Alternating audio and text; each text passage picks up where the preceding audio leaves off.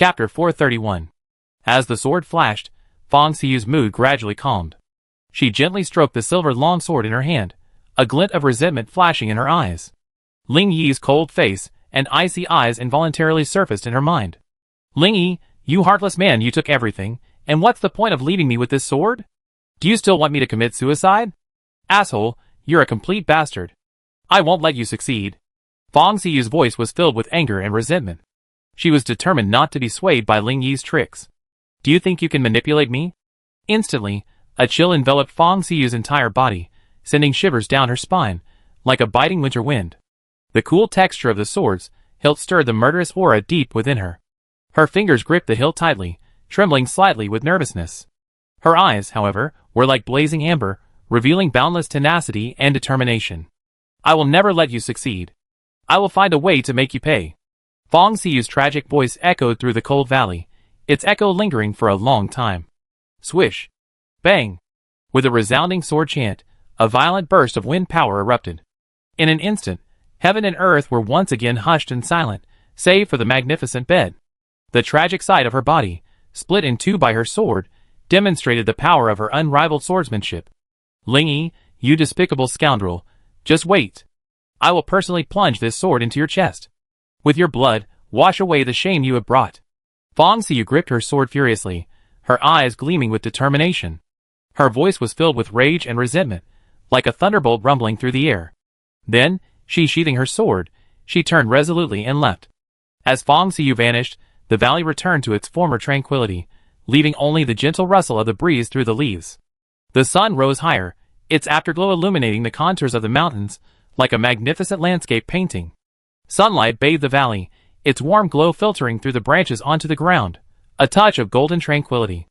Not far away, a waterfall cascaded down the high cliffs, its waters like jade, gurgling and cascading, casting a shimmering mist.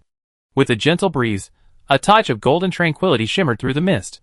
At that moment, the valley seemed as if it had never been disturbed, and everything had returned to its tranquility. Suddenly, a figure gradually emerged from a dense tree in the distance, its leaves swaying as it swayed. Ling Yi watched Fong Siyu limping away. The petite, lonely figure gradually faded, as lonely and beautiful as the setting sun. Alas, things are becoming increasingly complicated. Fong Siyu. I'm sorry. Ling Yi took a deep breath, struggling to control his emotions. In his heart, a voice filled with guilt and regret. Everything that had happened before seemed like a misty dream to Ling Yi. To be precise, ever since Fong Siyu had attempted to manipulate him with her captivating charm. Ling Yi had, in fact, remained clear-headed. He had pretended to be manipulated, just to see what Fong Siyu was up to. Unfortunately, there was one thing neither of them knew: Fong Siyu's unique ability to charm. It wasn't just something she possessed, it was an innate quality, a culmination of a special constitution. When she used her charm, she exuded an indescribable fragrance, as if wafting from the heavens. This unique aura could faintly penetrate a man's nose, gently touching his soul like a breeze. Every breath seemed to awaken the deepest longings within him, making it impossible to resist that most primal, passionate desire. There had been no accidents before because Fong Siyu's strength was superior to hers. When she activated her charm, her powerful mental force already controlled her opponent. Therefore, they were unable to inflict any harm on her, and could only kneel before her. But this time, she had underestimated Ling Yi's strength, leading to a fatal setback. Not only did she lose the lady, but she also lost her own army. Ling Yi had indeed broken Fong Siyu's allure, but he couldn't resist his body's desires and instincts. That's why, in the valley, Ling Yi's uncharacteristically animalistic nature had unleashed, and he raked Fong Siyu as well. In reality, deep down, Ling Yi knew any connection with the Fong family was unnecessary. The tragic scene of Luo Chen's family being wiped out was still fresh in his mind. Whether out of concern for his apprentice or a compulsive need for revenge, Ling Yi wanted nothing to do with the Fong family. Furthermore, the plan was steadily progressing, and the Fong family's downfall was imminent. However, a twist of fate caused Fong Siyu and Ling Yi's paths to cross once again. As if destined, two parallel destinies intersected at some point. Then, they intertwined, becoming entangled, unable to escape each other's presence. After a frenzied outburst in the valley, Ling Yi regained consciousness. Looking at Fong Siyu lying beside him, covered in wounds, Ling Yi felt a surge of guilt and helplessness. Everything that had happened had completely deviated from his plan. With a complex mix of emotions, Ling Yi quietly awakened Fong Siyu's dark powers a second time. He even selected a powerful wind elemental longsword for her. And while Fong Siyu was still unconscious, Ling Yi didn't immediately leave the scene. He quietly hid among the trees, silently waiting for her to regain consciousness. Fate always leaves me so speechless. How will this destined catastrophe end? Ling Yi unconsciously touched the bed, which Fong Siyu had split in half, and sighed softly. Then, a powerful wood element blossomed in his hands.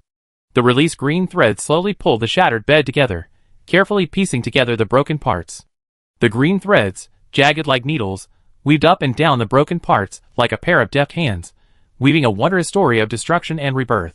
These threads were healing magic, restoring the broken to perfection, uniting the scattered into one. As time passed, the shattered bed was finally perfectly restored. Not even a speck of wood remained, perfectly stitched together at the broken parts. If you didn't look closely, you wouldn't have been able to tell it was previously tattered. Then, Ling Yi raised his palm, and the threads instantly transformed into thick vines. Under his deft control, the vines squirmed and danced, like spirit snakes dancing in the invisible air. Their slender bodies exuded a vibrant aura. Following Ling Yi's guidance, a beautiful world of vines emerged, like a dreamland. Chapter 432. The restored bed lay quietly within the green palace that surrounded it, like a sleeping queen surrounded by vines. It exuded an intriguing charm, as if a witness to time, bearing countless moving stories. Shielded from the wind and rain, let it remain a memory. Ling Yi took one last look at the bed nestled in the vines, his figure slipping away like a gentle breeze. The lush green vines continued to spread their branches, as if creating a beautiful memory for him. You're finally back. You stayed out all night. Did you go out fooling around again? Ling Yi was quietly entering the room, when Lan Xinyue's voice lingered lazily. Ling Yi paused, turned around, coughed softly, and looked at Lan Xinyue with a smile. Ahem, what are you talking about? I was out on some business. A hint of anger flashed in Lan Xinyue's eyes, and the corners of her mouth curled up slightly, her tone tinged with a hint of playfulness. Oh, are you out doing something? A few meters away from me, I can smell a woman's scent. It doesn't seem to be Feifei's scent either. Looks like my master Ling has found a new love. Lan Xinyu wrinkled her nose exaggeratedly and sniffed, her eyes full of teasing towards Ling Yi. Ling Yi blinked, speechless for a moment. Having already done something sinister, and being exposed by Lan Xinyu right on the spot, he felt a bit embarrassed. Puff! Lan Xinyu couldn't help but chuckle at Ling Yi's stunned expression. Okay, I stopped teasing you. Every trick I pull works. Let's get down to business. Luo Qin and the others have returned and are waiting in the next room. Go check them out. They seem to have something important to report to you. Ling Yi raised an eyebrow at this. You returned just in time. It seems the time is ripe for us to begin our next plan. Just as Ling Yi turned to leave the room, Lan Xinyue's voice rang out again. By the way, the Fong family has confirmed the exact date for the alliance meeting today. It's in 3 days. Ling Yi paused and murmured softly. 3 days later? That's fast. Then, frowning, he disappeared through the doorway. Lan Xinyue stared intently at Ling Yi's departing figure, a trace of confusion rising in her heart. Why is he frowning? Could it be that the exact date of the Fong family alliance meeting has caught him off guard? Or perhaps, his plan isn't completely complete yet. However, no matter how Lan Xinyue pondered Ling Yi's expression, she could never grasp its meaning. Those worried eyes seemed to reveal a hidden thought, as elusive as the ripples on a lake. At this moment, Ling Yi, standing outside the door, did not immediately enter Luo Qin's room. He muttered silently in silence. 3 days later. 3 days later. An unspeakable anxiety lingered in Ling Yi's heart, leaving him somewhat distraught. That enchanting figure kept flashing in his mind. Ling Yi tried to dispel his uneasiness, but Fong Siyu's image remained etched in his mind like a stubborn brand. Her charm was like a captivating flame. It captivated his thoughts, focusing his mind on every nuance of her. No matter how hard Ling Yi tried to forget, he couldn't erase her from his memory. Ling Yi sighed deeply and uttered 3 words with difficulty. A fate. He knew his feelings for Fong Siyu were inseparable. She was like the most beautiful scenery, deeply embedded in his heart. Ling Yi shook his head, feeling heavy, and pushed open the door to the next room. Master! Master! Luo Chen's face lit up brightly upon seeing Ling Yi. Like a gust of wind, he swiftly ran to Ling Yi's side. Ing Sen knelt on one knee, bowing his head slightly, expressing his deep respect. Ling Yi patted Luo Chen on the shoulder and smiled in praise. Yes, after one trip, your strength has stabilized at the mid-8th level, and your energy is free of any unusual fluctuations. It seems all this time spent training has paid off. The results are very satisfying. Inner peace and stability are the optimal state for practicing this sex techniques. Remember, maintain this mindset and constantly strive to improve your cultivation. Only with perseverance can you advance further on the path of cultivation. Luo Chen nodded heavily in response. Disciple has always remembered Master's teachings. Ling Yi smiled with satisfaction at Luo Chen's performance, then waved to Ying San. Ying San, get up and tell me what you gathered. After listening to Ying San's report, Ling Yi had a general idea of the current situation in the imperial capital. With meticulous planning, the Northern Army, under the guise of participating in the Alliance Conference, successfully fragmented its forces. Disguised as small or large groups, they quietly infiltrated the imperial capital. Their movements were like a gentle rain in the night, quiet and ordinary, completely unnoticed by others. Now, Northern Army soldiers filled the streets and alleys of the imperial capital, numbering tens of thousands. But the survivors of the imperial capital were unaware. They were unaware. A group of unusual Northern Army soldiers had quietly lurked around them. These soldiers blended in with the various groups of survivors. They were like stars in the night sky, indistinguishable. In both their appearance and demeanor, they were perfectly disguised. They bided their time, waiting for a single command to reveal their true fangs. As for the other grim news, they were the hidden hordes of the undead. The seemingly peaceful and bustling imperial capital was unaware. In the darkness surrounding the imperial capital lurked hordes of terrifying zombies. For a moment, they were restless in the darkness, as if waiting for a timer to trigger. At some unknown moment, the countdown to slaughter suddenly began. These unseen hordes of corpses, hidden in the shadows, had already quietly surrounded the imperial capital. No one knew that the imperial capital was shrouded in fog, foreshadowing endless conspiracies and a bloody nightmare. But Ling Yi knew clearly that between the illusions and the real, a life-and-death struggle was quietly unfolding. Now that you two have returned, let's begin the rescue operation. Lie near the Fong Family Research Institute tonight, no matter how the situation develops. Proceed with caution and do not act rashly. Remember, your mission is to wait. As soon as you see a black-robed figure appear, accompanied by a man and a woman, you two must immediately appear to provide support. Make sure to repel the pursuing enemies, and then help the black-robed figure to safely evacuate. Ling Yi patiently explained the key points of tonight's mission to Luo Chen and Ying San. Then he took out 2 black robes and handed them to the 2 men before preparing to leave the room. Chapter 433. The moment Ling Yi reached out to touch the doorknob, he suddenly stopped, his gaze casually falling on his own hand. There was a faint scratch there, left by Fong Xiu. Though new flesh had grown, the faint mark remained. The breeze outside the window ruffled his hair, like a beam of light frozen in the flow of time. Ling Yi sighed softly, a trace of helplessness flowing through his eyes. The tiny scratch, like an indelible mark, was deeply engraved in his heart. Luo Chen, Master has a favor to ask of you. Luo Chen was stunned at the words, then quickly responded. Master, why do you say that? Just tell me what you want. Helping Master is a matter of course, there's no need to ask. Ling Yi seemed to be arranging his words, and after a long pause, he spoke slowly. The Fong family. There are 2 people in the Fong family. Master, I hope you can show mercy and spare their lives. Luo Chen stared at Ling Yi quietly, like a morning breeze gently caressing the surface of a lake. A hint of indifference permeated his eyes. Master, rest assured.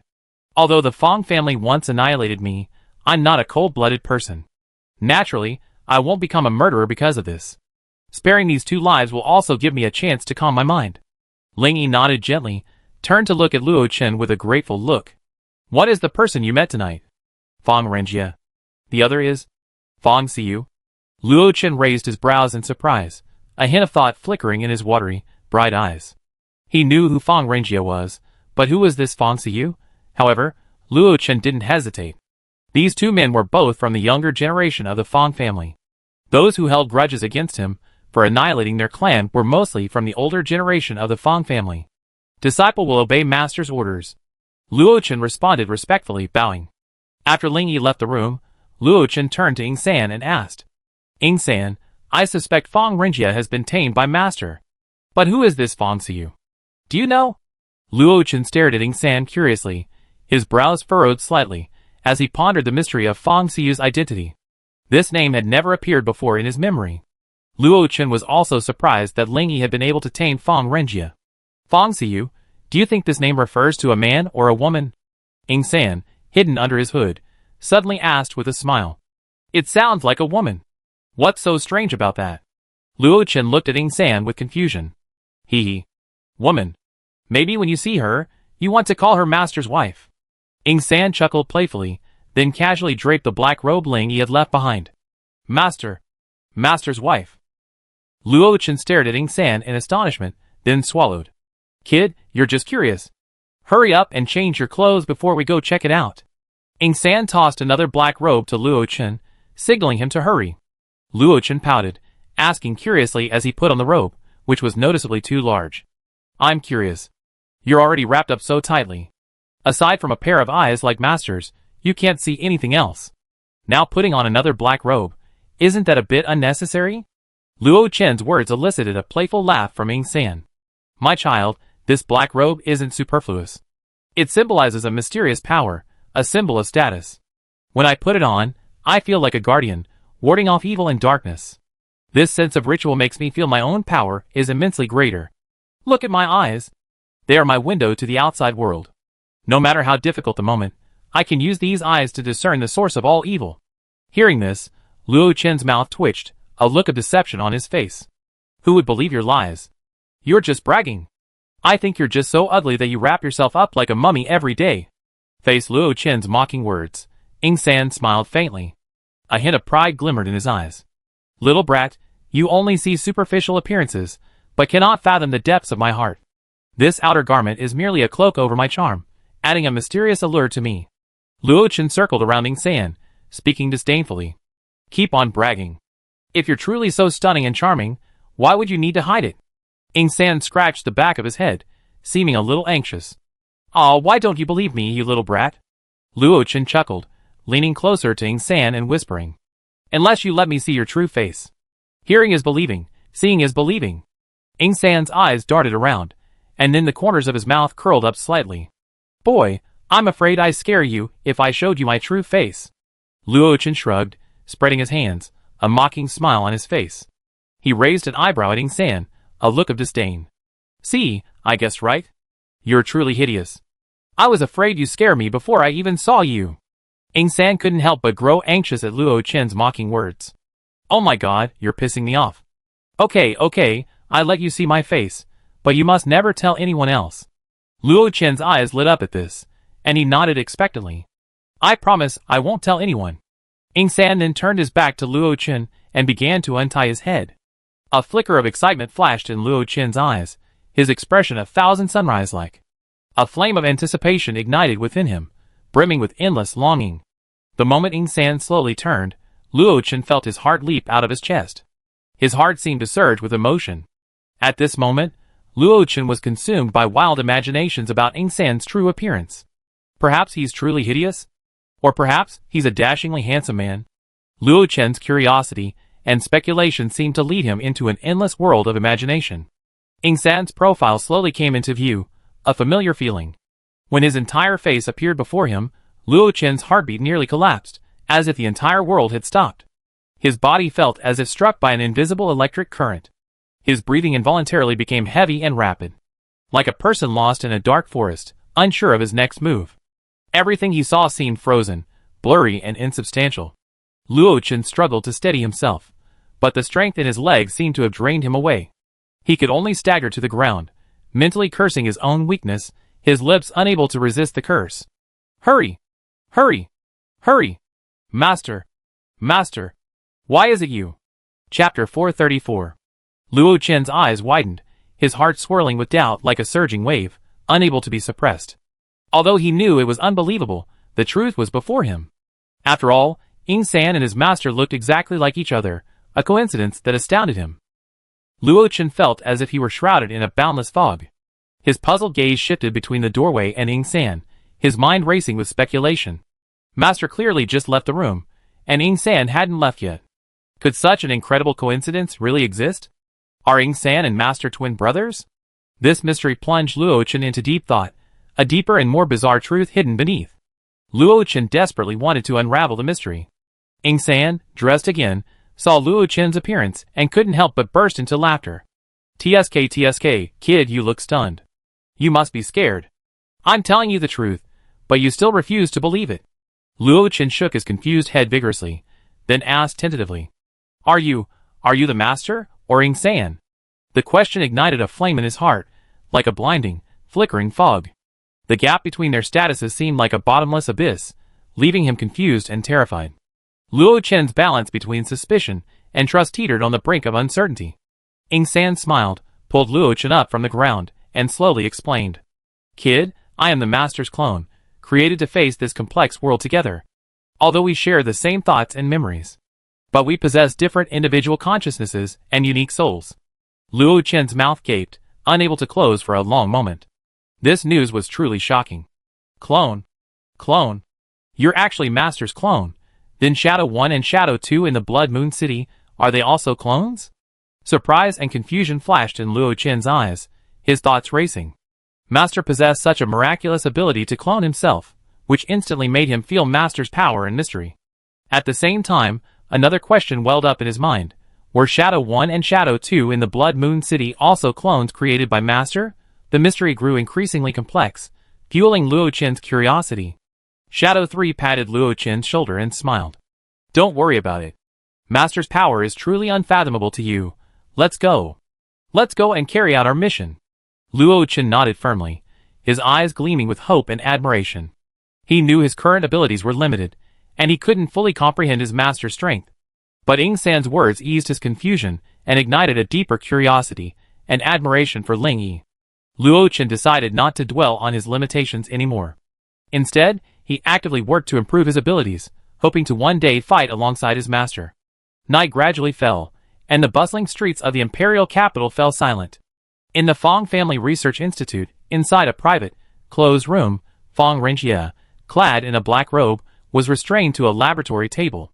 The fixed handcuffs and leg irons bound him tightly, preventing him from moving. Various instruments and tubes were inserted into his body. It was as if something was being extracted from his body, causing him to twist in pain, his mouth trembling. Beside Fong Renjie stood a man and a woman, Mu Xia's parents, Mu Yang and Lu Qingqing. Brother Yang, you just regained consciousness. You need to rest. You don't have to stay with me. Lu Qingqing adjusted her glasses on her nose, and looked at Mu Yang softly. Mu Yang smiled faintly, a glint of determination in his eyes. He reached out and gently stroked Lu Qingqing's face, which he had injured. A glimmer of self-blame and regret shone in his eyes. I used to be a tough person on the outside, but a soft heart on the inside. Now, I've seen the true meaning of life and learned true strength. Being with you is a form of healing for me, a way to regain my confidence. Mu Yang said gently, then looked at Fong Renjie at the lab table. I'm worried about you being here alone. The side effects of the improved version of K Potion are still unknown. If he suddenly attacks and hurts someone, the consequences will be disastrous. Lu Qingqing gently grasped Mu Yang's hand, and turned her gaze to Fong Renjie. This child is truly pitiful. Only 1/10 of his human genes remain. Those sinister cells are constantly devouring his vitality. If it weren't for his inherent strength, he would have long since become a heartless walking corpse. Mu Yang nodded in agreement. Renjie, others only see his cold exterior. They don't know the endless loneliness within him. Alas, as the son of an aristocratic family, there are so many unknown sorrows. Mu Yang gazed thoughtfully at the lights overhead, a glint of sadness in his eyes. He understood that people often only see the outward splendor, ignoring the depths of their hearts. Beneath Fong Renjie's cold face lay an indescribable loneliness. The status and position bestowed by his bloodline only masked the endless helplessness and sadness within him. He was a lonely flower growing in the secular world, silently enduring the world's indifference and pressure. I don't know how Yaya and Dad are doing, or whether our original choice was right or wrong. Just like the child lying here right now, there's no hope for the future. Lu Qingqing said quietly, her voice filled with endless sadness. Yes, I'm feeling just as lost as you right now, as if I can't see the light of day. Time has flown by, and our choices are irreversible. As for Yaya and her father, I can only pray silently. I hope they can find their paradise in the end times and live in peace. As for us, whether right or wrong, we're all fighting for our ideals and our loved ones. Now that things have come to this, there's no point in saying more. Let's take it one step at a time. Mu Yang finished, sighing deeply. Unbeknownst to the two, Fong Renjie on the lab table suddenly opened his eyes. Uncle Mu, Aunt Lu, I get you out of this hellhole tonight. Mu Yang and Lu Qingqing turned to look at Fong Renjie in surprise. He stared at them, his eyes gleaming with determination. Fong Renjie took a deep breath and continued. There are some things I can't explain right now, but we must leave this place tonight. In a few days, the secrets here will be revealed to the public. When that happens, the Fong family will be caught in endless attacks. And this research institute is destined to become the focal point of countless attacks. This storm is about to sweep in, unstoppable. If anyone discovers you're working here, the Mu family's reputation will be ruined. Chapter 435. Mu Yang and the other man were both bewildered and stunned after hearing Fong Renjie's words. Fong Renjie's unexpected behavior left them utterly baffled. For a member of the Fong family to betray his own clan was truly unbelievable. They couldn't help but wonder what had driven Fong Renjie to such an outrageous act. The questions in their hearts hung like a mist, shrouding them both. But Fong Renjie offered no further explanation, simply breaking the handcuffs and anklets that bound him. Uncle Mu, you only have one chance. Believe it or not. If you want to escape, protect Aunt Lu and follow me. Mu Yang frowned deeply, his gaze fixed on Lu Qingqing. Renjie, Aunt Lu believes in you. Lu Qingqing clenched her fists, her eyes filled with determination. Fong Renjie nodded, and then opened the door to the secret room. Follow me. With that, he flashed, ghost-like, and darted through the doorway. The people outside only caught sight of him streaking past like a meteor, leaving only the rustle of wind lingering in their ears. Mu Yang's eyes gleamed with fearless courage. He clutched Lu Qingqing's hand tightly, and followed Fong Renjie's footsteps without hesitation, running towards freedom. What? Say that again. Inside the Fong family compound, Fong Mo slammed the table, his entire body trembling. His hair and beard stood on end, and he seemed enveloped in a flame of rage. His eyes blazed, unconcealed in his fury. Instantly, a dangerous aura filled the room with an air of impenetrable tension. It felt like a storm brewing quietly. Fong Wudi felt a sudden sense of unease, as if he could sense Fong Mo's deep-seated anger. Like a blazing flame, it burned within him, silently spreading the rage so intense that he could almost smell the lingering smoke. This rage felt like a force with nowhere to vent, and Fong Wudi knew that when it was unleashed, it would inevitably bring about earth-shaking changes. He took a deep breath and then reported softly. According to the news, young Master Renjie suddenly lost control during the experiment. He then fled, with Mu Yang and his wife in pursuit, also escaping the research institute. Their current whereabouts are unknown. After reconfirming the situation, Fong Mo wandered around the room anxiously, muttering, Escaped? Escaped? Fong Mo's emotions were like turbulent waves, struggling in a turbulent whirlpool. His expression shifted, anticipating a glimmer of hope. But unfortunately, he had already deeply acknowledged this harsh truth. He wandered around, expressing his endless anger over and over again. What are the remaining personnel doing? They can't even stop one person? Also, were the experimental subjects damaged? Fong Mo's voice was filled with icy coldness. He didn't want to hear any more despairing news. Several guards were injured. After all, with young Master Renjie's strength, they couldn't stop him. Inside the research institute, aside from a few broken doors blocking the way, everything was normal. Fong Wudi gave a brief and clear report of the situation. Huh? After Fong Mo learned that the research institute had not been damaged, he felt as if he had escaped a sea of suffering, a moment of relief and joy beyond words. He knew at his heart that this outcome was a blessing in disguise. If the foundation had been damaged, it would have been a colossal loss, with immeasurable chain reactions. The balance of fate is in tatters. Everything now depends on finding Renjie. His immense strength is key to our success at the Alliance Conference. Without his participation, our Fong family will struggle to compete with other forces. Therefore, we must find him as quickly as possible to maintain our deterrent power. After a long moment of contemplation, Fong Mo gave the order to Fong Wudi. Just as Fong Wudi accepted the order and prepared to leave, Fong Mo seemed to suddenly reflect on something. Wait! How's the attempt to win over Ling Yi going? Fong Wudi paused and replied. Miss Siu has personally contacted him, but it seems to be ineffective. But, he pondered for a moment, his brow furrowed slightly, unsure whether to say the next word. But what? Don't hesitate. Looking at Fong Wudi's troubled expression, Fong Mo urged with a frown. Fong Wudi's face showed hesitation, but after taking a deep breath, he finally made up his mind and spoke out. Miss Siu seems to have been deflowered. He hadn't intended to say this, as Fong Siu hadn't mentioned it since she returned. But he was experienced, and could immediately detect something was wrong with Fong Siyu's body. Fong Wudi's voice seemed to tremble with his words. It lingered in the air, like a gentle breeze caressing one's heartstrings. He announced Miss Fong Siyu's fate in simple words. Time seemed to freeze for a moment as those words landed. Fong Yimou stood there stunned, his eyes filled with shock and disbelief. For a moment, the entire room seemed to fall silent. The significance of this news far exceeded his imagination. It was like a cold, ruthless bomb, devastating Fong Yimou. How could this be? Could Siyu's special ability be useless to Ling Yi? Since this has happened, is Ling Yi just playing around? At this moment, Fong Mo's heart was filled with lamentations. A tangle of emotions stabbed at his heart like sharp knives. Unsatisfactory events followed one after another, like a typhoon, relentlessly trying to knock him to the ground. But Fong Mo's tenacity remained unwavering. His gaze gradually grew firm, fighting against the pain within him. Difficulties and setbacks only served as catalysts for his progress, making him even more determined to strive towards his goal. Because he knew full well that the arrival of difficulties did not spell doomed failure. Though these sudden storms were fierce, they could not shake his inner resolve to rise higher. Like a tenacious lone wolf, he was determined to find new prey amidst adversity, chasing his bright future. Never mind, never mind. Let's deal with the current situation first. I figure out how to handle these vexing trivialities once I have a grasp of the situation.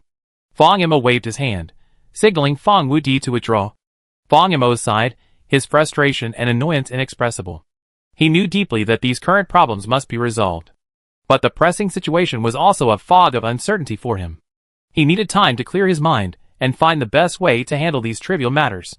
For now, Fong Yimou could only temporarily put these worries aside and focus on gaining a grasp of the overall situation. But this feeling of helplessness weighed heavily on him. Chapter 436. A bright waning moon, like a white ditch, streamed over an abandoned village on the outskirts of the imperial capital. In this desolate place, the former prosperity had vanished, leaving only boundless loneliness and the traces of time. Amid the ruins, the windswept grass swayed with a faint breath of life, as if telling a story of the past. No matter how time passed, this dilapidated village remained a witness to history, quietly immersed in the long river of time. Ling Yi stood on the shattered rooftop, his hands behind his back. He seemed to blend in with the silent night sky. He gazed silently in the direction of the imperial capital, as if awaiting someone's arrival. However, Lan Xinyue, who had come with him, was filled with nervousness like a tangled vine. It kept lingering around her, as if trying to devour her completely. Anxiety kept her pacing back and forth in the yard. Tension danced in her eyes, like scorching flames. Here they come! Ling Yi suddenly spoke. A faint breeze blew gently through the cold night. A mysterious figure in a black robe suddenly appeared in the courtyard. His figure was thin and eerie, as if condensed from the darkness. Lan Xinyue stared at the black-robed figure in amazement. She could vaguely sense an aura of evil and fear. Just as Lan Xinyue prepared to fight, the black-robed figure slowly knelt on one knee toward Ling Yi. His voice was low and solemn. I greet my master. I have successfully completed the mission you assigned me. Lan Xinyue stared at the black-robed figure in astonishment, having never expected him to be Ling Yi's subordinate. But she was certain this person wasn't Ingsan. And judging by his voice, he seemed to be someone she knew. Lan Xinyue couldn't help but silently gaze at the black-robed figure.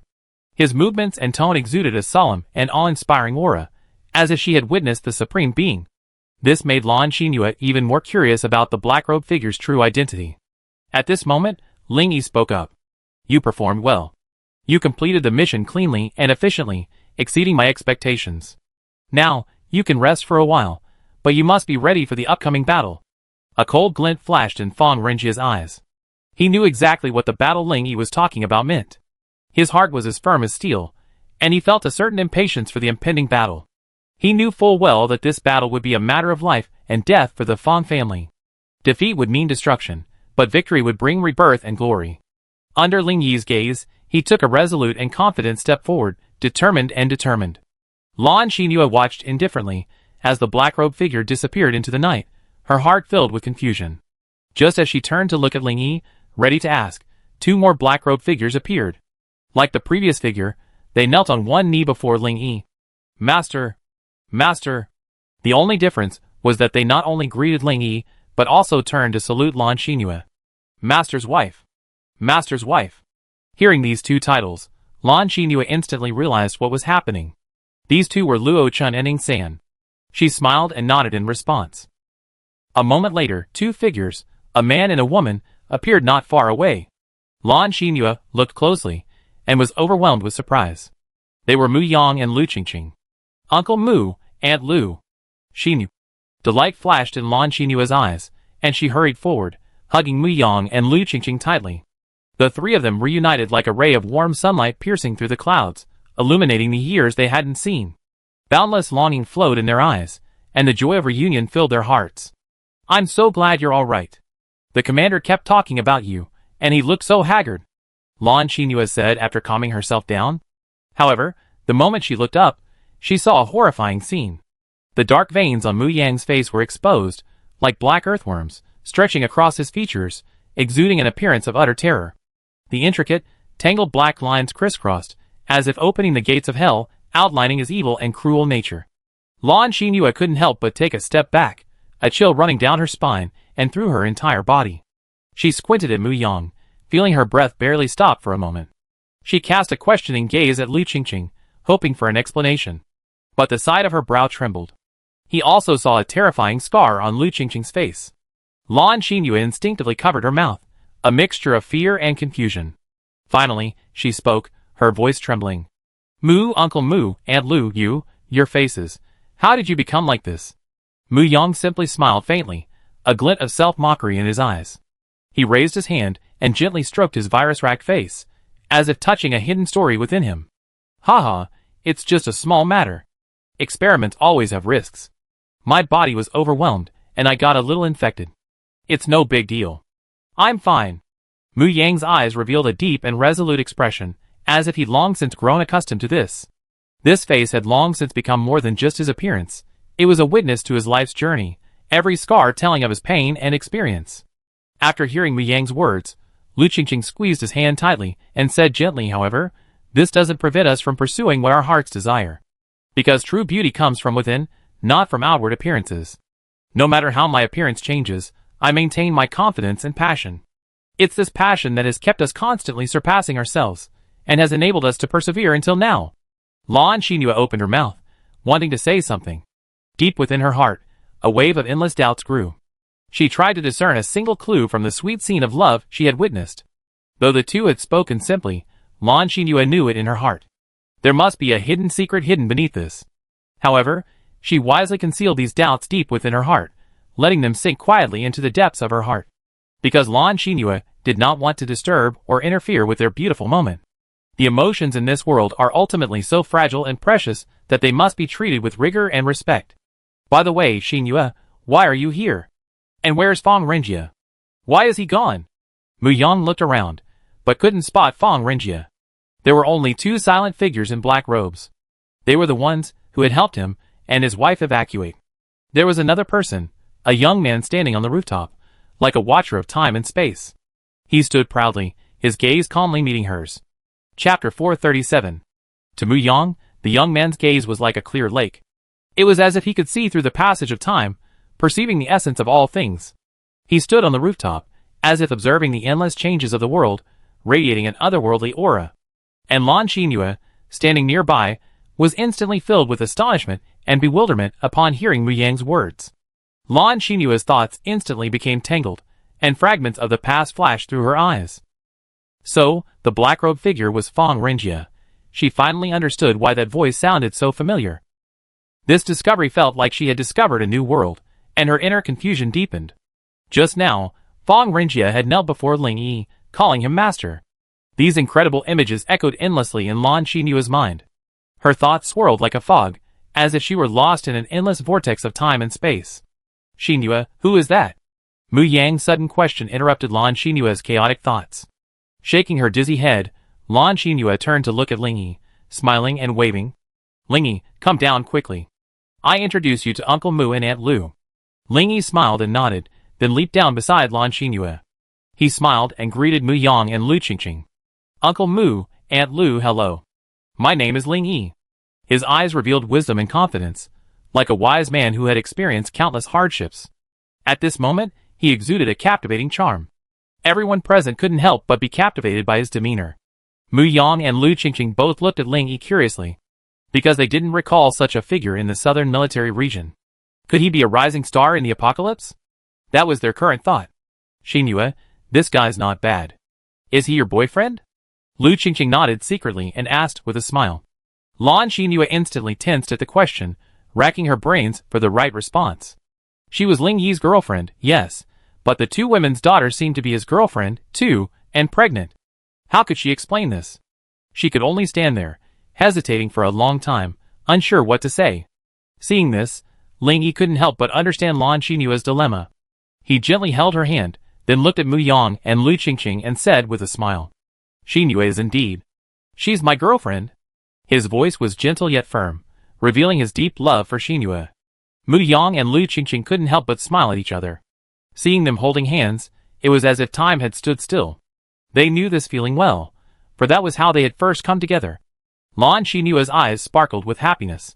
After receiving Ling Yi's affirmative answer, she squeezed his hand tightly, filled with gratitude. Having solved this vexing problem, Lan Xinhua excitedly continued. Aunt Lu, the safe escape of you and Uncle Mu from the Fong family's research institute this time was all Ling Yi's behind the scenes. Lu Qingqing and Mu Yang exchanged a glance, then she raised her eyebrows in slight confusion. After a moment's thought, she asked softly, Xinhua, you said our escape was possible only because of Ling Yi?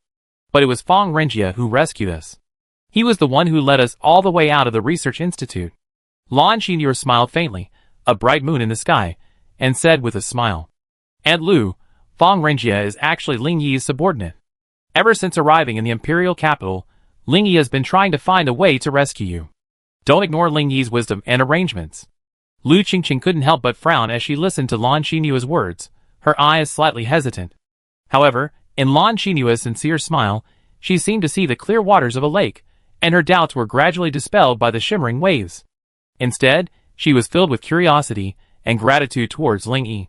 Perhaps, she and Mu Yang had truly found a way out of their predicament with Ling Yi's help. But then, Mu Yang raised his own question. How could Fong Renjie be your subordinate? That's an absurd excuse. He's a role model for the younger generation of the Fong family, and could very well be the next head of the Fong family. Furthermore, the research institute was founded by the Fong family. Isn't Fong Renjie's actions a betrayal of the family? Mu Yang's questioning made Ling Yi smile, and he then softly explained. Fong Renjie became my subordinate for no ridiculous reason. Although he is a leader of the Fong family's younger generation, in my opinion, he is nothing more than a pathetic pawn. From the very beginning, he has been a sharp sword in Fong Mo's hands. The next head of the family? What a ridiculous honor. Do you know who has transformed Fong Renjie into this monstrous form?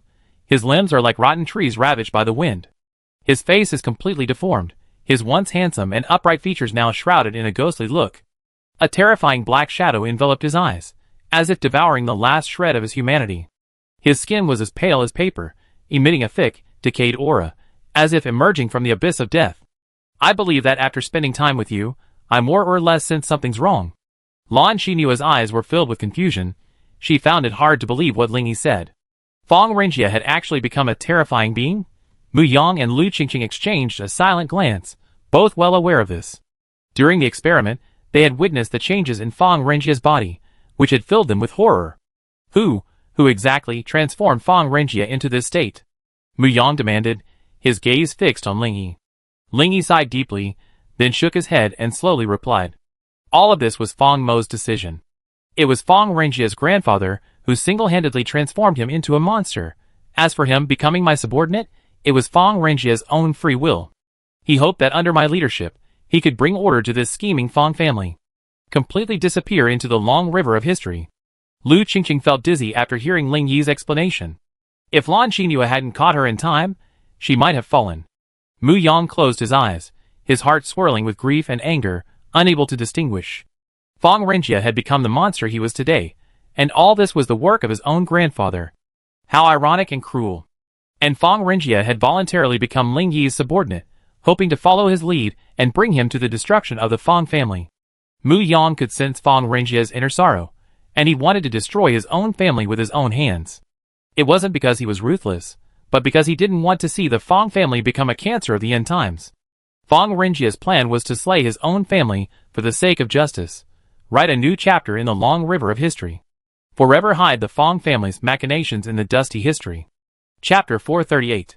Young man, I'm too suspicious. I apologize for any offense.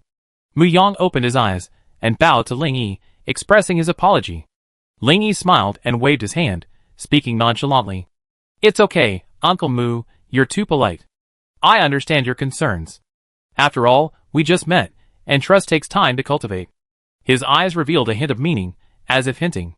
Lu Qingqing seemed to sense something, and she looked at Ling Yi with some confusion and asked, Actually, there's something I'm curious about. Do you think I should ask? Ling Yi smiled slightly, and nodded gently in response. You're welcome.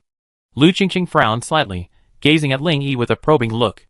An unspoken suspicion seemed to linger in her gaze. I can sense a powerful elemental energy within you, as if it's transcending the barriers of time and space. It's an overwhelming surge of energy, compelling one to retreat. This is the result of you not deliberately releasing that energy. If it truly erupted, I can't imagine how formidable it would be. I suspect Feng Renjie chose to join you because you undoubtedly displayed astonishing strength. You even surpassed the realm many can reach. At this point, Lu Qingqing paused, as if trying to form her words. Ling Yi didn't press her, simply observing her quietly with a smile on his face. After a long pause, Lu Qingqing continued. Based on the above, I can be certain of one thing. You are definitely not one of my father's men. Even if you were Xinyue's boyfriend, you shouldn't have gone to such great lengths to rescue us.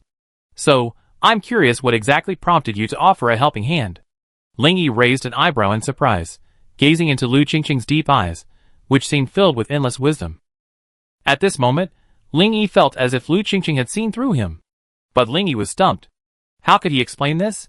He was caught in an awkward dilemma, struggling to come to a reasonable conclusion. Just now, to ease Lan Xinyue's embarrassment, he had unhesitatingly admitted that he was her boyfriend. But now, he wondered how to tell Lu Qingqing. What if her daughter was also his girlfriend?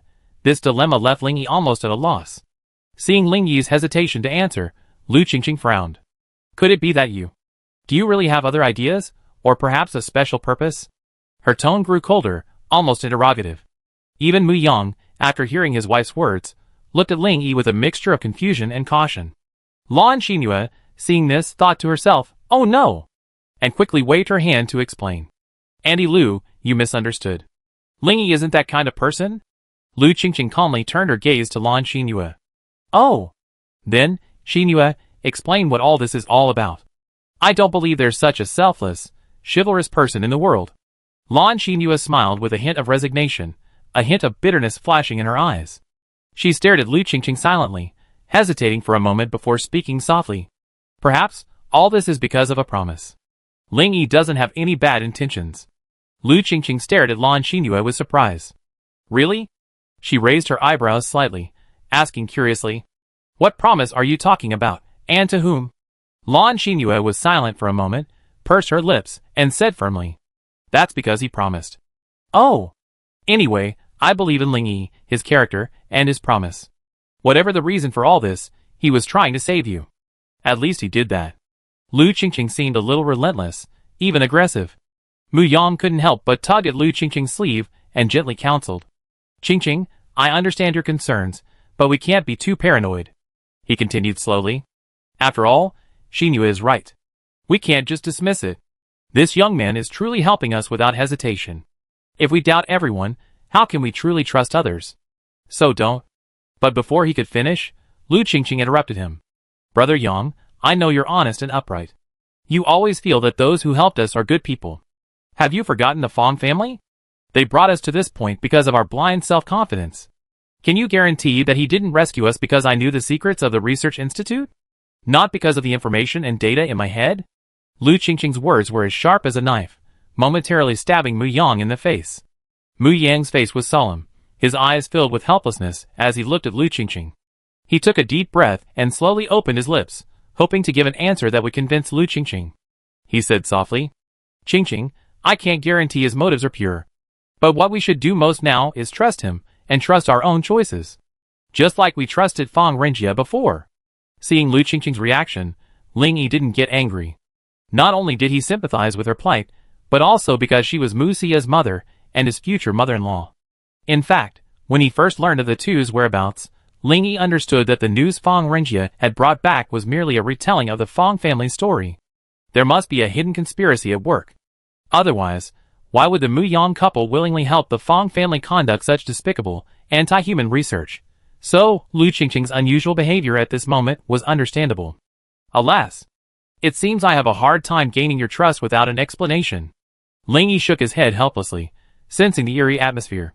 After pondering for a long time, Ling Yi decided to face this awkward question. He hadn't intended to reveal his relationship with Mu Xia under these circumstances. After all, Ling Yi was considered a scumbag among scumbags. Even though he already had a woman, he still flirted with other women endlessly. Ling Yi had wanted Mu Xia to come forward and explain. Perhaps that would be more tactful than his own, and would help communicate better with the two elders and avoid unnecessary trouble. But it seemed that avoiding it would only make things worse. So Ling Yi took a deep breath and pondered carefully. How could he tell Lu Qingqing all this in the most tactful way? After all, Mu Xia was the woman he deeply loved, and he didn't want their relationship to be rejected by the two elders. He hoped that through gentle words and delicate expressions, Lu Qingqing would understand his true feelings. Chapter 439. It's not really a secret, really. How should I put it? Ling Yi scratched the back of his head, a little embarrassed. This was his first time meeting the other parents, and under these circumstances, and it was truly awkward for him. Well, maybe before long, you two will be grandparents. After a long pause, Ling Yi finally uttered these words. Grandpa? Grandma? Mu Yang and Lu Qingqing's eyes widened, their mouths gaping wider than fishes, when they heard Ling Yi's words. Shock was evident on their faces, as if time had stood still. They exchanged glances, their hearts filled with confusion and bewilderment, feeling somewhat bewildered. They took a deep breath, suppressed their racing heartbeats, and silently waited for Ling Yi to continue. Once the conversation started, Ling Yi seemed to have found an outlet, no longer so hesitant. He took a deep breath, then looked at Mu Yang and Lu Qingqing with a determined gaze. Just as everyone was curious about what he was going to say, Ling Yi unexpectedly shouted, Mom and Dad! Xia and I already have a child, and you soon be grandparents.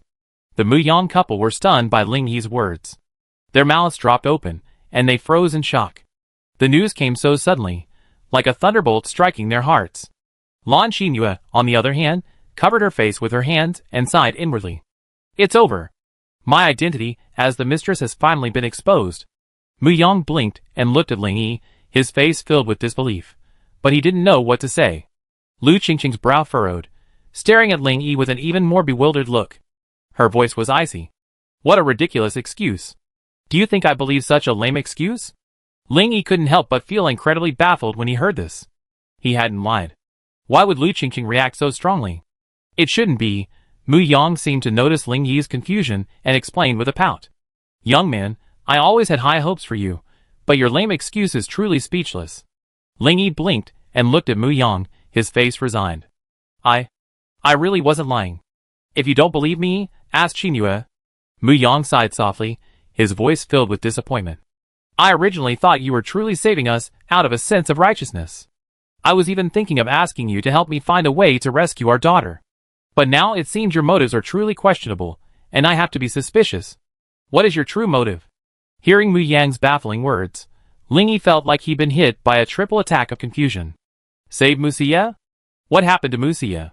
Isn't she staying at the southern base? Lan Xinyue also looked at Mu Yang and his wife in bewilderment, asking doubtfully. Xia is staying with the commander right now. She had planned to come with us, but because she's pregnant, Ling Yi dissuaded her. The Mu Yang's expressions grew even more astonished after hearing Lan Xinyue's explanation. They exchanged glances, as if searching for an answer. At this moment, Mu Yang suddenly raised his head, a flicker of surprise in his eyes. He asked softly, trembling. Xinyue, are you saying Yaya has actually been safe all along, and she's with my father now? Lan Xinyue nodded affirmatively, then responded. Yes, Uncle Mu, Xia was rescued by Ling Yi in City S. She just arrived at our base a while ago, and she's been fine ever since, unharmed. Let's find a quiet place later.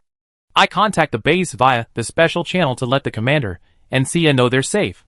Hearing this, Lu Qingqing almost believed Lan Xinyue's words. Her body trembled, and a trace of pain and anger flashed in her eyes. Her lips trembled, as if she was about to utter a heartful of grievance and hatred. If Mu Yang hadn't caught her in time, she would have fallen to the ground. Asshole. That Fong Mo actually lied to me. How dare he lie to me? Lu Qingqing howled hysterically, unable to hold back tears of regret. Mu Yang gently patted Lu Qingqing's body with one hand, while his other hand clenched into a fist. His brows furrowed, his expression revealing undisguised anger. That clenched fist seemed to silently radiate an uncontrollable fury, quietly revealing his inner dissatisfaction and resentment. At this moment, even though he maintained a calm and gentle demeanor, the deep-seated indignation he harbored could not be concealed. Every tremor of his fist carried a silent resentment, as if silently expressing the rage simmering within him. Lan Xinhua, observing this scene, asked nervously in a low voice, "Uncle Mu, Aunt Lu, what's wrong with you?" Mu Yang silently raised his head, sighing wearily into the heavens. His eyes betrayed a hint of helplessness and endless pain. That sigh was like a powerful emotion, lingering in the air. It was also like a tragic and majestic piece of music, moving one to the core. Mu Yang's soul seemed to be liberated in that moment. His thoughts wandered in the vastness of the universe, searching for hope. I regret believing Fang Yamo. He promised us that if Qingqing helped him lead the experiments at the Institute, he would send people to his city to rescue Yaya. I saw the team leave with my own eyes. Mu Yang slowly lowered his head, a hint of desolation flickering in his eyes. His calm voice betrayed an unspeakable sadness. Furthermore, Fang Yamo told me midway that the team had successfully rescued Yaya. It was only because of the zombie horde rampaging along the way that they were unable to return to the imperial capital in time. I never thought all this was fake. After hearing this, Ling Yi and Lan Xinhua exchanged glances, each seeing a glimmer of sadness in their eyes. Unexpectedly, the fundamental reason Mu Yang and Lu Qingqing served the Fang family was Mu Xia. They could deeply understand that in this perilous apocalypse, the love a parent feels for their child is always the deepest and most selfless emotion in the world. People often say, parents' love is the most profound. It is precisely because they are willing to give everything for their children, even their entire lives. Mu Yang and Lu Qingqing risked their lives, using themselves as experimental subjects. They also served the interests of the Fang family. The reason behind this made Ling Yi sigh deeply. Bound by beautiful lies, the two had no idea whether the outcome would be satisfactory. But for their daughter, they would sacrifice themselves without hesitation. They also held onto a glimmer of hope, silently caring and loving Mu Xia in a distant land. This kind of silent devotion from parents filled Ling Yi and Lan Xinhua with respect. Chapter 440. Ling Yi gazed into the distance, a gentle breeze ruffling his hair, seemingly brushing against the corners of his soul. He couldn't help but sigh, a deep feeling welling up within him. The hustle and bustle of the apocalypse left one so exhausted, yet one couldn't forget the original affection within. Years passed like dust, fleeting. People were often bound by the trivialities of life, unable to freely spend time with their families. But how many truly understood the silent expression of love? Those in a blessed position often fail to appreciate it. Those in control are often confused, while those who observe clearly see. This is the truest reflection of life. Only when lost can one realize that beauty has slipped through one's fingers. Boy, tell me how you rescued Yaya from S City? Mu Yang suddenly asked, interrupting Ling Yi's thoughts. Why did the address change? Wasn't it just young man? Ling Yi pouted, grumbling inwardly. After a moment's thought, Ling Yi briefly recounted the events. Mu Yang and Lu Qingqing listened quietly, their emotions fluctuating with Ling Yi's narration. Ling Yi's account depicted the dangers of the apocalypse, describing how navigating it would undoubtedly be a treacherous undertaking. Mu Yang was silent for a long time, then patted Ling Yi on the shoulder and said, "Xiao Yi, Yu is so grateful for you. Otherwise, I really can't imagine what the outcome would have been." Ling Yi smacked his lips and looked at Mu Yang with a gloomy expression. "Why are you addressing me again? Is that funny?" Lu Qingqing said apologetically to Ling Yi. "Xiao Yi, I'm so sorry. My impulsiveness just now led to my suspicion and misunderstanding of you." Lu Qingqing's voice was soft and sincere. "Everything that's happened recently has made it really hard for me to trust anyone." Lu Qingqing's voice paused, like an afternoon breeze blowing through a garden, tinged with a hint of sadness. She sighed softly, her gaze fixed on the distant starry sky. Everyone could sense a sense of sadness in her tone. A person's trust is so precious, yet so easily hurt. Perhaps, in Lu Qingqing's heart, she needs some time to adjust her mindset and rebuild her faith in others. "You don't need to apologize. I understand your concern, it's only natural. In fact, in this apocalyptic world, we must remain vigilant at all times to ensure our safety. In this world full of uncertainty and danger, vigilance is our survival principle." Lu Qingqing nodded gently in gratitude at Ling Yi's comforting words.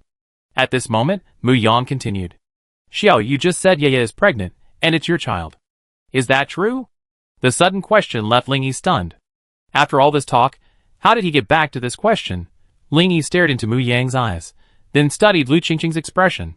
Well, it was clear they were both taking this matter very seriously.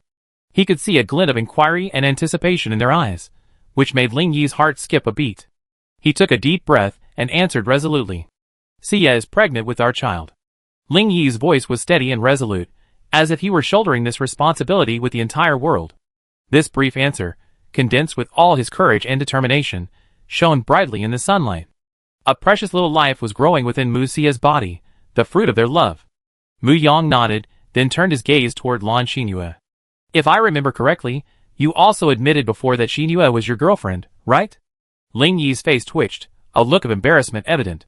He tilted his head slightly, somewhat hesitant to look Mu Yang in the face, remaining silent, as if pondering the appropriate response. After a moment, he finally spoke, his tone slightly hesitant. Actually, Xinyue is indeed a very important person to me. Our relationship, how should I put it, should be treated equally. His words were gradually drowned out by the sound of the husky. Even he felt that his answer didn't provide a clear answer, making their relationship even more elusive. Lan Xinyue blushed beside him, but could only remain silent, trying to minimize her presence. Mu Yang chuckled softly, then fixed Ling Yi with a fixed gaze. So, you're playing two women at once, not only provoking Ye, but also harming Xinyue? Ling Yi felt Mu Yang's sharp gaze piercing him like a sword, his heart sinking. He could only give a faint, wry smile, feeling that some things were better explained sooner rather than later. Dragging them out was always a problem. Uncle Mu, I actually have more than just Xia and Xinyue as my confidants. I admit I'm a jerk, but under the threat of the apocalypse, fate brought us together. They don't hate me, and are willing to stay by my side. As for me, from initial resistance to acceptance of their existence, perhaps only we could understand the feeling. Sharing life and death along the way, caring for each other, has taught me a profound truth. Caring for them, ensuring they feel equally cared for and safe, is my duty now. Whether it's Xia, Xinyue, or anyone else, they all deserve my protection, and my approach to them is fair, impartial. After hearing Ling Yi's words, Lan Xinyue looked at him tenderly, a touch of sweetness in her heart. Lu Qingqing, however, was somewhat surprised and shocked. A man's infidelity could be explained so righteously. This made her feel restless for a long time, but she couldn't find any words to refute it. Mu Yang, however, admired Ling Yi's calmness. He nodded gently, his bright eyes filled with understanding and tolerance. As a child of an aristocratic family, he knew that such things were common before the end of the world. It was normal for anyone with power to have many women around them, but it was done more covertly, and not so blatantly. Furthermore, this was the end of the world, a chaotic world where strength was respected. Mu Yang knew that Ling Yi's heart had long been exposed. He was well aware of the diversity of this apocalyptic world. His righteousness was based on treating everyone equally. Unconcerned with fame and fortune, he treated everyone around him with a sincere heart. In Ling Yi's world, each of his close friends was like a beautiful flower blooming in a garden. Each one was captivating, and worthy of his careful appreciation and careful observation. Whether it was his daughter, Xinyue, or other women not mentioned here to Ling Yi, they were all bright spots in his life, beings worthy of his respect and cherishment. Mu Yang's reaction was not as violent as Ling Yi had imagined. On the contrary, he remained remarkably calm, as if quietly listening to a story. Chapter 441. Ling Yi noticed Mu Yang's silence, and a faint smile played at the corner of his mouth. He knew that some things no longer needed to be said, that excessive explanations would only backfire. So Ling Yi stood quietly, taking a deep breath towards the sky. In the chaotic apocalypse, sometimes letting go of the entanglement of right and wrong can make the future brighter. Mu Yang's gaze passed through Ling Yi, and fell on the ruins not far away. At this moment, his heart was swirling with endless thoughts, as if swept into a boundless ocean by a huge wave. A gentle breeze caressed Ling Yi's hair, and the smile on his face was like a ray of bright sunshine, piercing the darkness of the apocalypse and illuminating the corners of his heart. Although the apocalypse brought endless fear and despair, Ling Yi chose to fight with a smile, dispelling the gloom with optimism. His relaxed and radiant spirit seemed to be a source of confidence for those around him, and an indescribable power quietly filled the air. To be able to smile so easily and comfortably, he must be either incredibly powerful enough to be fearless of zombies, or he's simply heartless and arrogant. Lu Qingqing quietly gazed at Ling Yi's fleeting smile, sighing inwardly. Suddenly, she caught a glimpse of a glint in Ling Yi's blood-red eyes, and her heart trembled. No, that's not right. This confidence and composure stem not only from immense strength, but also from a deep inner resolve. His resolute attitude, as if no worldly difficulties or disasters could shake his resolve. Lu Qingqing's thoughts were swirling like wisps of mist in her chaotic mind. Does the old man know about you and Ye, and about your female confidants? Mu Yang, after a long silence, suddenly asked. Old man? Which old man? Ling Yi was momentarily stunned, looking at Mu Yang in confusion. Seeing Ling Yi's bewildered expression, Mu Yang's lips twitched, and then he said calmly, My dad? Ling Yi suddenly realized and quickly replied with a wry smile. Oh, you mean the old man? He knows everything. I told him everything. Hearing Ling Yi's answer, Mu Yang nodded gently, as if he had already made up his mind. Since the old man has acquiesced, I have no room for rebuttal. But there's one thing you must promise me. No matter what happens, you will never let Mu Yang's daughter down. At this, Ling Yi looked at Mu Yang with an extremely serious expression, his eyes filled with determination. He smiled faintly, his soft yet powerful voice echoing through the air. Uncle Mu, I promise you from the bottom of my heart. No matter what adversity we face, I will never let your daughter come to harm. No matter the dark nights of stormy weather or the twists and turns of life, it will not shake my steadfast devotion and care for your daughter. I will carefully protect her every smile, like a ray of warm sunshine, giving her courage and warmth. Sia's happiness is my life's mission. Mu Yang looked at Ling Yi with great satisfaction, a smile playing on his lips. In Ling Yi's frank words, Mu Yang saw genuine passion and unwavering determination. He could sense Ling Yi's true sincerity in protecting Mu Xia, and this filled him with immense satisfaction. Mu Yang's current thought was that as long as Ling Yi truly treated his daughter well, and Mu Xia didn't object, their future would be even brighter. There's an old proverb. Things in life are unpredictable, and destiny is determined by fate. As the saying goes, everyone's fate is predetermined. No matter how hard we try, we will ultimately face fate's will. Therefore, we shouldn't worry too much about the future of our children and grandchildren. They will have their own blessings. We should focus more on the present and strive to create a good life for ourselves and our children and grandchildren. Mu Yang was thinking this way now. He had already made a wrong choice for his woman before the apocalypse. Thankfully, the apocalypse didn't bring about the tragedy it was supposed to. If Mu Xia had truly married into the Fong family, the consequences would have been truly unimaginable to Mu Yang. Thinking of this, Mu Yang said with a smile on his face. Xiao Yi, what did you call me just now? Ling Yi was somewhat bewildered by this sudden question. Mu Yang always suddenly changed the subject at crucial moments, making his intentions difficult to fathom. Although Ling Yi was a little confused, he still responded according to his opponent's line of thought. I'm calling you Mu. Uncle Mu. Mu Yang raised his eyebrows in interest, a subtle smile playing at the corners of his pursed lips. Boy, hearing you call me Dad earlier made me feel good. Keep calling me that from now on. Ling Yi's eyes lit up. This was recognition that he and Mu Xia could be together, that Mu Yang no longer intended to interfere. At this moment, Ling Yi breathed a sigh of relief. He had been afraid that Mu Yang and his wife would be too pedantic and deny him. But at this moment, Mu Yang's recognition was more than just a change of address, it was an extension of affection. Behind this simple title lay endless understanding and blessings. Dad. Ling Yi took a deep breath and exclaimed excitedly. Mu Yang laughed heartily, his face brimming with relief. He patted Ling Yi's shoulder, his eyes filled with admiration and joy. Lu Qingqing observed her husband's expression and reaction. Her brows furrowed slightly, and she opened her mouth, as if about to say something. But in the end, she chose silence, only sighing softly. She knew that at this moment, words could not change the facts. Mu Yang had actually been there, quietly observing his wife's expression. Seeing this, he knew exactly what Lu Qingqing was thinking. Mu Yang reached out, gently stroking the horrified half of Lu Qingqing's face, and spoke. Qingqing, trust my instincts and choices. Xiaoyi will never let Ye suffer any injustice. We already made a mistake once, and we must never again be so self-righteous as to arrange Ye's life. Because of our willful behavior, Ye ran away from home. If it weren't for Xiaoyi's protection, she might have been killed by a nuclear bomb. And we ourselves paid a heavy price for this. Young people have their own ideas, and we should choose to let go rather than restrict them too much. Besides, Ye is pregnant, and we will soon become grandparents. This is a joyous occasion, so, I think, as parents, we should sincerely wish our daughter the best. Be tolerant of her, understand her, and most importantly support her. Lu Qingqing raised her head, her eyes gleaming with determination and trust. She took Mu Yang's hand in her own, and then spoke softly.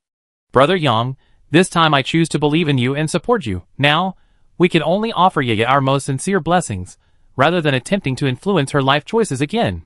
Mu Yang smiled faintly, as if he could read in Lu Qingqing's eyes her reflection on the past and her determination for the future. At this moment, both of them understood that respecting Ye's choice was the greatest form of care and love. Chapter 442. Xiaoyi, I hope you can treat Ye well, and not let her love and dedication go to waste. Lu Qingqing said to Ling Yi solemnly. After a pause, she emphasized her tone. Ye is a gentle and kind girl.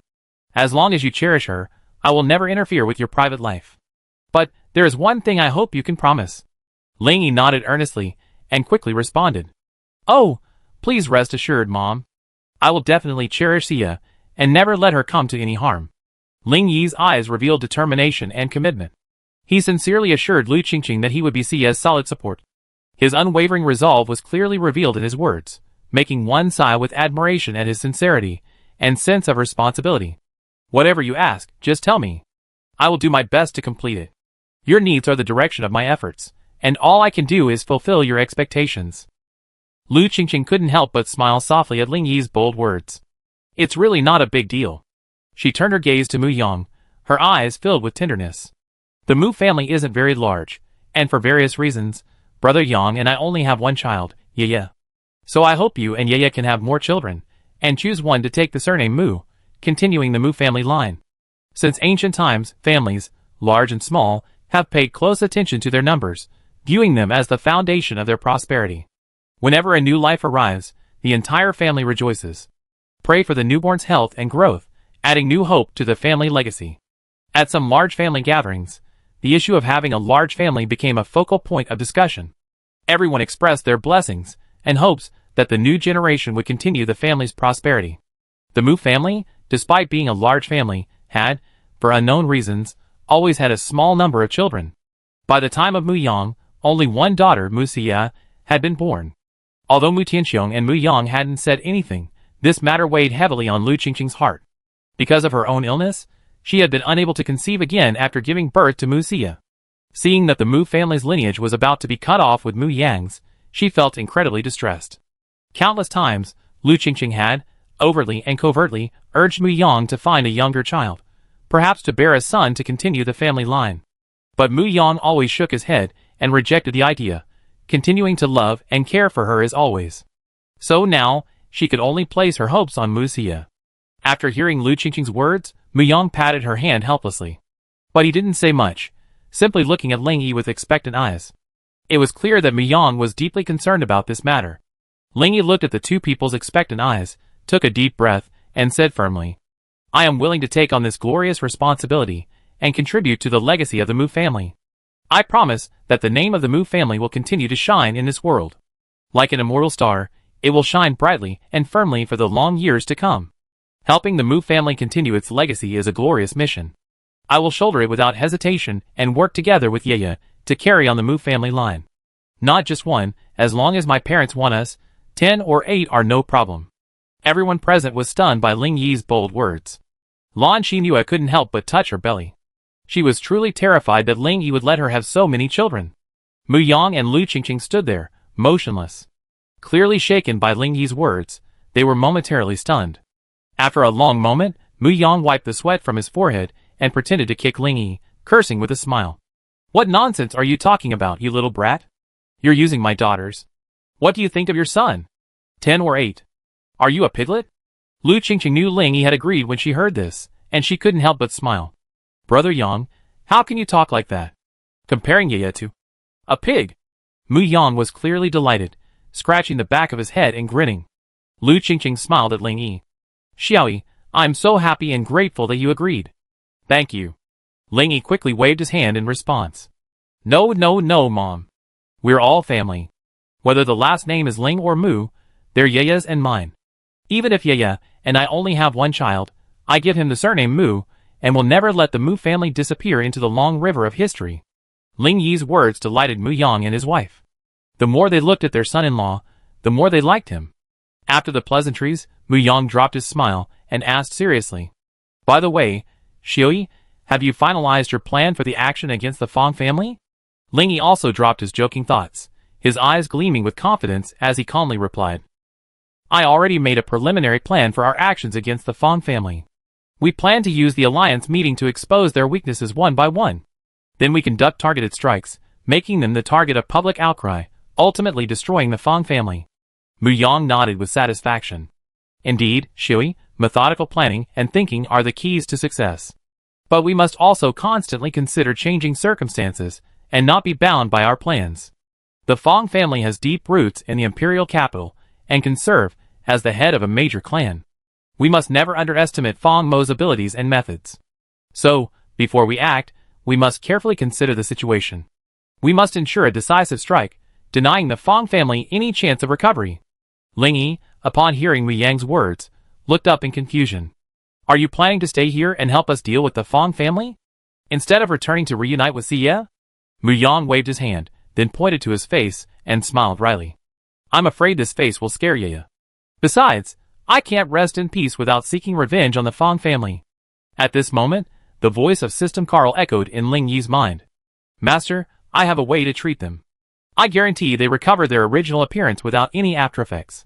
Hearing this, Ling Yi was overjoyed and quickly demanded the method.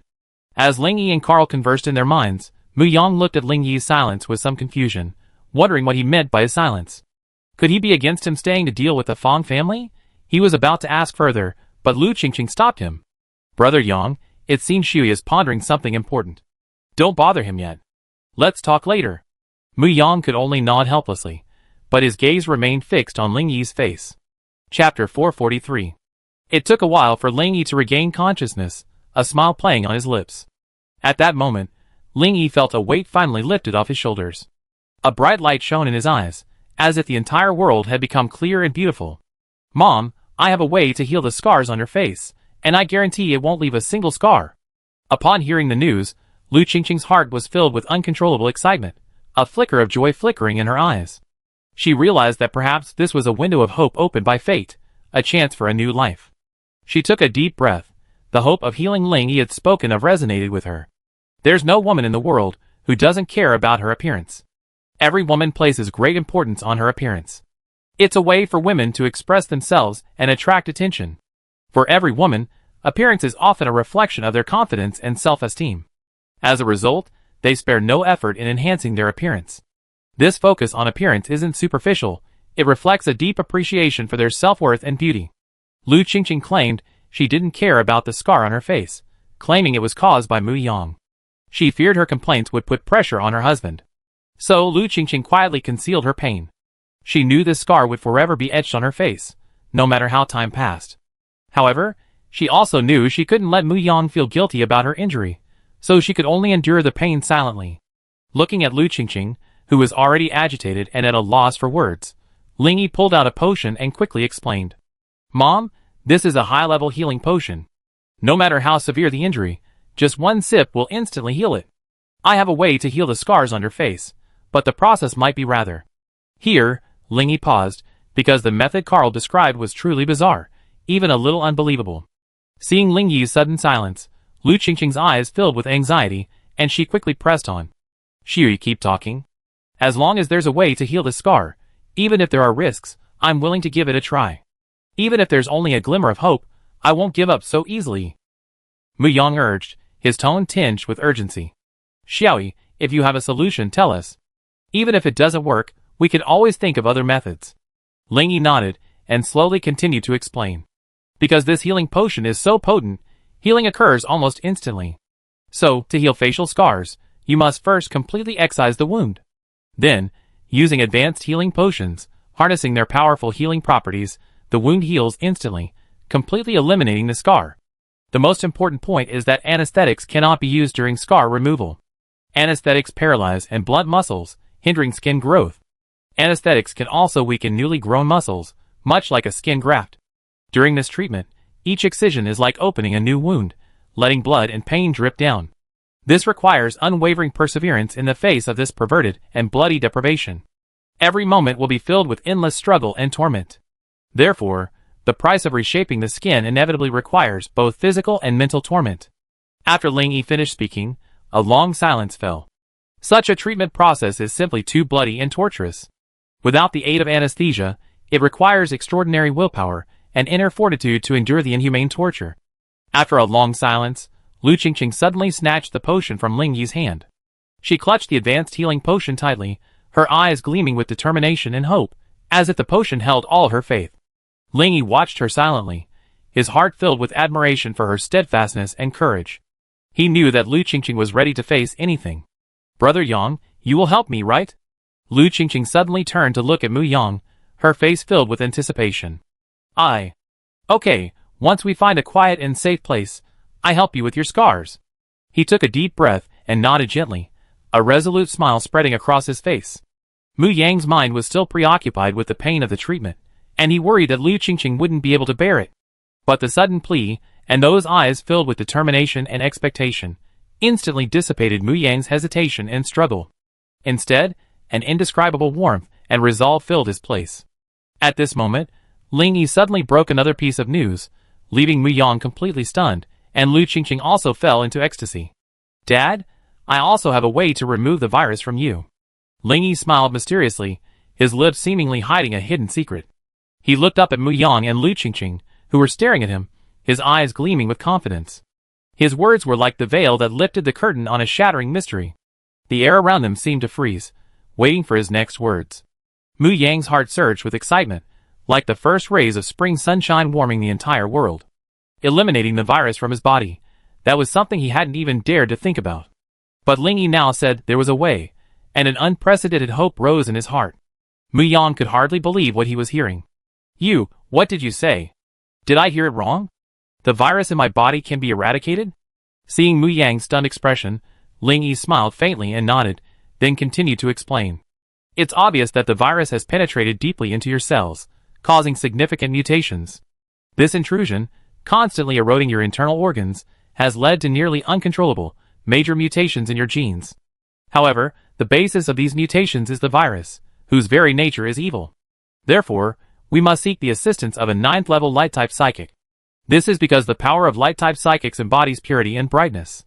They can manipulate the power of light to purify the body of evil energy, thereby eradicating the viral mutation."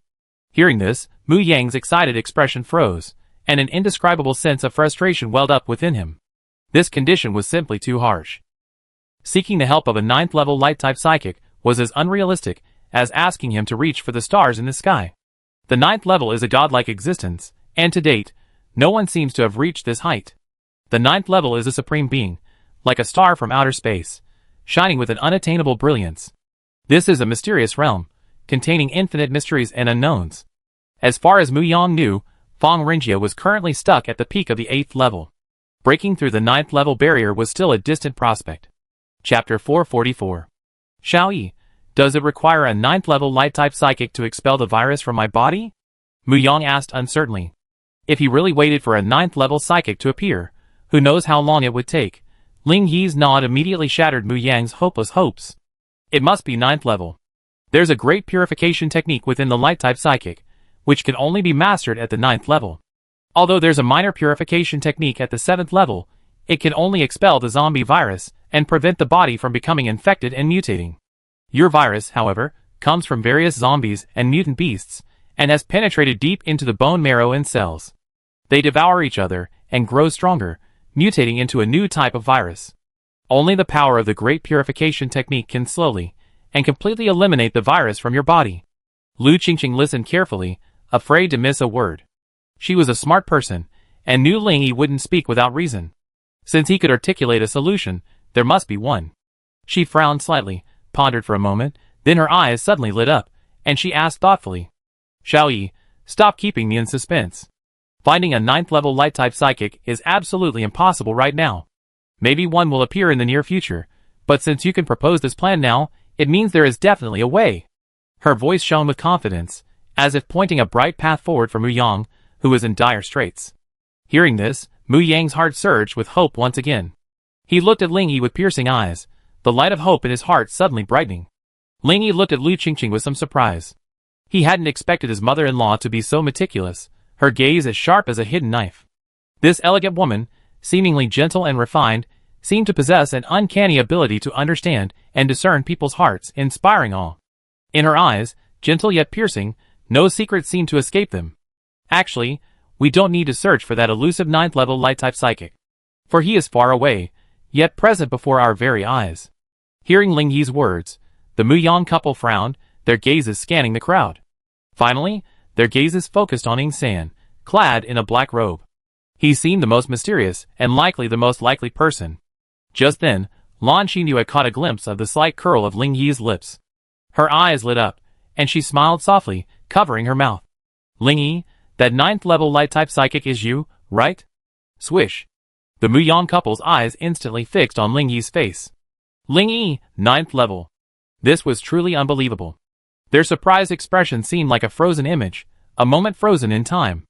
After a moment's reflection, Lu Qingqing smiled faintly. It seemed Ye's vision is truly good this time. She's found an incredible backer. There was a hint of teasing in her words, but it was undeniably a compliment to Ling Yi. The Muyang couple felt an inexplicable joy at this unexpected news. Ling Yi smiled faintly, his eyes gleaming with confidence. He nodded, implicitly acknowledging his 9th level status. Holy crap! You're already a 9th level being. It's unbelievable. Alright, stop wasting time and get started. Use that great purification technique to clear the virus from me. Muyang was already swearing in excitement, urging Ling Yi to help him. Looking at the agitated Muyang, Ling Yi smiled wryly and shook his head. Don't worry. Completely eradicating the virus isn't something you can do with just one skill. You need to use a very gentle energy to slowly purify the evil aura. If I unleash my full light energy, I won't be saving you, I might just turn you into air. Muyang's mouth twitched as he muttered. Purified into air. Ling Yi paused before continuing his explanation. Your current strength is entirely accumulated from the evil energy of the virus. Your original strength can be considered to have been slowly eroded. Under the power of the great purification technique, the evil power will gradually be assimilated, restoring normalcy. Your cells will become active again, regenerating the genes necessary for human reproduction. The purification of viral cells and the rebirth of new ones are mingled with an indescribable pain, like the Earth's nirvana. In this process, genes reweave a magnificent canvas of life. And pain becomes an indispensable melody in this dance of life. This is a feast beyond life and death, and every cell division is a source of pain. So, I will slowly eradicate the virus, according to your body's tolerance, to avoid accidents. And the most crucial thing is, once the virus is completely eliminated from your body, your strength will vanish into thin air, and you will once again become an ordinary person. After hearing Ling Yi's words, Muyang's brows furrowed slightly. At this moment, Lu Qingqing's hand tightly grasped Muyang's broad palm. Feeling the warmth of his wife's hand, Muyang felt a warmth in his heart. His eyes gradually grew determined, knowing he must find a way to rally himself and rekindle the fire within him. Although strength was valued in the apocalypse, he would be worthless without it. But as long as he lived as a human, he could cultivate again. Besides, for Muyang, the most important thing wasn't his own strength, but his family's safety and happiness. At this thought, a flash of lightning flashed through Muyang's mind. He suddenly understood that although he had lost his strength, his inner perseverance and courage could not be taken away. He would stand up again in another way and prove his worth once more. After resolving his inner thoughts, Muyang felt a sense of relief. He patted Ling Yi on the shoulder and said with a smile, If you lose your strength, you can practice again. It's no big deal. Besides, my son-in-law is a 9th level cultivator. I want to see who dares to touch me. Muyang's voice was filled with pride and confidence, as if announcing to the audience that he had strong backing. Ling Yi smiled faintly, feeling a surge of warmth in his heart. Muyang's words seemed calm, but they revealed his deep recognition and trust in him. He considered himself his strongest supporter, and that was the best proof of that. At this moment, a voice echoed in Ling Yi's heart. As long as you don't give up, I have plenty of ways to help you cultivate again, and to improve rapidly. Lu Qingqing breathed a sigh of relief when she saw that her husband was not acting strangely. She was afraid that Muyang would be concerned about her 7th level cultivation, and choose to take the risk and continue living in this body. Chapter 445. The Muyang couple were practically bursting into tears of joy. Ling Yi's sudden appearance had given them so much hope. His sudden appearance was like a bright flash of lightning. It injected new vitality and motivation into their dark lives. At that moment, they felt an unprecedented warmth, as if the entire world had been revitalized. With a 9th rank supreme as their son-in-law, no matter what difficulties the future held, As long as Ling Yi was there, everything would become beautiful and natural. Lan Xinhua looked up at the sky and smiled. Uncle Mu, Aunt Lu, it's getting late. Let's find a place to stay. The crowd then noticed that the sky was turning pale. The morning light filtered through the thin clouds, gradually spreading a faint golden hue, like a natural painting quietly unfolding. A gentle breeze blew by, and dewdrops sparkled against the sunlight, like pearls embedded in the air. The distant mountains, shrouded in the morning light, resembled a hazy ink painting, a fairyland. The human state of mind is like this. Once a good mood strikes, everything seems beautiful. Mu Yang nodded and suggested. Great. Let's find a place to stay first, so we can take care of our affairs. Or maybe we can just sneak back to the imperial capital. He was already eager to help Lu Qingqing recover her appearance, and then have Ling Yi slowly help clear the virus from her body. Hearing this, Ling Yi waved his hand in response. You can't return to the imperial capital for now. The Fong family is searching the streets for you. Once we return, we undoubtedly face a ton of trouble. Even if we're ready to go back, we have to wait until the Alliance conference the day after tomorrow. By then, the Fong family will be swamped and too busy to care for anything else. Even if you brazenly stand before the Fong family, they won't take action. After hearing Ling Yi's words, Lu Qingqing agreed with him and offered some advice. Brother Yang, Xiaoyi is right. There's no rush to return. I think this village is quite remote, so why not stay for a couple of days? We have plenty of time to avenge the Fong family. Mu Yang nodded in agreement. You're right, we have plenty of time to avenge the Fong family. This revenge must be avenged. I will personally expose the Fong family's schemes to the public, ensuring they never recover. Mu Yang's eyes gleamed with determination. He knew that a break with the Fong family was inevitable. So he resolved to fight back and expose the Fong family's schemes one by one. In Mu Yang's mind, this wasn't just about personal revenge, but also about justice. At the upcoming Alliance conference, he would do his utmost to ensure the Fong family's demise. However, Ling Yi's brows furrowed unconsciously after hearing Mu Yang's words. Lu Qingqing happened to witness the scene, and she couldn't help but ask. Xiaoyi, do you have any other ideas? Ling Yi raised his head and smiled slightly, a flicker of thought in his deep eyes. Then he shook his head gently and spoke slowly. I just think there might be other angles to consider this issue, not just what Dad said. Mu Yang raised a brow, but without anger, he simply smiled faintly and asked. Oh! Tell me, is there anything I haven't considered? Ling Yi smiled calmly and continued. Don't forget your identities. You're not alone. You have the Mu family behind you. Your every word, every action, and every deed are closely tied to the Mu family. Ling Yi's tone revealed a deep solemnity, as if reminding Mu Yang and his wife. Their every move carries the honor and responsibility of the Mu family. These words were like the rippling of water, clear and firm, inviting deep thought. Under the glory of the Mu family, everyone should tread cautiously. For they represent the dignity and heritage of a family. So what if I'm a member of the Mu family? Mu Yang muttered, his brow furrowed. Lu Qingqing also lowered her head in thought. Suddenly, her eyes lit up, and she spoke involuntarily. Xiaoyi, you mean, regarding the matter targeting the Fong Family Research Institute? Brother Yang and I should stay out of it and pretend we know nothing. Ling Yi smiled and nodded at Lu Qingqing's words, a hint of admiration in his eyes. Clearly, she understood his thoughts and concerns. Mu Yang scratched the back of his head, anxiously pressing in. Xiaoyi, please explain your reasons. When the wall falls, everyone pushes it. When the tree falls, the monkeys scatter. Seeing the Fong family on the verge of collapse, if you don't let me step in and put a foot on them, I'm truly unhappy. Hearing this, Ling Yi couldn't help but beam with joy. So Mu Yang had this in mind. Ling Yi, too, was moved and smiled. Since the outcome is already decided, why not wait until the Fong family falls before taking action and putting a harder blow? Mu Yang raised his brows at this, nodding secretly, a sly glint in his eyes. Although he saw Mu Yang nod, Ling Yi felt he still had to explain the situation. To prevent Mu Yang from suddenly changing his mind and launching a high-profile attack on the Fong family at the Alliance conference, that would be no fun. In fact, Ling Yi's decision to prevent Mu Yang from revealing the secrets of the Fong Family Research Institute was entirely for the Mu family's benefit. The Fong family was undoubtedly at the center of a storm. Their actions behind the scenes had already crossed the line of humanity. This anti-human research was destined to be the fuse for the Fong family's demise.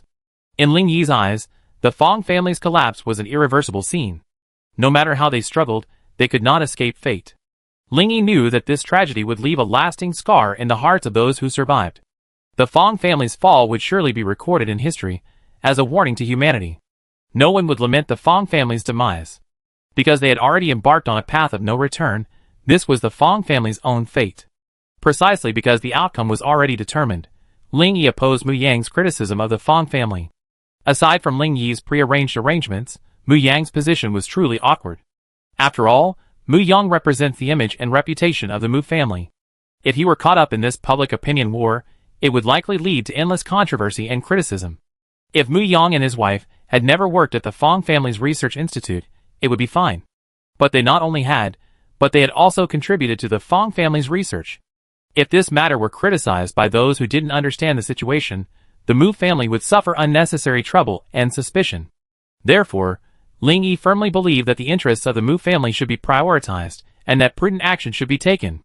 Mu Yang must not be allowed to indulge in personal heroism, thereby bringing disaster upon himself and dragging the Mu family down with him. Mu Yang's eyes widened as Ling Yi tirelessly explained. He hadn't considered it all. I never thought that there would be so many troubles behind this. Chapter 446. Mu Yang's mind was originally just a spur-of-the-moment thought, but he hadn't anticipated the chain reaction it would trigger. He couldn't imagine how such a simple decision would lead to so many complex issues, sending a chill down his spine. If Ling Yi hadn't reminded him, he might have easily pushed the Mu family into the fire. Mu Yang frowned slightly, lost in thought. After a long pause, he let out a long breath and nodded emphatically. I understand everything you said. Don't worry. Even if anyone asks, I pretend I don't know about this, and will never involve the Mu family. But in the imperial capital, many people know that Qingqing and I are at the research institute. It's absolutely impossible to hide my lack of ties with the Fong family. Ling Yi chuckled at Mu Yang's concern. Others don't know what's actually going on in the research institute, so just pretend you don't. Just insist you're a Mu family member, and that you went to the research institute to follow orders. The Fong family's secret research has never been made public. Furthermore, this involves the Fong family's core secrets. How could they easily let outsiders know? That way, even if someone from the Fong family accuses you of working for them, it won't be a big deal. The public's eyes are sharp, and the Fong family is in a precarious situation. Even if you tell them the truth, no one will believe it. On the contrary, they think the Fong family is desperate and looking for someone to take the blame. After hearing Ling Yi's words, the Mu Yang couple felt a genuine sense of agreement and admiration. In this brief conversation, they marveled at Ling Yi's wisdom and insight. It was as if a spiritual feast quietly unfolded within his heart. Ling Yi's words surged like flowing water, carrying a power that transcended the mundane world, immersing him in them, and making him forget the passage of time. This insightful perspective was captivating and resonant, like a ray of morning sunlight, warm and bright. And so, the group quietly remained in this small village. Ling Yi also began to cleanse Mu Yang's body of the virus. While repairing Mu Yang's virus, Ling Yi was immersed in a transcendental concentration. His expression seemed to resonate with the mysteries of the universe. His fingers gently touched Mu Yang's forehead, and a faint yet resolute light-based power emanated from his fingertips, as if waging a silent battle against the virus within his body. Perhaps the various experiments had hardened Mu Yang's heart to an incomparable degree of resilience. From beginning to end, Mu Yang endured the excruciating pain. With unprecedented willpower, he constantly urged Ling Yi to increase his energy output. Though his body was engulfed in flames, a fire of unyielding determination ignited within him. Every gritted teeth and persevered felt like a new injection of energy, igniting an endless longing within him. I could start anew, no matter how much pain I endured. As long as I could endure it, I could live a normal life with my family. This was Mu Yang's inner thought, the driving force behind his perseverance. That day, the streets of the imperial capital were bustling, especially around the central stadium. The survivors' forces, large and small, were concentrated in this area. They gathered near the central stadium, each with their own beliefs. Some factions even set up makeshift tents to conserve crystal cores. The colorful curtains swayed gently in the breeze. These people came from diverse backgrounds and factions, but now united for a shared survival and future. Their eyes shone with hope and determination, hoping to convey an unbreakable will at this alliance conference. However, at this moment, the stadium entrance was in chaos and a commotion. The entrance fee is 1/5 level crystal core per person. Damn! This is a blatant robbery of crystal cores. How dare the Fong family? When we were originally notified, there was no mention of an entrance fee. Are they lying? At this moment, a Fong family steward shouted. Everyone, please be quiet and listen to me. Originally, there was no entrance fee, but there were so many forces present. To avoid a mixed crowd, we have to charge an entrance fee to control the flow of people. As everyone knows, this Alliance conference isn't just about our Fong family's magical potions for sale. More importantly, we hope to use this conference to unite the survivors, bind us together, and face the crisis of the apocalypse together.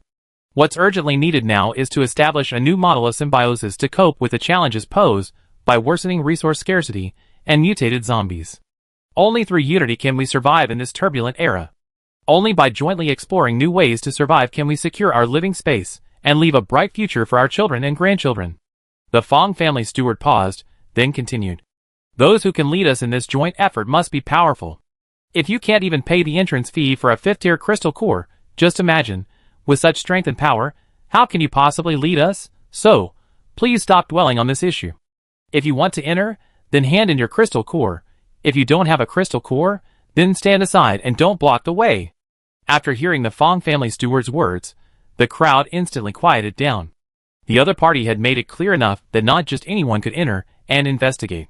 Just then, someone squeezed into the crowd and handed in a crystal core. The steward, taking a closer look, couldn't help but exclaim with delight. 2 5th-tier crystal cores, 2 in the VIP area. The crowd looked at each other, each thinking they had misheard. Watching the 2 people being led into the stadium, only one voice remained in their minds. VIP area? The more active people's eyes suddenly lit up, and they hurried forward to ask. Sir, besides the VIP area, are there any other seats a little further out, and are they reasonably cheaper? The Fong family steward curled his lips, and nodded slightly in response. Yes, at least with a 2nd-level crystal core, you can enter and watch from the last row. The Fong family steward glanced at the crowd, and added mysteriously. The higher the level of the crystal core, the further forward the corresponding seat. If anyone can produce a 7th-level crystal core, I can even arrange a seat for them on the podium. There was a hint of mystery and inquiry in his voice, which stirred a sense of anticipation and longing in the hearts of those present. Just then, a middle-aged man suddenly shouted. Wait, why didn't these people hand in their crystal cores when they entered? Are you deliberately trying to trick us outsiders? The Fong family steward was startled by this, and quickly turned around to look. They are special guests of the Dong Fong family in the imperial capital. Why don't you take a piss and look at yourself? How can you compare yourself to them? The middle-aged man's expression suddenly became gloomy and uneasy upon hearing this. But comparisons are irritating, so he could only keep silent to avoid embarrassing himself. Chapter 447. The entrance was bustling with activity, and the stadium itself was equally bustling. The vast stadium was filled with laughter and joy. The intertwined glances between families and factions revealed a hint of friendly competition. The meticulously dressed survivors weaved through the crowd, exchanging excited conversation and bright smiles, filling the entire scene with joy and vitality. The sweet smiles blended with the harmonious atmosphere, filling the stadium with a unique atmosphere of joy. Like a brilliant and flourishing painting, it instantly brightened everyone's mood. The center of the stadium lawn had been arranged into a large circular conference table. The tables and chairs were neatly arranged, each bearing the name of a family or faction. Those who could sit here were all powerful and influential. Fong Mo had been staying on the podium. Seeing Dong Fong Yao arrive with his men, he smiled and greeted him. Oh! Patriarch Dong Fong is here quite early. Please take a seat. Brother Yao, you brought quite a few family members this time. It seems you're ready to show off your skills. Fong Mo secretly speculated on his intentions, a subtle glint in his eyes. No, it's thanks to Brother Mo that I brought my family members out to see the world. Such a grand event is rare. It's clear Brother Mo has put a lot of effort into it. Dong Fong Yao responded with a smile. Patriarch, young Master Renjia has returned. At this moment, Fong Wudi leaned over to Fong Mo and whispered. Fong Mo was stunned, then smiled at Dong Fong Yao. Brother Yao, I have some trivial matters to attend to. I take my leave now. After saying that, he turned and followed Fong Wudi. From a distance, Fong Mo spotted Fong Renjia, dressed in a black robe. He hurried forward, anxiously asking. Hey! Renjia, you're finally back. What happened earlier? Why did you suddenly break out of the research institute? Fong Renjia's voice was calm as he slowly explained. At the time, due to the onset of the drug's side effects, I felt completely out of control. To avoid damaging the research institute, I left as quickly as possible. I'm sorry to have worried Grandpa. It's my fault. Hearing this, Fong Yimou didn't doubt it too much. The drug they were researching was inherently uncertain. As long as you're okay, I'm glad. By the way, Mu Yang and his wife were following you. Why didn't they come back? Fong Yimou suddenly asked. Grandson didn't see them. My mind was in a state of confusion, and my energy was threatening to explode at any moment. I had no time to pay attention. Fong Renjie replied seriously. Hearing this, Fong Yimou didn't dwell on it. If she disappeared, then she disappeared. After all, as long as today's operation succeeded, and the Fong family controlled the imperial capital, nothing else would matter. Gently patting Fong Renjie on the shoulder, Fong Yimou said with a calm smile. Forget it. Let's put aside those lingering concerns. Right now, I just need you to stay by my side. Perhaps, at some point soon, your power will become the key to deterring other forces. Fong Yimou spoke calmly, his eyes gleaming with determination.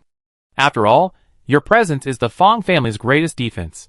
Because Fong Yimou knew, within this imperial capital, there were too many forces secretly coveting everything he had.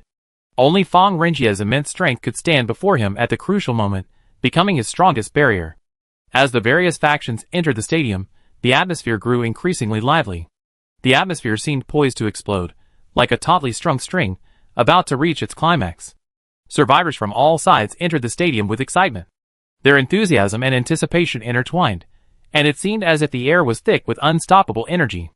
This was more than just an alliance meeting, it was a spiritual collision, a display of strength. Everyone hoped to find their place on this stage, to become famous in the apocalypse.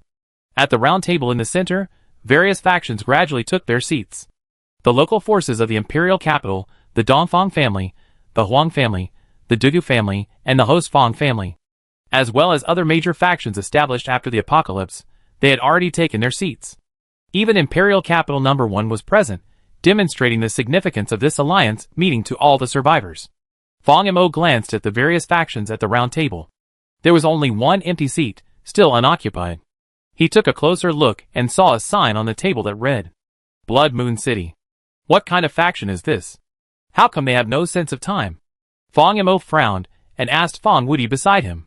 Master, this Blood Moon City was founded by Ling Yi. Didn't you say you save a seat for Ling Yi? Fong Mo's mouth twitched, and he muttered softly. Ling Yi, this brat, relying on his strength, is too arrogant. Forget about him. We can't keep everyone waiting. Just as Fong Yimou stepped forward, ready to announce the start of the meeting, a resounding voice echoed from the sky. Sorry. I was delayed by something trivial. I'm not late. Everyone looked up, surprised. A young man stood proudly in the air above the stadium. Behind him, a massive sword hovered in the air, with 5 figures standing on it. Everyone's eyes were fixed on the young man, his eyes revealing a rebellious look. A gentle breeze blew, lifting his long hair like a war flag fluttering in the wind. His appearance instantly hushed the atmosphere. Flying through the air, what kind of strength would that require? Everyone present looked at each other in bewilderment, they didn't have the ability. Ling Yi, Mr. Ling. I was wondering why I didn't see him. Turns out he's late. My idol. Whenever I see him soaring through the air, I always think he's an immortal cultivator. Many people present had met Ling Yi before, and they were all thrilled. His demeanor was truly astonishing, like a walking legend. His calm aura and demeanor exuded an indescribable charm. It was as if a mysterious power flowed through him. No matter how crowded the crowd, his presence seemed to illuminate the entire space, captivating everyone.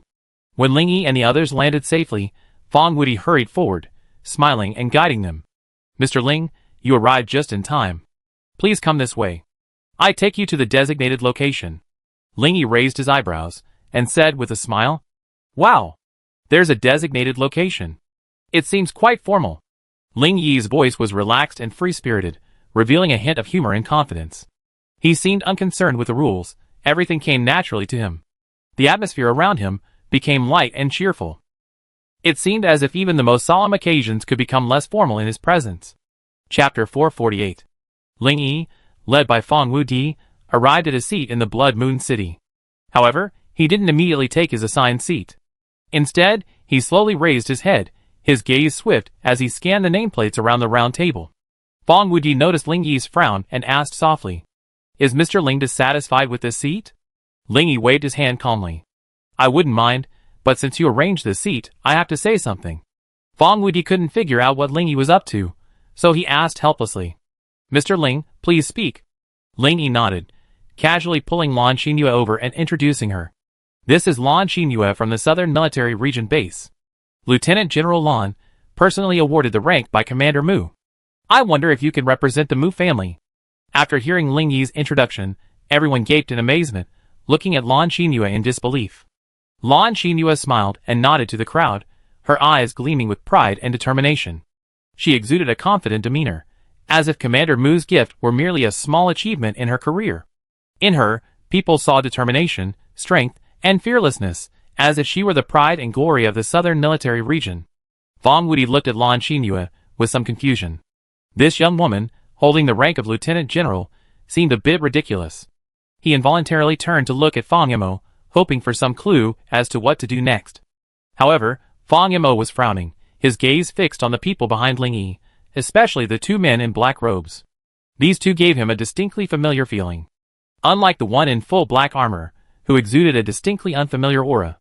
And Luo Chen, with his youthful, immature appearance, was simply ignored. Fong Yimou noticed Fong Wuti's gaze, and shook his head slightly, then stepped forward and said with a smile. This was indeed an oversight on my part. After all, this Lieutenant General Lan never revealed her identity. I always thought she was just Mr. Ling's female companion. Besides, although Lieutenant General Lan is from the Southern Military Region, her last name isn't Mu, so she doesn't seem to represent the Mu family. How about we just make do with the Blood Moon City seat? Ling Yi couldn't help but sneer at Fong Mo's words. Make do? You're so audacious. Either don't do this, or make it clear and unimpeachable. Fong Mo's face flushed red at Ling Yi's words. He stared at Ling Yi coldly, speaking through gritted teeth. You're so arrogant. What do you think you have the right to speak? Ling Yi looked at Fong Yimou coldly, a hint of mockery playing on his lips. What I say is not based on qualifications, but on strength. If you don't believe me, try it. As soon as these words were spoken, the atmosphere in the room suddenly became tense, as if the entire space had been torn apart by these words. No one had expected that Ling Yi would directly rip into the Fong family over a small seat. Everyone watched in indifference. The dispute over the seat had triggered an unexpected and major incident. The relationship between Ling Yi and the Fong family was completely broken at this moment, and it seemed destined to lead to further disputes. This falling out also meant even greater turmoil at the Alliance Conference. Ling Yi, don't be so arrogant. This isn't the place for you to run wild. At this moment, Fong Renjie, standing behind Fong Yimou, suddenly shouted angrily. Hey! I thought it was you, but it's you, my defeated opponent. Wait until you can defeat me before you can start nagging me again. Now, please shut up and stay away. Ling Yi looked at Fong Renjie with disdain, his tone full of unquestionable disregard. Without waiting for Fong Yimou to speak again, Ling Yi pointed at the two black-robed men behind him and said, Since you say Lieutenant General Lan can't represent the Mu family, then what about these two? One is the sole heir of the Mu family, and the other is his wife. Do they have the right to grant your Fong family a seat? Or does the Mu family head have to be present for your Fong family to even consider them? As Ling Yi finished speaking, the Mu Yang couple removed their hoods. The moment Fong Yimou saw the two men, his mouth dropped open in disbelief. Mu Yang, a refined and elegant man, with a piercing gaze and awe-inspiring righteousness. Lu Qingqing, on the other hand, was a woman of unparalleled grace, possessing a variety of gestures and unrivaled charm. How could this happen? Shouldn't they? Fong Yimou muttered unconsciously, wondering what he would have said if Fong Wuti hadn't pulled him back in time. The sight of Mu Yang and his wife in pristine condition astonished both Fong Yimou and Fong Wuti. Ling Yi, observing this, couldn't help but chuckle. Master Fong, you seem quite surprised. Do you know some hidden secret? Fong Yimou shuddered upon hearing this. Ling Yi's words hinted at a knowledge of the truth. This sent a chill down his spine. If the Mu Yang couple had simply revealed the Institute's secrets, the consequences would have been disastrous, and the scene would have been in chaos. Thinking of this, Fong Yimou took a deep breath and forced a smile. Mr. Ling, you're joking? It's just a seat. This is truly our fault. Wu Di, immediately arrange a seat for the Mu family, right next to Mr. Ling. I hope Mr. Ling will calm down. Our goal today is to discuss how to unite to fight the apocalypse. Don't let such trivial matters ruin our relationship. Ling Yi stopped lashing out at Fong Yimou and laughed heartily. Of course, I was just having fun. I'm not really angry. Ling Yi waved his hand and walked to a seat, his mood gradually easing. Then, he bowed to the other factions present and spoke apologetically. I was a bit abrupt just now and wasted quite a bit of time. I hope you won't mind. Yes, we have more important matters to discuss. Let's talk about how we can unite and fight the various crises of the apocalypse. Ling Yi's voice gradually calmed, and he smiled faintly, his eyes gleaming with determination. At that moment, he seemed the most dazzling presence in the entire scene. An invisible force quietly permeated the air. Everyone present felt the radiance of his resolve and righteousness. Hearing Ling Yi's righteous words, everyone looked at each other in bewilderment. Just now, he had been relentless in his angrily taunting the Fong family, and now, his sense of justice was overflowing. No one could understand what Ling Yi was up to. But several factions knew something. Their gazes kept switching between Ling Yi and Fong Yimou, filled with curiosity. Anyone with a discerning eye could see that this brief confrontation had ended with the Fong family's retreat. The reason behind this has become a mystery that lingers in everyone's mind. Chapter 449. Fong Yimou breathed a sigh of relief when he saw Ling Yi giving him a way out. As long as he didn't start a disturbance or say things he shouldn't, everything would be fine. Fong Yimou secretly felt relieved. After all, accepting what was best was a form of wisdom. At this moment, he knew that the conflict over the seat had been temporarily resolved. But he didn't dare let his guard down, fearing Ling Yi would suddenly resurface and cause trouble. Not only was this guy formidable, but now Mu Yang and his wife were on his side. All signs were unfavorable to the Fong family. Now Fong Yimou only hoped that Ling Yi would sit quietly and wait until the alliance conference was over. Suddenly, as if a thought struck him, he quickly lowered his head and instructed Fong Wudi. Go call Fong Xiu and have her sit next to me. I want to see if Ling Yi can really pull it off, take it all, without showing any mercy. Fong Wudi's eyes lit up at this, and he secretly praised his cleverness. He then agreed and hurried away. Ling Yi had been keeping a close eye on Fong Mo's movements. Although the other party had deliberately lowered his voice, his keen senses still caught on. This old fox is truly insidious. Ling Yi's mouth twitched, and he shook his head helplessly. As everyone sat down, it signaled the beginning of the largest alliance meeting since the apocalypse. Facing the enormous round table, their eyes gleamed with anticipation. For they knew this grand gathering would determine the future fate of each faction. A tense and solemn atmosphere permeated the entire venue. Representatives from each faction understood that this was more than just a meeting. It was a negotiation of interests and status. Everyone's eyes were solemn, as if they could see the clash of interests flickering in each other's eyes. Every word and gesture betrayed a tense atmosphere, like a powder keg ready to explode.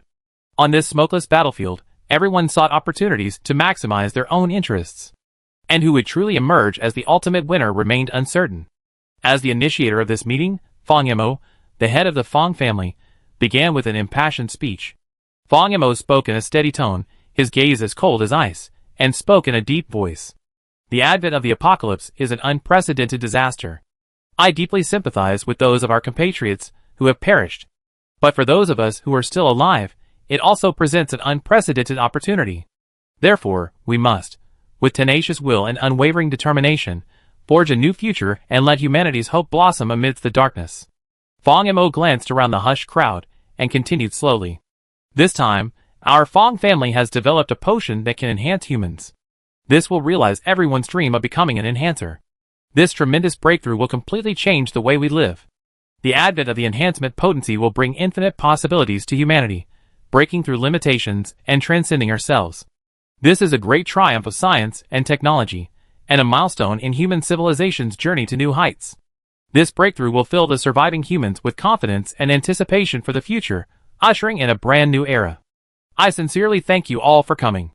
Let us work together to embrace the unknown tomorrow. Now, please allow our number one leader to speak and guide the way forward for us, the lost survivors. Led by Fong Yimou, scattered applause broke out. The white-haired leader number one looked at Fong Yimou with a hint of amusement. But before he could speak, an inopportune voice suddenly rang out. You said all the good things, and now you remember leader number one. I wonder if it's intentional, deliberate, or perhaps a way to highlight their own achievements. Everyone's eyes instantly turned to the source of the voice. When everyone saw clearly, they couldn't help but chuckle inwardly. It's that guy named Ling Yi again. It seems he's really trying to antagonize the Fong family. The elder number one looked at Ling Yi and smiled kindly, but didn't say anything. Fong Yimou, however, was filled with resentment, his eyes brimming with anger as he looked at Ling Yi. But he silently consoled himself. Don't get angry. Don't let all your efforts go to waste. Don't argue with that brat. Fong Yimou slowly closed his eyes, calming his inner rage. He knew that at this moment, calmness and rationality were paramount. After all, he didn't want Ling Yi to see him losing control. That was probably his goal. After a long pause, Fang Yamo slowly opened his eyes and addressed leader number 1. Leader, you understand right from wrong best. I believe you understand what I mean. Before Fang Yamo could elaborate, leader number 1 waved his hand and smiled affably. It's okay, it's okay. This is all for the survival of humanity. In this momentous decision, we must prioritize the greater good. We must spare no expense to ensure the survival and prosperity of humanity. This may be a test of immense pressure, but with our boundless wisdom and courage, I believe that humanity will overcome all difficulties and create a glorious future. Now, let us unite closely and work together to meet the challenges of the future. Let us strive for a brighter future for humanity and future generations. Leader 1's words drew nods of agreement from those present. Although these were merely polite words, it is undeniable that this is the situation humanity faces. Leader 1 paused for a moment before continuing. As we all know, the crisis we face is not isolated but global. This requires the unity of all humanity to address it together. We cannot approach the world with a selfish attitude. Only by setting aside our differences and working together can we overcome the current difficulties and create a brighter tomorrow. As history has shown, only through joint efforts and united progress can humanity transcend its limitations and create a more glorious future. Therefore, I would like to take this opportunity at the Alliance Conference to I hope that all leaders present here will put aside their grudges. Gather peacefully, transcending personal grudges. Together, we can explore methods and approaches to address the major challenges we currently face. Only by setting aside prejudices can we open the door to cooperation and work together for future survival and development. Everyone present deeply felt the responsibility and mission inherent in the leader's words. This was not just a discussion, it was a call and a clarion call for the future. Everyone understood that no matter what challenges we face, only by courageously moving forward and facing them can we write the most brilliant chapter in human history. Applause gradually broke out in the conference hall, and more people stood up. With warm applause, we saluted the number 1 leader who spoke. This passionate energy converged like a torrent, inspiring everyone. It was like musical notes dancing in the air, enveloping the entire venue in an atmosphere of excitement. Chapter 450. Respected leader, there's something I'm not sure if I should ask? Ling Yi's voice rang out again after the applause. Everyone looked at him curiously, waiting for his next words. Ling Yi's gaze was determined, as if he could break through a thick, unspoken wall of ice. This matter concerns the feelings of most of the survivors within my base. It's a pity that some people will never know the answer. Perhaps others already know it, but never dare to speak of it. So, I'm unsure whether I should break this silence. Leader number 1 didn't hesitate, responding with a faint smile. Feel free to ask. I answer anything I know. Ling Yi's eyes flickered, his expression becoming extremely serious. He slowly asked, I want to know, did you authorize the nuclear bombing of 4 cities? Ling Yi's tone was filled with questioning and resentment, as if challenging the old man before him. He scanned the room, as if searching for answers from their expressions. In the silence, everyone's heartbeats seemed to become clearer, like an ancient symphony flowing through the air. Time seemed to grow longer and deeper under his gaze, as if stretched out. Everyone was stunned, frightened by Ling Yi's sudden questioning. This question was questioning number 1. What was he planning to do against the entire country? Everyone looked at each other in bewilderment. Ling Yi's question was like a hammer hitting their hearts, stirring endless thoughts and a turbulent emotion. Number 1's gaze remained resolute, like the North Star in the starry sky, shining brightly alone. Those bowing their heads in thought pondered the consequences of Ling Yi's question. His question evoked the deepest doubts in the hearts of most survivors. Many of their relatives and friends perished in the explosion zone. It wasn't that they didn't want to ask, but rather that they didn't dare. No one believed they, or their forces, were powerful enough to challenge the nation. With Ling Yi leading the commotion, the crowd at the scene couldn't help but whisper in question.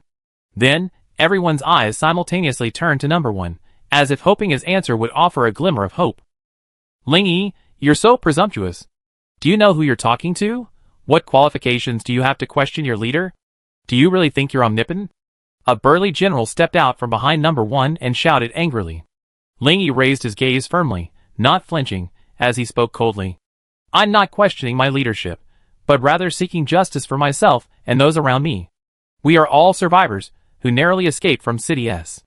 If we hadn't reacted quickly, we would have been wiped out.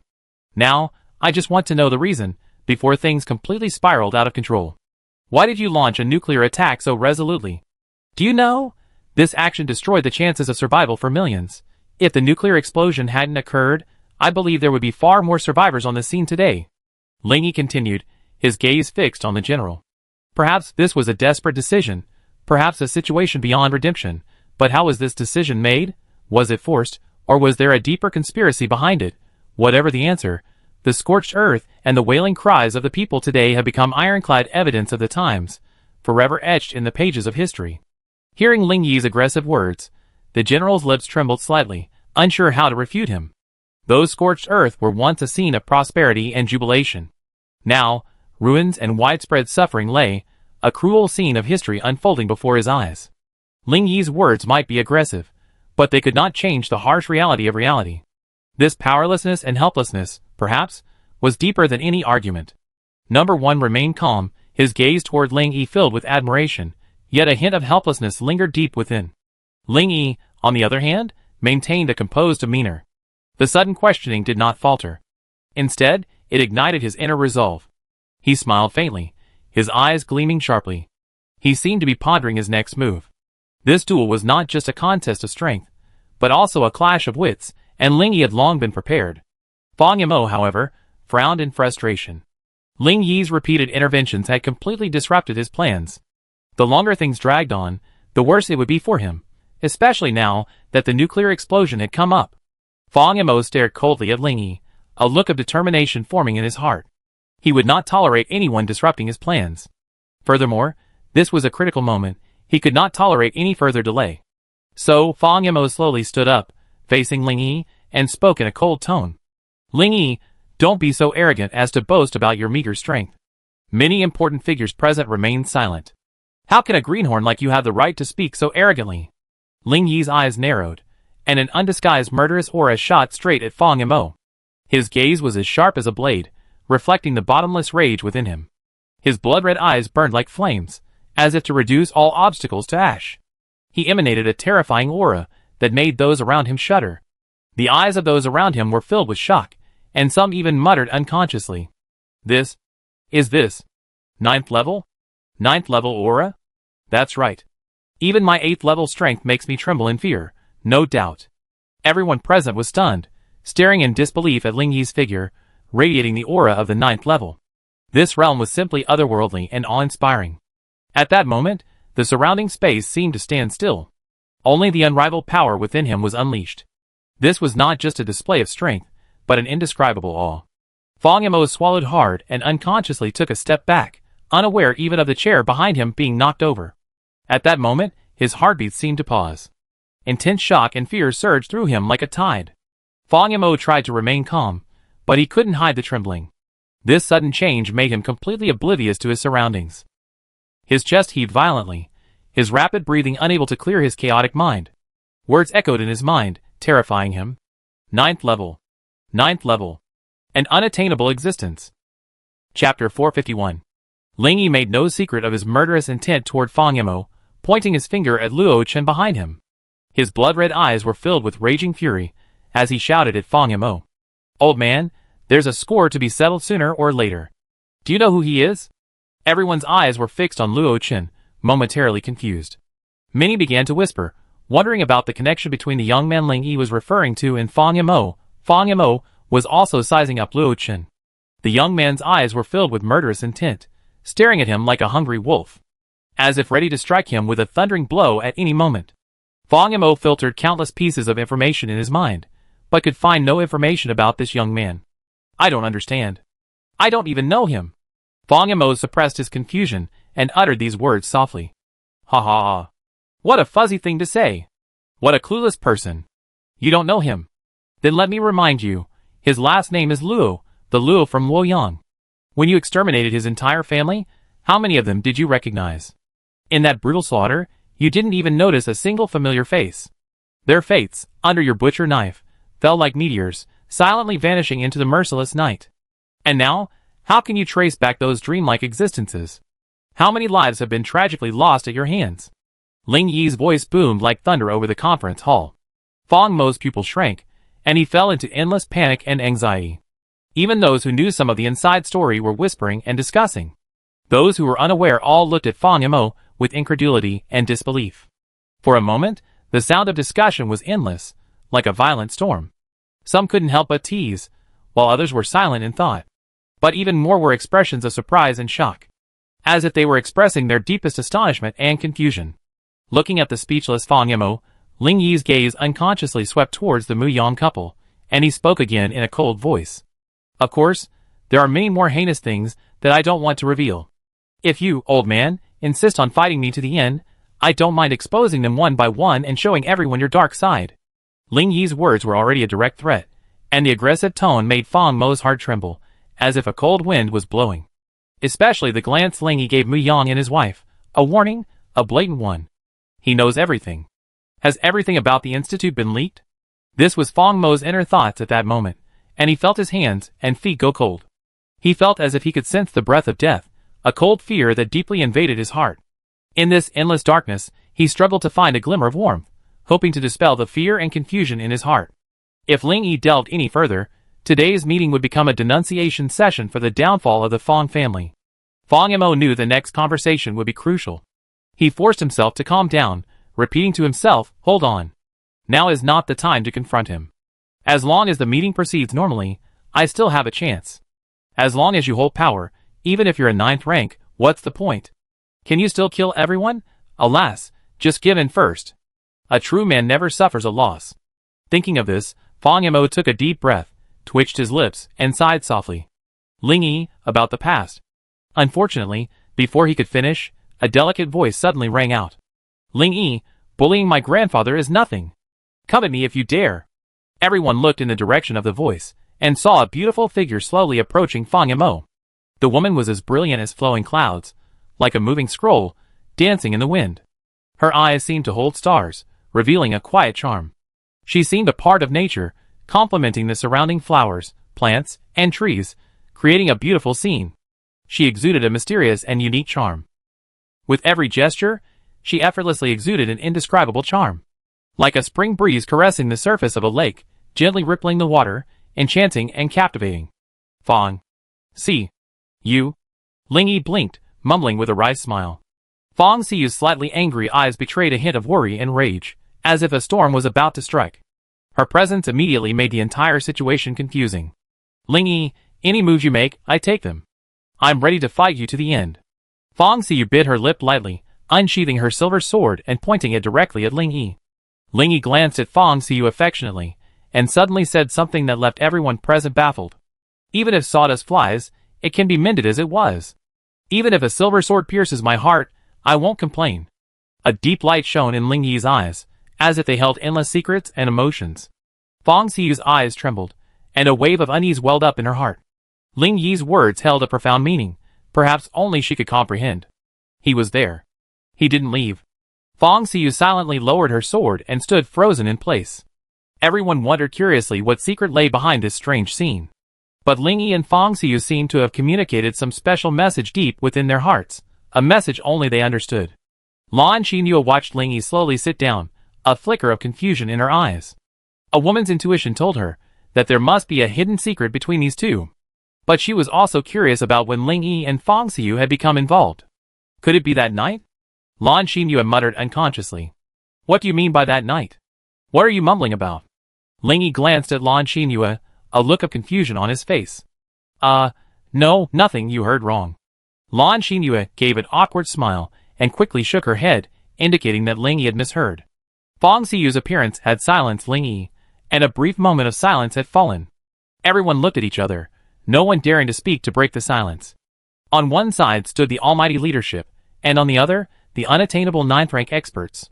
The eyes of these high-spirited experts gleamed with a burning glint, eager for things to escalate. They tried to suppress their aura, lest they risk bringing bad luck and disaster upon themselves. The gazes of the leadership and the aristocratic families concealed an unspoken sense of struggle and uneasiness. In this quiet yet tense atmosphere, it seemed as if the entire world was awaiting an irreversible change. As for the others, they could only wait silently. They eagerly awaited the conversation between the leader and the 9th rank expert. In this profound exchange, they seemed to sense it. The turning point of history was slowly turning, and they were witnessing it at that moment. Chapter 452. After a long pause, Number 1 finally took the first step no one dared, as if opening the floodgates of emotion. As his words flowed like flowing water, the entire room seemed permeated by a warm atmosphere. The repressed silence was broken, bringing a spring breeze to everyone. Young friend Ling Yi, regarding the question you just raised, I personally deeply regret that I was unable to protect them during the apocalypse. It was my fault. At this moment, my heart remains heavy with grief, and I would like to express my deepest sorrow and condolences to my fellow compatriots who have passed away. Their passing pains us deeply, but it also inspires us to unite and face the challenges of the apocalypse together. May the deceased rest in peace, and may the living remain strong. After Number 1 finished speaking, the room fell silent. Many people were already preparing to stand for the memorial service. But seeing Ling Yi, the person involved, he did not respond. So, everyone remained silent, and no one dared to move. Are you kidding? That's the first person to reach the 9th level so far. If he's keeping an eye on me, I'd probably be unable to sleep or eat. Number 1 sighed deeply as he looked at Ling Yi, who remained silent, his eyes narrowed slightly. A flicker of hesitation crossed his eyes, and he slowly opened his mouth, as if about to say something, but ultimately swallowed his words back. A cold glint flickered in Ling Yi's eyes. He seemed to be silently awaiting the answer he desired. The tense atmosphere permeating their confrontation was unbearable. Everyone dared not breathe, regretting why they had bothered to attend this deceptive alliance conference. At this moment, the air was thick with tension and hostility. It felt as if a sharp blade hung over everyone's heart, ready to pierce it at any moment. They were all hesitant, wondering whether they should continue in this game of intrigue. The plots and schemes of the alliance conference seemed to be unfolding before everyone's eyes. Everyone began to ponder their own situation, and how they would side with it. At this moment, Mu Yang leaned over to Ling Yi's ear and whispered softly. Xiao Yi, Number 1 is the old man's former leader. He's absolutely impeccable. There must be something hidden here. Don't try to force the emperor to abdicate and make a fool of himself. Hearing Mu Yang's words, Ling Yi nodded slightly. Just as he was about to speak to ease the situation, Number 1's voice rang out again. Alas! Forget it, forget it. Now that things have come to this, I just tell you the truth. If I say that I only learned about the issues you raised after the fact, would you believe me? Number 1's voice grew deeper, a hint of helplessness and bitterness etched in his words, as if concealing some unspeakable secret. In this desperate sigh, Ling Yi seemed to hear a desperate call. It was a call for the truth, a cry of pain buried deep within his heart. Is this an answer? Number 1's words made people swallow involuntarily. In the moment Number 1 fell silent, everyone's eyes unconsciously focused on Ling Yi. However, Ling Yi's eyes were like a deep lake. Under the dim light, they shimmered with an elusive light. He suddenly smiled, a hint of playfulness, as if seeing through everything. His laughter made everyone present feel the deep-seated strength and unshakable will within him. Everyone thought Ling Yi might explode at any moment. But then, an unexpected answer escaped his lips. I believe it. Just like the regret, sadness, and reluctance I felt that day. This unexpected response immediately sent shockwaves through the conference room. Everyone turned, staring at Ling Yi in amazement. This simple statement conveyed his trust in Number 1. It also reflected the sadness and helplessness he had felt in the face of the nuclear explosion. Everyone around him reassessed Ling Yi, as if they had seen a different side to him. Fong Xiyu suddenly raised her head, her heartbeat seemingly stopping. She stared intently at Ling Yi's face, as if searching for more answers in his eyes. This brief tone carried an indescribable meaning. She couldn't help but feel an unprecedented surge of emotion. She especially noticed Ling Yi's gaze fixed on her. At that moment, Fong Xiyu understood. This seemingly answer to Number 1 actually held another hidden meaning. It was a secret only she could understand. He cares about me. He cares about me. Fong Xiyu muttered to herself, her eyes slightly red as she slowly lowered her head. Deep within her and Ling Yi, they shared an unspeakable secret, an unexpressible feeling. Fong Xiyu knew this feeling was absurd, yet so profound. It was like a lone star in the universe, twinkling alone in the endless expanse. Gently shaking her groggy head, Fong Xiyu's gaze once again grew icy cold. She suddenly looked up at Ling Yi, eyes filled with surging anger and resentment. Seeing this, Ling Yi sighed softly, then turned to Number 1. Leader, thank you so much for clarifying my doubts. I believe you already know who the culprits are. At this, Ling Yi's gaze swept across the positions of several aristocratic families in the imperial capital. His glance was like a deep, starry sky, shimmering with starlight. As if struck by the sharpness of his gaze, the heads of the families felt a chill in their hearts, a chill running down their spines. Ling Yi's eyes seemed to hold endless depths, as if searching for something. His aura gave everyone present a sense of oppression. At this moment, everyone had only one thought. This young 9th level expert was both good and evil, his nature difficult to fathom. In front of him, it's better to act like a grandson than to try to show off and make yourself look bad. Otherwise, the consequences will be severe, and you might even be killed without knowing how. Ling Yi looked at the families on pins and needles, and a slight smile curled his lips. Before anyone could recover, Ling Yi's voice rang out again. Leader, I understand your thoughts. Only 1 in 10 people in the world remains. And we have only a handful of people left. You hope we can integrate all our current manpower, work closely together, and unleash everyone's greatest potential. Only in this way can the remaining humans find hope of survival in this desolate land. Only through unity can we survive in this zombie-infested apocalypse. So, your plan is to allow the person behind this to redeem himself and make meritorious contributions? Number 1 nodded approvingly in response. Your guess is correct. I think this will lead to a more perfect outcome. Instead of exposing them to the light of day and facing trial, it's better to let them quietly bear some responsibility for their actions. At least this way will be beneficial to the overall situation. Chapter 453. After hearing this, Ling Yi could only sigh softly. The ancient fable surfaced in his mind. The farmer kindly rescued a wounded snake, but after adopting it, he was caught off guard and attacked. It seemed to remind the world of the cruelty of reality. Ling Yi shook his head slightly. This story seemed to repeat itself in different forms. He couldn't help but lament the unpredictable nature of human nature. Number 1's tolerance and overall perspective only fueled the snake's ambition. Ling Yi knew that kindness and tolerance were valuable. But wisdom and vigilance were also needed to avoid falling into traps. After all, history has repeatedly reminded us that while human nature is good, it is also susceptible to temptation and betrayal. Number 1's approach was not actually wrong, it simply differed from Ling Yi's own. Just as Number 1 chose the path of tolerance, Ling Yi preferred a more decisive approach.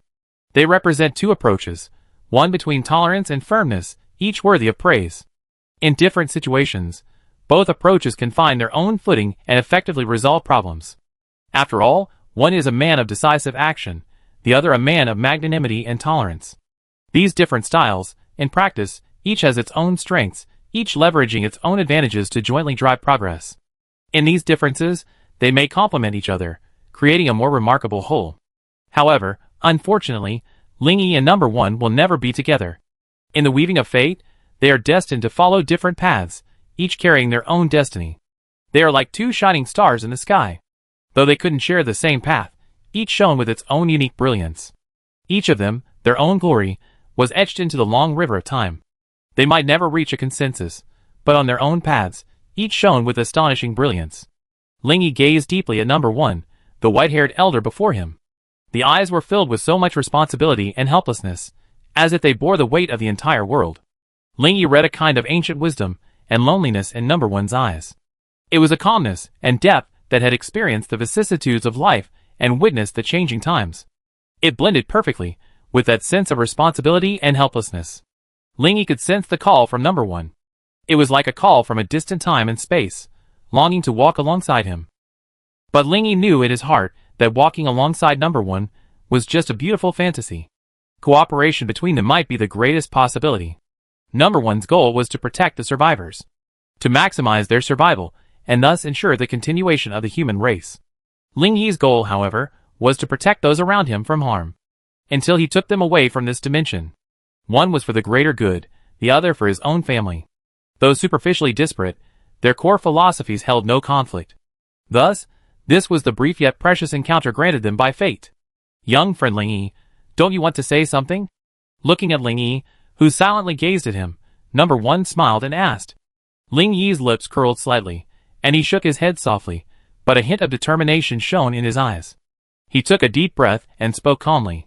Words have run out. Time will tell, and the truth will finally be revealed, whether loyal or treacherous. These words were filled with determination and resolve, as if foreshadowing the impending arrival of a major change. Number 1 was stunned by this, then gradually straightened his back, like a century-old pine tree. His expression was profoundly solemn, and his tone held a hint of resolve. It was as if an invisible force was supporting his resolve. At that moment, the willpower he emanated was impossible to ignore. His voice echoed in the air, each syllable carrying weight. If they brought this upon themselves, don't blame me for being merciless and sending them to atone for their sins early. Ling Yi smiled. This was the answer he wanted. Now that it was out in the open, known to the world. What if, like the Luo family massacre, it ended up being left unresolved? Ling Yi might even personally end the Fang family. If that ever happened, no one with a discerning eye would accuse Ling Yi of wrongdoing. After all, he already made his promise. Pa. Ling Yi raised his hands and clapped. Seeing this, the applause from those around him rose and fell, resounding throughout the stadium, like a surging ocean, a majestic and powerful force.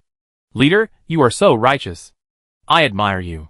I believe that under your leadership, all of us here will be able to overcome this difficult time and create new history. After the applause subsided, Ling Yi sighed heartily. Young friend Ling Yi, you're too kind. This requires the support of rising stars like you. We, the older generation, have weathered many storms and witnessed the changes in this world. Now, it's your turn, the younger generation, to shoulder greater responsibilities and challenges. Ling Yi blinked but didn't respond. Was he trying to get a clear opinion? Some help and assistance was fine, but asking Ling Yi to take the lead was out of the question. Seeing Ling Yi remain silent, Number 1 continued to patiently advise him. On the grand stage of life, the burdens and responsibilities we shoulder are commensurate with them. Responsibility is not just a burden, it's a driving force, a mission. We can't choose to be born human, but we can choose to cherish dreams. Shouldering responsibility adds a touch of brilliance to our lives. Responsibility is like a ladder of growth. As we ascend, we experience greater strength and courage. Whether it's as an individual, a family, or a nation, we all need the courage to shoulder responsibility, for the weight of the burden determines the direction and height of our progress. Responsibility is like a mountain, sometimes steep, sometimes peaking. However, it is precisely this heavy responsibility that makes life's journey more meaningful and valuable. Young friend Ling Yi, do you think I'm right? Looking at the affable Number 1, Ling Yi was at a loss for words. Was he being forced to express his stance? No, I will never compromise. I refused the old man's title because I feared being constrained. Ling Yi knew full well that once he was cloaked in glory. Every action is subject to scrutiny and commentary, as if on a transparent stage. Ling Yi, however, longs for a state of freedom and unfettered freedom. He yearns for a life where he can unleash his innermost emotions. There, he can reveal his true self, unburdened by external judgment and constraints. Free, Ling Yi can follow his heart, settle scores with ease. He doesn't need to worry about others' gazes, nor about who's right or wrong. After a long moment of reflection, Ling Yi smiled softly, his voice rising softly. The leader is right, just as Patriarch Fang recognizes the weight of his responsibility. He has not only developed a strengthening potion that benefits the people, but has also convened this alliance meeting. Let's hand over the stage to Patriarch Fang and look forward to his next performance. Chapter 454.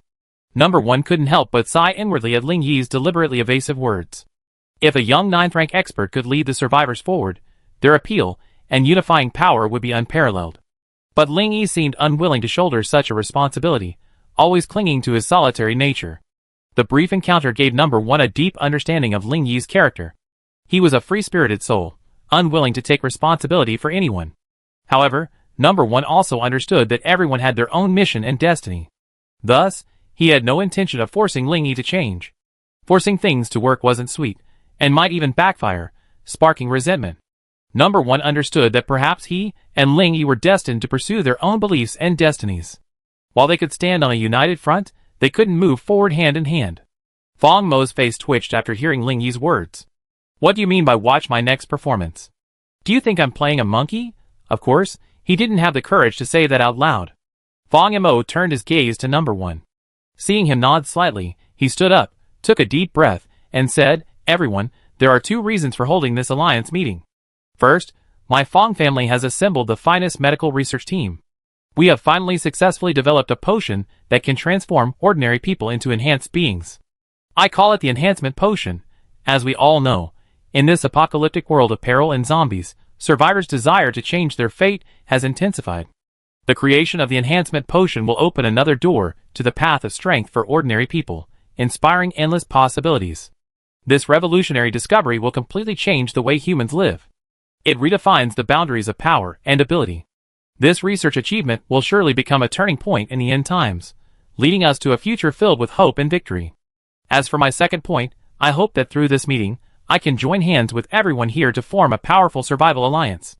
We will work together to create a closely connected support system, providing mutual assistance and support. In this alliance, let us promote each other, grow together, face difficulties together, and share the joy of success. In this alliance, we will work hand in hand to fight zombies and mutant beasts together, to create a better future, and achieve the goal of win-win and shared prosperity. Fong Mo's words, like surging waves, reverberated with the audience's deepest emotions. His eyes were fiery and resolute, as if burning with passion for his ideals. Those present felt a powerful force surge within them. Everyone listened intently, their minds awash with imaginations and aspirations for the future. Master Fong, is the enhancement potion you're talking about truly so miraculous? Does it work on enhancers? A representative from a faction shouted. Fong Mo nodded affirmatively in response. Of course it does. This potion not only allows ordinary people to evolve into enhancers, but it can also serve as a supplement for enhancers to boost their strength. It's unlike crystal cores, which require purification and are complex. One sip, and you feel the energy boost. Absolutely efficient and convenient. A young man raised his hand to ask. Master Fong, I'd like to know if this strengthening potion has any side effects? Fong Mo waved his hand and smiled. Absolutely no side effects. We all undergone clinical trials. All our potions have undergone rigorous scrutiny and professional testing. There's absolutely nothing to worry about. Everyone can use it with confidence, as we only pursue the highest quality ingredients and the most outstanding practical results. After hearing Fong Mo's explanation, everyone nodded, their confidence in this potion strengthened. They began to discuss the potion's effects, paying particular attention. It was as if they could already feel the increase in their own strength after taking the potion. Fong Mo smiled as he surveyed the bustling table, his heart brimming with confidence and pride. He firmly believed that with the potion, he could stand firmly in the apocalypse. What's more, he had the opportunity to use it to win over a large number of experts and make various factions his vassals. At this moment, Ling Yi uttered a light and airy sentence, drawing everyone's attention to Fong Mo. Is this so-called strengthening potion really as miraculous as you claim? We still need to verify it. A few light-hearted assurances from you can't prove it's harmless and has no side effects. Ling Yi's words instantly sparked doubts in everyone present. That's right, just because you say it's okay doesn't mean it's okay. If you spent a fortune on a strengthening potion, only to find a slew of problems after returning home, that would be a real bummer. Fong Mo frowned subtly, then smiled and looked at Ling Yi and asked, What are your thoughts, Mr. Ling? Feel free to share them for your reference. Ling Yi smiled faintly, a glint of shrewdness in his eyes. He raised his lips slightly, and spoke slowly. I don't need these strengthening potions, so you should ask others for their opinions on how to prove they're safe. After all, the public's eyes are sharp. I believe that after verification, the Fong family's strengthening potions will surely sell like hotcakes. Ling Yi's request for verification was merely a spark. He didn't want to take all the blame. So, Ling Yi decided to skillfully guide the discussion, engaging more people to avoid becoming the target of public criticism. Sure enough, after hearing Ling Yi's words, the various factions present burst into discussion. Ling Yi's words seemed to ignite a torch, and in the blink of an eye, the entire venue erupted in a frenzy of activity. The various factions rushed to express their opinions and suggestions, and the atmosphere reached a fever pitch. Seeing this, Ling Yi smiled knowingly, secretly pleased that his plan had been successfully executed. Master Fong, why don't you try the potion on the spot and see the effects? Yes, let's get some ordinary people to try it out and see if it's as miraculous as you claim?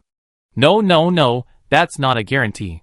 What if they bring out the real potion, but mix it with a defective one? That makes sense.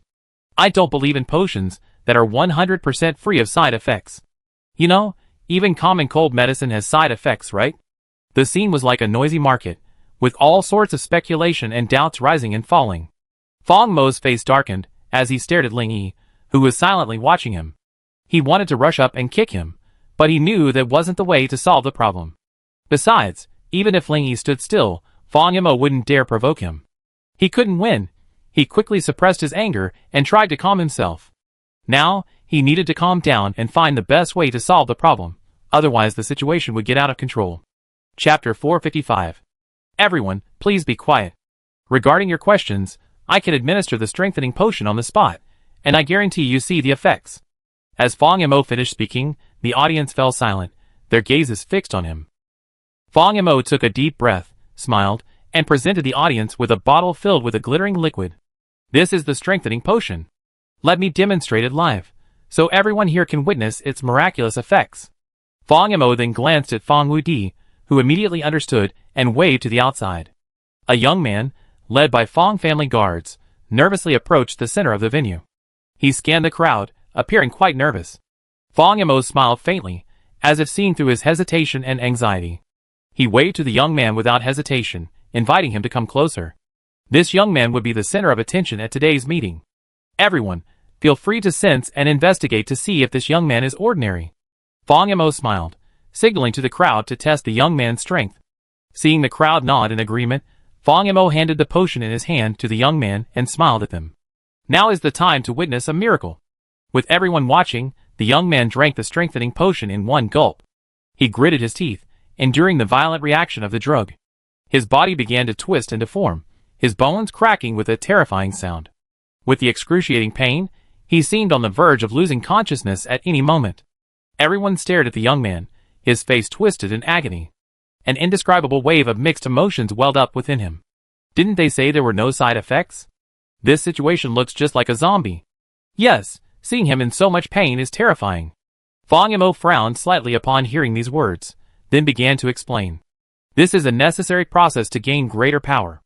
Although it may seem painful, it marks the beginning of a qualitative transformation of the energy within your body. As long as you endure the pain, becoming an enhancer is just around the corner.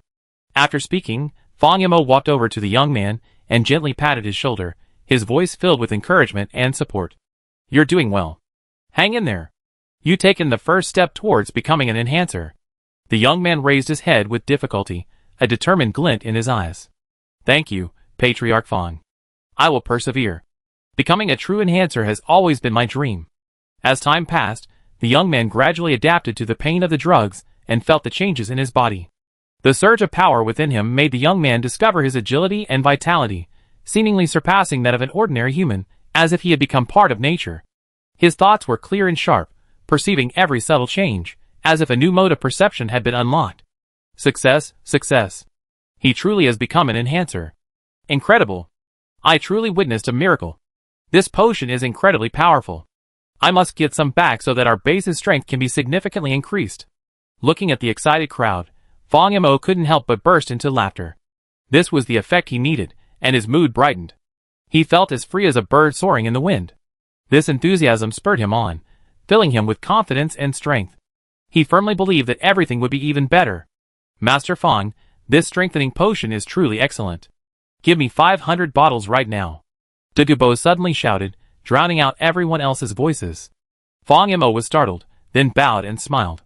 Brother Dagu, that's fine. Sure, I arranged for someone to deliver it as soon as this meeting is over. Dagubo chuckled and waved behind him. A middle-aged man approached him, carrying a black box. He opened the box and placed it on the table. Master Fong, the crystal cores are right here. Take as many as you need. But I want 500 bottles now. Fong Mo frowned slightly, a flicker of hesitation in his eyes. He knew his own strengthening potion wasn't perfect. Could it be that Dagubo has already noticed something's wrong? Fong Mo couldn't help but ponder how to defuse this potential crisis. He feared that a single careless move would expose the truth. Seeing Fong Mo's hesitation, Dagubo's lips curled subtly. What? Could it be that Master Fong simply doesn't have enough strengthening potions? Are you planning to get something for nothing and rip everyone off? Fong Mo smiled calmly, and shook his head slightly. Brother Dagu, you're exaggerating. If our Fong family lacks sufficient strengthening potions, how could we dare to sell them? As soon as he finished speaking, a murmur erupted in the meeting hall. Everyone's eyes turned to Fong Mo, a tinge of anticipation and curiosity evident. They all wanted to see if the Fong family could truly produce 500 bottles of strengthening potion. After all, no one wanted to hand over the crystal cores only to be told it was only a pre-sale. After all, these were the end of the world, with no tomorrow, and no one could guarantee the cores would be wasted. Dagubo leaned forward, staring intently at Fong Mo, and continued to urge him. Since Patriarch Fong has the goods, then bring them out now. We exchanged the crystal cores for the potion. Fong Mo cursed inwardly at Dagubo's pressing questioning. What on earth is this old fox up to? Does he know something? Once again, Dagubo received no response. He sneered, glanced at everyone in the room, and then spoke sarcastically. TSK, TSK, TSK. I seriously suspect the Fong family held the alliance meeting for ulterior motives. Fong Mo raised his eyebrows and shouted angrily. Dugubo, stop slandering me. Bang. Dugubo slammed the table and abruptly stood up. Fong Mo, am I wrong? Otherwise, why are you so hesitant to express your position? Pay and take, it's only natural. Why are you hiding it and refusing to hand out the strengthening potion right then and there? The crowd echoed with echoes of agreement. Some people spoke up, expressing their support for Dugubo's point of view. An elderly man stood up and spoke passionately. He pointed out that this delay would only increase unnecessary suspicion and was truly unacceptable. Another young man nodded repeatedly. He expressed his deep dissatisfaction with this procrastination. Gradually, public opinion became one-sided, increasing the pressure on Fong Mo. The voices of public opinion surged toward Fong Mo like a raging torrent, nearly suffocating him. The pressure of public opinion was like an invisible mountain. It weighed him down, as if he were walking on the edge of despair, creeping closer and closer to the abyss. Chapter 456. Ling Yi crossed his legs, watching the clash between Dugubo and Fong Mo with great interest. At this moment, his heart was filled with joy. Hey, old Dugubo finally showed up. Number 1, at the head, rubbed his temple, feeling a sudden headache.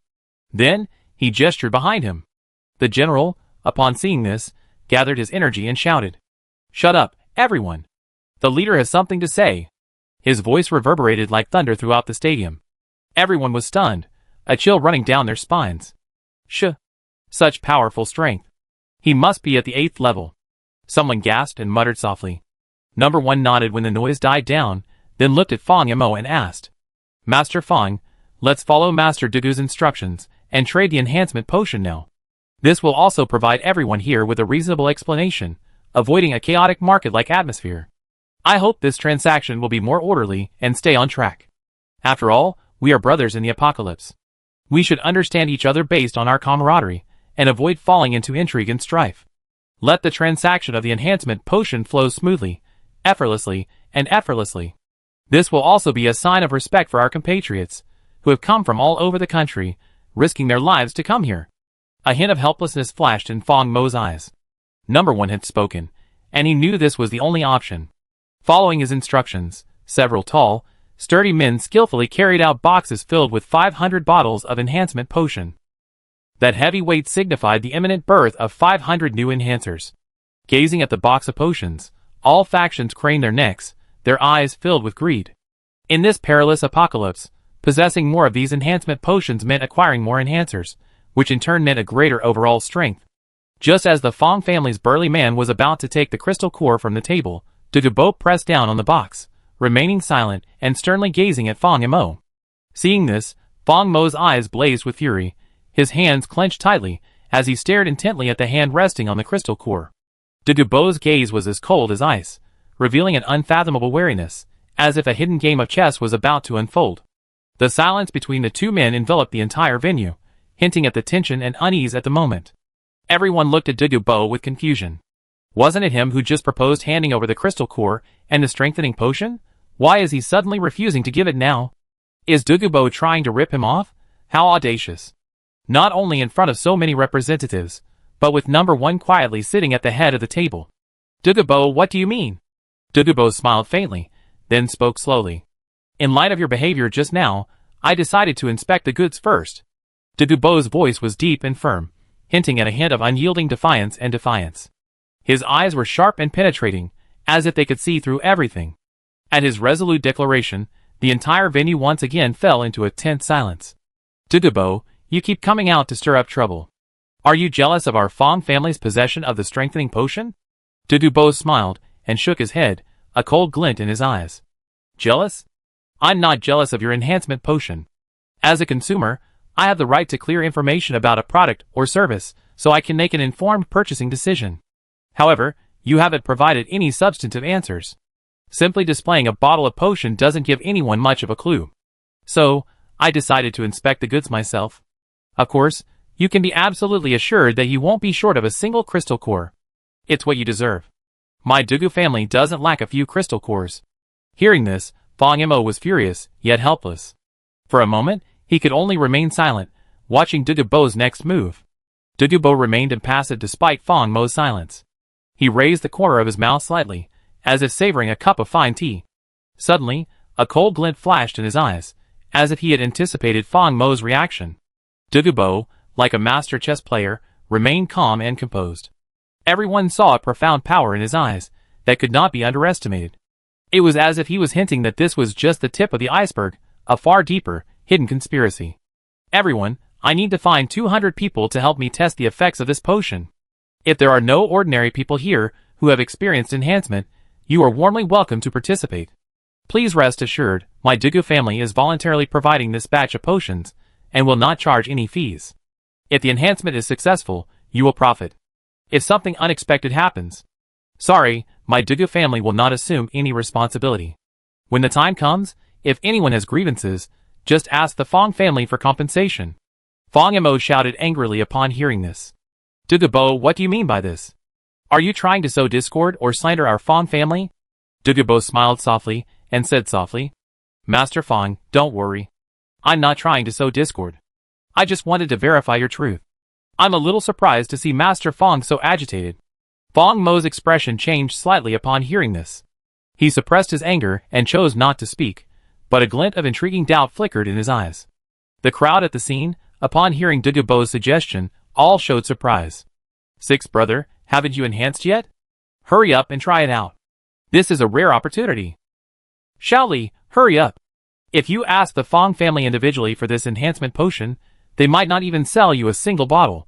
Even if they can sell it, the price is probably astronomical. How much work will it take to earn enough crystal cores? Various urging voices echoed throughout the venue. Then, people slowly squeezed through the crowd and headed towards the center of the stadium. Watching the increasing number of people approaching him, Fong Mo's forehead veins throbbed, his hands clenched into fists, and he trembled uncontrollably. He felt a surge of distress in his chest, as if a fire was burning in his heart. Although he knew he needed to calm down and control his emotions, the eager gazes of those people were like sharp blades. It pierced his heart, leaving him feeling like there was no escape. Dugubo, oh Dugubo, what on earth do you know, old man? Is there a traitor in my Fong family? Otherwise, why are you chasing me like a mad dog today? Fong Mo thought to himself. The situation on the scene was completely out of his control. Under Dugubo's guidance, the situation became dire. The side effects of the strengthening potion could be exposed at any moment. This was the last thing Fong Mo wanted to see, but unfortunately, he was powerless at this moment. He could only close his eyes and wait for the situation to develop. Chapter 457. Under Dugubo's encouragement, over 300 people gathered in the center of the stadium. This number terrified Fong Mo. He knew his own situation well. The more people participated, the greater the chance of problems. Dugubo, a smile perpetually playing on his face, didn't mind the crowds, and signaled his subordinates to begin distributing strengthening potions. At Dugubo's command, a sudden uproar erupted from the crowd. Hundreds of people simultaneously raised their strengthening potions, and drank them down in one gulp. With that instantaneous movement, it was as if the entire venue was infused with boundless power. An unusual firmness and sharpness gleamed in their eyes, as if foreshadowing the infinite possibilities of the future. Amid the clamor, a mysterious yet irresistible transformation began to unfold. Those once ordinary bodies were now being endowed with unprecedented power. The frenzied gazes and excited heartbeats of hundreds of people intertwined, igniting a raging fire. Their bodies were gradually enveloped by an irresistible force. Muscles bulged, and their eyes slowly revealed an unprecedented wildness and desire. Like igniting flames, life was redefined in this moment. They were about to become the next generation of enhancers. As time passed, hundreds of them struggled, their muscles trembling violently, and their roars echoed in the air. Their eyes were bloodshot, and pain spread throughout their bodies, as if flames were burning in their blood. Some fell to their knees, clutching their hair, groaning in agony. Someone opened their mouth, trying to make a sound, but only a hoarse breath came out. This fleeting moment seemed to stretch the distance between life and death. To become an enhancer, even with the guidance of the enhancement potion, one must experience the pain of physical transformation. However, one group seemed to be in even greater pain, their bodies twisting involuntarily. Bones crackled, and heart-wrenching moans emanated from their mouths. Their skin, as if ravaged by intense torture, was covered in black streaks of blood. Sweat soaked their clothes, and pitch-black liquid gushed from their mouths and noses. The cries of despair echoed one after another, terrifying to the core. Suddenly, A commotion erupted from the crowd, and everyone pointed and pointed, expressions of horror on their faces. Look at those people. What's wrong with them? Damn! They're vomiting blood, and black blood. No, this looks like a zombie. For a moment, utter fear spread through the crowd. It was as if an invisible dark force was quietly spreading.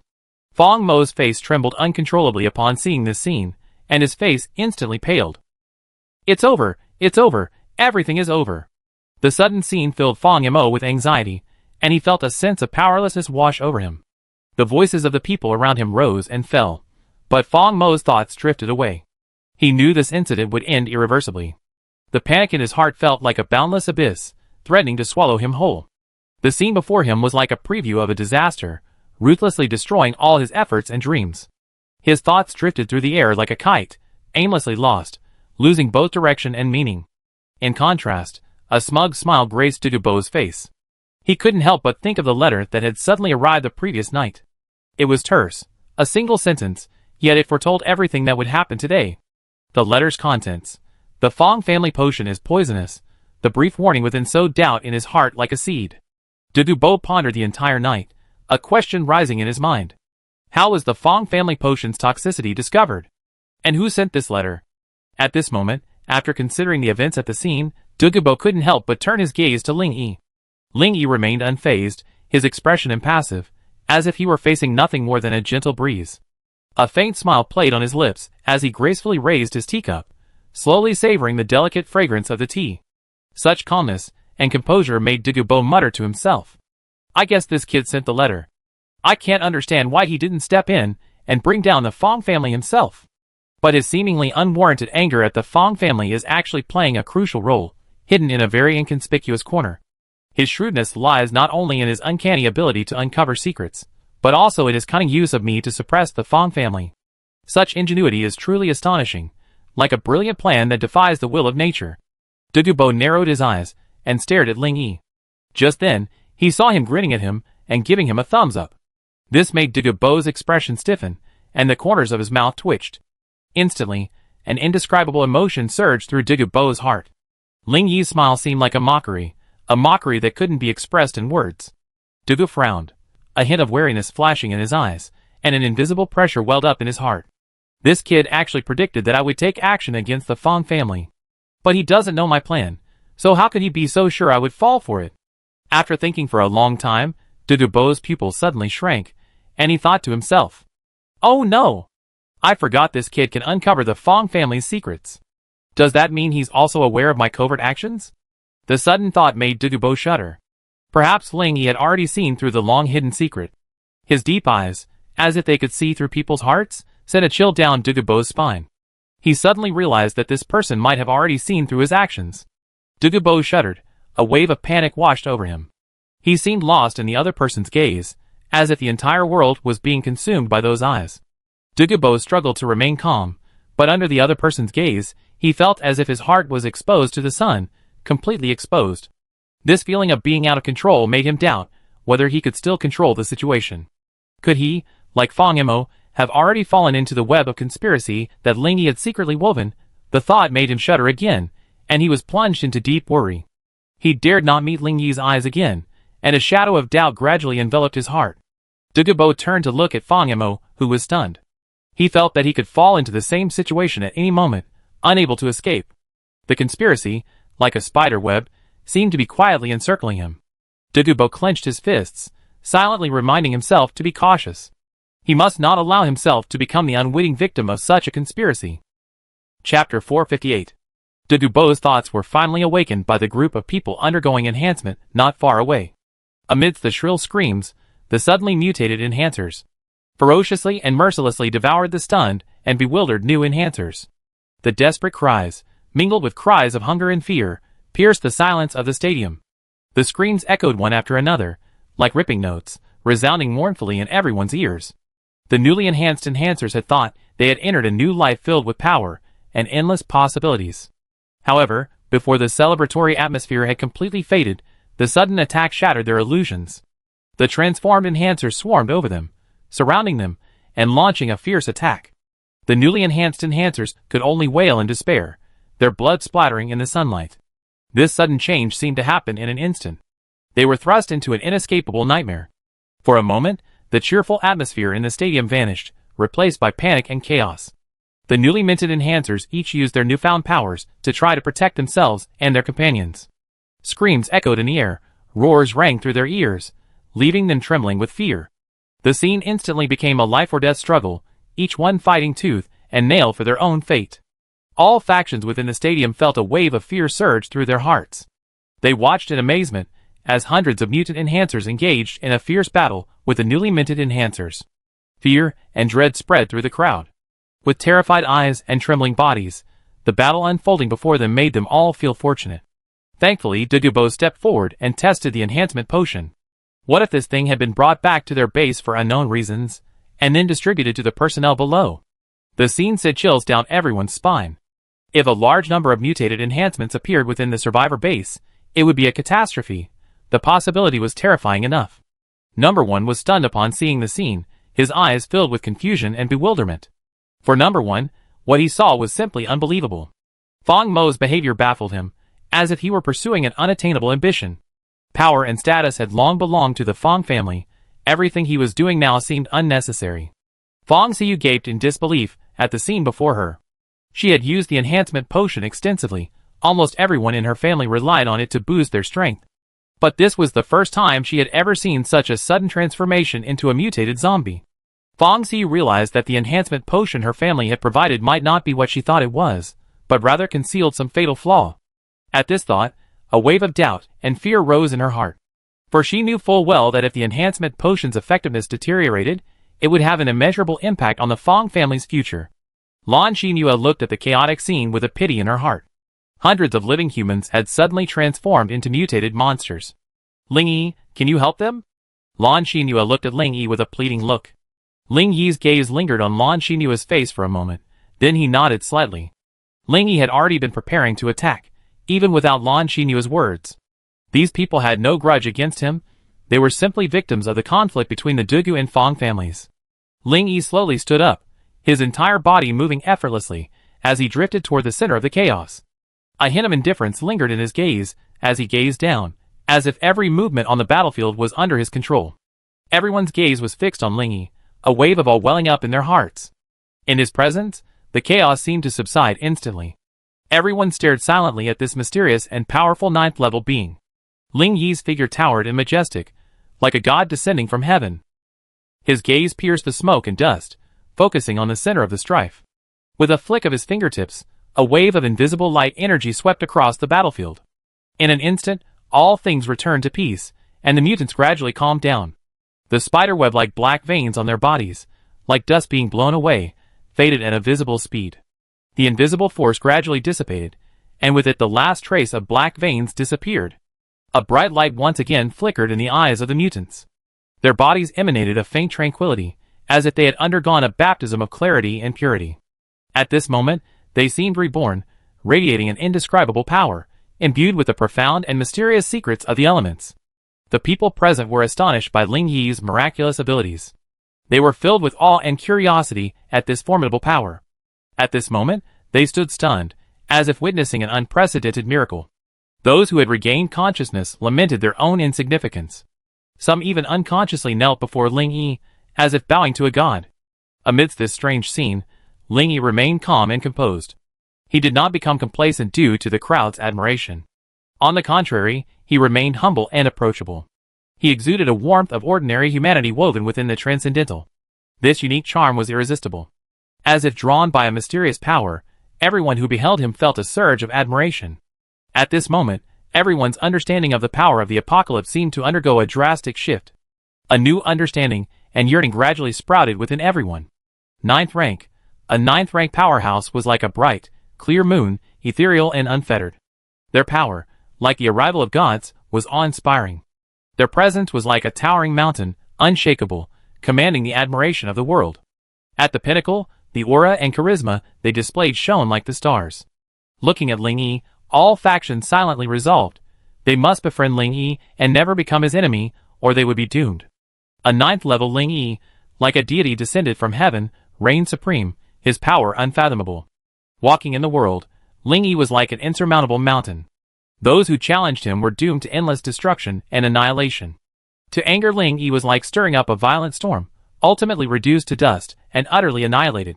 Everyone understood that as a ninth-level powerhouse, Ling Yi had become the undisputed strongest being in humanity, a supreme being. Chapter 459. As Ling Yi slowly returned to his seat, the scene remained completely silent. Ling Yi smiled leisurely, as if the previous situation had no effect on him at all. He gently picked up another cup of tea, savoring its fragrance while scanning Fang Yimou with a sharp gaze. At this moment, the atmosphere was filled with tension, as if an inevitable storm was about to arrive. Everyone followed Ling Yi's gaze, staring intently at Fang Yimou. The tragedy had just occurred because of the Fang family's enhancement potion. Fang Yimou stood not far away, his face expressionless, yet his heart was churning. After Ling Yi ended the tragedy, everyone turned their gazes on him, as if awaiting an explanation and an apology. But Fang Yimou knew clearly that this disaster was no accident. It was the result of his ulterior motive, having secretly added Agent K to the enhancement potion. Number 1 rubbed his brow and gestured to the general behind him. The latter nodded in response and immediately arranged for soldiers to deal with the mangled remains on the field. Number 1 glanced around the silent stadium, hesitated, and spoke slowly. Fang Yimou, do you have anything to say? At this, everyone in the field was shocked, their eyes fixed on Fang Yimou. Fang Yimou forced himself to calm down and spoke slowly, filled with righteous indignation. Everyone, I understand all this. It seems the enhancement potion is faulty.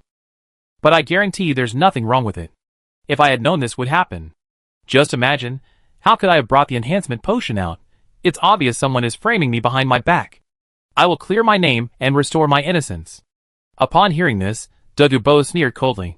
Fang Yimou, you're truly a man who won't cry until you see the coffin. Since you're so shameless, don't blame me for exposing all your secrets. His gaze swept over him like ice, as if to freeze his pride and arrogance in place.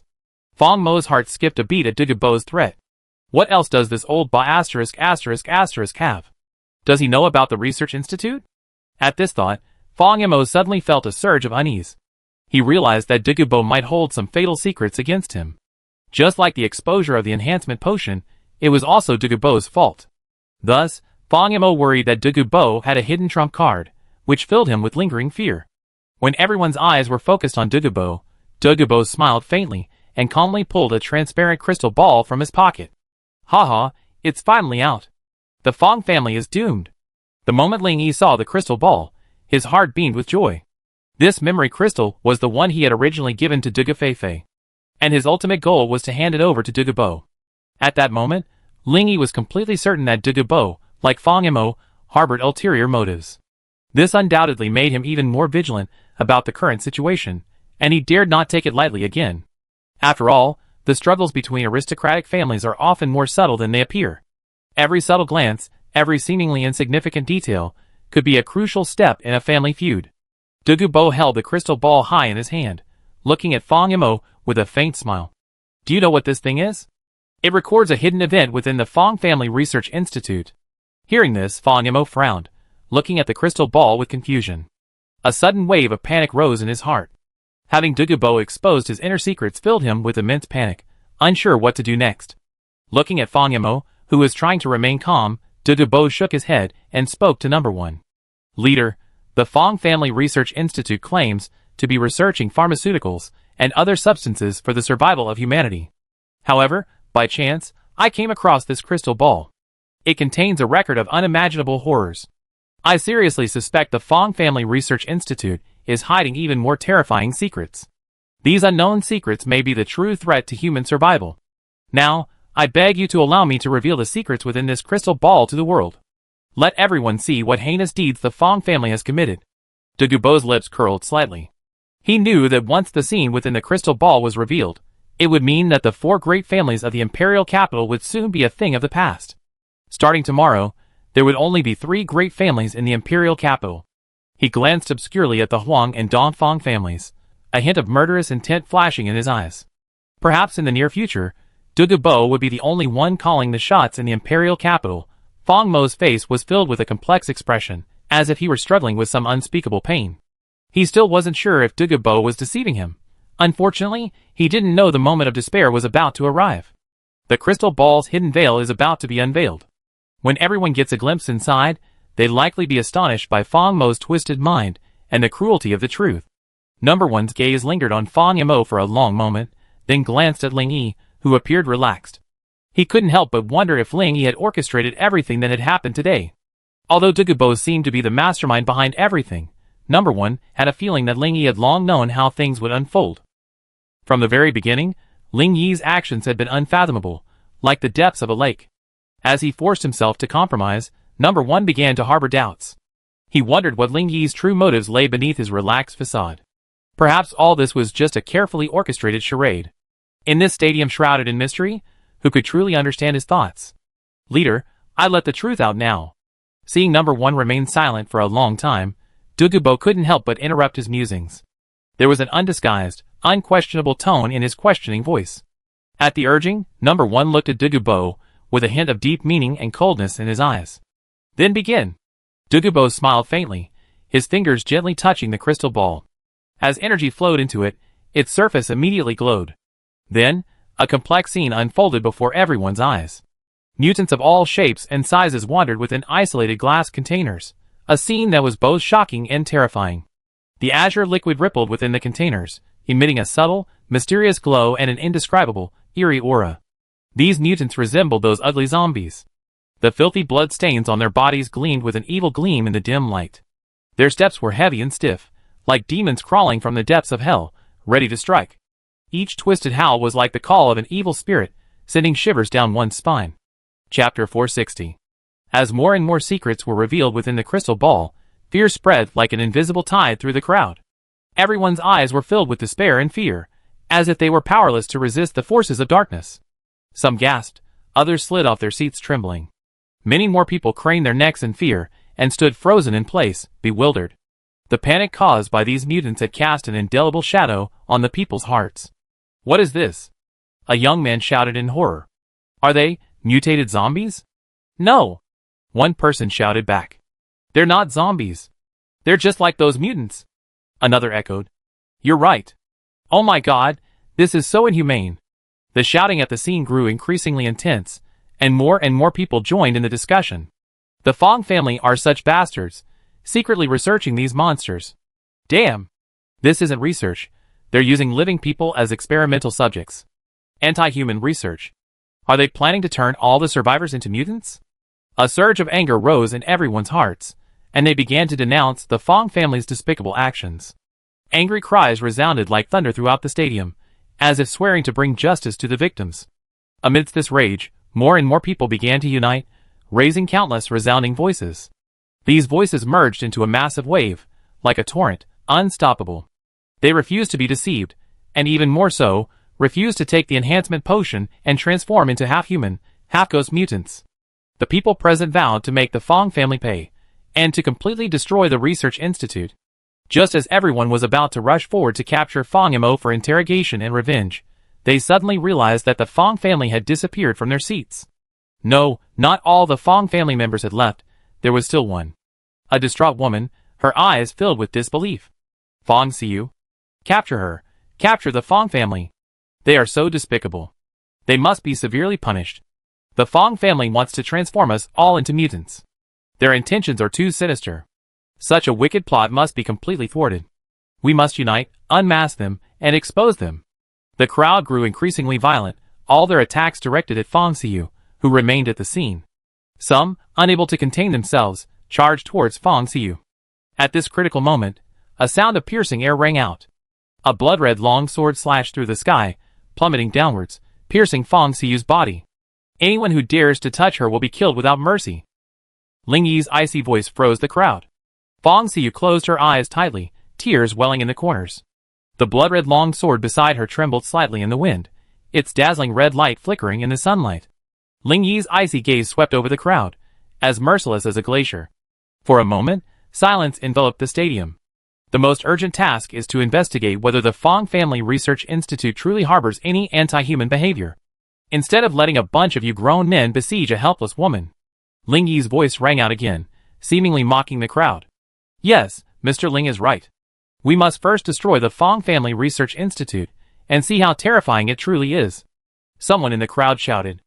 At his call, large numbers of people began to move toward the outside of the stadium.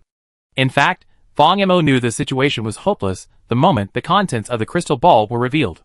The scene reflected in the crystal ball suddenly filled Fong Mo's heart with an immense heaviness. At that moment, he seemed to sense the ruthless provocation of fate, yet he was powerless to change the course of time and space. Somewhere in the darkness, it seemed as if an irresistible fate had quietly descended upon him. Like a lonely star in the cold night, it shines brightly but will eventually walk alone. So, while everyone's attention was focused on the crystal ball, he quietly retreated with his family members. Fong Mo's actions had long been noticed by various factions. But no one took the initiative to challenge them, as most people were eager to see the Fong family fall. If Fong Mo had been subdued on the spot, the Fong family wouldn't have collapsed immediately. However, once he left the stadium, the possibilities for his capture would be endless. For example, if the Fong family resisted, then they would be killed, until they were terrified. Or, if the Fong family held their mansion, that would be easy. Attack! Capture the Fong family mansion. A family with deep and profound wealth would be the envy of many. In fact, Lingyi had noticed Fong Mo's movements the moment they arrived. But seeing Fong Xiu motionless, he could only sit and wait helplessly. However, Ing San and Luo Chen, who were behind him, had already vanished, following closely behind the Fong family. Number 1 was also the first to notice Fong Mo's escape.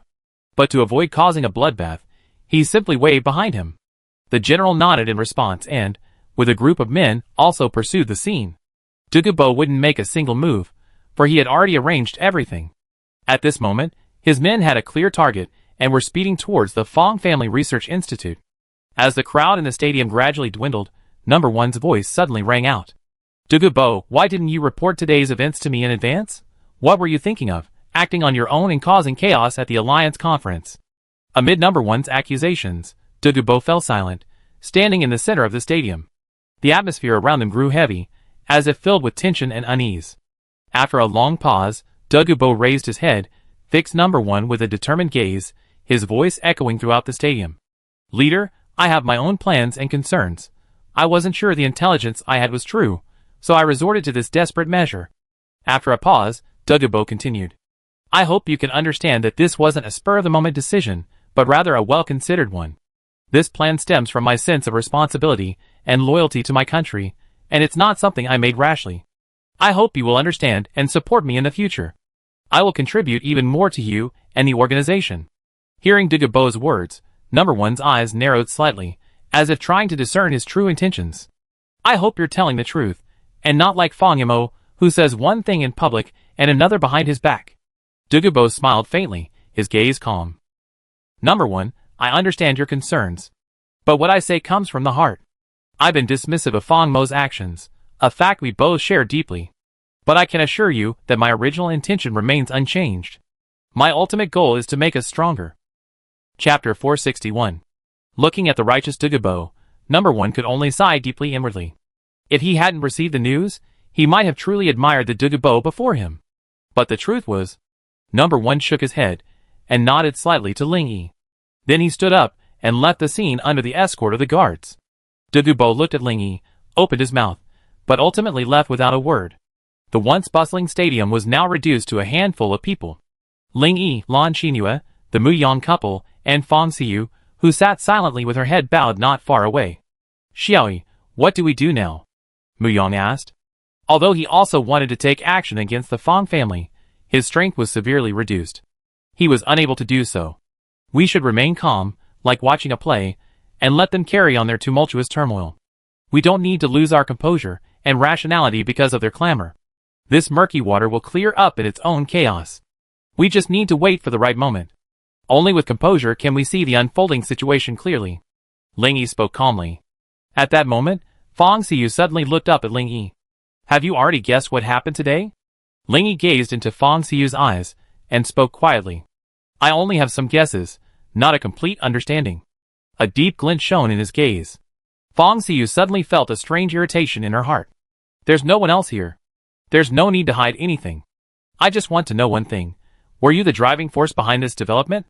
Fong Xiu, already gripping her sword, slowly walked towards Lingyi. Lan Xinua's eyes narrowed, her body tensed, as if ready for battle. Lingyi sighed softly, then slowly stood up. Looking at Fong Xiu so close, He gave a helpless, wry smile. I'm sorry. Although I didn't personally take action against the Fong family, I bear some responsibility for the current situation. Fong Xiyu bit her lip lightly upon hearing this. She felt a wave of conflict. On the one hand, she was filled with resentment towards Ling Yi, resenting him for scheming to force the Fong family into a desperate situation. On the other hand, she couldn't bear to hurt him. After all, the Fong family's actions were their own fault. Fong Xiyu's eyes revealed an indescribable emotion, and for a moment, she couldn't make up her mind. Why? Why did it turn out like this? Do you know that today the Fong family will be a river of blood? Do you know that today I will be homeless? Is all this destined? She raised her head, tears streaming down her face, as if even the sky were weeping for her. Suddenly, she straightened her back, her eyes gleaming with resentment. She stared at Ling Yi, a fire of resentment burning fiercely within her. If Ling Yi hadn't appeared, perhaps none of this would have happened. She secretly vowed to make him pay, even if it meant the world would tremble. Swish. Puff. No. Showy. Bang. A series of sounds echoed in an instant, the blink of an eye. The sword in Fong Xiyu's hand suddenly flashed with a cold light, piercing Ling Yi's chest directly. Ling Yi's body teetered, but miraculously he managed to stand.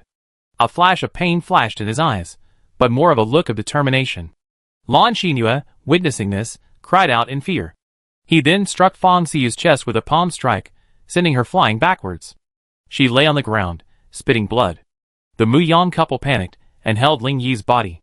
Looking at the blood gushing out from Ling Yi's pierced chest, they called out frantically. Xiao Yi, are you okay? Ling Yi's face was pale, but a weak smile played on his lips, as if expressing an unspeakable regret. The air around them seemed to freeze, as if time had stopped at that moment. Lan Xinyu stood by, whirling in panic, tears welling up in her eyes. Her heart felt as if it had sunk into an abyss, her emotions surging like waves, unable to calm down. She clenched her fists tightly, as if trying to squeeze out the burning anxiety within. Her eyes betrayed a despair, like a lone sail lost at sea, with no one to lend a helping hand. Ahem, why didn't you hide? You could have dodged. Fong Xiyu asked, sprawled on the ground, coughing up blood and sobbing intermittently. Tears shimmered on Fong Xiyu's face. Her frail, helpless body trembled constantly. Her eyes shone with pain and confusion, the silence around her now filled with broken sobs. She seemed to be searching for the deepest answers in life, but all she could see was the bright red blood oozing from the corners of Ling Yi's mouth. Hee, I said. Even if a silver sword pierced my heart, I wouldn't complain at all. Ling Yi's voice was weak, blood gushing from his mouth, as if he were on his deathbed.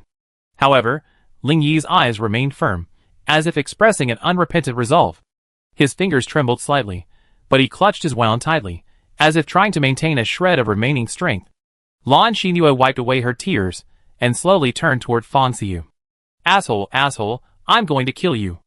I'm going to make you die with Ling Yi. Ling Yi's voice suddenly rang out, stopping Lan Xinyu from taking the next step. Xinyu, stop. Stop. Let her go.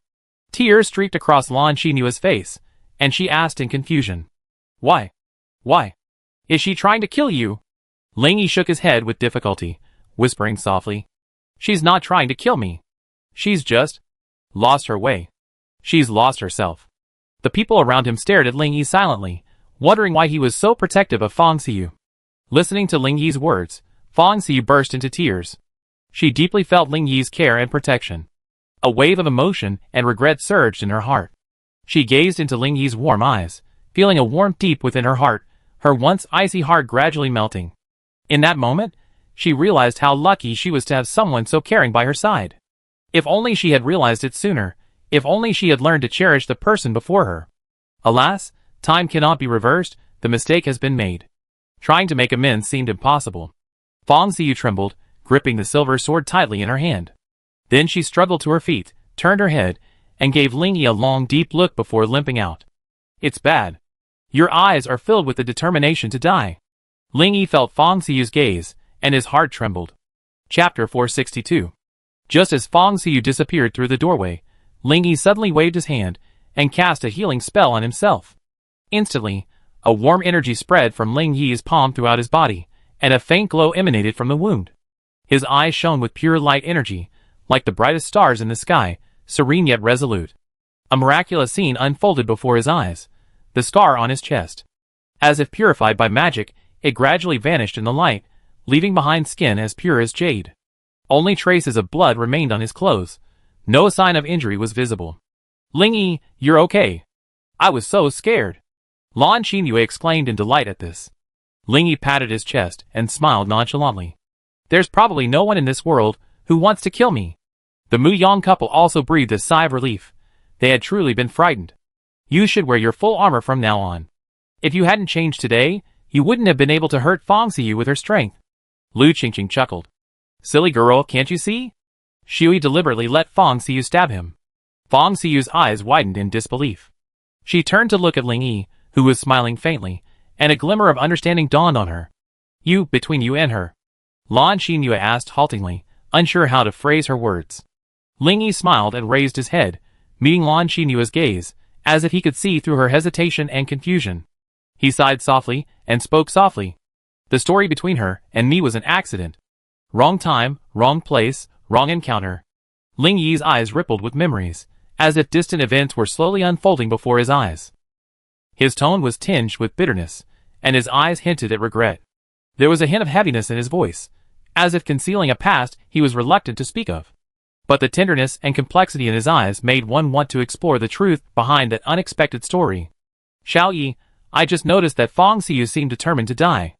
If you're truly involved with her, you better catch up and see what's going on to avoid any accidents."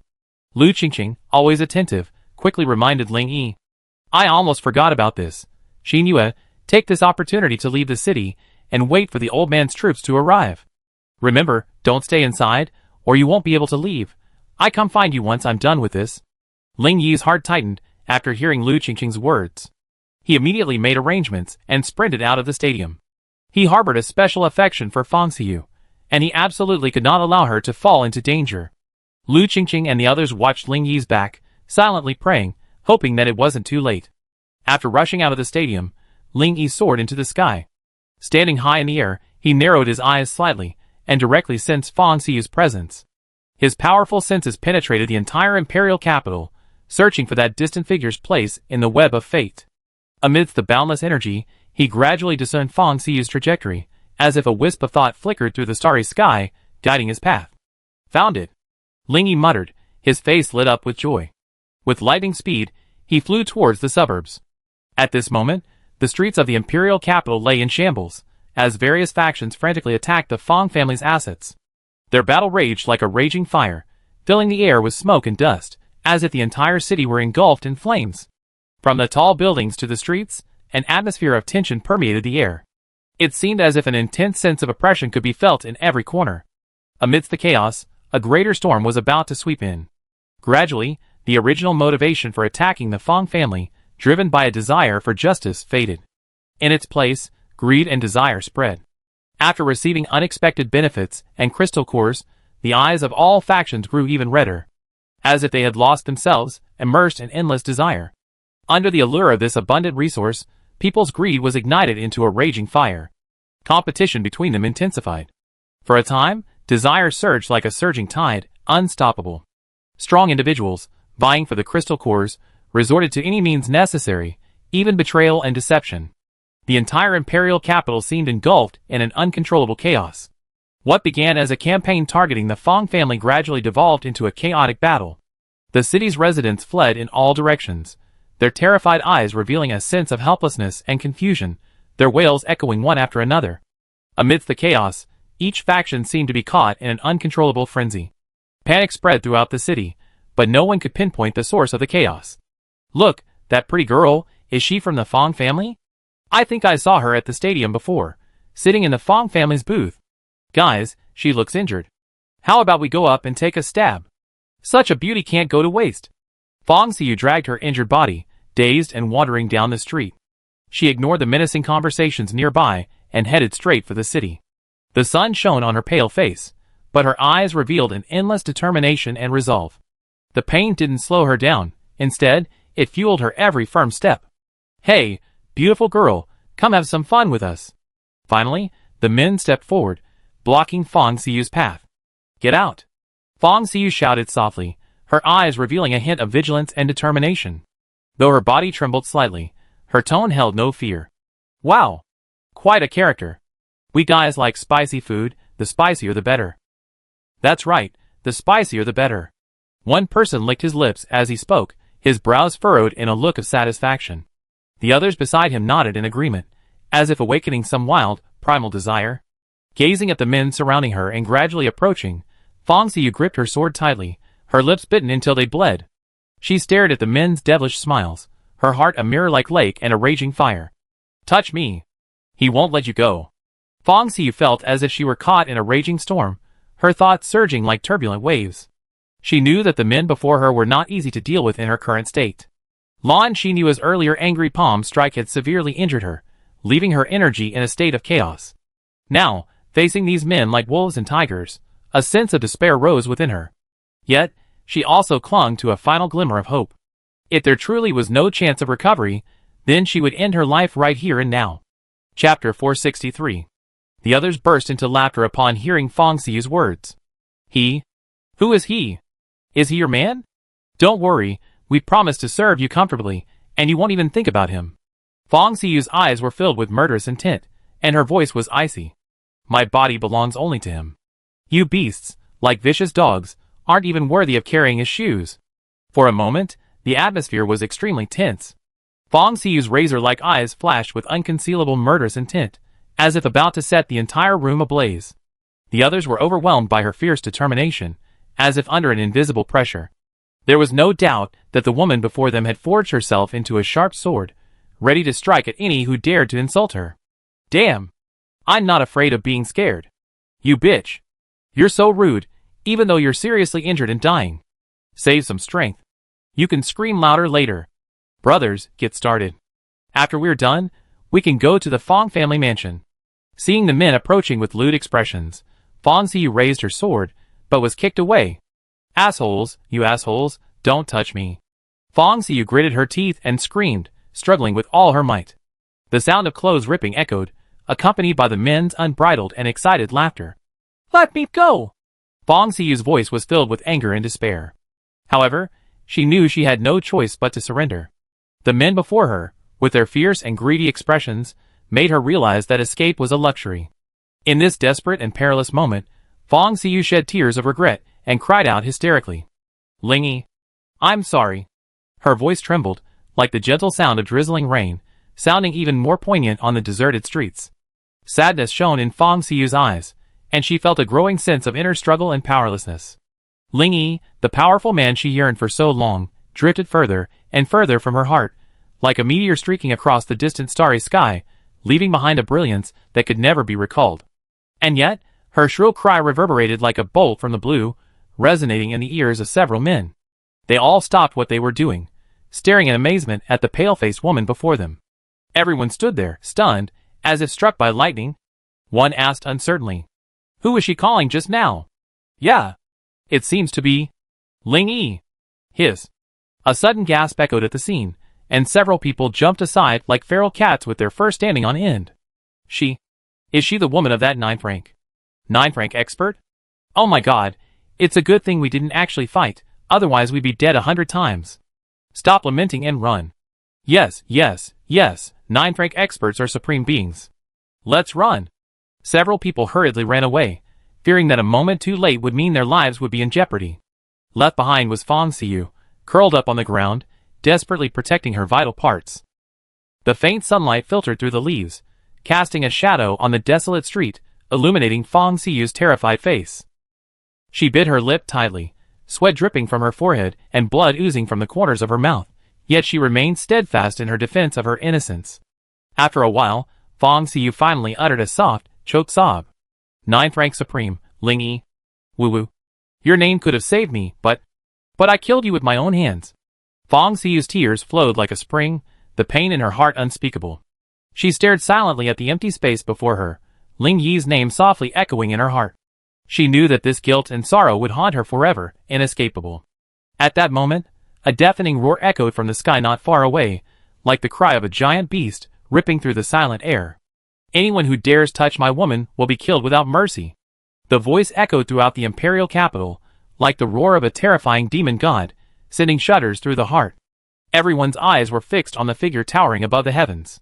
Curiosity, emanating from the source of the mysterious roar, burned like a bonfire. Ling Yi, that's his voice. He's fine, he's not dead. Fong Xiyu stared in disbelief at the familiar yet blurry figure in the sky, tears of joy streaming down her face. At that moment, all the doubts and anxieties in Fong Xiyu's heart vanished. She closed her eyes tightly, savoring the feeling of bliss, as if all difficulties had been dispelled. In that instant, she understood that Ling Yi's presence was the most beautiful protection in her life. Fong Xiyu silently wiped away her tears and tremblingly reached out her hands, as if wanting to touch the figure. Suddenly, she caught a glimpse of her tattered clothes and quickly withdrew her hands, hugging herself tightly. No, I can't let him see me in such a state of despair. Thinking of this, Fong Xiyu struggled to her feet and picked up the silver sword not far away. Then, dragging her exhausted body, she slowly disappeared to the end of the street. The few people who had previously attempted to bully Fong Jiayu now trembled, as if they had seen the god of death, staring at the figure in the sky. A deep sense of regret and fear welled up in their hearts. It was as if they were trapped in endless darkness, unable to find a glimmer of hope. Their lips trembled, but no sound emanated. As if imprisoned by an invisible fear. Ling Yi's gaze remained fixed on them. His expression, neither sad nor happy, emanated a murderous aura. The air around them seemed to stagnate under the influence of his murderous intent. Layers of blood-red halos swirled around him. Ling Yi's eyes held an infinite depth, like a pitch-black abyss that could devour everything. A blood-red halo swirled, seemingly extending across a brutal battlefield, swirling with endless murderous intent. Hurrah! The blood-red long sword, Blood Evil, suddenly soared into the sky, poised to strike down above Ling Yi's head. Die! As Ling Yi's fingers slashed downward, the Blood Evil longsword suddenly seemed to grow immensely larger. Ling Yi's eyes grew even deeper and more solemn, as if a boundless fighting spirit burned within them. In his heart surged an endless rage and murderous intent against his enemies. The Blood Evil longsword hovered above his head, like a ferocious dragon, radiating an icy edge. It seemed to rend everything, anything that stood in his way. The already distorted air instantly began to churn, as if the entire world was awaiting the impact of this blow. Boom! With a resounding explosion, the street beneath Ling Yi's feet instantly turned to rubble, with clouds of dust billowing into the air. Chapter 464. After this strike, Ling Yi's figure flashed and disappeared into the air. Those who witnessed this scene looked at each other in bewilderment, wondering how those people had offended Ling Yi. It seems like it was because of a woman. Didn't Great God Ling just shout that? Some people swallowed their saliva, even calling Ling Yi Great God. They dared to rub the whiskers of a 9th rank supreme. They deserved their misfortune. The smoke has cleared. Let's go and see the scene. The strike of a 9th rank powerhouse was truly shocking. When the crowd of curious people arrived at the scene, they were all shocked by the scene before them. A huge gully was left in the ground, bottomless, as if it connected to the abyss of hell. The huge crack exuded a terrifying aura of death. It was like a heavy blow between heaven and earth, giving people a sense of irresistible force. The impenetrable road surface was brutally split open by the blow. It was as if a mysterious veil had been lifted, making everything seem both illusory and real. The figures from before had vanished from the spot they had been standing on. Not even a trace remained, as if they had evaporated from the face of the earth, their bodies clearly vanished without a trace. The horrified crowd remained silent, their eyes filled with terror and awe. With a single strike of the sword, the world spun, and everyone seemed to witness an unparalleled display of divine power. At this moment, Ling Yi had become a completely mythical figure. For a moment, whispers and exclamations echoed through the crowd. Ling Yi's every move testified to his irreplaceable brilliance. It was as if a chapter of history unfolded gently around him. He became an indelible legend in people's hearts. At that moment, everyone, gazing at the deep crack, understood a truth. Ling Yi could be a respected supreme being. But if they offended him, he could transform into a terrifying demon lord at any moment. Blood Moon City, I want to join it. I must become a subordinate of Blood Moon Supreme. Ling Yi. I want to go too. He's so powerful. If I join Blood Moon City, I see who dares to touch me. Yes, yes, yes. Blood Moon City is the ideal place we survivors have always dreamed of. With the protection of Great God Ling Yi, any danger will cease to exist. The crowd erupted in endless admiration for Blood Moon City and boundless admiration for Ling Yi. At this moment, in the Fong Family Research Institute, Fong Mo and a group of experts were facing off against several opposing forces. Leading the charge was none other than Digabo. His eyes gleamed like cold stars, and his smile hinted at a hint of playfulness. Fang Yimou, the situation is decided, the outcome is lost. Don't waste your time struggling. Why not surrender? His voice was deep and resolute, as if declaring victory to the crowd. Fang Mo's eyes widened in anger, as he suddenly stepped forward, shouting harshly. Dugubo! Do you think I surrender? That's ridiculous. Do you think I'm powerless to resist? You're incredibly short-sighted, and you underestimate me, Fang Yimou. His words were scorching with rage, incredibly sharp. Dugubo remained undeterred by Fang Mo's aggressiveness. He glanced at the other person coldly, a hint of disdain in his eyes, and snorted. Your arrogance only makes your failure even more ironic. His voice was calm, yet it carried an invisible sense of pressure. Faced with Dugubo's arrogant provocation, Fang Mo's expression remained unchanged, though more disdainful. He took a deep breath, his eyes gleaming with a cold light. Dugubo, do you think I will easily yield to your threats? Perhaps you don't know that some people in this world, even in the face of despair, will never yield. Besides, I haven't reached the end of my rope yet, and the outcome remains uncertain. Dugubo stared deeply at Fang Yimou, his eyes gleaming with danger. He knew that Fang Yimou before him was no ordinary man, standing firm and resolute even in the face of adversity. How could one become the head of an aristocratic family without some skill? How could one possibly gain a foothold in the imperial capital? Dugubo's gaze slowly shifted, finally settling on Ying San and Luo Chen, perched on a rooftop not far away. Excuse me, Mr. Ling, do you intend to join forces against the Fang family? After all, the Fang family is powerful, and if we act separately, we might struggle to defeat them. The Fang family's masters are mostly gathered here, and they won't give in easily. If we can join forces, we might be able to fight. Dugubo's voice was calm, yet it revealed a firm resolve. He knew that relying solely on his own strength would not be a problem in taking down the Fang family, but it would also incur heavy losses. Dugubo did not want to suffer a loss of 800 of his own, even if the enemy suffered 1,000. Destroying the Fang family was important, but preserving his own strength was even more crucial.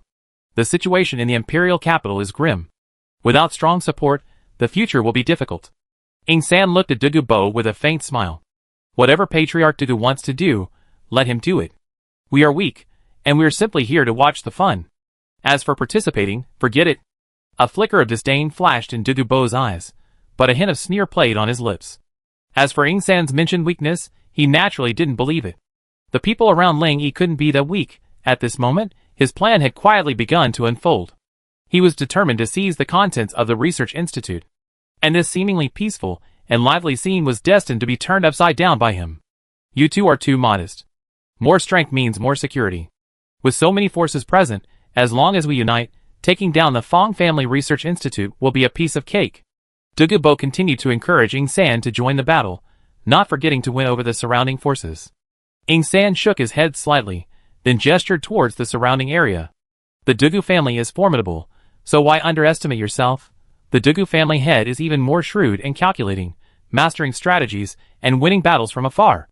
With just one command, tens of thousands of warriors from the surrounding area will unleash their might, enough to encircle the entire area. Not to mention easily breaching the Fang family's defenses, even capturing everyone present would be more than enough. At that moment, the scene fell into a profound silence, as if time had stood still. Ying San's words struck like a hammer, striking the hearts of every faction, evoking endless astonishment and doubt. The relationships between the factions seemed, at that moment, fragile and insignificant. Everyone secretly wondered how the situation would develop next. Dugubo's expression was sullen, and his gaze towards Ying San was filled with anger. In his deep, distant eyes, a lingering resentment and unwillingness seemed to condense. At this moment, he sneered and whispered, as expected of Ling Yi, he's a man of considerable strength, even capable of such subtle insight. Chapter 465. Ying San smiled faintly, and waved his hand. Don't worry, Patriarch Dugu. I just watched the fun and won't interfere in your dispute with the Fang family. His voice was soft, yet tinged with indifference.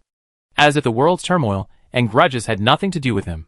At this moment, a cold glint and a smile mingled in Ying San's eyes, like a clear mountain spring, ripples in the sunlight. Hearing this, Dugubo felt a sense of relief. Ying San's statement was undoubtedly the best explanation to him, the answer he most desired. Dugubo bowed to Ying San in gratitude. Then he scanned the surrounding factions, and shouted loudly. Everyone, the Fang family's brutal and inhumane actions are shocking. Their crimes are grave, and such evil deeds are outrageous. Their actions are a blasphemy against humanity and morality. Today, we must unite and resolutely put an end to these heinous acts. We must not allow them to act with impunity. I hereby promise that as long as you all work together with me to fight the Fong family, the Dugu family will surely present you with a generous gift afterward. After hearing the Dugu family's promise, the flames in the hearts of several factions began to burn brightly, and any slight concerns were immediately cast aside. Amidst this passionate atmosphere, the crowd exchanged resolute glances in tacit understanding. It was as if they had already foreseen the victory in the battle against the Fong family. This spontaneous force of unity strengthened their resolve. As long as they worked together, they would surely defeat their opponents and receive the generous gift promised by the Dugu family. At this moment, Luo Chen's expression was gloomy, like a hungry wolf selecting its prey. His eyes gleamed with an icy edge, as if concealing an unspeakable rage. At this moment, he was profoundly silent, as if awaiting something. And behind this silence, a repression lingered, leaving Ing San feeling a sense of unease. The aura emanating from him startled Ing San, like an approaching storm. "What's wrong?" Ing San asked, looking at Luo Chen in confusion. "I want to kill someone." Luo Chen spoke word by word, his tone filled with unwavering murderous intent. Ing San glanced at the Fong family's camp, then at the restless Luo Chen, and suddenly thought of Luo Chen's past.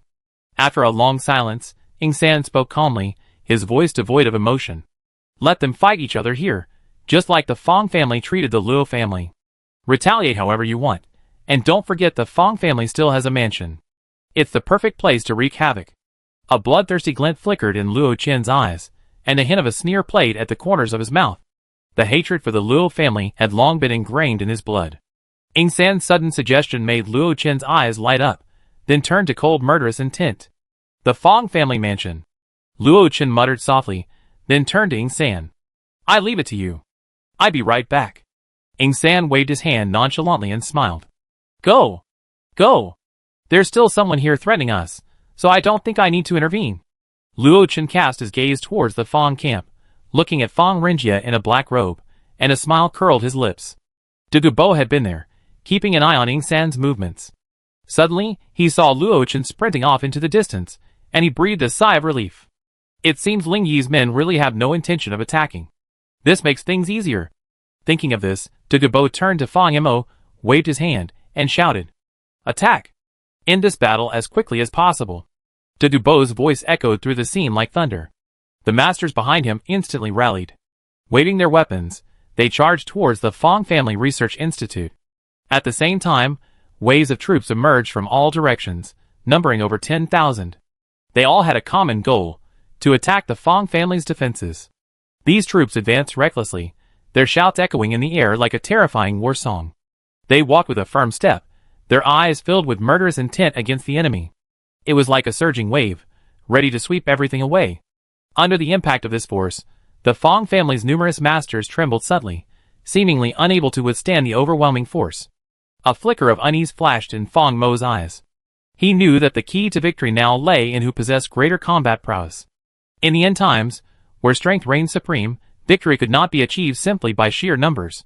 Fong Mo clenched his fists, a surge of passion rising within him. This battle would determine the survival of the Fong family, and their future glory and status. This battle was not merely a clash between families, but a test of status and strength. Every swing of the sword carried the history and legacy of the family. Every battle cry seemed to speak of the family's glory and tenacity. At this moment of fraught fate, Fong Mo could no longer care. He gazed at the precarious defense line, turned his head, and shouted to Fong Woody beside him. "Woody, release all those mutants. Today's battle is either you or me, there's no retreat." Fong Mo's eyes gleamed with fighting spirit and determination.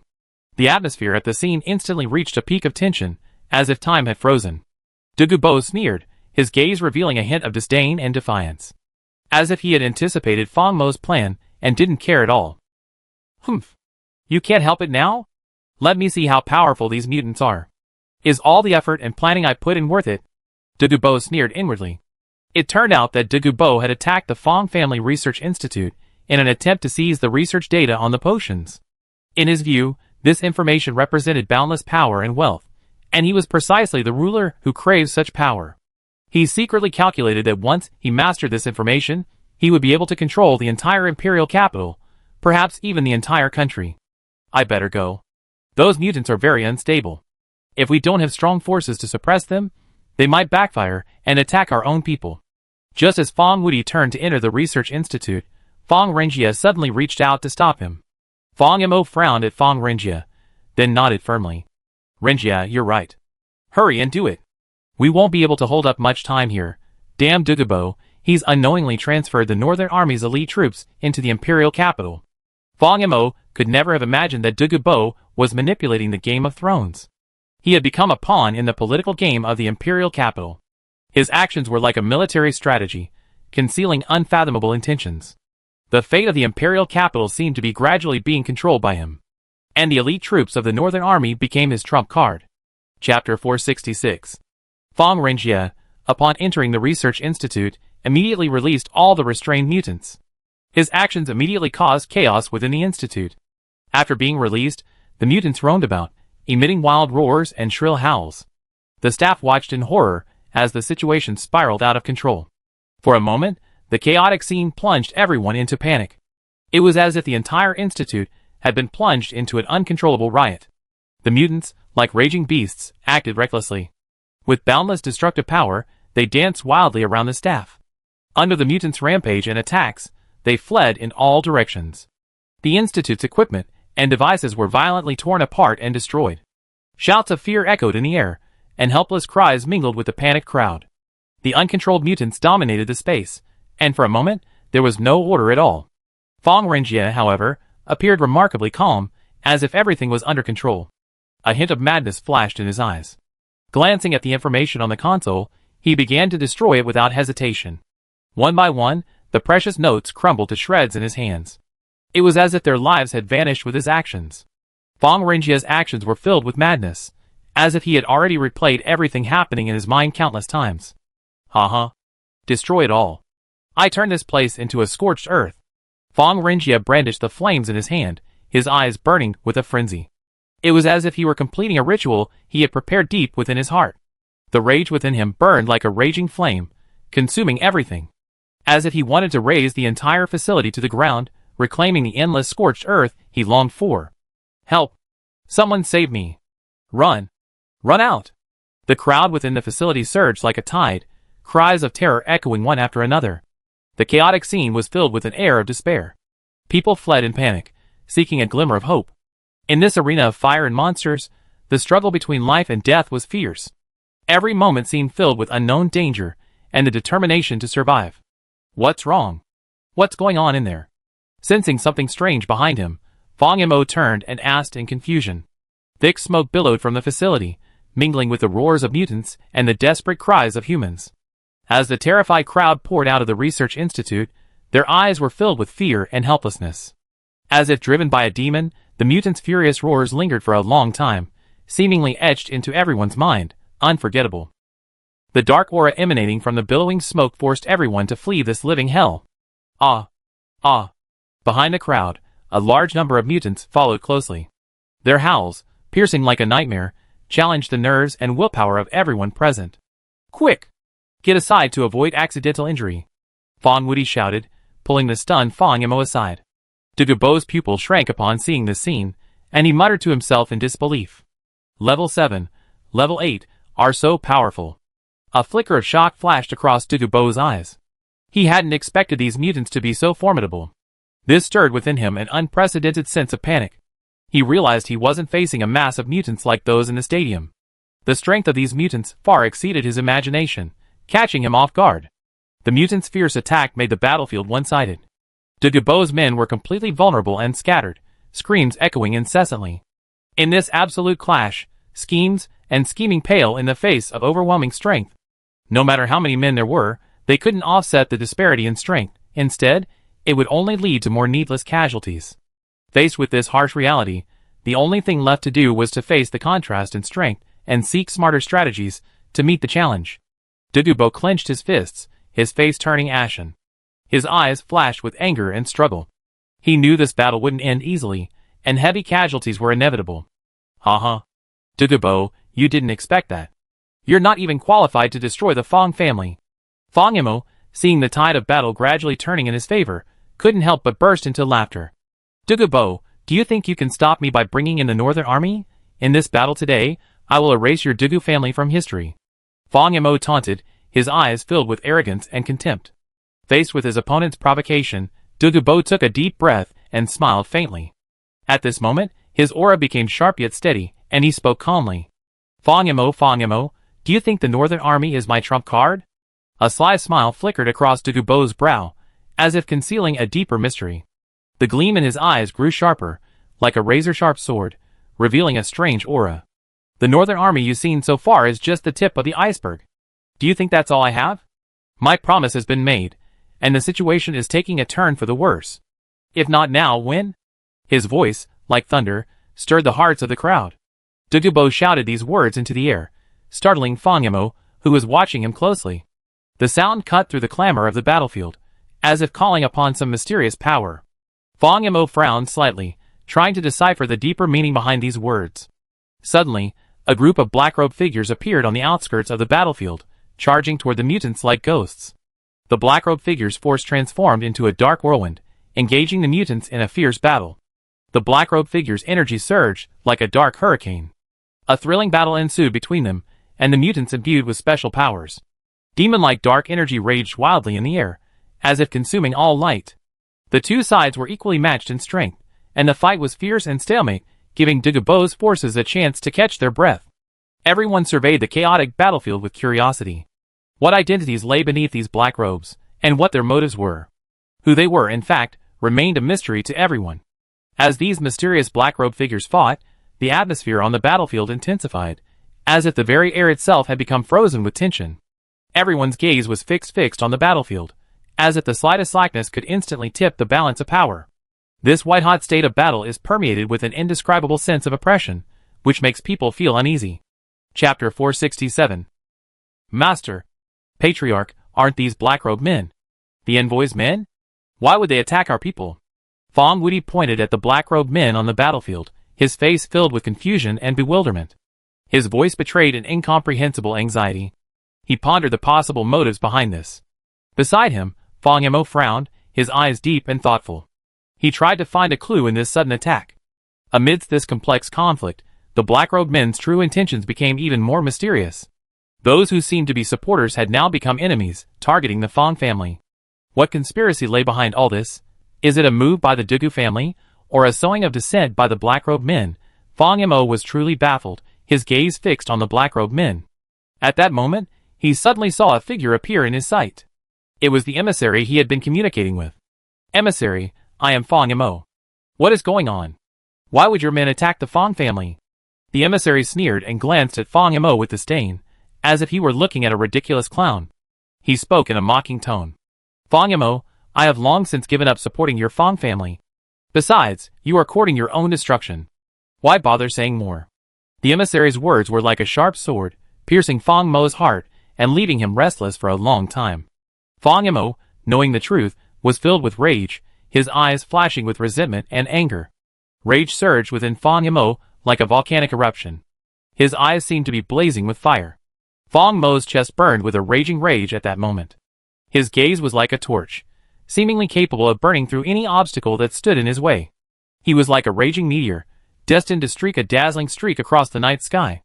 Fang Yamo took a deep breath, but the rage within him didn't subside.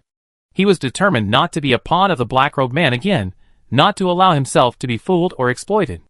A determined glint shone in his eyes, like the Big Dipper in the night sky, guiding his path forward. Damn it, you bastards! I, Fang Yamo, swear, I will fight you to the death today. His cold eyes gleamed, his fighting spirit blazing, Fang Mo's figure shimmering in the setting sun. Caught between life and death, his gaze revealed a resolute determination. It was as if this day was destined to be a life-or-death battle. Suddenly, Fang Yamo pulled a brightly colored syringe from his pocket and thrust it fiercely into his chest. Die, all of you. Let me show you the enhanced version of K-Potion. Die in despair. Fang Mo's face was grim, and he screamed hysterically. As the potion entered his body, Fang Yamo fell to his knees, screaming in agony. At this moment, Fang Yamo felt excruciating pain all over his body. He frowned, and beads of sweat formed on his forehead. The pained expression, contrasting with his resolute eyes, seemed to declare his unyielding will.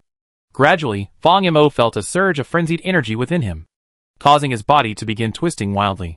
His muscles rapidly expanded, like a giant, exiled beast.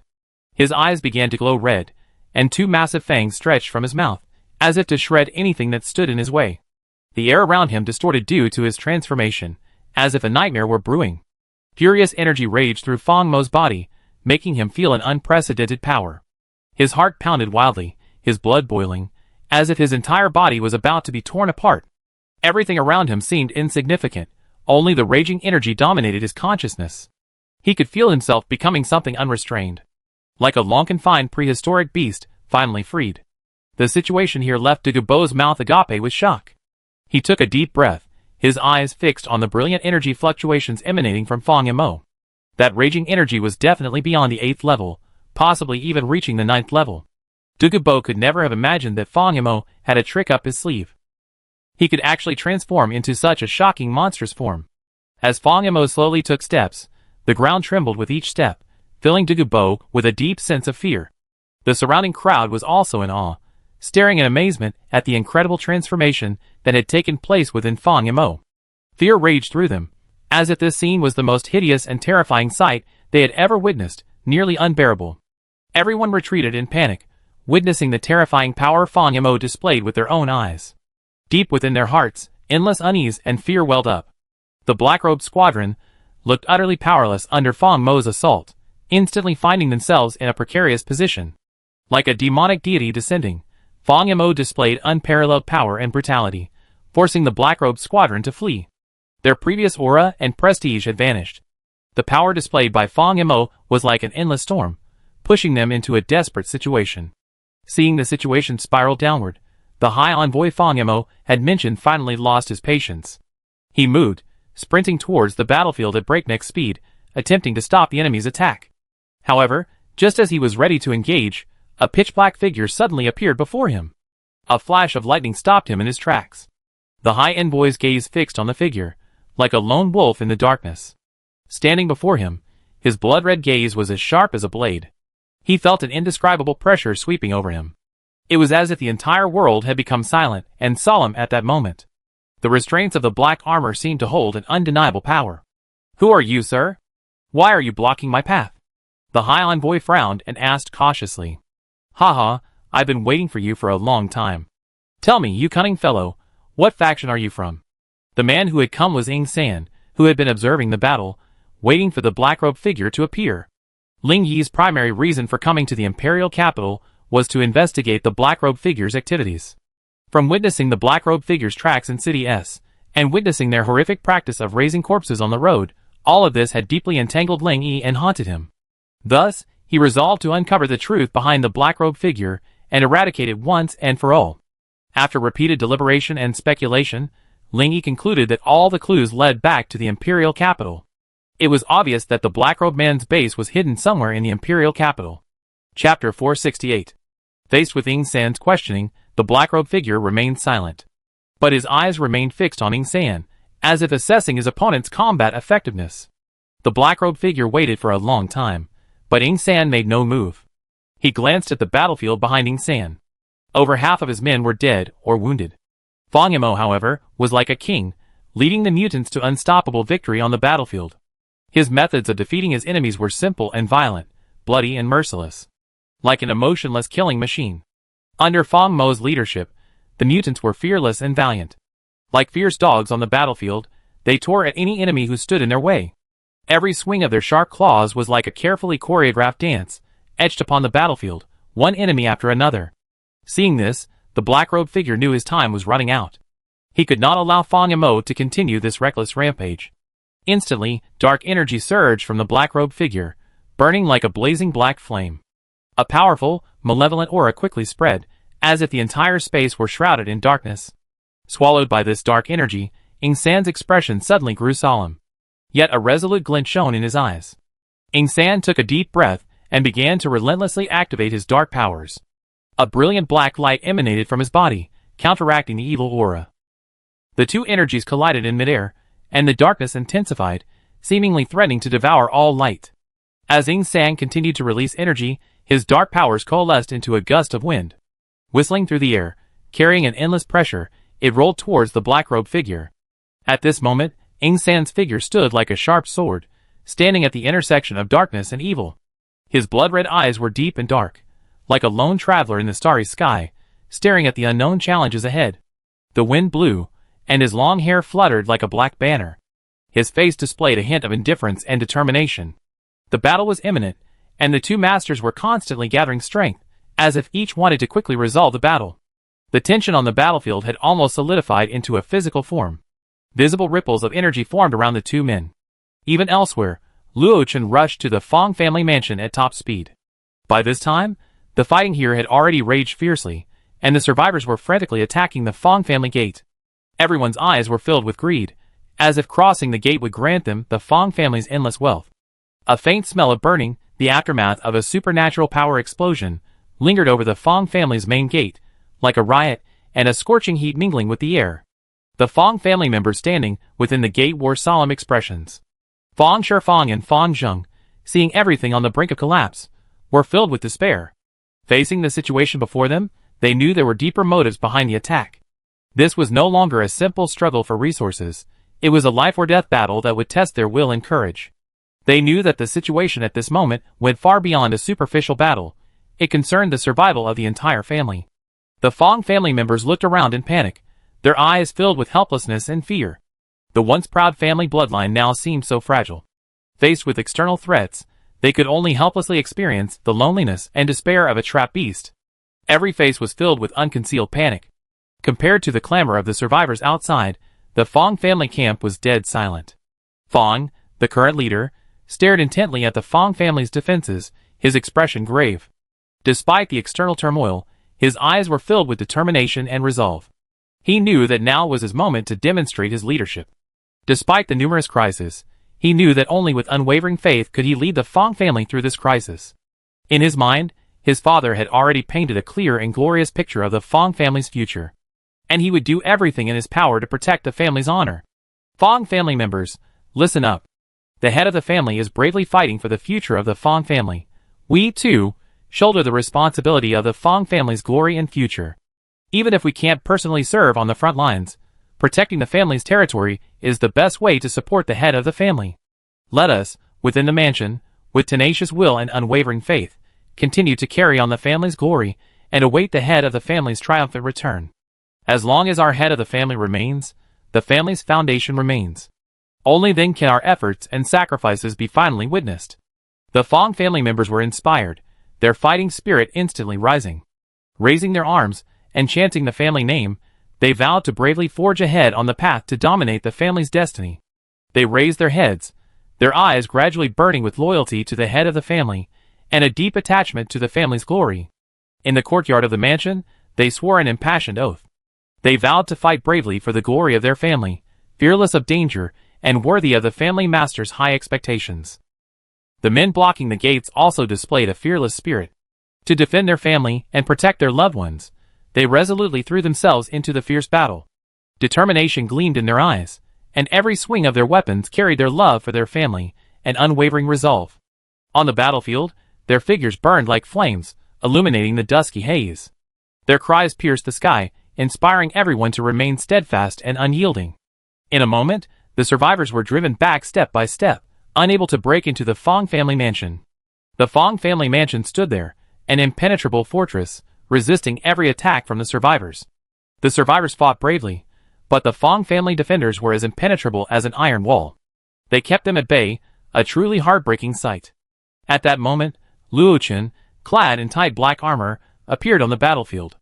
A cold gleam gleamed from his black armor, and Luo Chen's steps were firm. His fiery gaze betrayed an endless killing intent.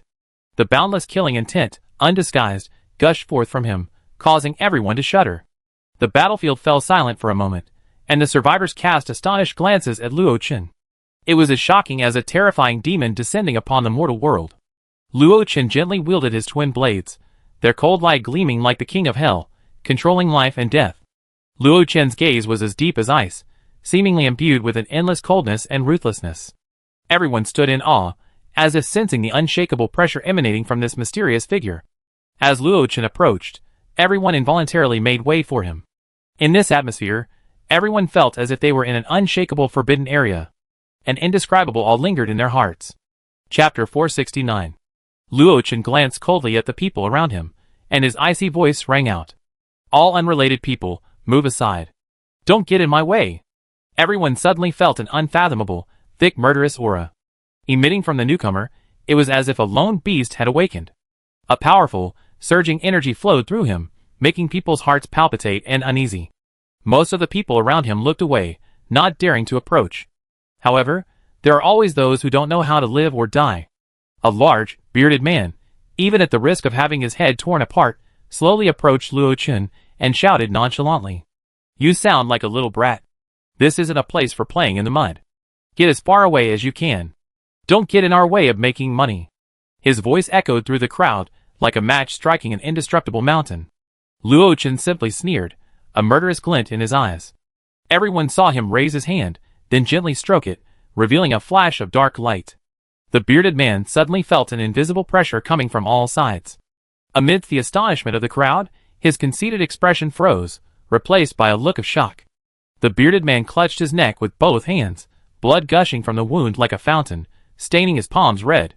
His eyes were filled with fear and regret, the last glimmer of hope fading as his life faded. Luo Chen looked indifferently at the slowly collapsing man, his eyes devoid of any pity, only coldness and ruthlessness. Whoever stands in my way, we kill them all. The atmosphere at the scene fell into a dead silence, and a sense of fear welled up in everyone's hearts. Everyone involuntarily began to retreat. The sudden bloody scene enveloped the entire scene, as if time had stood still. Instantly, the expressions on everyone's faces grew solemn. They stared at Luo Chen in horror, an inexplicable fear spreading through their hearts.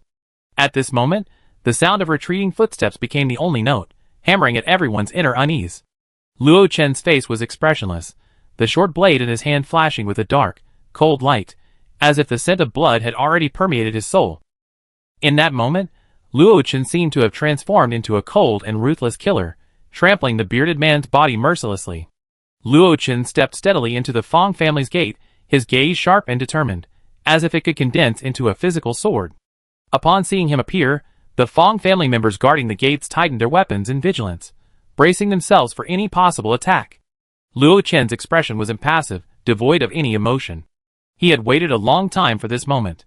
This wasn't a provocation. It was a reciprocation to himself and the departed souls of his family. A blood debt could only be repaid with the blood of his enemies.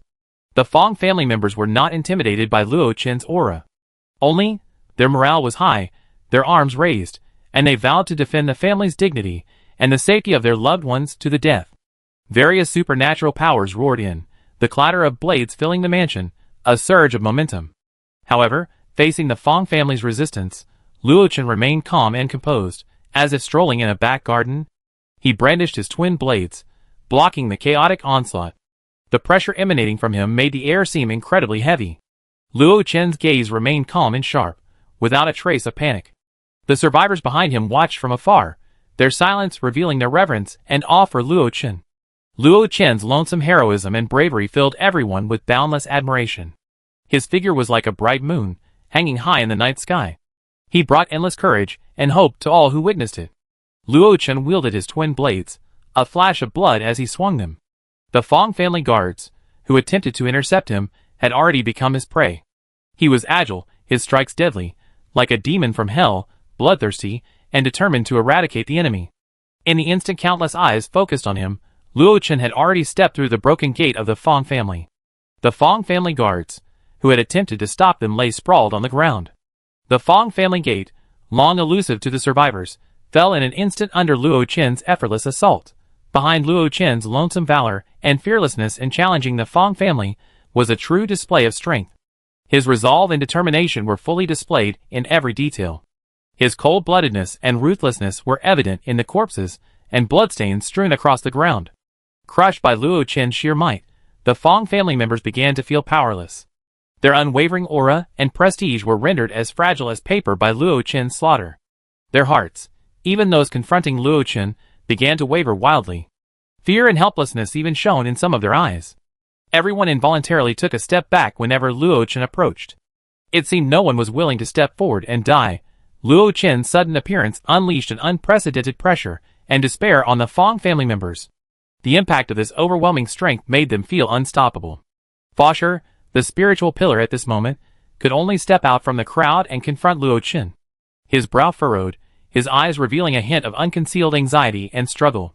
Having witnessed Luo Chen's might firsthand, Fengsher's earlier heroic spirit had long since faded. At this critical moment, Fengsher felt an unprecedented surge of inner turmoil. Faced with Luo Chen's might, he knew his survival was hopeless. But the desperate struggle of a trapped beast strengthened his resolve to continue. Though in dire straits, Fengsher's eyes revealed a hint of unwillingness and determination. He gripped his long sword tightly, gazing intently at Luo Chen. Those were eyes that seemed capable of consuming everything. A lingering glimmer of hope ignited a fire within him. He resolved to fight on, even in dire straits, and never surrender. Unfortunately, before he could even make a move, a flash of brilliant, dark blade light flashed. In that instant, the momentary silence was shattered. Bright red blood spurted out, like blooming morning glow. Feng Mo's body swayed like a wheat ear. After a violent tremor, he collapsed with difficulty, leaving behind a horrifying, bloody scene. In the silence, the aura of death quietly permeated the air, lingering in the hearts of all the Feng family members. Feng Mo's body fell to the ground, bringing with it a wave of despair and panic. Terrified cries echoed in the air, filling the air with fear. The eyes of the Feng family members, who witnessed the entire process, were filled with panic and helplessness, as if all their peace had been lost in an instant. Feng Mo's death meant the collapse of their only spiritual pillar. Time seemed to stand still at that moment, as if there was no end in sight. Chapter 470. Night gradually fell, and a heavy atmosphere permeated the pitch-black sky, as if the entire world had changed color.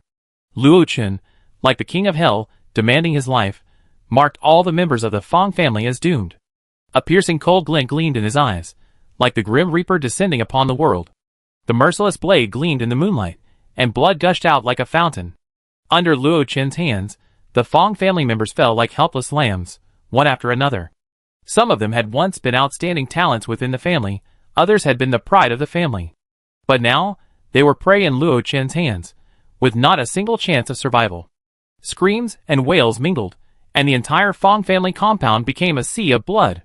The Feng family members were ruthlessly slaughtered by Luo Chen. No one, young or old, was spared, and the Feng family bloodline vanished silently into the darkness. Luo Chen's skills, like a ghost, lingered in the darkness. It mercilessly tore apart the souls of every member of the Feng family. It reduced them to silent wails, etched deeply upon the Feng family's land. Luo Chen's slaughter left no trace of life.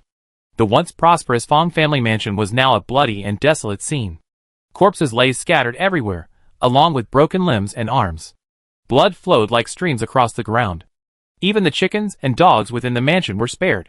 The entire space fell into a deep silence, making the dilapidated mansion seem even more desolate.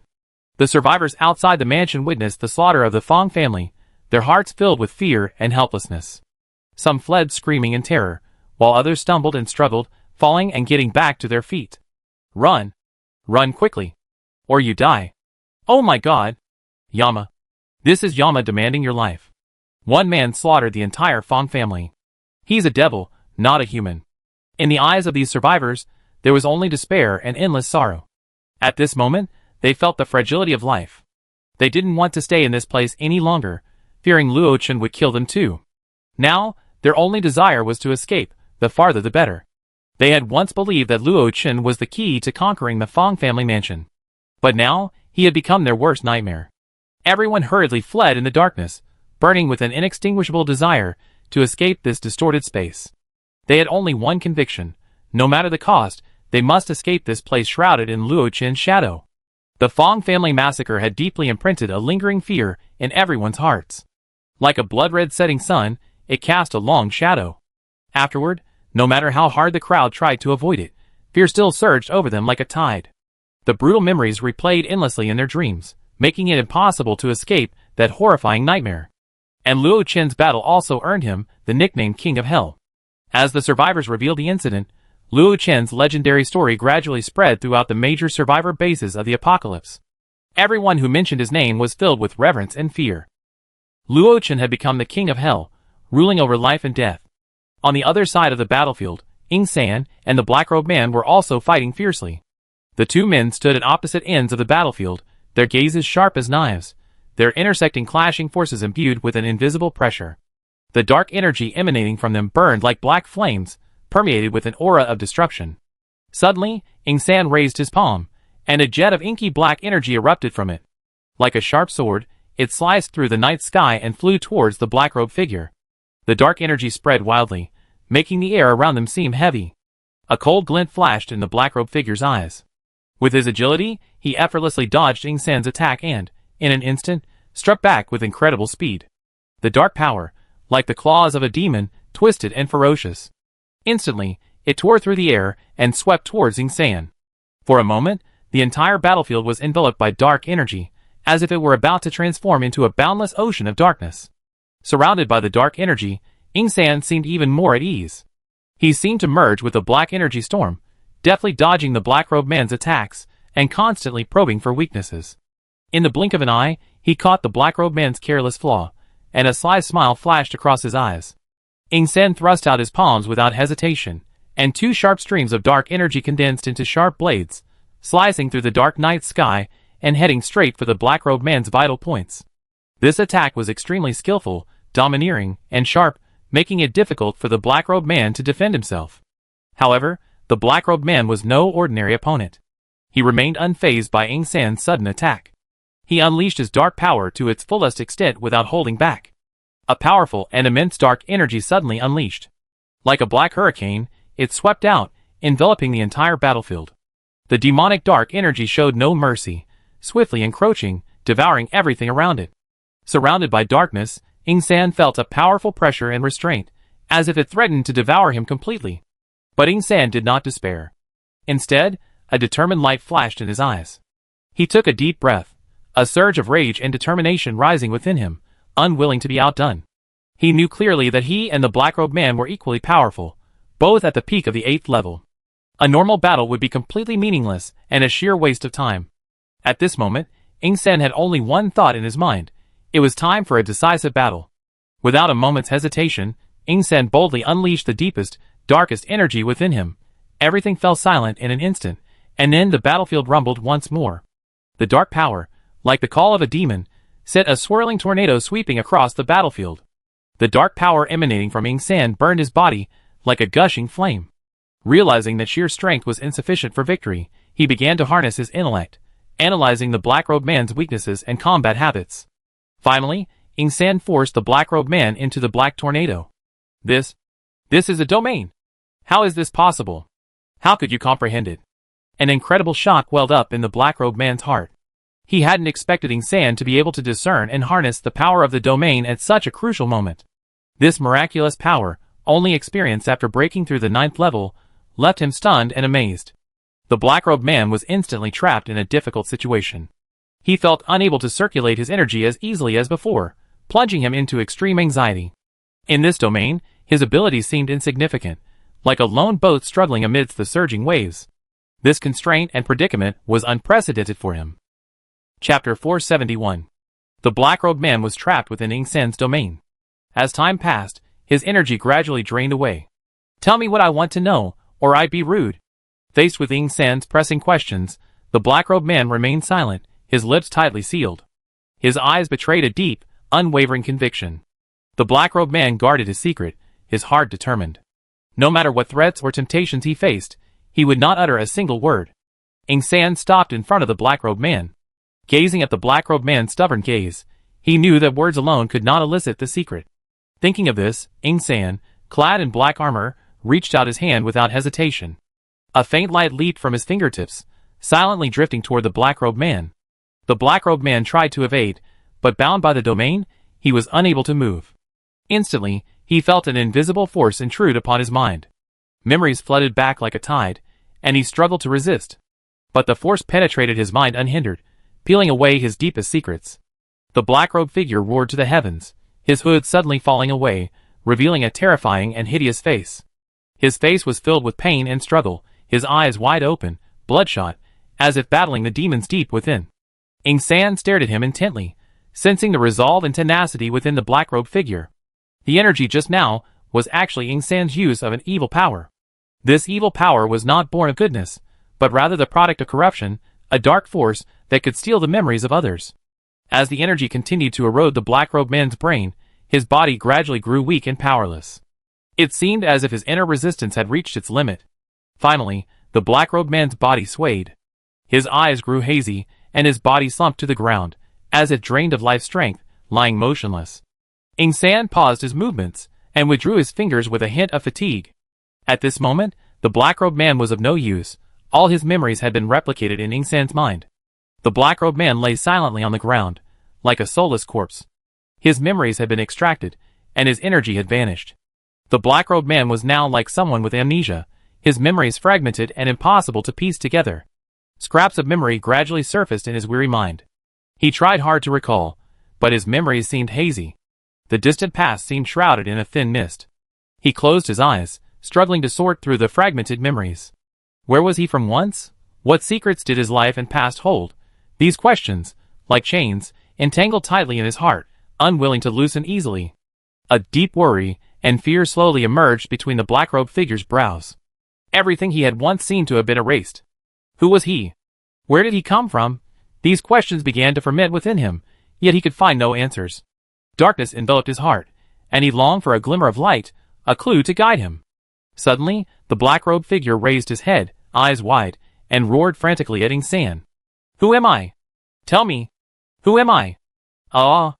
Ing San waved his hand, and a black blade of light slashed across the black-robed figure's neck. You deserve to die.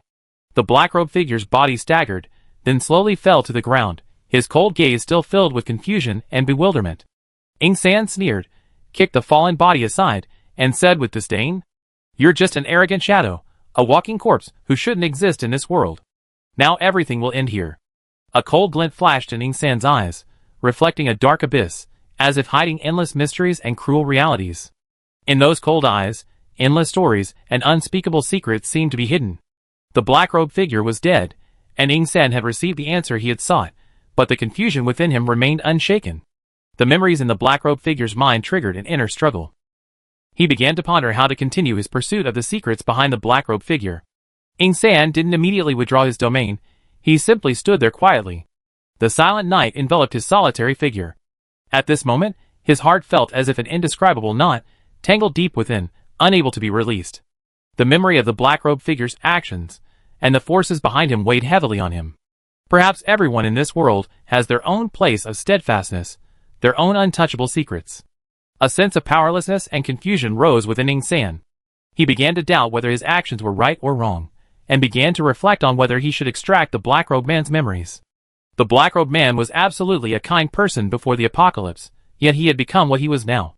It was entirely because of the cruelty and ruthlessness after the apocalypse that he had betrayed his original beliefs. The black-robed man's memories kept Ing San pondering. The injustice and darkness in the world are not innate. On the contrary, they reflect the dark side deep within people's hearts. They are the silent cries of the vulnerable within the social system. Or perhaps, all of this is just a vicious cycle that never ceases to revolve, with no true liberation. The black-robed man's secret was hidden deep within every inch of his heart. It was a secret that concerned life and death, a mystery that carried his lifelong beliefs. In the dark corners, his life story and mission intertwined into an unspeakable fate. It seemed as if he was destined to bear a greater burden than the average person. In the dust of time, the secrets of the black-robed man stretched endlessly like a long river. Alas, good people rarely have a good end. Your sorrow isn't because you're weak, but because you shouldn't have lived. Ing San cast a deep glance at the black-robed man's corpse, then continued with a sigh. Faced with the humiliation of his wife and daughter, he remained calm and chose to quickly turn and leave.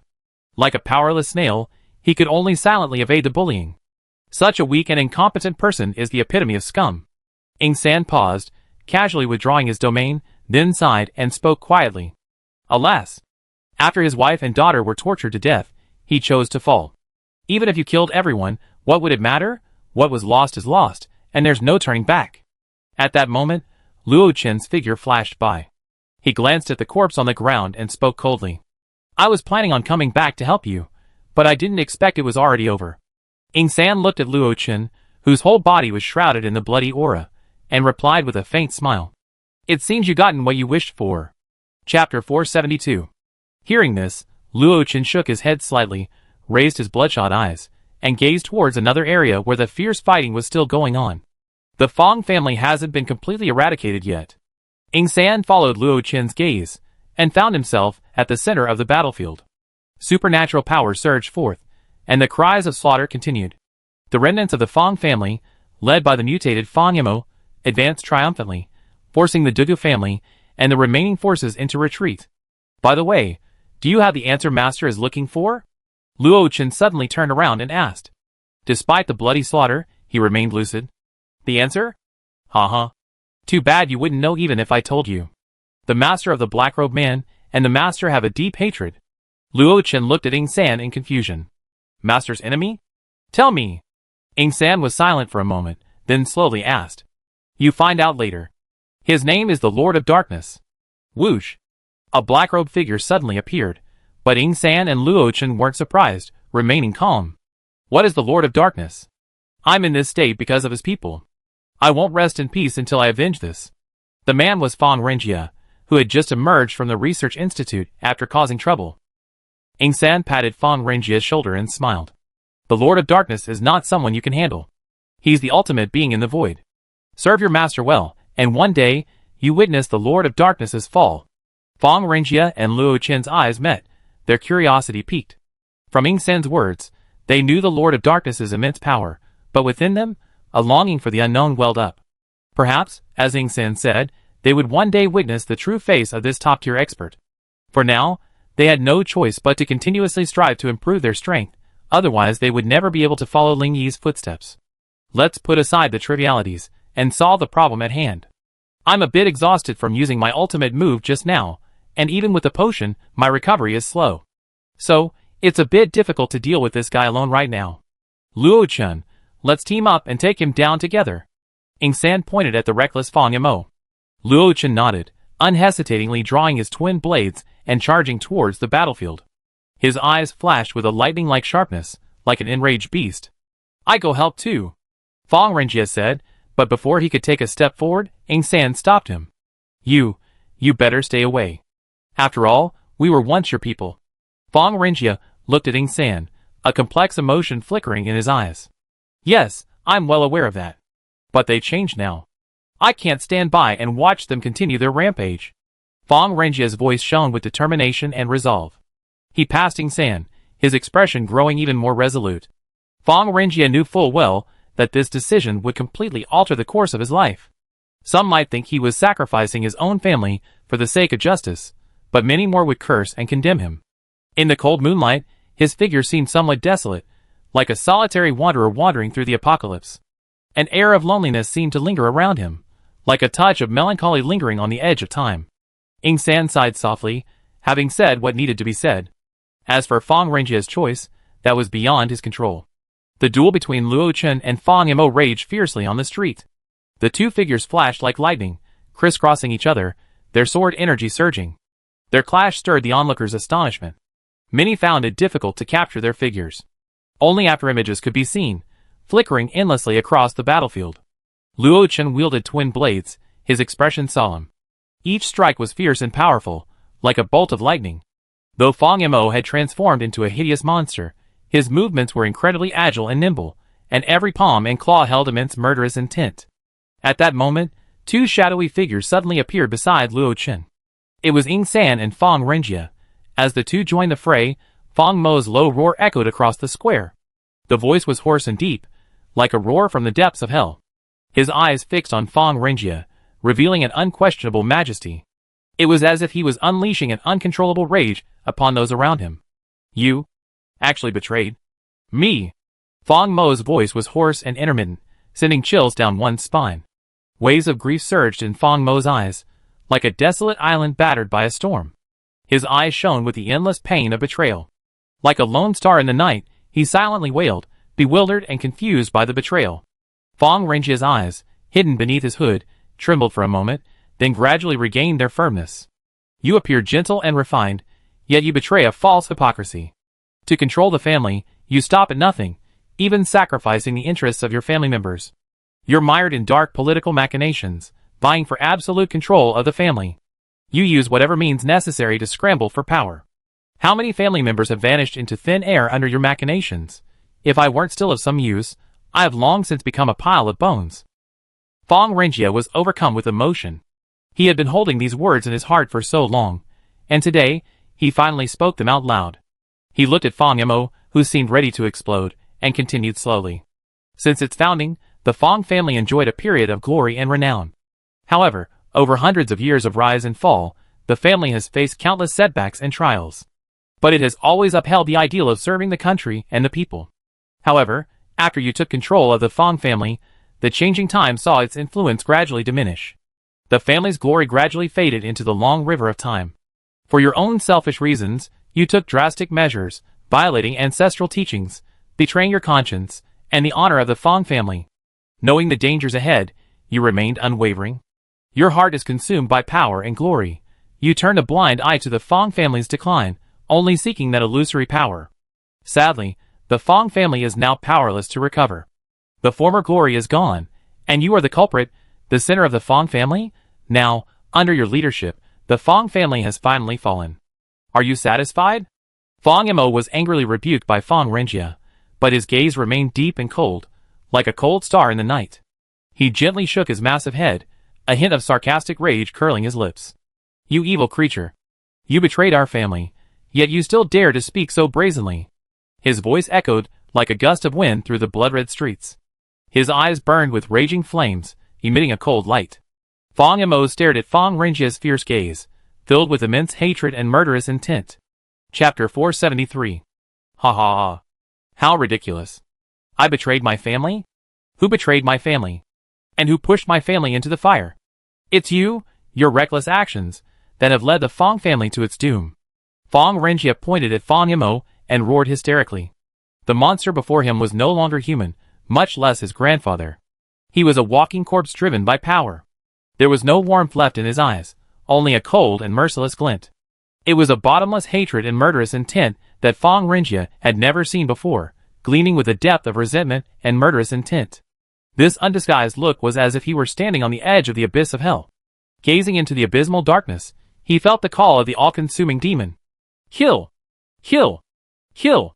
Fong Yimou suddenly roared, charging at Fong Renjie, his eyes, like bells, filled with endless murderous intent. His face was twisted in a hideous expression, as if possessed by a demon. His eyes burned with a mad fire, like a volcano about to erupt, chilling the very air. Every step he took carried a destructive aura, like a ferocious beast poised for action, instilling endless fear. Ing San and Fong Yimou took the lead in a fierce duel. During the exchange, Ing San unleashed fierce attacks using his dark powers. Fong Yimou, with his agility, dodged numerous blows and launched incredibly ferocious counterattacks. Luo Chen and Fong Renjie also joined the fray, assisting Ing San against Fong Yimou. Luo Chen wielded his twin blades, flashing with lightning and piercing Fong Yimou like thunder. Fong Renjie swiftly circled to the side, simultaneously unleashing his fire power to attack Fong Yimou from behind. The battlefield suddenly shifted, and a fierce battle erupted. Fong Yimou, facing three men alone, held his own, his eyes gleaming with cunning. He launched a fierce counterattack, transforming into a massive black shadow, instantly appearing beside Fong Renjie, his speed terrifying. Bang! With a slap from a massive hand, Fong Renjie's body flew backward, collapsing a nearby wall. Fong Renjie's body slammed into the wall, cracking and sending rubble flying everywhere, as if the entire world were shaking. He struggled to his feet, a trace of blood oozing from the corner of his mouth, his eyes gleaming with unyielding determination. As long as Fong Yimou survived, he would never allow himself to fall. A little injury would only make him more resilient and determined. Ing San's expression grew solemn upon witnessing this scene, yet he showed no sign of retreat. He concentrated his dark energy, attempting to launch a more intense attack against Fong Yimou. However, Fong Mou's counterattack was incredibly swift, leaving Ing San unable to withstand it and retreating step by step. Meanwhile, Luo Chen was also under Fong Mou's fierce attack, and the situation became precarious. Fong Mou's strength was beyond the three men's imagination, placing them under unprecedented pressure and leading to a stalemate. Countless countermeasures raced through Ing San's mind. But each attack from Fong Yimou made it difficult for him to break through, and the situation grew increasingly precarious. Under this unprecedented pressure, the three men felt a heavy weight on their hearts, unsure how to break through this predicament. After being defeated one by Fong Yimou once again, Ing San knelt on one knee, panting. This can't go on. This guy's stamina seems endless. And his mutated strength has already surpassed the 9th level. If we continue to drag it out, it will only become increasingly disadvantageous for us. Luo Chen's hands, gripping the double-edged sword, trembled unconsciously, and his tone carried a hint of helplessness. This monster's defense is simply beyond reproach. I simply can't break it. What's even more infuriating is that this guy is incredibly cunning. He defends vulnerable areas, like his eyes, with exceptionally strong defense, leaving me helpless. Fong Renjia's clothes had long been tattered. His terrifying face was completely exposed. Dugubo, who was battling the mutant nearby, and the other forces gasped. Everyone was stunned. Fong Renjia's ferocious expression was so similar to the mutants that they couldn't believe it. However, Fong Renjia paid no attention to the gazes. His eyes were filled with only Fong Yamo, as if the entire world had faded, leaving only the figure he hated. His eyes were filled with determination and perseverance, as if they spoke of a vow he had made. No one could stop him now. No one could rob him of his hatred for Fong Yamo. I hold him back while you wait for your opportunity. Strive for a decisive blow, otherwise it will be difficult to kill him here. Fong Renjia took a deep breath, wiped the blood from the corner of his mouth, his blood boiling in his chest. He slowly walked towards Fong Yamo, his aura growing stronger, his gaze firm and calm. He knew the weight of his responsibility at this moment. It seemed his fate had already determined that he would become the sharp weapon that challenged Fong Yamo. The scars on his body didn't waver in the slightest. Instead, they stirred the courage and determination deep within him. Luo Chun and Ing San quickly and in unison began their respective moves. To unexpectedly kill Fong Yamo, meticulous planning and precise strikes were necessary. A cold glint flashed in Luo Chen's eyes as he concealed his form and moved continuously across the battlefield, attempting to find the optimal attack position and the most lethal attack method. Ing San, meanwhile, distanced himself, assisting Fong Renjia with ranged attacks while secretly monitoring Fong Mo's every move, trying to identify his weaknesses. Luo Chen and Ing San constantly communicated and coordinated, striving to find the perfect moment to strike. They knew that every move depended on the success or failure of their entire plan. After prolonged observation and analysis, they finally discovered a crucial moment that could turn the tide. Fong Renjia, bind his feet, and we handle the rest. Ing San shouted at Fong Renjia, who was struggling to hold on. Fong Renjia's eyes lit up at the call. He rolled on the ground, dodging Fong Mo's attack.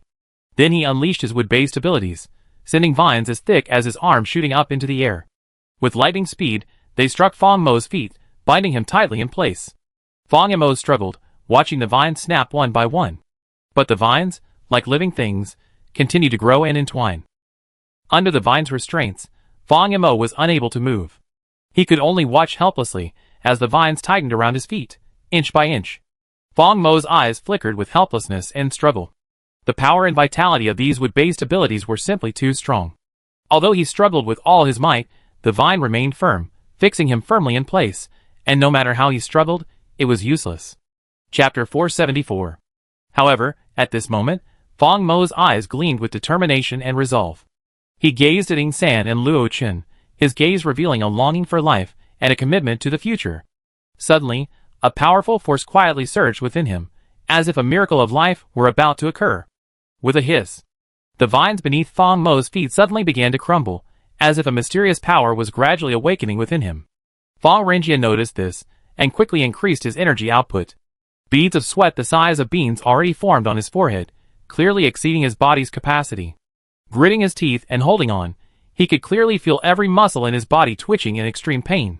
Though his clothes were soaked with sweat, Fong Renjia had no intention of stopping. His inner resolve was stronger than any physical fatigue. He knew that if he couldn't hold on, then killing Fong Mo would be a pipe dream. Hurry! I can't hold on any longer. Fong Renjia's eyes were red as he turned and shouted to Ing San and Luo Chen. Ing San and Luo Chen's expressions hardened at this, their eyes filled with determination. They also knew that this was their last chance. If Fong Mo wasn't killed immediately, his power would cast an endless darkness over the entire imperial capital. At that point, only Ling Yi's personal intervention would likely resolve the battle.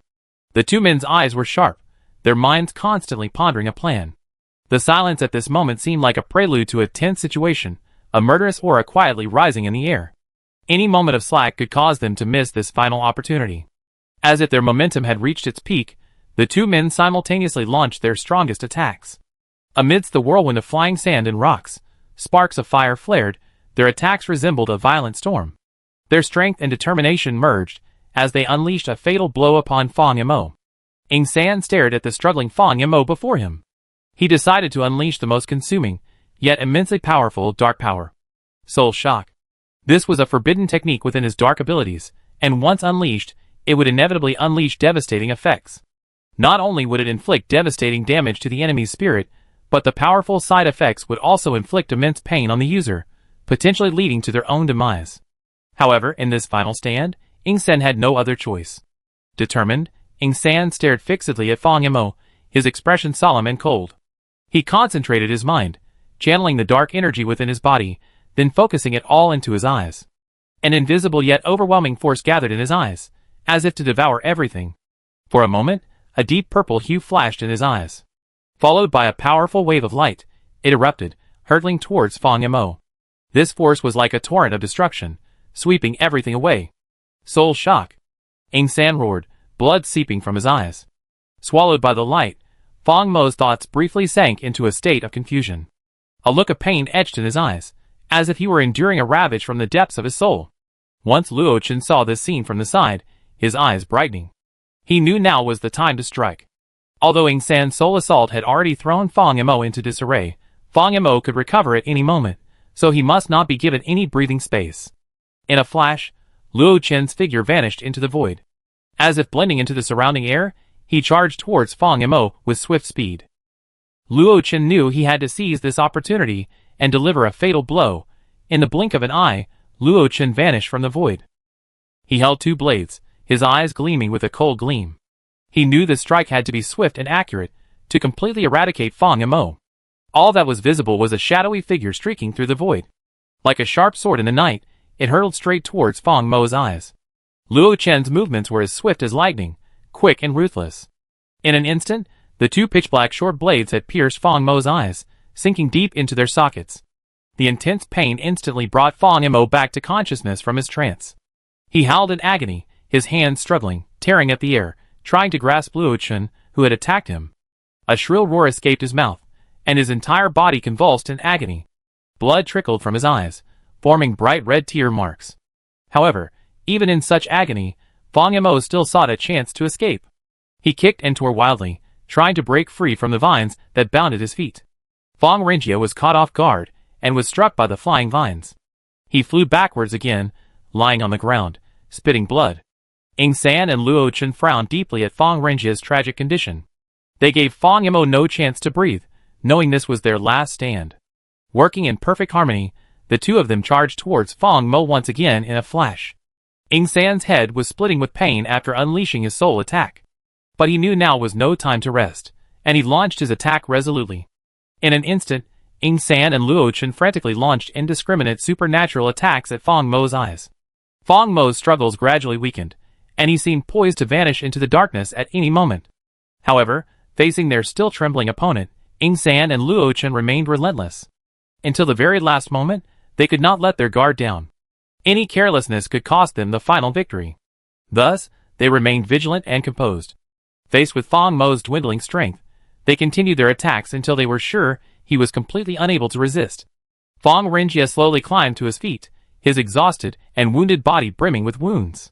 Gazing at the shaky Fang Yamo, a flash of madness flashed in his eyes, and a massive ball of lightning gathered in his hand.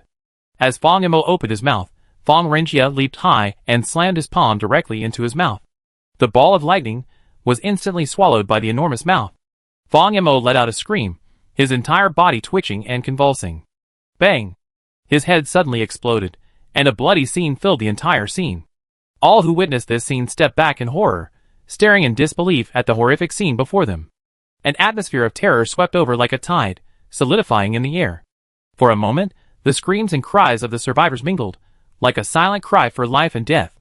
Before this horrific scene, everyone felt helpless and terrified. Fang Renjia's body fell heavily to the ground, but a forced smile appeared on his lips. Finally, it's finally over. Chapter 475. Ing San and Luo Chen also collapsed to the ground, exhausted, sweat dripping from their foreheads. Luo Chen panted softly. This battle was truly arduous. Ing San smiled bitterly, a hint of weariness flickering in his eyes. But we finally did it. It's all over. Fang Renjia's face was now stained with tears, and he couldn't help but laugh out loud. This had been a knot in his heart for years, and today it was finally untied, sweeping away the deepest anguish and anxiety. Ingsan and Luo Chen exchanged a glance and burst into laughter. They knew that their smiles at this moment were a form of acknowledgement of the past and encouragement for the future. However, at this moment, Dugabo and his men slowly approached the three of them, seemingly harboring ill intentions. The three of them suddenly became tense. They were exhausted, both physically and mentally, and simply couldn't continue fighting. If the other party had any intentions, they would be captured. Dugubo's gaze held a chilling coldness, as if harboring some kind of conspiracy. His men also wore solemn expressions, as if awaiting some kind of instruction or hint. But their eyes revealed more than anything else, immense fear. The mutated Fang Mo's corpse still lay on the ground. One could only imagine the strength of the three men. If the enemy truly fought to the death, how many people would survive? The atmosphere around them grew tense and solemn, as if an unknown crisis was about to strike. Dugabo, what can I do for you? Ingsan asked coldly. Dugabo tilted his head slightly, his eyes fixed on Ingsan with a deep gaze. His lips parted slightly, and a clear voice rang out. I'm just here to get something. Please don't be nervous. Ling Yi and I have no grudges, and I don't want to create any grudges with you, Blood Moon City. Dugabo immediately stated his purpose, and declared that he held no ill will. Just kidding. After witnessing the three men's formidable fighting abilities, Dugabo wouldn't dare start a fight lightly. He had limited forces at his disposal, and he had more important things to attend to. It would be a shame to lose them all here. Ingsan couldn't help but smile softly at Dugubo's response. His eyebrows raised slightly, as if he had already seen through Dugubo's thoughts. Then he slowly shook his head, his voice tinged with a hint of joking. Get something? Haha, data from the Research Institute, right? Ingsan's playful tone betrayed his distrust of Dugubo, as if he had already laid an invisible line of defense. Dugubo frowned, his brows furrowed at the remark. His heart was convulsed by a mighty wave, like a lone boat caught in a storm, teetering on the brink of collapse. Ingsan had directly exposed his thoughts, which made him feel a little worried. He wondered if the other party had the same intentions as him. If so, a war was inevitable. However, Ingsan's next words made Dugubo breathe a sigh of relief. We're not interested in those rubbish files. If you want them, go ahead. Dugubo felt a slight surge of joy at Ingsan's words. As long as the other party wasn't interested in the important information, that was a good thing. He secretly rejoiced that this at least avoided a fight. It wouldn't let things spiral out of control.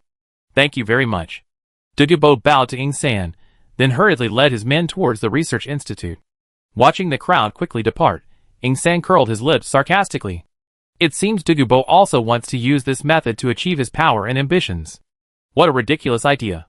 Even if he obtains the research data, so what? Does he also want to turn himself into a monster like Fang Mo? He may think that with these things, he can control everything. But in the end, he will find that it is all empty talk. The world will not revolve according to his ideas. Ingsan finished speaking, downing several bottles of potion in a row, then shook his head helplessly and sighed. The forbidden technique consumes too much energy.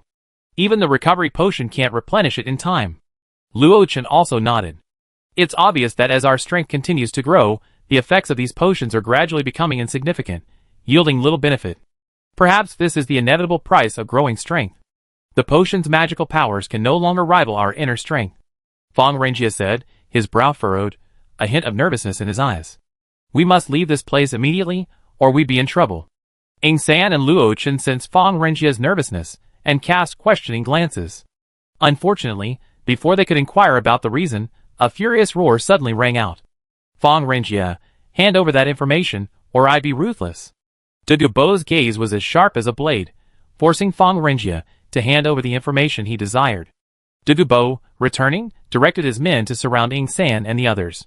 Fang Renjia's expression remained unchanged as he gazed calmly at Dugubo, as if braving a violent storm.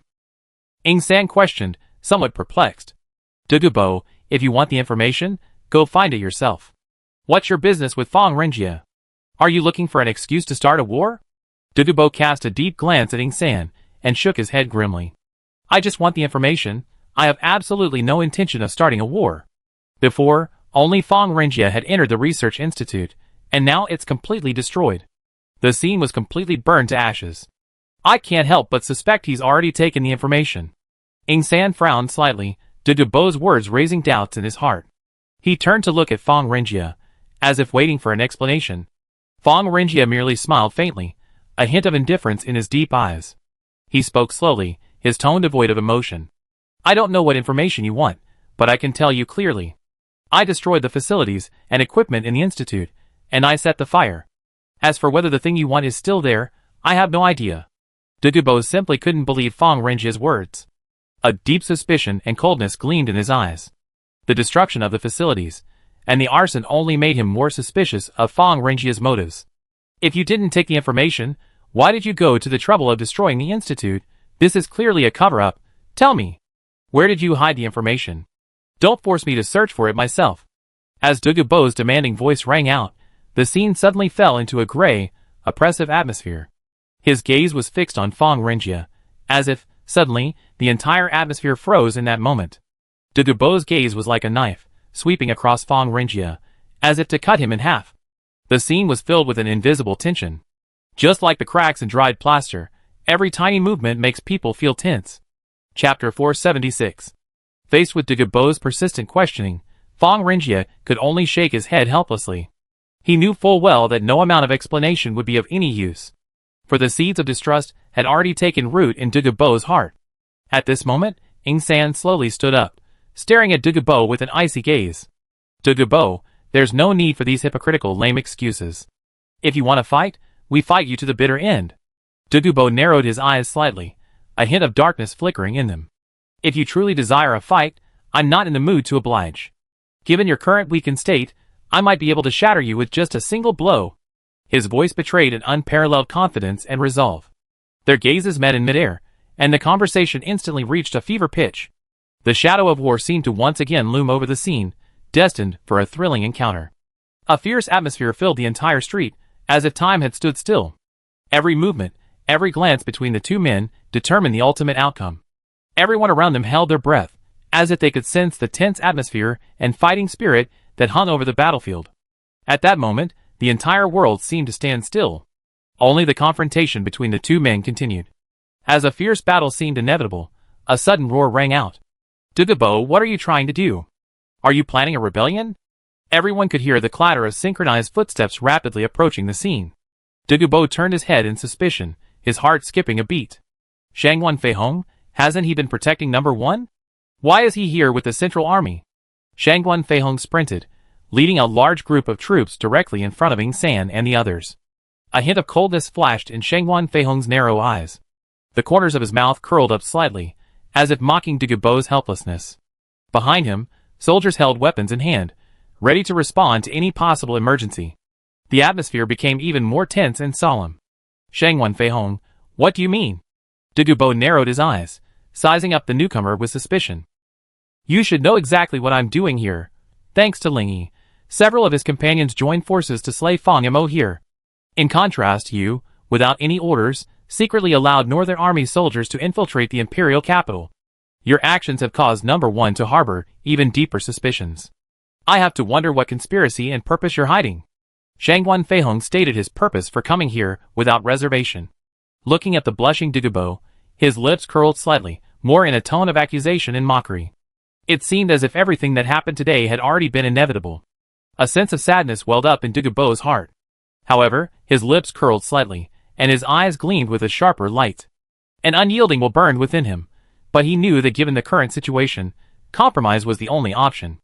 I explained some things to number one myself. It's not your place to dictate. Dagobah's gaze was firm and calm. Faced with adversity, he wisely chose to step back. Compromise isn't retreat, it's about serving the greater good.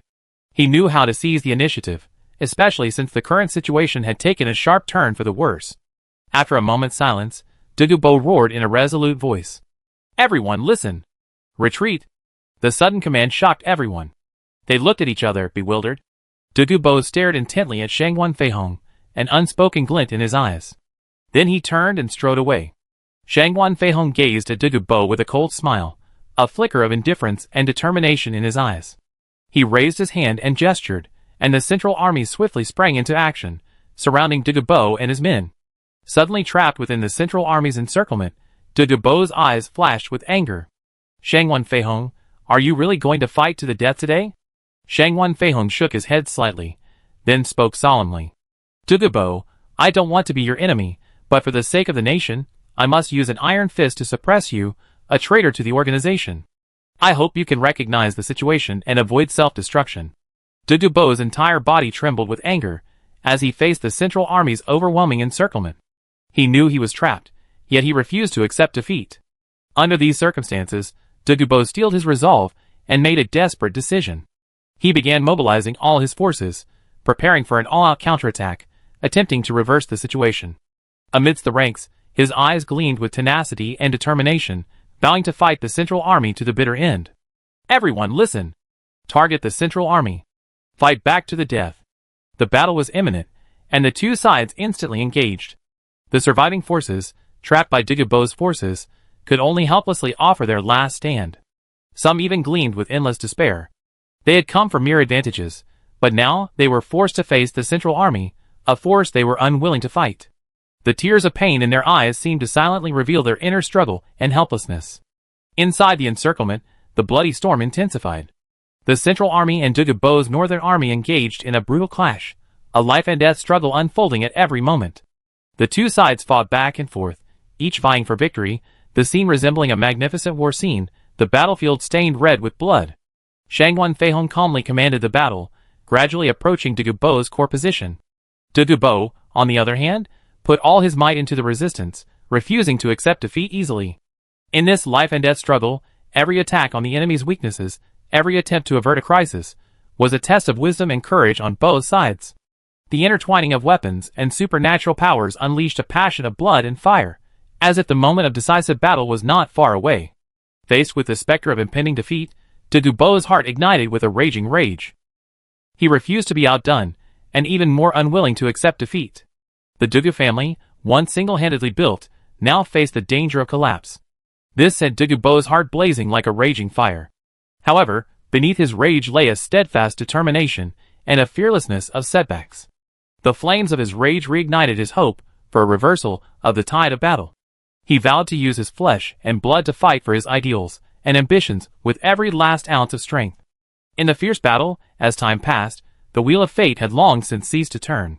The forces of the Central Army and Dugubo intertwined and intersected, leaving no one able to predict how fate would unfold in the next moment. At this decisive moment, everything had become uncertain, and victory or failure was impossible to predict. Chapter 477. Ing San and the others dragged their exhausted bodies to a safe area the moment the two sides engaged. Watching the chaotic scene, Luo Chen silently asked, "Guess who will be the final winner?" Fong Renjie downed the healing potion Ing San handed him in one gulp and replied coldly, "Those who do evil will eventually perish. Dugubo will undoubtedly lose." Ing San grinned and spoke slowly. "You're right. Dugubo has lost his greatest support. Those black-robed men were killed on the spot by the mutant's sudden attack. Furthermore, his men had just fought a fierce battle and had no chance to rest and recover. And Shangwan Feihong, taking advantage of his rest, led his elite troops to fight against a weary army. If he still can't win, it only proves his incompetence." Luo Chen's eyes gleamed with bloodlust as he spoke in an icy voice. "If he can hold on a little longer, it'd be enough, even if we can't win. By then, I have almost recovered. I can't wait to see Dugubo crumble at my feet." Ing San and Fong Renjie exchanged a silent glance, each revealing a meaningful smile. Clearly, their thoughts mirrored Luo Chen's. The three of them were deeply resentful of Dugubo's evasive tactics. Dugubo fought with all his might, his gaze steadfast despite Shangwan Feihong's fierce assault. His troops were exhausted, having suffered repeated heavy losses. But he fought bravely, exerting his limited forces to the utmost. Dugubo led his men, tenaciously charging against the Central Army's encirclement. They were as resilient as steel, guarding the last line of defense, swearing to fight to the death, never giving up.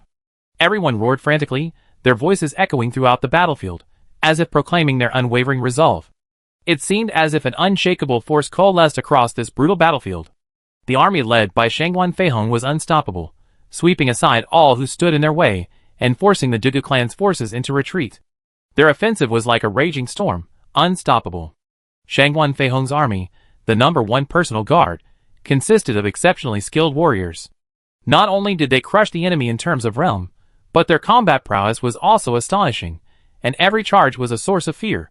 Their tactics were masterful, their formations were orderly, and every soldier was meticulously trained. Both commanders and soldiers displayed unparalleled strength. Under Shangguan Feihong's leadership, they left corpses and blood everywhere they went. The fates of the two major factions are intertwined, and the smoke of war shrouds the entire imperial capital. At this moment, it's either you or me, with no room for compromise. For traitors, there's no choice but to brutally suppress them, otherwise, how can we deter the powerful? In this apocalyptic environment, the various powers and factions clash endlessly, like a never-ending game. Only the strong can dominate, while those who betray morality will be crushed beneath this relentless wheel. At this moment, every faction is constantly seeking its own path to survival and growth. In this chaotic and strife-ridden apocalypse, Number 1 understands. Only by using absolute strength to intimidate the powerful can this chaotic state remain invincible. Only by demonstrating unparalleled personal charisma and leadership can one lead the survivors towards stability and unity. Before Shangguan Feihong led his troops into battle, Number 1 conveyed his highest convictions to him. Even amidst the lurking dangers, I will do my utmost to safeguard the prosperity and peace of this land. No matter the storm, I will be the great wall of this nation. Build a vital safeguard for humanity's future. We offer the highest respect and support to those who contribute to the survival of the survivors. When facing those who attempt to overthrow the nation and harm the lives of the survivors, we must strike with thunderous force and let the light of justice shine upon the land. Only with unwavering will and iron-fisted action can we suppress evil and ensure the safety of the nation and its people. This is a responsibility to remain vigilant and unwavering, and we must not allow any unjust individuals to succeed. Those who attempt to subvert humanity's last hope for selfish ends must be annihilated. Then, annihilate them directly and make an example of them. Shangguan Feihong's mind raced with Number 1's resolute command. Like a battle flag hanging in the wind, it spurred him forward. He took a deep breath and resolutely marched into battle, no longer harboring a trace of hesitation. Deep within him, an endless power began to surge. It propelled him forward courageously toward Dugubo. Inspired by Shangguan Feihong, the army pierced Dugubo's defenses like a sharp blade, each charge striking fear into the enemy's heart. And at this moment, Dugubo relied solely on his unwavering resolve and unwavering faith, swearing to defend his soon-to-be-lost ambition to the death. The battlefield was filled with blood and smoke. The life-or-death struggle made every man feel the cruelty of war. In the fierce battle, Dugubo's isolated army was ultimately unable to withstand Shangguan Feihong's powerful offensive. His defenses were broken by Shangguan Feihong's fierce attacks. Ultimately, his army was completely defeated, leaving behind a trail of corpses. Despite the valiant resistance of Dugubo's men and the surviving forces, they were ultimately unable to change the tide of battle. After a brutal siege and fierce fighting, Dugubo was captured alive by Shangguan Feihong and imprisoned. In the afterglow of the battlefield, Dugubo's defeat left an indelible mark, like the endless despair shrouded by darkness. Faced with the unknown ahead, the remaining men felt a surge of uneasiness in their hearts, like a raging sea. In desperation, they decided to surrender. Kneeling on their knees, their hands raised in token of submission, their only desire being to survive. The future path was no longer within their reach. The bitterness and helplessness in their hearts, like a tragic symphony, silently echoed across this blood-soaked land. Their stubborn gaze gradually dimmed, their former arrogance and tenacity now a mere spectacle.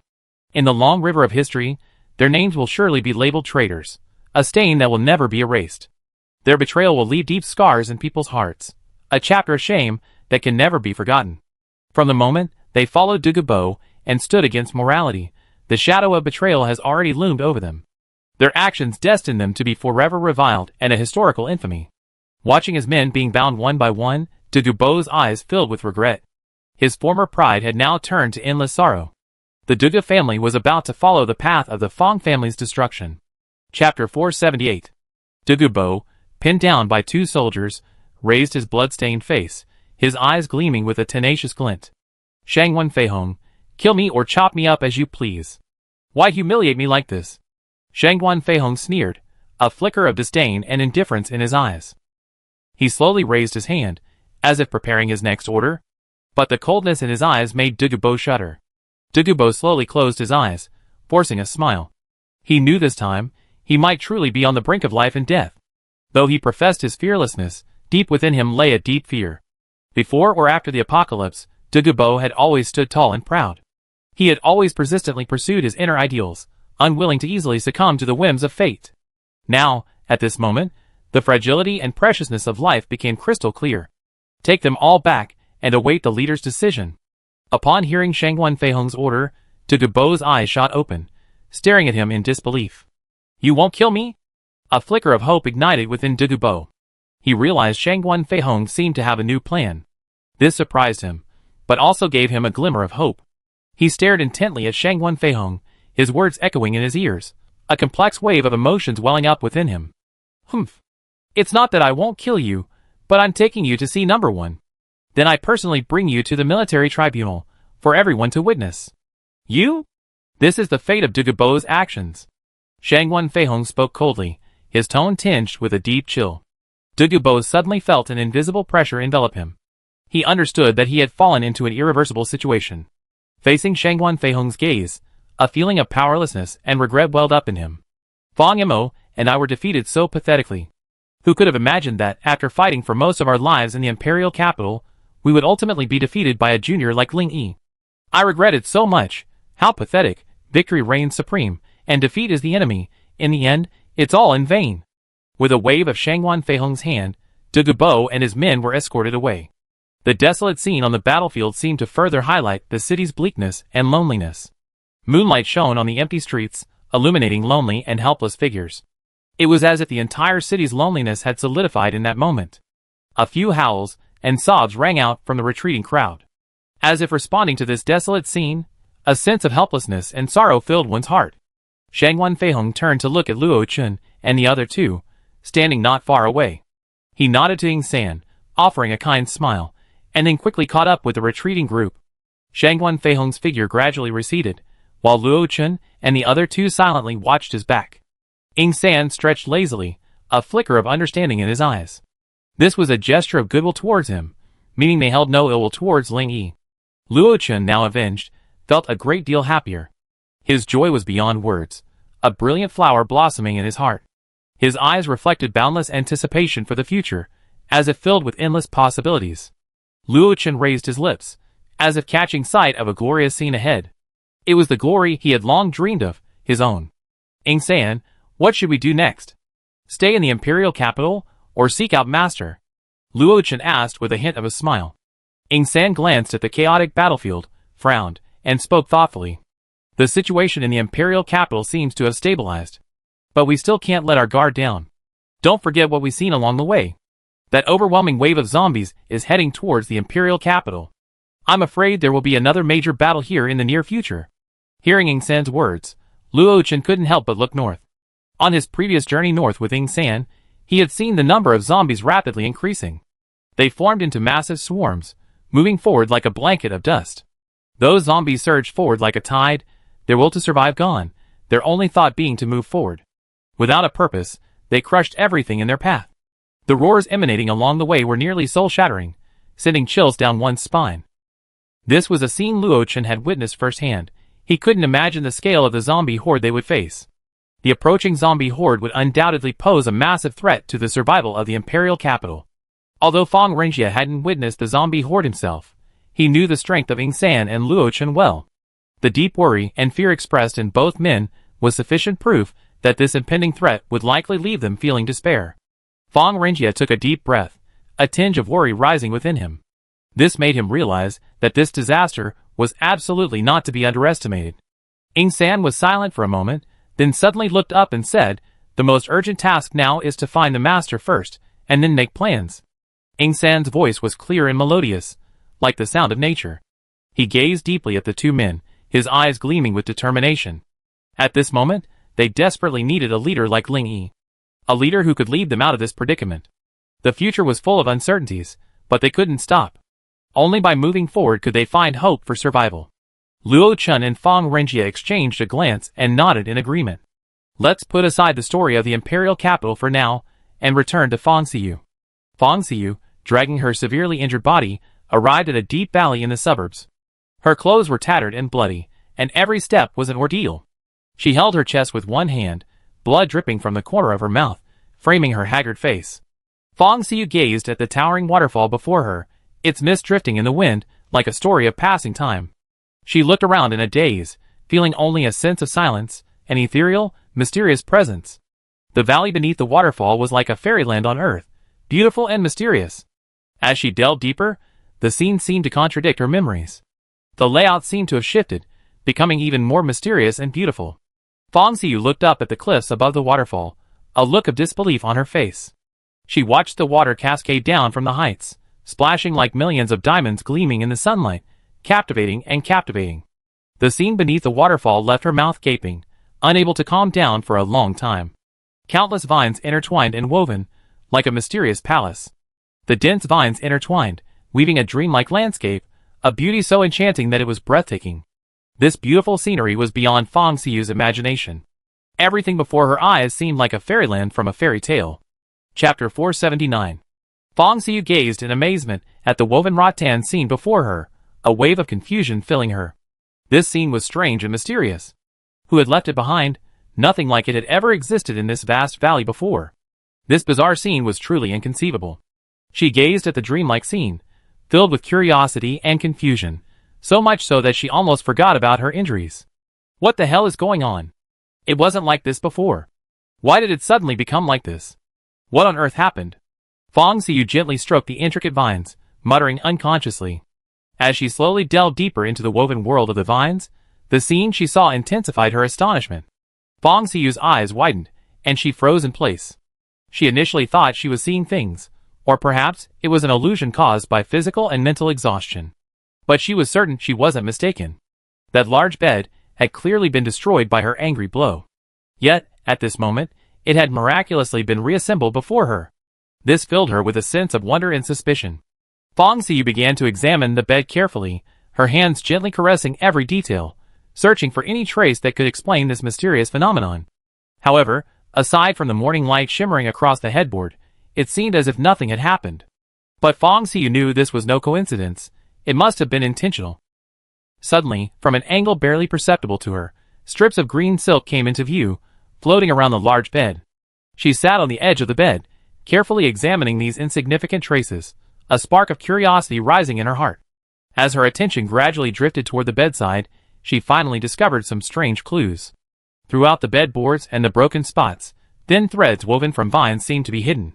They intricately intertwined, forming a pattern that seemed to hold the shattered bed together again.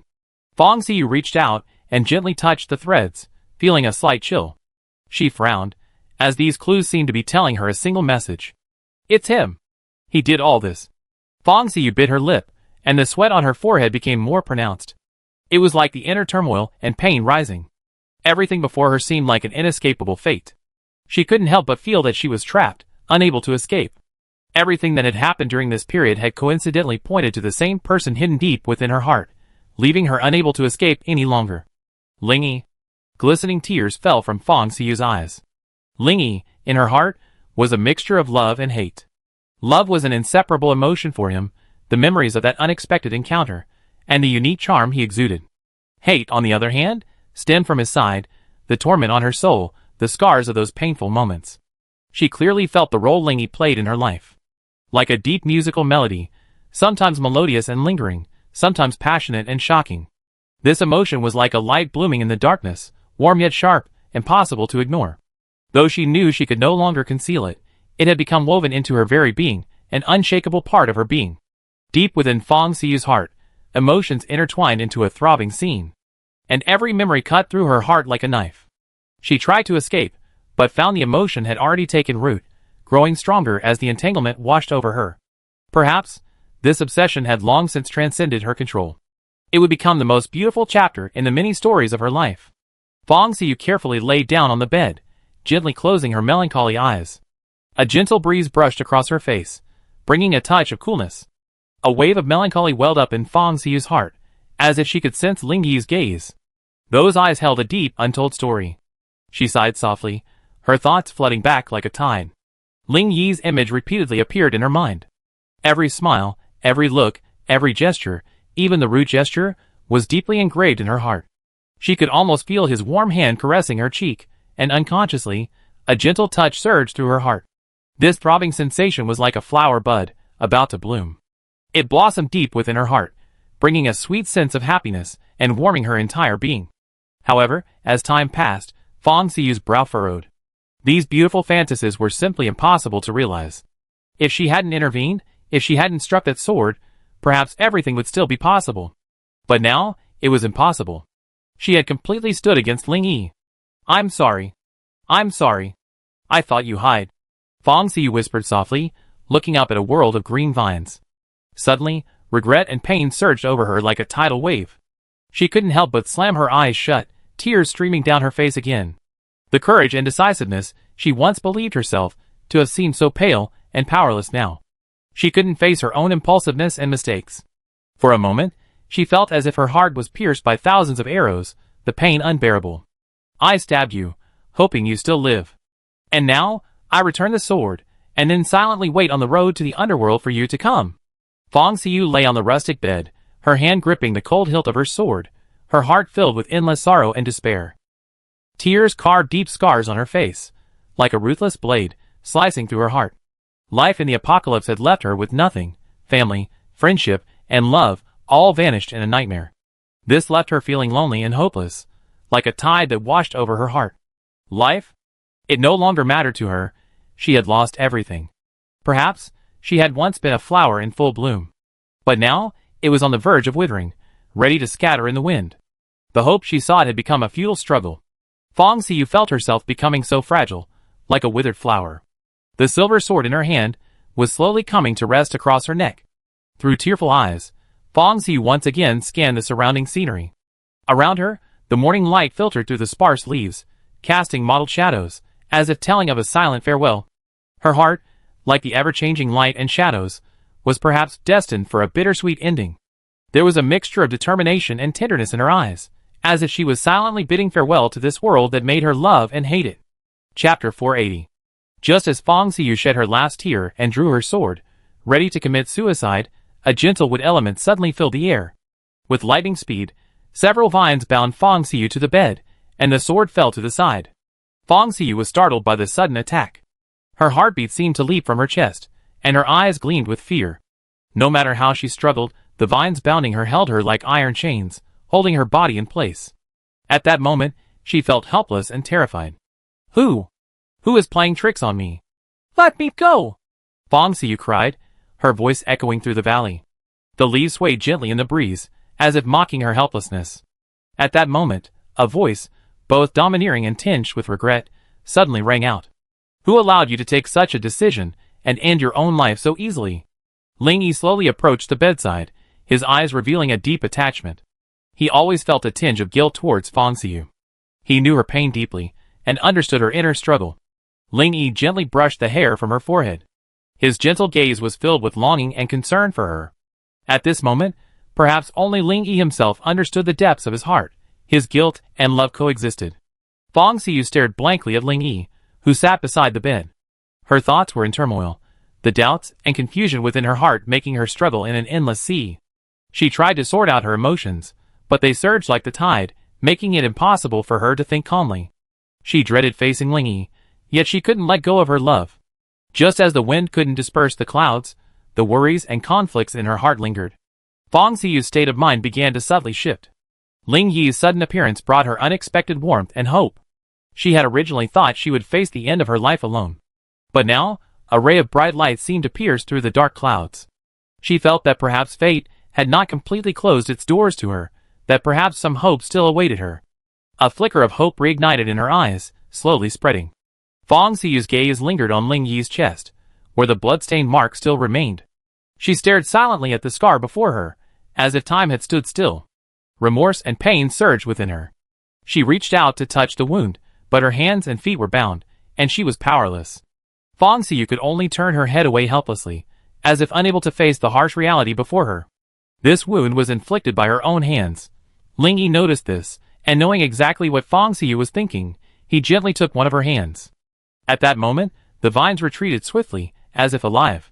While Fong Xiyu was surprised, Ling Yi gently placed her palm against her chest. Don't worry, the wound is healed. Ling Yi's eyes shone with deep affection, as if all the tenderness in the universe had converged in that moment. You don't hate me? You should hate me. Why did you come out to stop me from committing suicide? Fong Xiyu's voice trembled slightly, her eyes filled with disbelief. Ling Yi's face flashed with indescribable emotion. He gently cupped Fong Xiyu's hands, his eyes surging like the tides, as if expressing some unspoken feeling. After a long pause, Ling Yi smiled faintly and whispered affectionately. Because I can't bear to leave you. Fong Xiyu was slightly stunned, her heartbeat seemingly stagnating for a moment before surging like a tide. After hearing Ling Yi's words, tears welled up in her eyes. As if these sudden words had struck deep within her. She hesitantly raised her trembling hand and gently stroked Ling Yi's face, her eyes filled with gratitude and emotion. Fong Xiyu was so overwhelmed at this moment that she was speechless. She could only silently let her emotions flow into tears, which streamed down her cheeks. Ling Yi gently wiped the tears from her cheeks and bent down to place a light kiss on her forehead. You're my woman, destined to be for life. Ling Yi's eyes gleamed with unwavering determination as he gently embraced Fong Xiyu. It was as if he were declaring his domineering vow to the entire world. In Ling Yi's arms, Fong Xiyu felt a sense of absolute security. It seemed as if the entire world had quieted down because of his promise. She slowly closed her eyes, listening to Ling Yi's strong, powerful heartbeat. A surge of warmth and gratitude welled up in her heart. But thinking of her past actions, she couldn't stop her tears from flowing again. There's no going back. There's no going back. From the moment I hurt you, our future was doomed. Fong Xiyu's heart was torn, tears streaming down her face. She was drowned in self-blame and pain. The beauty of the past had been shattered, and the future was now unclear. She knew that no matter how hard she tried, after she had thrust that sword, returning to the past had become an unattainable dream. Looking at Fong Xiyu, tears streaming down her face in his arms, Ling Yi felt a pang of heartache. He knew that if he couldn't completely dispel her concerns, the suicidal thoughts would persist. Ling Yi gently stroked Fong Xiyu's hair, his mind mulling over a solution. After Fong Xiyu calmed down, she slowly left Ling Yi's embrace. Thank you for coming to see me one last time. Honestly, I don't hate you at all. I only blame myself for being born into the Dugu family and not being able to meet you sooner. In this life, you are my first man and my last. If there's an afterlife, I will definitely find you and be your woman for life. Fong Xiyu's voice was tinged with sorrow, like a cold wind traversing the river of time, chilling the softest part of Ling Yi's heart. Her eyes were filled with longing and reluctance, as if she would vanish with the wind in the next moment. Go away. I don't want you to witness a river of blood. I want to leave you with beautiful memories, not a cold corpse. I love this place you created, I love it so much. It's like the fairy tale world I long for in my dreams. It's isolated here, far away from the hustle and bustle of the world. It's already a blessing for me. Ling Yi, my man, goodbye. However, as she looked up at Ling Yi, a hint of fear flashed in her eyes. What did you drink? Fong Xiyu's pupils shrank sharply, and she snatched the bottle from Ling Yi's hand, her heart filled with shock and unease. She felt a vague, inexplicable sense of foreboding. Staring blankly at the empty bottle in her hand, she seriously suspected the liquid inside was anything but ordinary. Chapter 481. Ling Yi simply smiled calmly, observing Fong Xiyu's terrified expression. He gently stroked her delicate hand and said, "Don't worry, no matter what happens, I be by your side. Since you're leaving, I go ahead of you, so you can have a companion on your journey to the underworld." Ling Yi's eyes revealed a firmness and tenderness, as if conveying a promise. Fong Xiyu's eyes were filled with fear and despair, as if the whole world was crumbling. Her heart was pounding, threatening to burst from her chest. She took a deep breath, but it felt incredibly heavy, accompanied by a subtle pain. At this moment, she felt as if she had lost everything. Even breathing became difficult. Fong Xiyu's heart was filled with struggle and pain, and she felt an unprecedented sense of helplessness and loneliness. Tears welled up uncontrollably, and her voice became hoarse and trembling. Ling Yi, I don't understand why. Ling Yi gently stroked Fong Xiyu's face, smiling faintly. If you live, I live. If you die, I die. Fong Xiyu closed her eyes slightly, feeling Ling Yi's touch, a surge of despair welling up in her heart. I don't want you to die. You mustn't die. Fong Xiyu sobbed hoarsely, feeling the pain deep within her heart. It was as if a sharp knife was slicing through her heart. Fate's trick had left her unable to escape this desperate bondage. The tears that silently fell transformed into a cry from the depths of her heart, intertwined with Ling Yi's touch, creating an unspeakable pain. What? Are you worried about me? Are you reluctant to let me go? Ling Yi smiled indifferently, his face expression nonchalant. Fong Xiyu, on the other hand, was now sobbing uncontrollably, tears falling like beads from a broken string. Instantly, they transformed into countless crystal-clear beads, scattering onto her knees.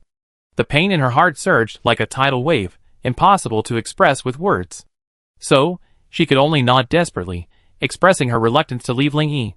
Seeing this, Ling Yi's lips curled up subtly, and he spoke slowly. "Promise me one thing, live and die with me." With a flick of his hand, Ling Yi revealed another bottle of potion. The moment Fang Xiyu saw the potion, her eyes lit up.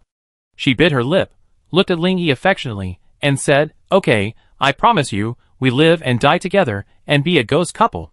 With that, she snatched the potion and drank it without hesitation.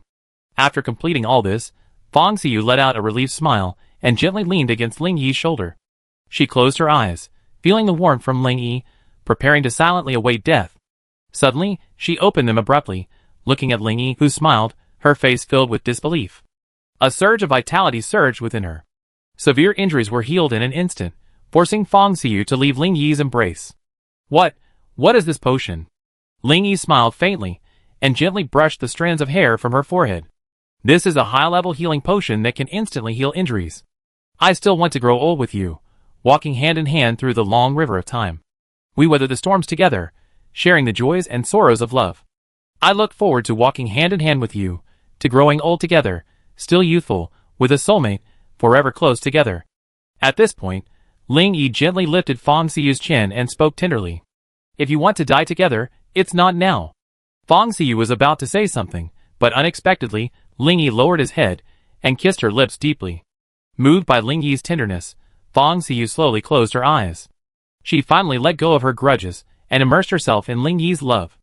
In that moment, she felt a happiness and peace she had never experienced before. It was as if the entire world had become gentle and beautiful because of Ling Yi's love. Every glance and smile of his made Fang Xiyu feel refreshed. She knew in her heart that Ling Yi was the most beautiful destination in her life. Quiet. A moving melody gradually filled the valley. Fang Xiyu completely let herself go, merging completely with Ling Yi. The music drifted dreamily through the valley, as if invisible spirits were dancing. Fang Xiyu felt the leaps of the notes, and her heart danced with them. She gradually closed her eyes, her body swaying gently. It was as if she and the music intertwined into a beautiful painting, stirring Ling Yi's heart. Silent night fell, a gentle breeze blew, and the moon's shadow gradually climbed to the tops of the trees. It seemed as if it were providing a wonderful accompaniment to this soulful music. After a long time, the valley slowly returned to calm, as if the vigorous musical performance had never happened. Fang Xiyu rested gently on Ling Yi's chest, a contented smile on her face. At this moment, they could clearly sense each other's heartbeats, like a whispered melody. Fang Xiyu narrowed her eyes slightly, taking in the peace and warmth. A softness gradually spread within her heart, as if gentle sunlight were caressing her heart. At that moment, all worries faded away with the sound of her heartbeat. And she simply wanted to engrave this beautiful moment of freedom in her heart forever. Ling Yi, is this a dream? Will everything return to normal when I wake up? And will you disappear from my side again? Fang Xiyu suddenly whispered, her tone filled with worry. Silly boy, dreams never leave any traces, but right now, you and I are deeply connected, deeply connected. No matter how things change in the future, you will always be the most precious thing in my heart. No matter how time passes, I will be your solid support, by your side through thick and thin. Our story, sculpted by time, will blossom into a brilliant light that belongs only to us. Hearing Ling Yi's words, Fang Xiyu's heart was like a spring breeze, a touch of warmth warming her heart. She smiled faintly, her eyes reflecting a warmth that felt like a spring welling up in her heart. Suddenly, Fang Xiyu seemed to think of something. She opened her mouth, then closed it again, finally summoning the courage to ask. Is the Fang family, gone? Hearing this question, Ling Yi's heart trembled. Anxiety gripped him like an invisible hand. Ling Yi could be said to have been indirectly involved in the downfall of the Fang family.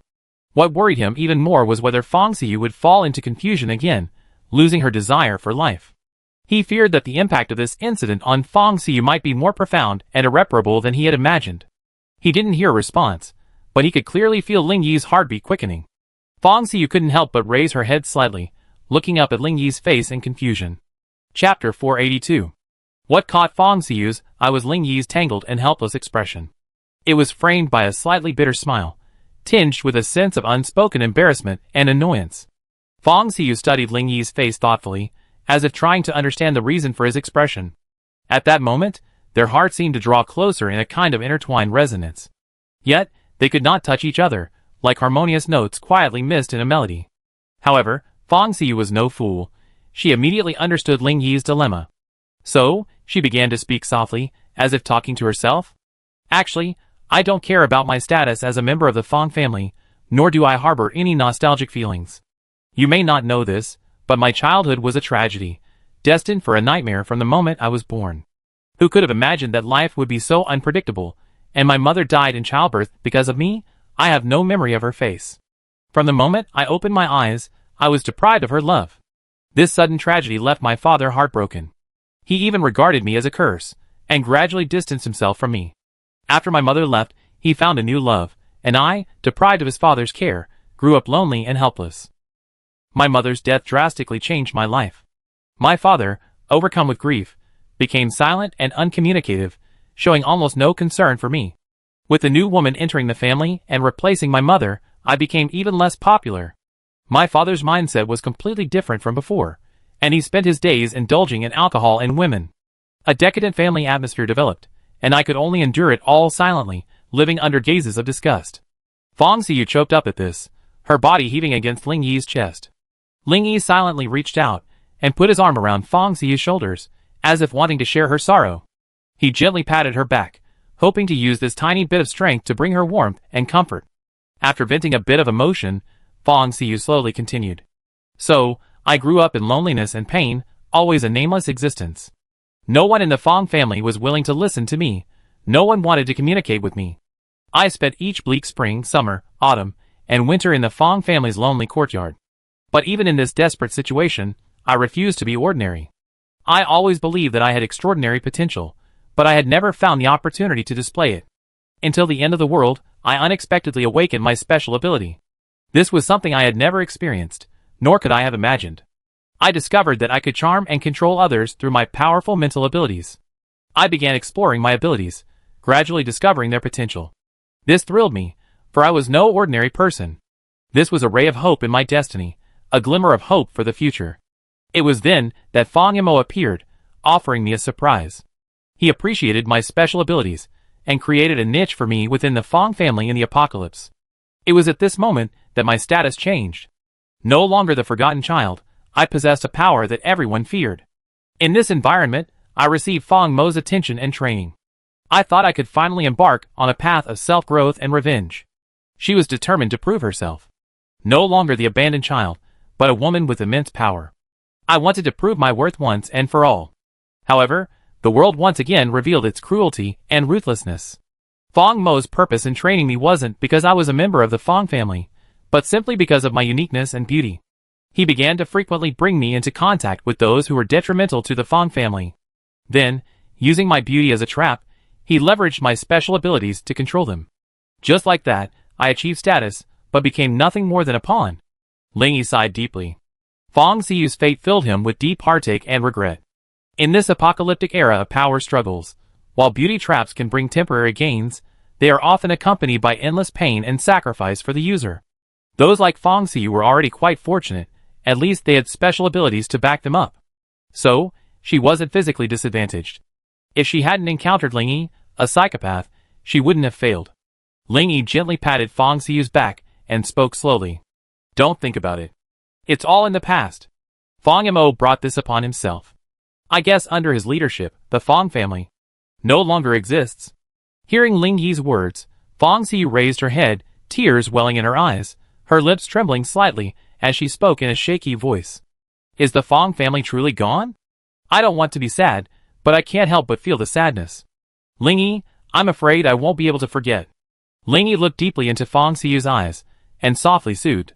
I understand your pain. Although the Fong family treated you poorly, it was once your home. But now, only when you open your heart, take the first step, and seek new beauty in life, will you gradually emerge from the darkness, and see the future that belongs to you. Fong Xiyu nodded, half understanding, but she couldn't stop her tears. She leaned against Ling Yi's shoulder, sobbing uncontrollably, her voice choking with sobs. Woo-woo. I'm truly alone now. Everything in the Fong family is gone. Ling Yi gently patted Fong Xiyu's back, soothing her with a soft voice. No, you still have me. Just like my shoulders are supporting you right now, I can bear your fatigue and sorrow. Let us face the storm together, support each other, and greet tomorrow's sunshine together. Ling Yi told Fong Xiyu calmly that no matter what happened, he would always be by her side. Fong Xiyu slowly stopped crying and turned her head, tears glistening in her eyes, and a look of gratitude. "Thank you, Ling Yi," Fong Xiyu said softly. She felt her heart gradually calm down, as if she had found a solid support. Ling Yi smiled, quietly staying by her side, as if silently guarding a precious emotion. He knew that the protection and promise he expressed at this moment would leave a deep mark in Fong Xiyu's heart, giving her a sense of firmness and peace of mind. Ling Yi gently embraced her, feeling her heart palpitations. Needless to say, he knew the meaning of this moment was far greater than 1,000 words. Fong Xiyu's eyes glistened with tears, yet she couldn't hide her inner joy and emotion. At this moment, silence spoke louder than words. The bond between them had quietly taken root in their hearts, an unbreakable bond. Chapter 483.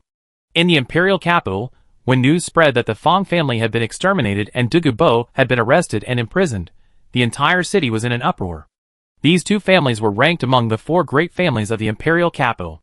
Their reputations had long been ingrained in the hearts of the people, and their status in the imperial capital was of paramount importance. However, this time, one family was annihilated, and the other was imprisoned. Rumors swirled. Some said the Fong family had rebelled, while others said Dugu Bo had done the same. But regardless of truth, the Fong family had been reduced to ashes, with no chance of recovery. And the Dugu family's wealth and glory vanished in an instant, their long-cherished aspirations and prosperity gone to waste. Amidst everyone's speculation and anticipation, Dugu Bo was finally brought before the military court for trial. Curious people pricked their eyes and ears, hoping to glimpse any information about him. But the military court's trial was as closed as an iron barrel, and not a single word leaked out. Dugu Bo stood at the presiding judge's table, facing the stern officials and the solemn military judge. His gaze had lost all its brilliance. Facing number one's gaze, he bowed his head in silence, as if he couldn't face his leader again. The trial didn't last long. As everyone anxiously awaited, the verdict quickly spread throughout the imperial capital. Dugu Bo's numerous crimes were exposed, and he was decisively sentenced to death. This news was like a bolt from the blue, shocking the entire imperial capital. Amidst the overnight reassurances and warnings, members of the Dugu family were placed under strict surveillance, forbidden to leave their homes. Dugu Bo's death sentence became the focus of public discussion. The fate of the Dugu family garnered the attention of countless people. The next day, news broke that members of the Dugu family had been exiled to the lower reaches of the imperial capital to perform hard labor. This once honored family had been reduced to a slave-like fate overnight. They were forced to pick up their tools and plunge into the arduous construction of the imperial capital. The menial and arduous work became their sole livelihood. The once prominent Dugu family had now fallen to this state. The pain and helplessness they felt were perhaps only comprehensible to them. Dugu Bo's execution was not only a personal tragedy for him, but also the downfall of the entire Dugu family. Their prosperity and splendor, like a sudden earthquake, were ruthlessly destroyed and uprooted. Their fate was unforgivable, and their family fell victim to evil. Like a tragic drama, it had come to an end. However, with the demise of the Dugu family, only one person remained unimplicated, Dugu Bo's granddaughter, Dugu Feifei. In fact, Dugu Feifei was at home when the Dugu family members were arrested. Suddenly, a sharp knock on the door shattered the still air. Dugu Feifei's heart trembled, and she was terrified. She hesitantly stood up and huddled behind the door, her palms wet with sweat. The panicked shouting outside made her realize she had nowhere to escape. The chaos in the Dugu family made her realize that Dugu Bo had failed, and now was the time to pay the price. And as a direct descendant of the Dugu family, she was bound to be implicated. The door was kicked open, and several heavily armed soldiers filed in, surrounding Dugu Feifei. "Give up resistance and follow us, or we kill you." Just as Dugu Feifei was hesitating between attacking and submitting, a commanding voice suddenly echoed from outside the house. "Stop! All of you retreat, and tell everyone that Miss Dugu is not on the wanted list." The voice was like a gentle breeze, instantly sweeping away Dugu Feifei's nervousness and fear. When the owner of the voice appeared, several soldiers saluted respectfully. "Yes, General." After the men hurried away, the newcomer smiled at Dugu Feifei. "My name is Shangwan Feihong. Ling Yi specifically told me that Miss Dugu has nothing to do with this matter. So you may move freely, without any constraints." Watching Shangwan Feihong turn and leave, Dugu Feifei felt fortunate that she had decisively chosen Ling Yi. On every lonely night, she often lamented her fate. But whenever she thought of Ling Yi, his warm and resolute gaze, the loneliness in her heart vanished. As a shining beacon in her life, Ling Yi brought light and warmth to her life. In her heart, He was the warm path that pierced the depths of her soul. No matter how many difficulties and obstacles lay ahead, she would bravely forge ahead. Inside the Dugu family mansion, Dugu Feifei stood upstairs, gazing at the chaotic scene, sighing deeply. The Dugu family members were bound and taken away, their cries and wails echoing in the night sky. Young children, elderly elders, and even the young scions of the family. They were all dragged away mercilessly, leaving their former home. The mournful voices pierced the night, accompanied by unspeakable despair. The wailing echoed long and lingering, exuding a deep sadness and helplessness. The scene at that moment seemed like a detached painting, symbolizing endless pain and irreversible despair. However, Dugu Feifei understood that all this was caused by Dugu Bo's ambition. The family's prosperity and decline were driven by his selfishness. This was how the entire Dugu family was ruthlessly implicated. Lingyi, thank you. Your presence allowed me to escape this dungeon of the Dugu family and survive this catastrophe. Dugu Feifei whispered softly, watching the bounded crowd gradually retreat. The collapse of two major families in the imperial capital in a single day shocked everyone. The exposure of the Fong family's massive scandal was like a thunderclap, instantly sending the entire city into a frenzy. Many people who were not present began to feel shock and confusion. How many unspeakable secrets did this glamorous aristocratic family hide? But as the crowd joined the mighty punitive army, they witnessed firsthand the Fong family's evil deeds. At the same time, the Dugu family, once a founding family of heroes, was plunged into an irreversible crisis. The crime of rebellion had completely tarnished the Dugu family's reputation, and the renowned general, who protected the nation, instantly became a target of public criticism. The entire imperial capital's upper class was in turmoil. The two aristocratic families shared fate, their shared prosperity and decline, once again revealing the harsh reality. Their former prosperity and glory were now a thing of the past. And what the people expected of both families was ultimately their inevitable downfall and destruction. The stories of the Fong and Dugu families have been etched in the river of time. And their rise and fall, honor and disgrace, have become a warning to the surviving families of the imperial capital. People began to question whether prosperity and glory could truly become fragile over time. Is everything so illusory and fragile? Many people began to wonder how many unspeakable secrets this seemingly prosperous city might conceal. Chapter 484. At the imperial capital headquarters, Shangguan Feihong stood respectfully behind Number 1. Number 1's gaze, piercing through the glass window, gazed at the distant city skyline. His expression was stern, like that of a towering deity. Shangguan Feihong felt an invisible pressure, a weight weighing down his heart. Others might not be aware, but he knew full well that Number 1, the man who held the lifeblood of the imperial capital, was no ordinary man, and as a loyal subordinate, he must serve him with all his might. Is everything done? Number 1 suddenly asked slowly. The Fong Family Research Institute has been completely burned down by Lingyi's men, leaving nothing of value behind. The Fong family mansion contained a total of 273 people, young and old, men and women. All were single-handedly slaughtered by that young man named Luo Chen, leaving no one alive. The Fong family mansion was now littered with corpses, yet no one dared to collect them. Number 1 frowned at this and pursed his lips slightly, as if pondering something. An unspoken glint shone in his eyes. Shangguan Feihong summoned his courage and asked softly, "Leader, this Luo Chen has no respect for the law and has committed such a horrific murder. If we do nothing, it will likely spark public outrage." Number 1 didn't immediately respond to Shangguan Feihong's question. His fingers tapped lightly on the windowsill, as if weighing his words. He was silent for a moment, then finally raised his head, his eyes revealing deep thought. "I understand your concerns." He spoke slowly, his tone steady.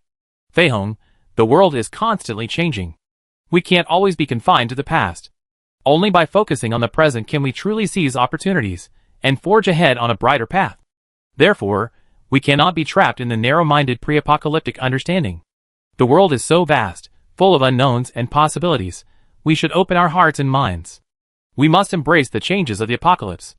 Only through change and challenge can we find true strategies to save our nation and our people." When the entire Fong family was massacred, did you hear some waving flags and shouting in protest? The streets were bustling with people, yet no one was willing to stand up and offer even the slightest condemnation of this bloody tragedy. Indifference and apathy enveloped the entire imperial capital, as if moral decay had become fashionable. Behind those numb eyes lay endless fear and silence. It seemed as if even the most basic of conscience had lost its way amidst this clamor. Sadly, people in the apocalypse have become accustomed to living in this state of indifference. They spread silently, like a silent curse, corroding our souls. Hearing number one's words, Du Feihong fell into deep thought. After a long pause, he again expressed doubt. What about the information in the Fong Family Research Institute? Although the scene appears to have been destroyed, the perpetrators are Ling Yi's men. If they're deliberately concealing it, they actually hidden it. Number one waved his hand, interrupting Shangwan Feihong. He spoke solemnly. Put aside your doubts. They don't need to hide anything. Don't forget that the core secrets of the Fong Family Research Institute have always been in Lu Qingqing's possession. If Ling Yi wanted the information, there would be no need to go to such great lengths. Lu Qingqing alone can establish a new research institute, and you've forgotten one thing.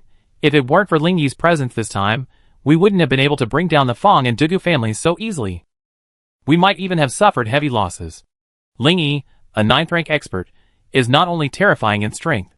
Even more terrifying is his scheming. His cunning and mercurial mind is as unfathomable as an undercurrent, making it difficult to grasp.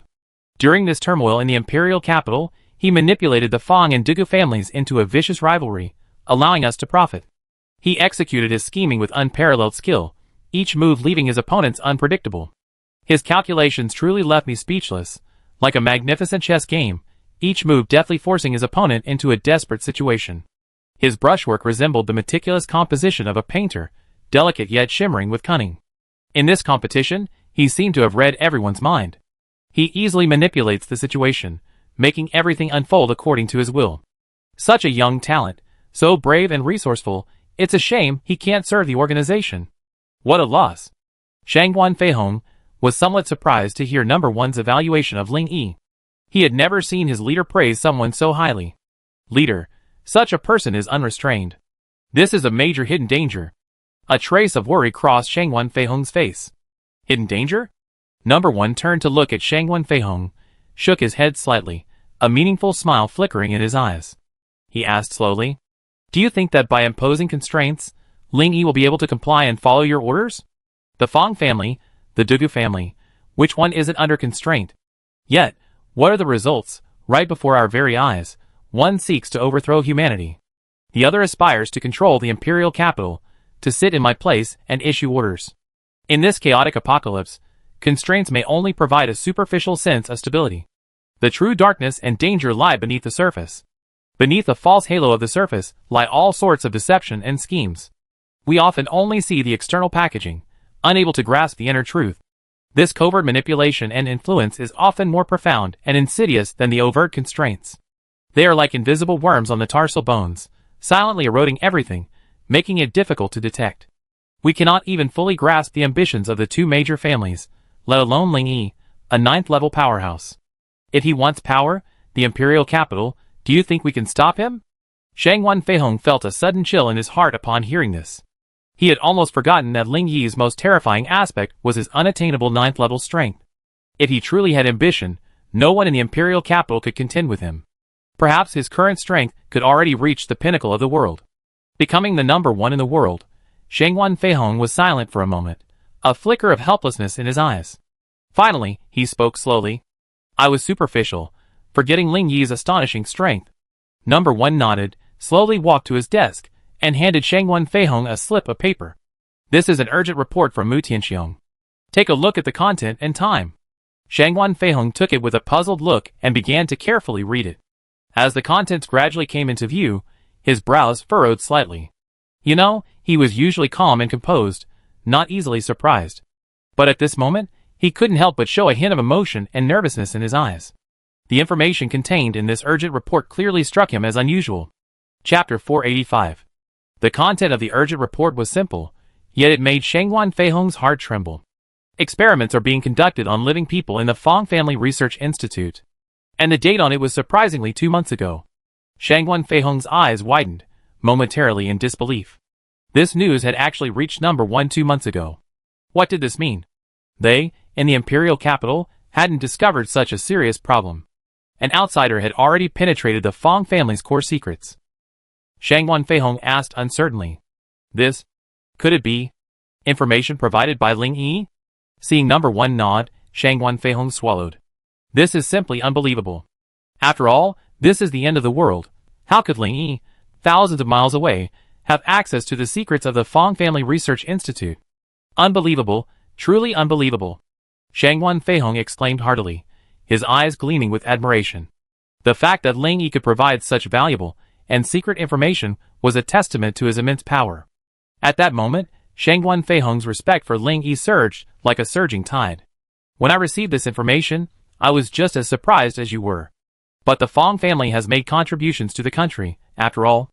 I can't jump to conclusions based on just one piece of information. I must conduct a thorough investigation. Unfortunately, the Fong family's security around the research institute was as tight as an iron barrel, making it impossible for our personnel to get to the bottom of it. So, the matter was put on hold for the time being. Unexpectedly, the accuracy of this information was confirmed at the Alliance conference. At this point, Number One sighed, a look of emotion on his face. The room fell silent for a moment.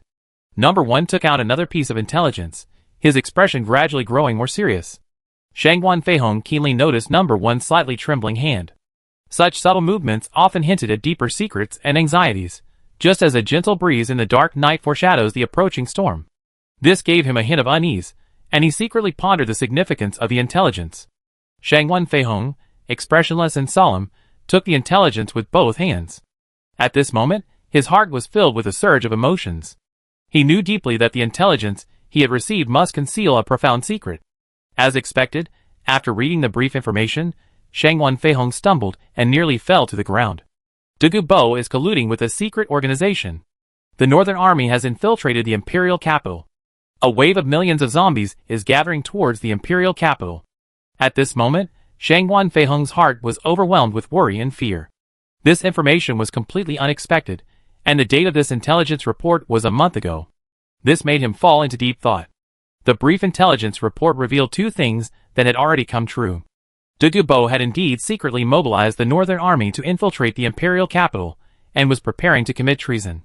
And the secret organization mentioned in the intelligence report must be the half-human, half-ghost, black-robed figure. The only thing that hadn't happened yet was the third piece of intelligence, a wave of zombies. This was also provided by Ling Yi?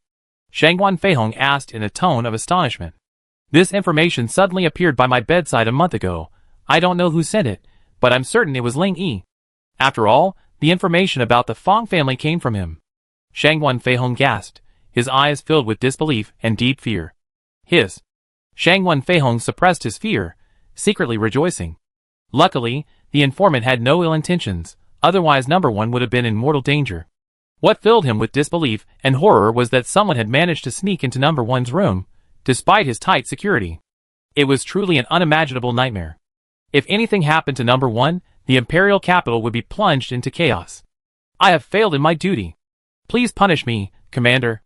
After calming down, Shangwan Feihong bowed respectfully and apologized to Number One. Shangwan Feihong's voice was firm and sincere, his eyes gleaming with self-reproach and guilt. After saying this, he raised his head, as if awaiting the verdict from Leader One. Shangwan Feihong, you're my most capable assistant. There's no need to be so rigidly formal. If it really was Ling Yi, even if you could find him, what would you do? Even if all your men attacked, they probably wouldn't be able to stop him. Signed Leader One smiled, his eyes filled with trust and understanding. Shangwan Feihong took a deep breath, a flicker of emotion and determination in his eyes. He silently resolved to be even more vigilant and protective of Leader One's safety from now on. Never let any danger get close to him. He would cherish this trust and understanding, and would put it into action. To repay Number One for his trust, and the favor of entrusting him with this important task. Number One looked at Shangwan Feihong, who slowly straightened his back, and gently patted his shoulder. The most urgent matter now is the third piece of intelligence, which has been confirmed previously.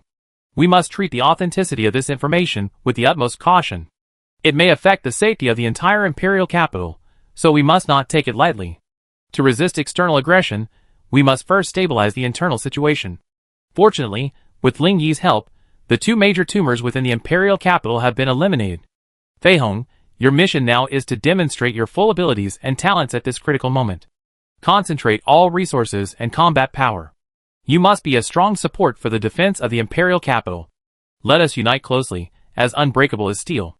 Shangwan Feihong gave a standard military salute and replied firmly.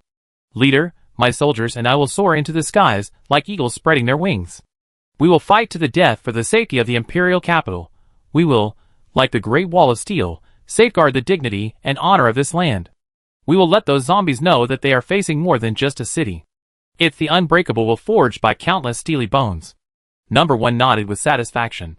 This is the oath of a soldier, a warrior of iron. For Shangwan Feihong, patriotism is not just a slogan, but a commitment. Facing the enemy, he remains undaunted, always maintaining a high morale. Every victory, every honor bestowed, is a testament to his unwavering commitment to his original aspirations and his journey.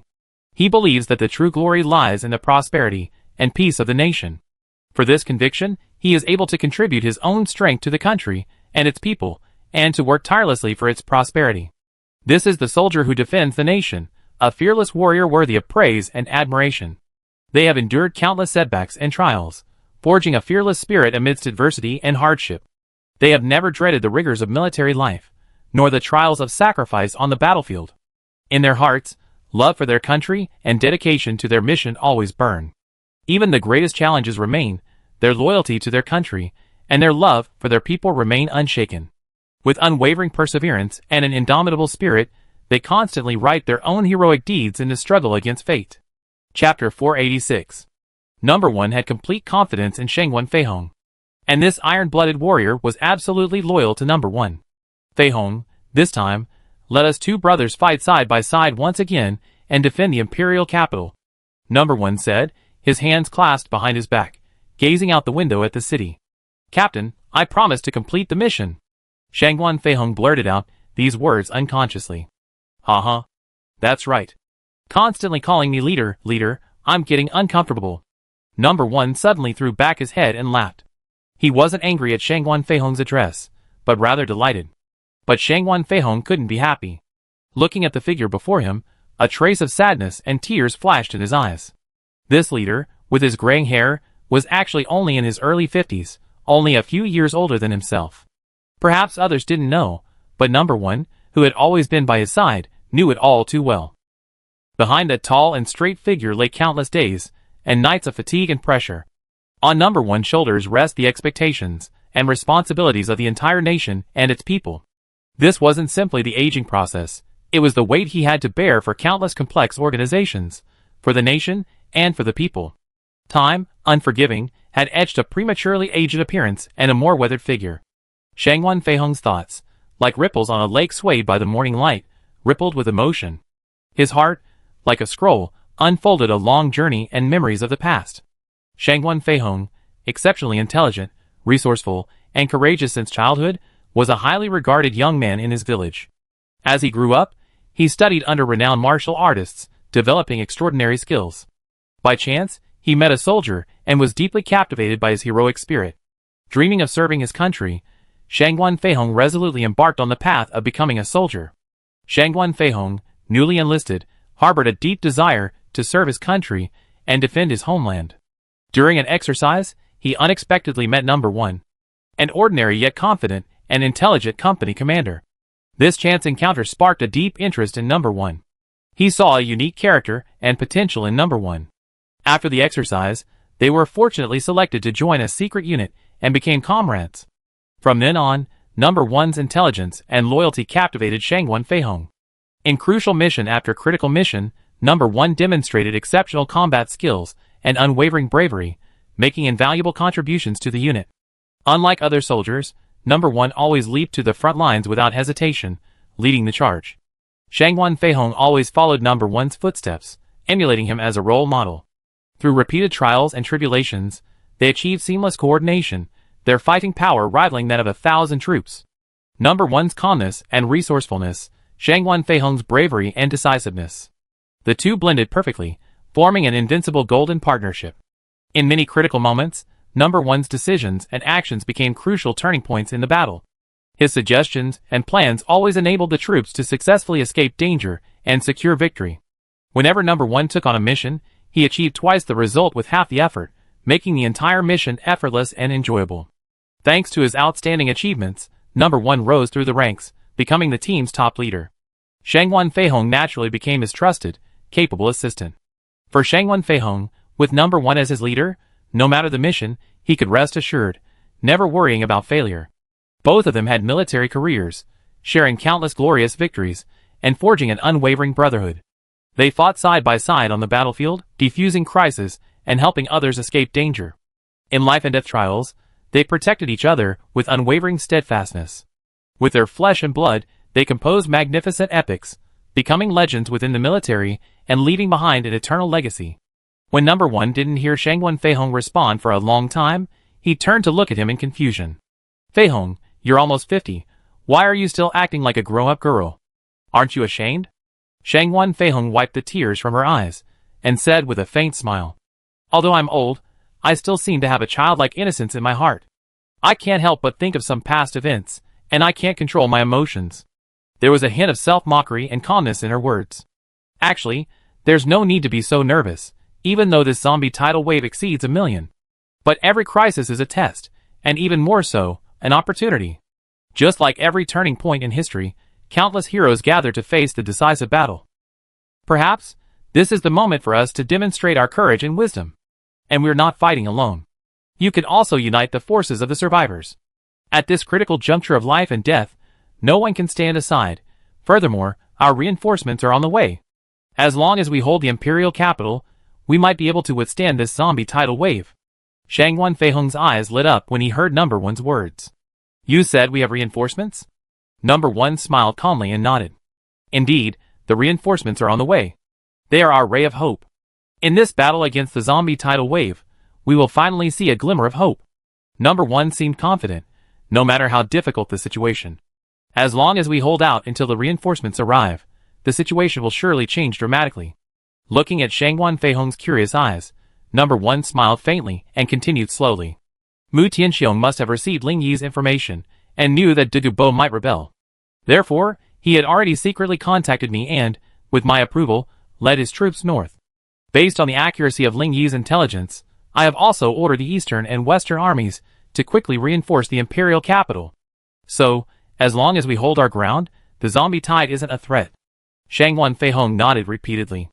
Having external support would be great. At a critical moment, we could combine forces internally and externally.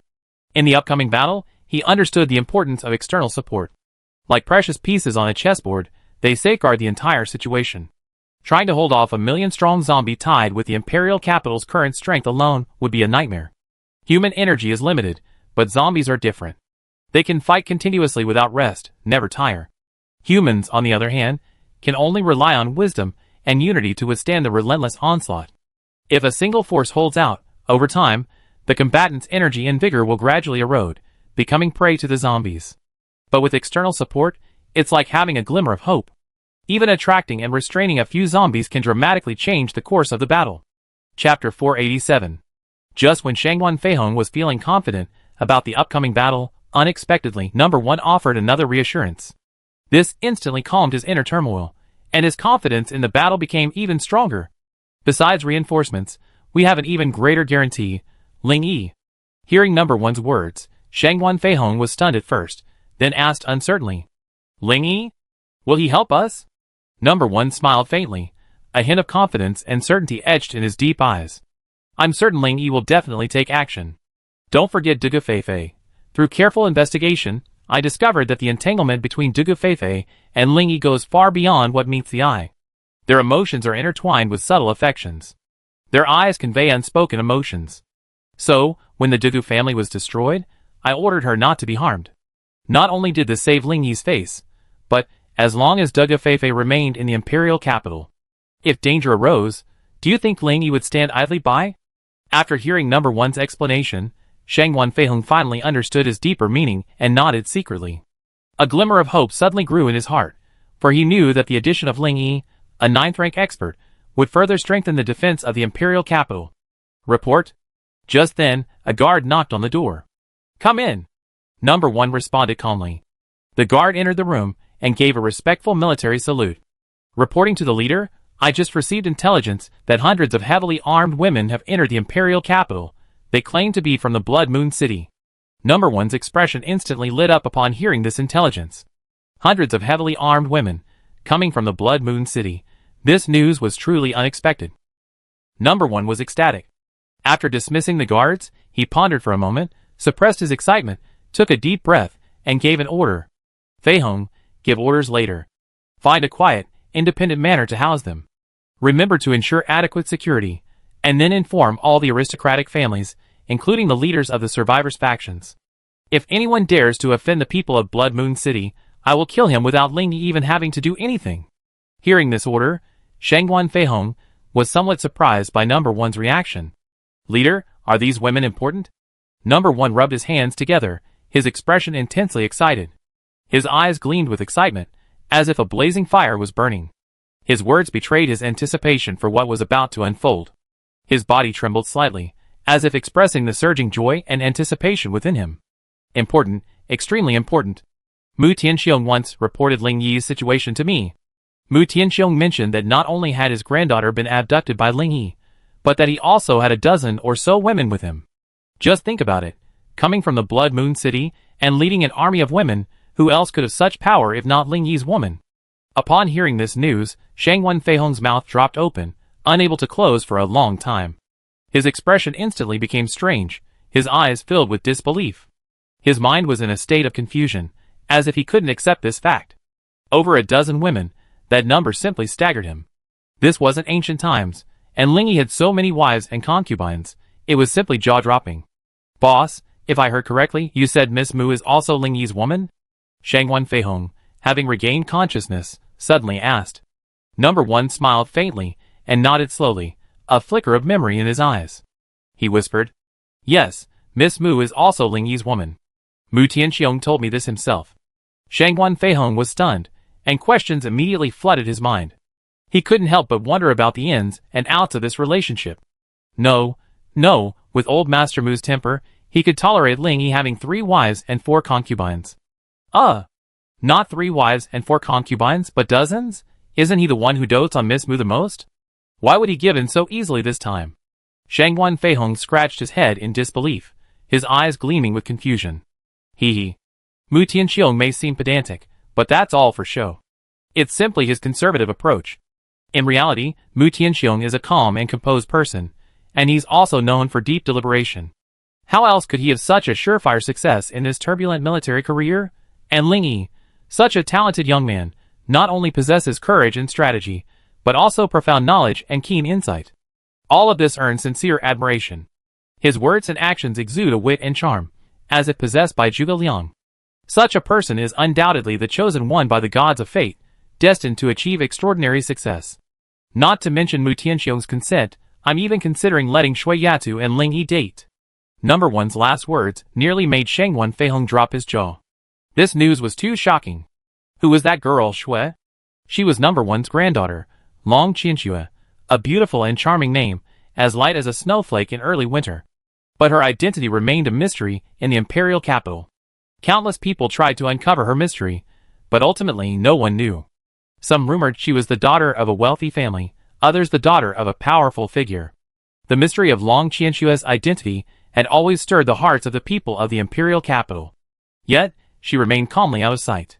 Someone once tried to molest Long Qianxue, but was instantly apprehended by the bodyguards, who were secretly following her. Even more astonishingly, Long Qianxue was treated like a princess in the imperial capital. Those young men in the imperial capital were usually arrogant and domineering. But whenever Long Qianxue appeared, they would inevitably become as docile as cats, their arrogant demeanor subdued. Those who were attentive, combined with Long Qianxue's surname, could not help but associate her with Number One, as his surname was also Long. This discovery was truly thought-provoking, as if she and Number One had some subtle connection. Perhaps this was just a coincidence, but who could survive in the imperial capital without being shrewd? Even from this simple information, they could already sense a profound hidden meaning. The relationship between Number One and Long Qianxue was undoubtedly extraordinary. As for why Long Qianxue garnered such attention, it was closely related to her appearance. As her name implies, Long Qianxue's face was like a clear snowfall, pure and beautiful, captivating and captivating. Her eyes, like clear lake water, shimmered with a crystalline brilliance. Her long hair flowed like a cascade, as if a breeze were caressing her face.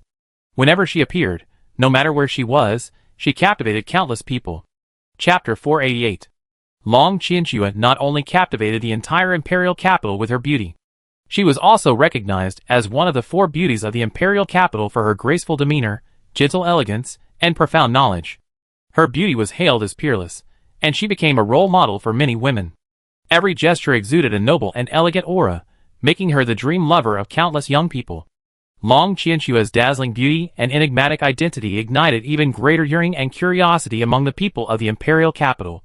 Countless people speculated, what secrets did she hold? Where did she come from? What was her life story? These questions became the subject of countless after-dinner conversations. These questions fueled a growing curiosity and yearning for her. Thus, Long Qianxua was placed at the top of the four beauties of the imperial capital. Leader. Leader, you're not really thinking about letting Qianxua and Ling Yi be together, are you? Shangwan Feihong shook his head, feeling a bit confused, and questioned number one. The confusion within him spread like a thick fog, as if countless questions were swirling around him. He longed for answers, and the eager glint in number one's eyes made the situation even more mysterious. Why not? Feihong, do you know why I haven't sent you out for all these years? Hearing number one's question, Shangwan Feihong smiled awkwardly and scratched the back of his head. Leader. Stop complaining about me. You know I'm a bit clueless, only fit to stay by your side. If I were to be transferred to a regional office, it would definitely cause chaos. How could I handle such a big responsibility? Number one looked at the lively Shangwan Feihong and could only shake his head helplessly. You're quite self-aware, but it's a pity I've been giving you pointers, hoping you understand, but you continue to do things your way. Your style is out of touch with the times and a bit old-fashioned. Your overall style needs to be more dynamic, forward-looking, and adaptable. This is the end of the world, a time of great change. We don't have to always stick to pre-apocalyptic rules and regulations. Shangwan Feihong coughed awkwardly, then grinned broadly and chuckled. I don't understand any of this. Anyway, I do whatever you say. The leader's decision is always right. Shangwan Feihong's eyes flashed with determination, and his tone revealed a simple sincerity and resolve. You. Number one felt both helpless and touched. My old company commander, stop teasing me. Tell us what we should do next. Shangwan Feihong was afraid that number one would bring him up again, so he quickly changed the subject. Okay, I won't complain about your shortness anymore. Number one patted Shangwan Feihong's shoulder with a smile, then put away his playful thoughts and continued solemnly. I asked you to protect the people of Blood Moon City for 3 reasons. First, I assume this is the reinforcement Ling Yi had arranged long ago, but that's obviously difficult to prove. Because during the previous chaos, Lan Xinyu evacuated the imperial capital with Mu Yang and his wife. This means Ling Yi has no intention of staying in the imperial capital with us. The only person he has any connection with is Duga Feifei. But with his 9th rank strength, taking someone out of the imperial capital is a piece of cake. Shangwan Feihong listened attentively, nodding his head repeatedly. He was the first to receive the information after Lan Xinyu, and the others left. Secondly, I suspect this female army may not have received orders from Ling Yi. Perhaps they came to the imperial capital on their own, specifically to find Ling Yi. If this conclusion is correct, then this is a great blessing for us. If the imperial capital is under siege, it would be easy for Ling Yi to take one person away. But protecting hundreds of people and evacuating them all together would be much more difficult, and such an outcome would force Ling Yi to join the battle. Shangwan Feihong's eyes lit up at this. This was truly a blessing. A surge of eager anticipation surged in his heart, imagining the possibilities of this outcome. A glimmer of determination shone in his eyes, as if he had already envisioned the moment of victory in the defense of the imperial capital. Joy and anticipation surged through his heart like a gentle spring breeze. Shangwan Feihong couldn't help but smile slightly.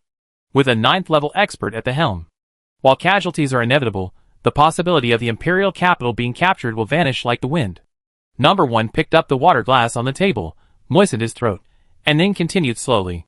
Third, putting aside the 2 reasons above, befriending Ling Yi will definitely benefit more than it harms. As long as we make friends with the people of Blood Moon City, we have to consider their favor. Do you think Ling Yi will stand idly by out of consideration for his friendship? Furthermore, according to Mu Tianxiong's report, Ling Yi is a man of great loyalty and righteousness. Therefore, our top priority now is to befriend this female army.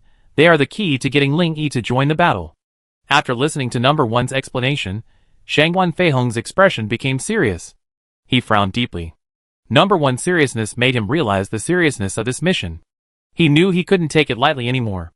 Number one's consideration of the issue also gave him a sense of peace of mind.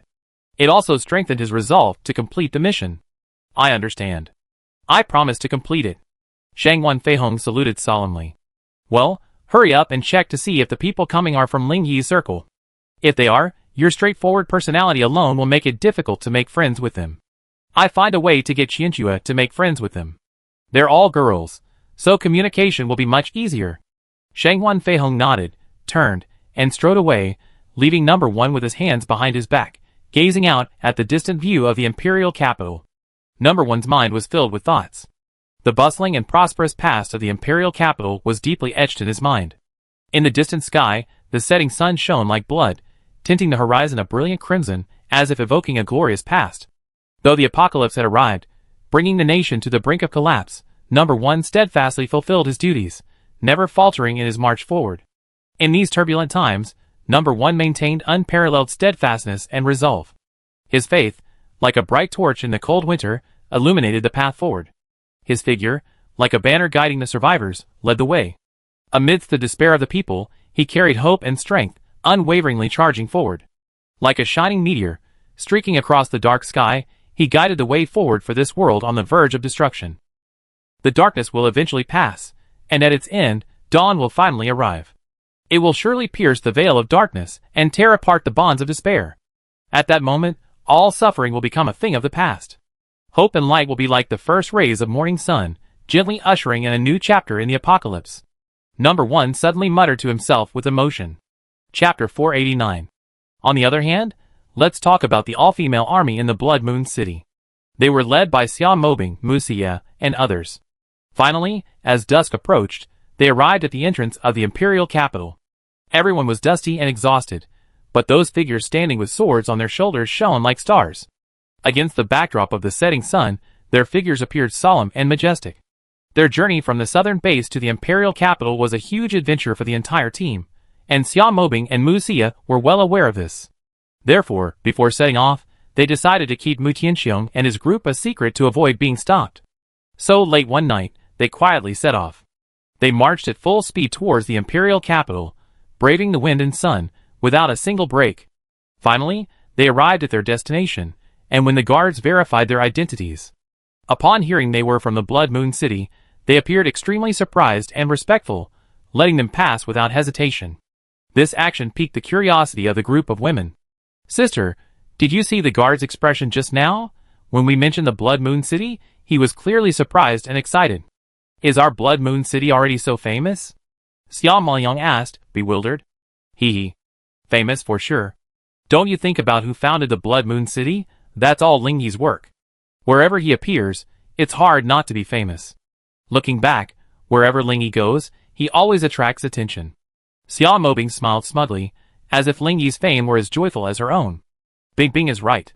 In this apocalyptic world where life and death coexist, Ling Yi is destined to be the center of everyone's attention. Like a wave rising from nowhere, he quietly draws the world's attention and admiration. His every move seems embedded in the treasure box of time. Every moment shimmers with dazzling light, captivating everyone's gaze. His fate seems predestined by the stars. And every path he walks exudes a dazzling charm. Mu Xie agreed, smoothing down the messy strands of her bangs. Alright, you two, stop praising Ling Yi. The most urgent thing is to find a place to stay and get clean. Look at how awful we are now, our faces covered in grime. We look like beggars, and even our bodies reek of sweat. If I were to meet Ling Yi like this, I doubt I even have a chance at a soft bed. Lu Zi interrupted the conversation and spoke out the most important point at the moment, prompting the other women to agree. That's right. We need to find a place to stay first, and then take a good bath. I agree. We've been rushing around lately, and I've been using my water powers to simply wash myself. I've been wanting a good bath for a long time. Also, we need to pack our luggage properly. We can't go see Ling Yi all this dirty. Hey, I agree. We must present our best selves to Ling Yi.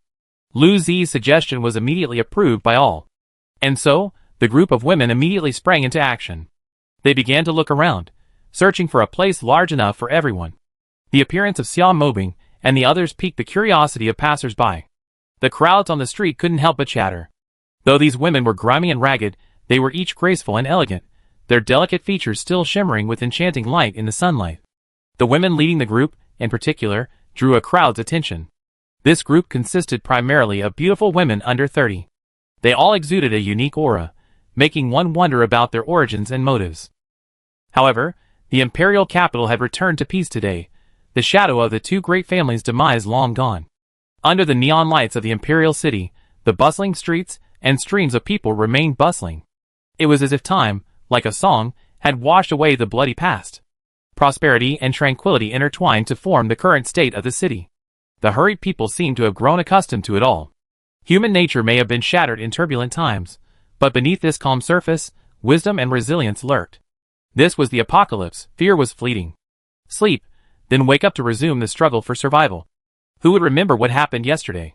It would be better to quickly earn some crystal cores and buy a loaf of bread. And then, after eating the bread and filling their stomachs, they found something to do. So, upon seeing these women, a group of lechers couldn't help but harbor evil intentions. They jumped out, flirting with them recklessly and using vulgar language. Their vulgar behavior drew the attention of the onlookers.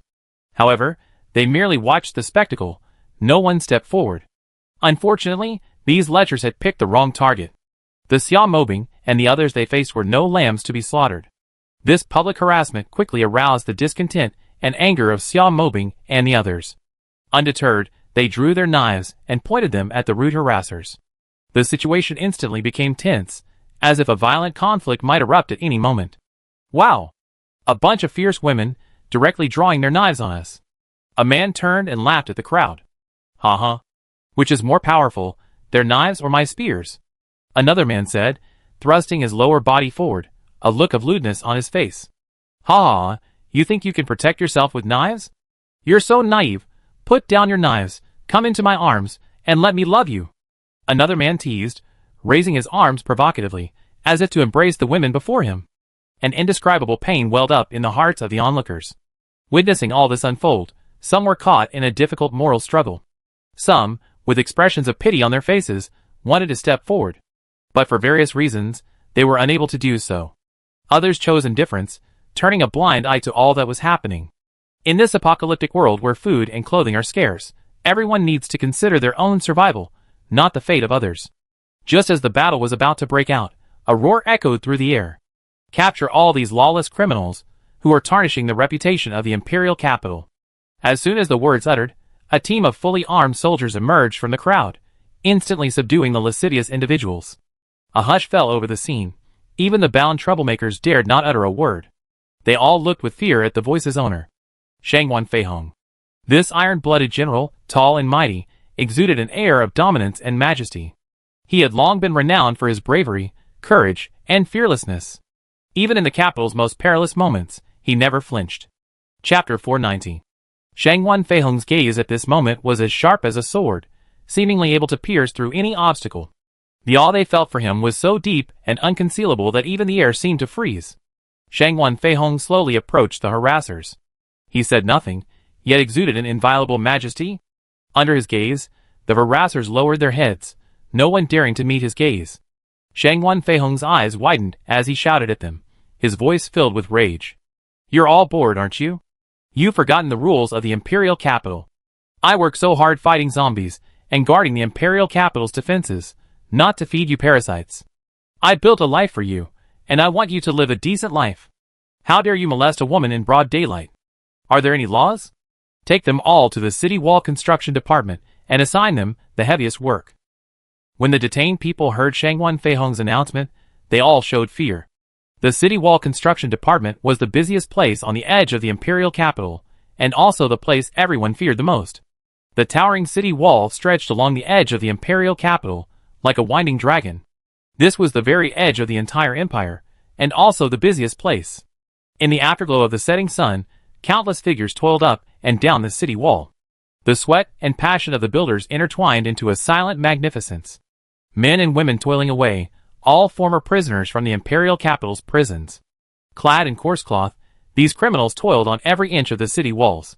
Their expressions varied. Some were solemn, some brimming with resentment, and some expressionless. But their movements were deft and powerful, as if they were carving the mark of their lives on the city wall. Here, no one cared whether they were tired or not, let alone whether they lived or died. At a single command, they became the wall's builders, shouldering the weight of layer after layer of bricks and steel. The Duga family, a name known to every soul in the imperial capital. However, after Duga Bo was sentenced to death, all his clansmen were exiled here. This was not heaven, but hell. Criminals came here to redeem themselves and repent. At the wall's construction site, an oppressive atmosphere enveloped everything, like invisible shackles, tightly binding each individual. Here, with sweat and tears, with suffering and struggle, they faced the most primal despair within their hearts. Doing the most tiring work and eating the worst food. Dragging their exhausted bodies, they carried the heaviest burdens. There were constant eyes on them, tempting them to slack off. No problem, I send you out to play with the zombies. Don't come back until you collected useful supplies. This single punishment alone forced everyone to work obediently. Even the enhanced and psychic criminals. They all worked diligently, not daring to slack off, let alone escape the area. You're kidding. There are zombies and mutants everywhere outside. Going alone is simply courting death. So, when they heard they were being sent to the wall construction site, those lechers were terrified and begged for mercy. However, Shangguan Feihong wasn't fooled. He simply waved his hand, signaling the soldiers to follow his orders. Only when the wailing faded did Shangguan Feihong turn to look at Xiao Mobing and his group. He glanced at them with a smile, the previous tense atmosphere completely gone. Suddenly, Shangguan Feihong's pupils narrowed, and his gaze fixed on a woman. Although the woman's features were obscured by grime in the crowd, he immediately felt that he had seen her somewhere before. A sudden sense of familiarity welled up in Shangguan Feihong, a feeling of déjà vu that plunged him into deep thought. Mu Xie saw Shangguan Feihong staring blankly at her, and a hint of a smile played at the corner of her mouth. Uncle Shangguan, long time no see. Shangguan Feihong's eyes flickered with surprise, and he slowly regained his composure and asked excitedly, You're Mu Xie, Miss Mu? Mu Xie nodded gently, replying softly, It's me, Uncle Shangguan. It's been so many years, and you're still as majestic and extraordinary as ever. Shangguan Feihong burst into laughter, his heart filled with endless emotion. The Mu Xie before him was no longer the naive girl she once was. There was a calmness and wisdom in her eyes, as if she had experienced countless trials and tribulations, and deep within her heart lay a maturity and resilience. At this moment, she exuded a calm and resolute demeanor. Shangguan Feihong couldn't help but marvel at the charm of time. Mu Xie had grown into a woman who commanded all. Come on. This isn't the place to talk. I have someone arrange accommodations for you. We can chat in due time. Upon hearing this, Mu Xie and the others were overjoyed. Shangguan Feihong then arranged for his adjutant to arrange for someone to take Mu Xie and the others to a prearranged location, a separate manor, serving as the women's temporary residence. This surprised and grateful Mu Xie and the others. They hadn't anticipated how well-connected Mu Xie was. The fact that they were receiving such hospitality in the imperial city was entirely thanks to Mu Xie. This unexpected joy, like a sudden spring breeze, ignited hope in their hearts and filled them with anticipation for the imperial city. After Shangguan Feihong had made all the arrangements, he immediately went to report to number 1. He had never expected Mu Xie to come to the imperial city. The importance of this matter required immediate attention. What? You said Miss Mu was in the group, and she came with the people from Blood Moon City? When number 1 heard this news, his expression flashed like lightning across the night sky, a mixture of shock and disbelief. After receiving Shangguan Feihong's affirmative response, his eyes flickered with joy. It was as if he had just heard exciting news. That's fantastic. With Miss Mu's connections, I'm 100% confident I can tie Ling Yi to the Imperial Capital's chariot and fight the impending zombie tidal wave together. Number 1 was so high-spirited at the moment that he paced back and forth excitedly, beaming. Great. Oh, and with Miss Mu here, my visit won't seem so out of place. Feihong, go find Qianxue, and then we go see Miss Mu together.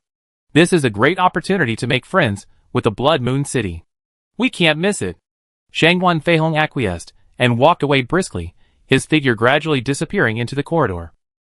Chapter 491. Mu Xie, Xiao Mobing, and the others had originally thought they would be provided with ordinary lodgings, but unexpectedly, Shangguan Feihong's adjutant led them directly to a secluded, independent courtyard. When they arrived at this independent courtyard in the imperial capital, they were immediately stunned by the scene before them. The courtyard, nestled amidst a lush bamboo forest, exuded a tranquil and mysterious atmosphere, exuding an ancient atmosphere. Entering the courtyard, one could see a cluster of ancient and elegant buildings arranged in a staggered pattern. Towering ancient trees and numerous rockery formations, each scene exuded elegance and splendor. It was as if one had traveled back to an ancient fairyland, and one could not help but marvel at the charm of this ancient land. According to the adjutant, Many mysterious legends and stories circulate within this courtyard. It was once the retreat of an ancient royal family member. Others say it was the rendezvous between a princess and her lover.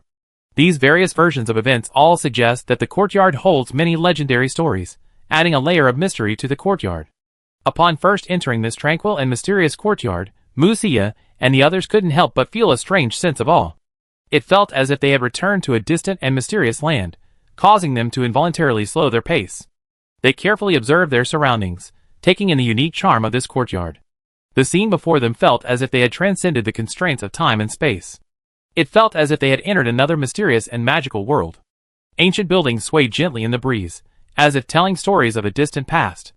Every inch of the beautiful scenery immersing one in a mystical aura, its beauty captivating the mind and body. Even after the adjutant left, the group of women hadn't fully recovered. A magnificent sunset, accompanied by a breathtaking spectacle of crimson-stained sky. The afterglow of the setting sun, picturesque and poetic, shone on their faces. A brilliant radiance shone from their eyes. It was as if, at that moment, time had stood still. All worries and anxieties were washed away by the magnificent scenery and the beautiful courtyard. In that moment, their hearts found peace and beauty. "It's so beautiful here." Xiao Maoyan's voice suddenly broke the silence. "Yes, the scenery is beautiful, truly refreshing." Musia gently stroked the carved railing and said with emotion. Xiao Mobing smiled slightly, a hint of a clear smile playing in the corners of her eyes. "The scenery here seems to soothe a weary soul, seemingly allowing one to forget all worries and simply immerse oneself in this pure place." Her words were filled with admiration for the scenery, as if paying the most sincere respect to nature. "Sisters, please feel free to move around. Choose your own room, take a hot shower, and then get a good night's sleep." Lu Zi clapped her hands and spoke loudly to the group. At this voice, everyone's spirits instantly lifted, and they dispersed in all directions, cheering. In this vast villa, excited cheers blended into one, like a vibrant painting unfolding. They slowly absorbed this isolated tranquility, anticipating a deep, sweet night's sleep. Musia and the other women were already exhausted, despite their strong constitutions. They were exhausted from the journey, and even with the aid of transportation, they couldn't completely eliminate their physical and mental fatigue. Now with a fixed place to stay and a washroom, they all began to enjoy a hot bath. The warm water glided over their fair skin, washing away the dirt left by the journey, as well as their fatigue and worries. In that instant, the women seemed to have been reborn. No longer the disheveled appearance they had upon entering the imperial capital, they now had a brand new, stunning beauty. The female warriors had already chosen their rooms, and began to catch up on their sleep. But they had consciously arranged shifts for sentry duty, as they were unfamiliar with the area, so they could be prepared for any emergency. After enjoying their long-awaited hot bath, Musia and the others, as Ling Yi's closest companions, they all began to dress carefully. The women put away their combat armor, and donned their favorite clothes. They seemed to want to present their most beautiful selves to Ling Yi. After a bath, Musia's soft hair cascaded over her shoulders. A tender and unique light shone in her clear eyes. She pulled a snow-white dress from her backpack and put it on. This was the outfit she had carefully selected and brought with her before her departure. Paired with the beautiful crystal jewelry, it made her look even more charming and alluring. Musia even gently applied the carefully selected fragrance to herself. The delicate aroma permeated the air, seeming to conjure a dreamlike wonderland around her. A smile finally appeared in Musia's eyes, previously filled with worry. Having safely arrived in the imperial capital and finding no signs of chaos, it proved that Ling Yi was now safe. This restored her confidence, and to meet the man she longed for, she began to showcase her unique charm. The other women around her were also radiant, each showcasing their own unique charm. Some, dressed in long, flowing gauze dresses, resembled fairies. Others, with a blend of strength and softness, displayed a bravery and femininity. There were also queen-like outfits, schoolgirl outfits, and Lolita outfits, among others.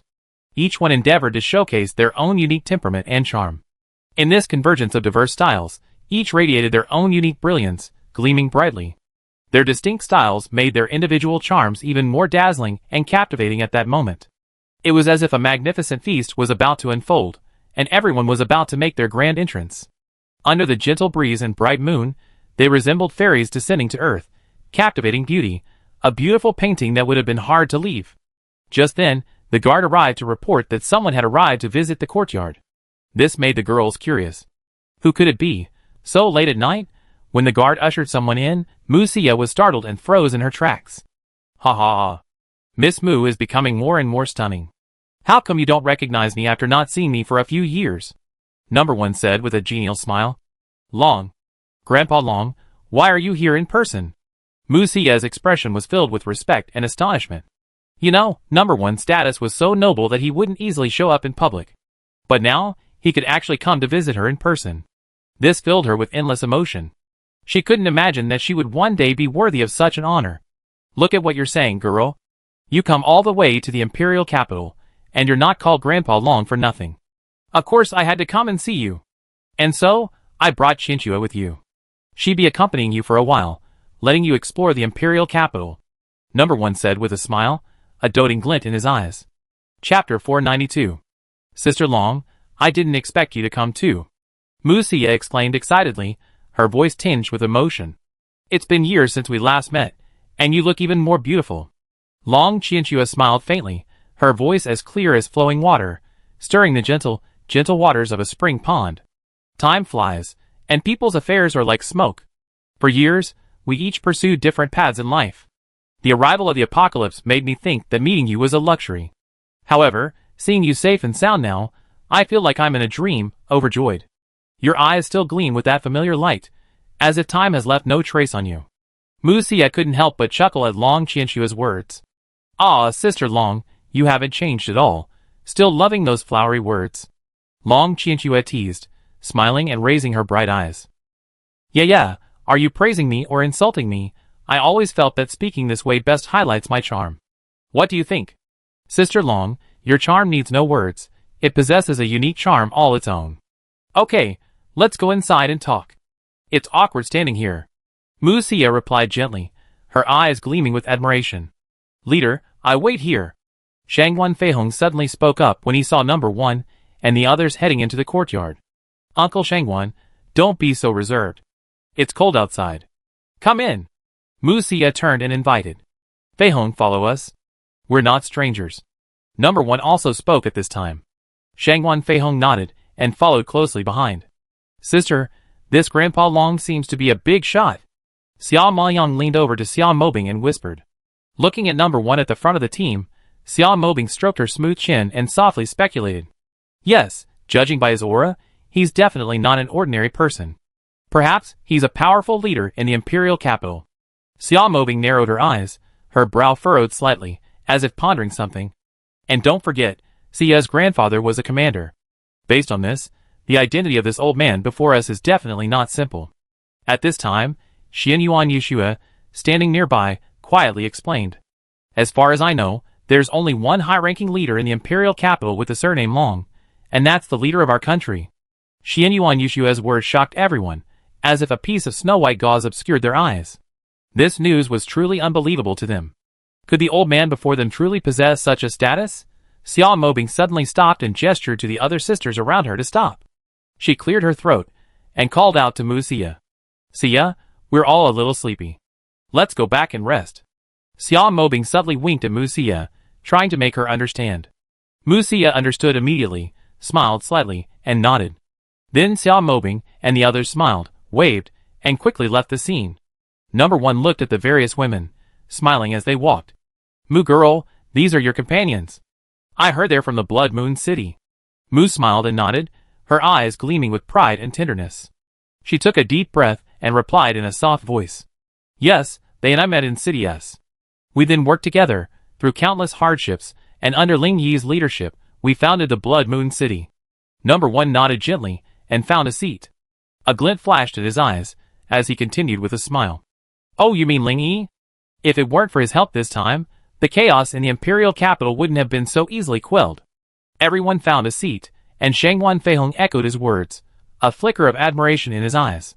Ling Yi is truly a rare talent. His wisdom and decisiveness saved the imperial capital from danger at a critical moment. Hearing this, Mu Xia's eyes lit up, and she quickly inquired. Has the turmoil in the imperial capital been resolved? When did it happen? You know Ling Yi, but do you know where he is now? Mu Xia peppered the other three with questions, leaving them all looking at each other in bewilderment. Haha, it seems Miss Mu came to the imperial capital this time specifically for Ling Yi. Number 1 raised an eyebrow, a hint of teasing in his tone. Mu Xia's cheeks flushed instantly, and she bit her lip gently. A shy glint flickered in her eyes, yet she couldn't hide the joy she felt. Her eyes flickered, as if revealing her deep love and anticipation for Ling Yi, a glance that anyone with a discerning eye could see. This wasn't simply coyness, but a gentle, loving shyness. Grandpa Long, what are you talking about? Mu Xia's voice was soft, tinged with shyness, allowing one to sense the depths of her emotions. Ha ha ha. Miss Mu has grown up and already has someone she loves. Number 1 said, turning to look at Long Qianxue, then pointing at Mu Xia. Qianxue, see? You should learn more from Miss Mu. She's a few years younger than you, and she already has a boyfriend. Long Qianxue sat down and listened quietly to the conversation. She hadn't expected it to get to her point, which made her feel a little helpless. Long Qianxue sighed softly. She had always believed she was no less talented than Mu Xia. However, this meaningless comparison also made her feel a little tired. It wasn't that she didn't want to find someone, but she simply hadn't met someone who moved her heart. Grandpa, stop making things up for me and answer Yaya's question. Look, she's getting so anxious she can't sit still. As expected, Mu Xia's eyes were fixed on number 1, her hands clenched tightly, her expression filled with excitement and anticipation. Number 1 smiled and shook his head slightly, signaling Shangguan Feihong with his eyes to explain the situation. Shangguan Feihong nodded, then told Mu Xia everything that had happened recently. Mu Xia listened intently, a wave of anger and sadness welling up in her heart. She frowned slightly and sighed softly. Life is unpredictable, full of unpredictable events. I never expected the Dugu and Fong families would end up like this. Hearing Mu Xia's sigh, number 1 took over and spoke slowly. This time, we're truly grateful to Ling Yi. If it weren't for his intelligence, we might have been in dire straits long ago. His insight and decisiveness are truly admirable. Every time he faces a difficult situation, he always makes a decision quickly and without hesitation, as if he had already planned it countless times in his mind. He is even more admirable at clarifying complex issues, strategizing and remaining calm in the face of danger, as smooth as flowing water. If Fong Yimou and Dugu Bo had succeeded, the imperial capital might have been plunged into dire straits, and the people would have suffered. Chapter 493. Mu Xia was filled with joy at this moment. Hearing number 1's praise of Ling Yi, her heart felt as if enveloped by warm sunshine. She felt truly blessed to have such a brave and resourceful man. In Mu Xia's heart, no matter what difficulty she faced, as long as Ling Yi was by her side, she could move forward fearlessly. Shangguan Feihong then continued. As for Ling Yi's whereabouts, I'm actually not sure. According to reports from the guards on the imperial city walls, he has already left the capital. As for where he went, it's unknown. Hearing this news, Mu Xia's heart was like a sky covered in dark clouds, a mixture of confusion and loss. She turned to look out the window, gazing into the distance, as if searching for Ling Yi. Ling Yi, the man she had longed for, the hero who had saved the imperial city from peril, had now quietly departed, with no news of him. This outcome left her feeling deeply regretful and anxious.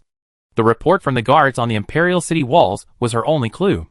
What had Ling Yi done when he left the imperial city alone? This made Mu Xia's feelings even more complicated. She couldn't help but worry about Ling Yi's safety, and wondered if his departure was related to the black-robed figure he mentioned. The world is unpredictable, fate is unpredictable, and all of this left Mu Xia mired in conflict and confusion. Ling Yi's whereabouts seemed to be an unpredictable mystery. Where he was, and what he had encountered were unknown to everyone. Mu Xia's thoughts wandered throughout the long journey, imagining all the possibilities.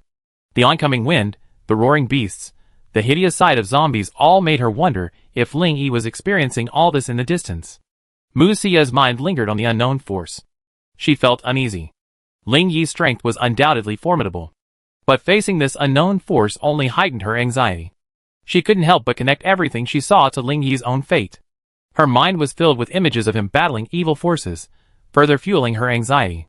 Just as Mu Xia's anxiety grew, number 1 saw Mu Xia's worried expression and her distraught look.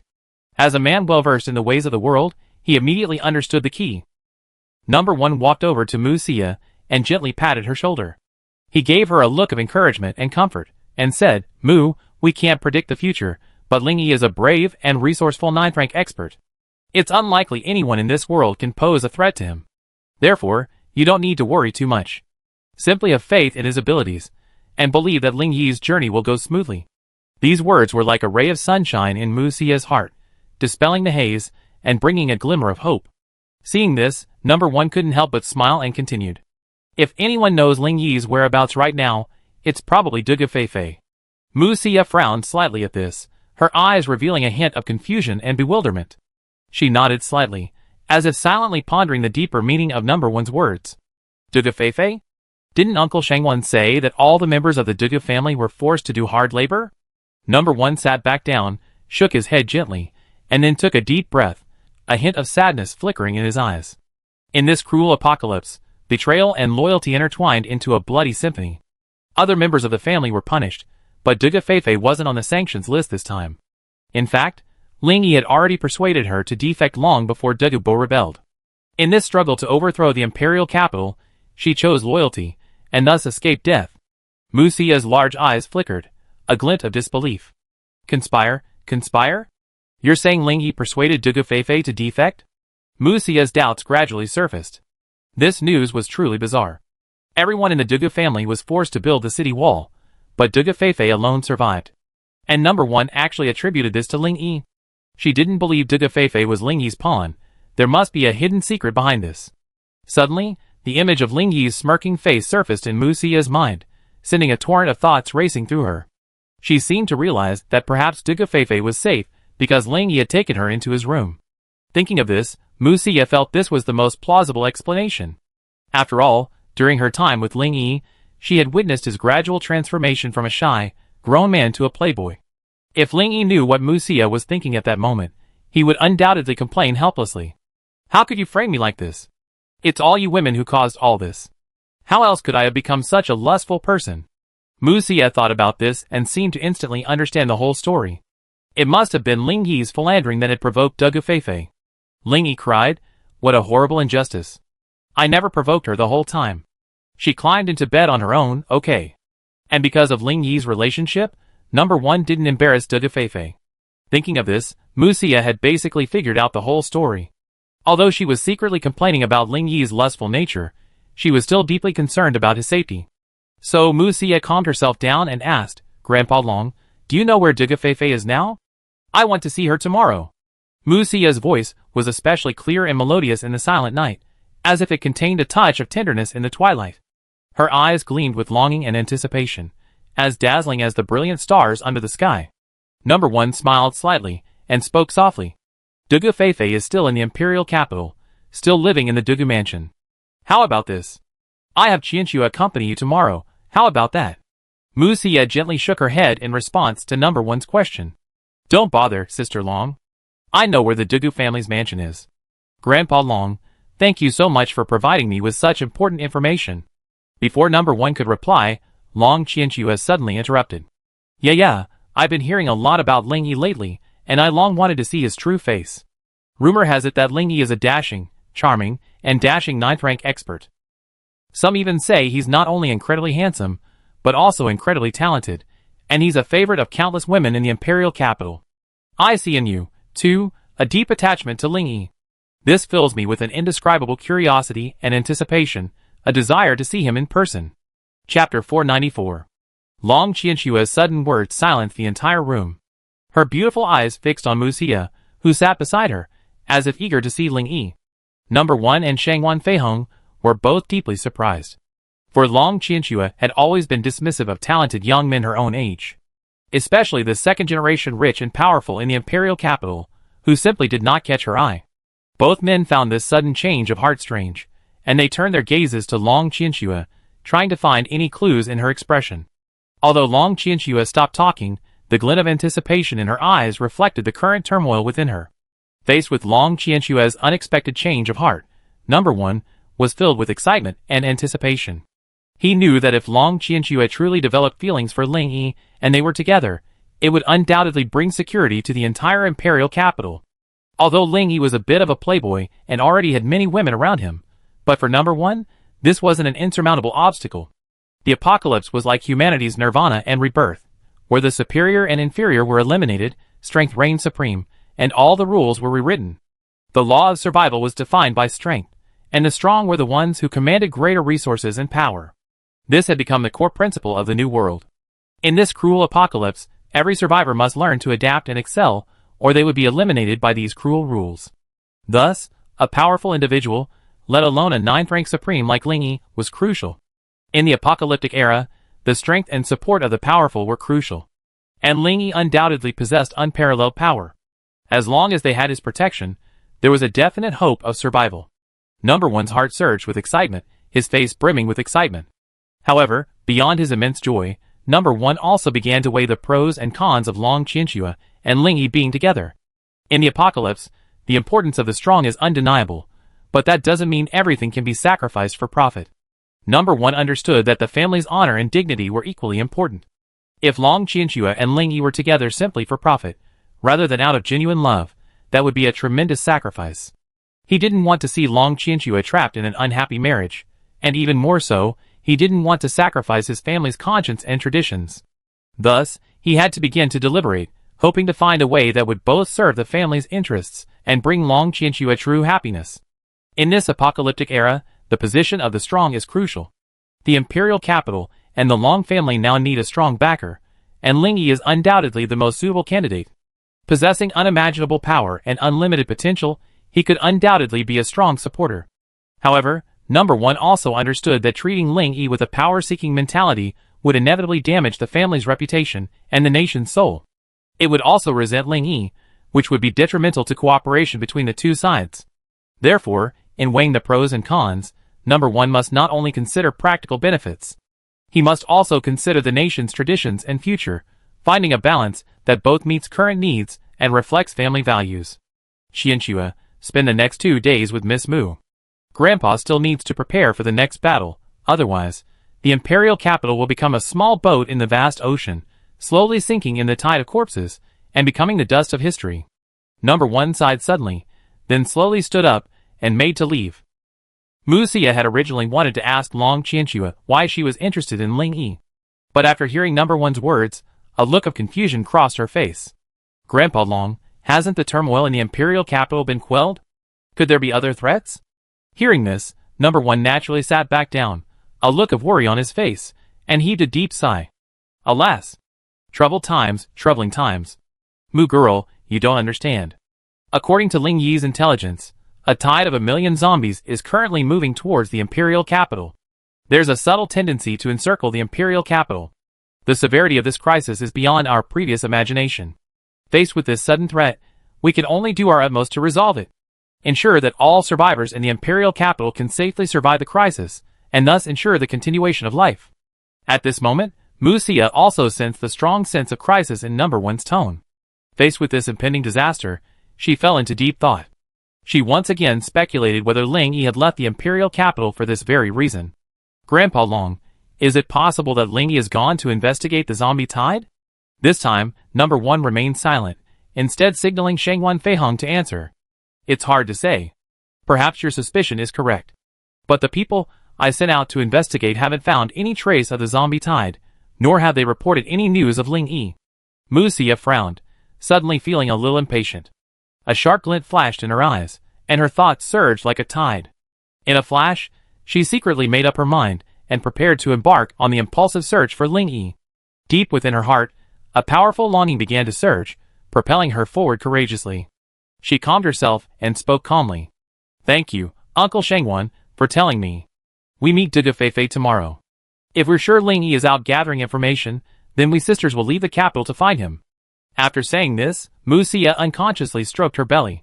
Number One happened to see this scene, and he raised his eyebrows, tentatively asking, Mu girl, are you pregnant? Mu Xia was momentarily taken aback, then smiled gently, a tender, motherly glow, her eyes gleaming with confidence and determination. Even if I'm pregnant, I will face everything with strength. My unborn child, and I both hope to be by his side at all times. Her words radiated a firm conviction, moving one to her courage. But Number One was now filled with confusion and excitement.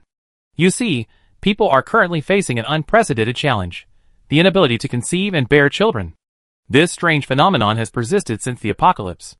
Countless scientists and doctors have diligently searched for an answer, but to no avail. All the survivors are plunged into despair and panic. As time passes, the number of survivors will dwindle. After all, children are humanity's future. And yet, at this moment, humanity's hope is fading.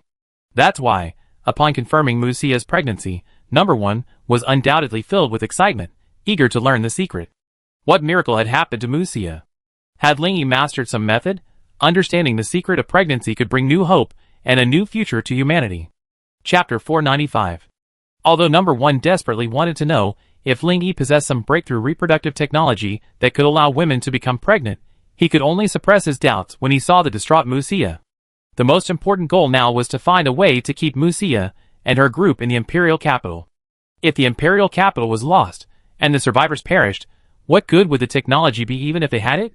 Would it be used on those zombies? That was nonsense. Therefore, Number 1 did not want to see Musia and the others leave, and would never allow such a thing to happen. If these women went out to look for Ling Yi, perhaps even taking Dugufeifei with them, such an outcome was unacceptable to Number 1. Without the people Ling Yi cared about in the Imperial capital, victory in the battle to protect the Imperial capital would be extremely difficult. By then, it was still unknown whether Ling Yi would take action. After all, facing a tidal wave of millions of zombies, no one would dare to brave such a thankless task, forcing their way through a battle with such an uncertain outcome. So, Number 1 tried to calm himself and appear as calm as possible. He earnestly tried to comfort Musia, a gentleness lingering in his words, like a warm breeze on a bitterly cold night. Number 1 pointed out that, pregnant, she shouldn't risk going out to search for Ling Yi, but should instead stay in the safety of the Imperial capital. Number 1 used rational and caring words to try to convince Musia of the dangers and unwiseness of acting in such a precarious situation. Although he wasn't sure he could convince Musia to give up the idea of searching for Ling Yi, but he had to ruthlessly lay out the facts and risks, hoping to convince her. Musia, facing Number 1's persuasion, firmly expressed her insistence. She took a deep breath, looked at Number 1 with clear, resolute eyes, and told him firmly she had to go out and find Ling Yi. Pregnant or not, she would not be constrained. Because they had come to the Imperial capital for this very purpose, how could they give up halfway? Deep within her heart, the longing for Ling Yi burned. Not even Number 1 could shake her resolve. Long Qianxue listened carefully to her grandfather's every word. She discerned the key points in his words. Unspoken in her grandfather's words, his ultimate goal was to keep Musia in the Imperial capital. But she knew in her heart that this was only the stated purpose. There must be other hidden reasons. Long Qianxue began to carefully ponder her grandfather's intentions. She pondered every detail over and over again in her mind. As she pondered deeply, a sudden flash of inspiration struck her, instantly grasping her grandfather's hidden meaning. Thought surged like a tide, and she gradually found a glimmer of inspiration. Grandpa's plan is finally taking shape. He's been busy laying the groundwork. It's all about using Musia and the others as an excuse to keep Ling Yi in the Imperial capital at this critical moment. These seemingly unrelated clues now coalesced into a remarkable plan. There's no doubt that Grandpa is devising every possible means to ensure Ling Yi's continued presence in the Imperial capital. Because in the impending battle to defend against the zombie tide, Ling Yi will be crucial to victory. The more Long Qianxue analyzed the situation, the clearer her thoughts became. When Number 1 was at home, he always unconsciously admired Ling Yi's courage and strategy.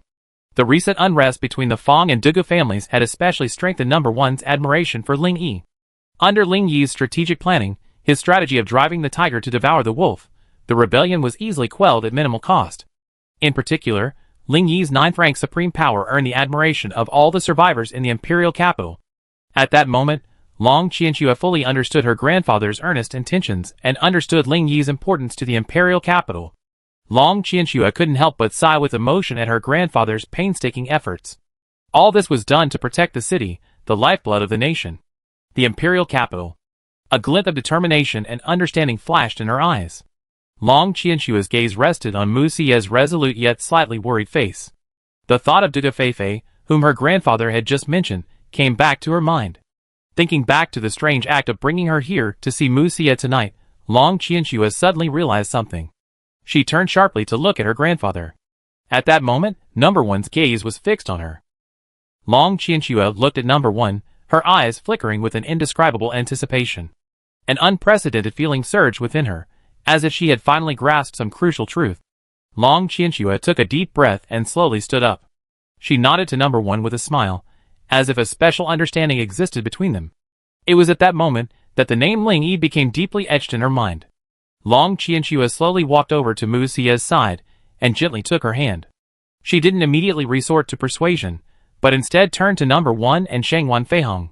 Grandpa, Uncle Shangwan, you two still have a lot of things to attend to tomorrow. It's getting late, so go back and get some rest. I stay with Yaya tonight. Shangwan Feihong glanced at number 1, awaiting further instructions.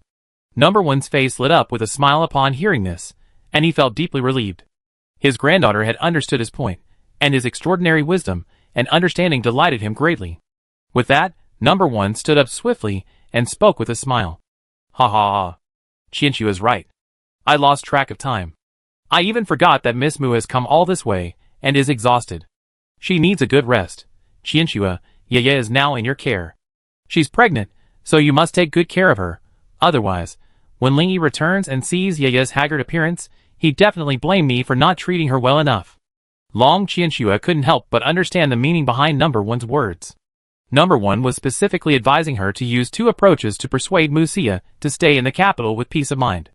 First, he would focus on Muxia's pregnancy, using the child as a deterrent to her thoughts of leaving the capital.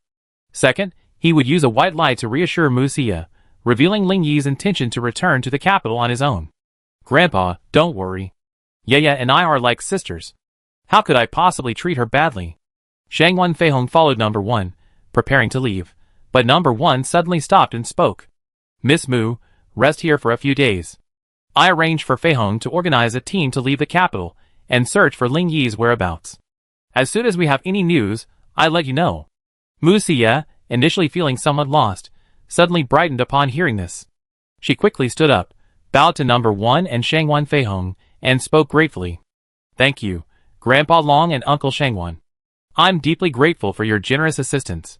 I remember this, and will come to thank you again when Lingyi returns. Chapter 496. Hundreds of miles away from the imperial capital, Lingyi and Fong Xiu were lurking atop a large tree. The bright moon in the sky illuminated the earth, bringing a touch of coolness to the two of them brought by the night breeze. Beside him, Fong Xiu clutched the corner of Lingyi's clothes tightly. In a trembling voice, she softly called out to Lingyi in the darkness. Lingyi, can you see clearly ahead? Lingyi turned his head slightly, smiled at Fong Xiu's worried face. There's no movement for now. Don't worry. Just close your eyes and go to sleep. I'm here, and I set up a barrier. The surrounding area is incredibly safe. Even if you and I do something shameful now, no one will see or hear.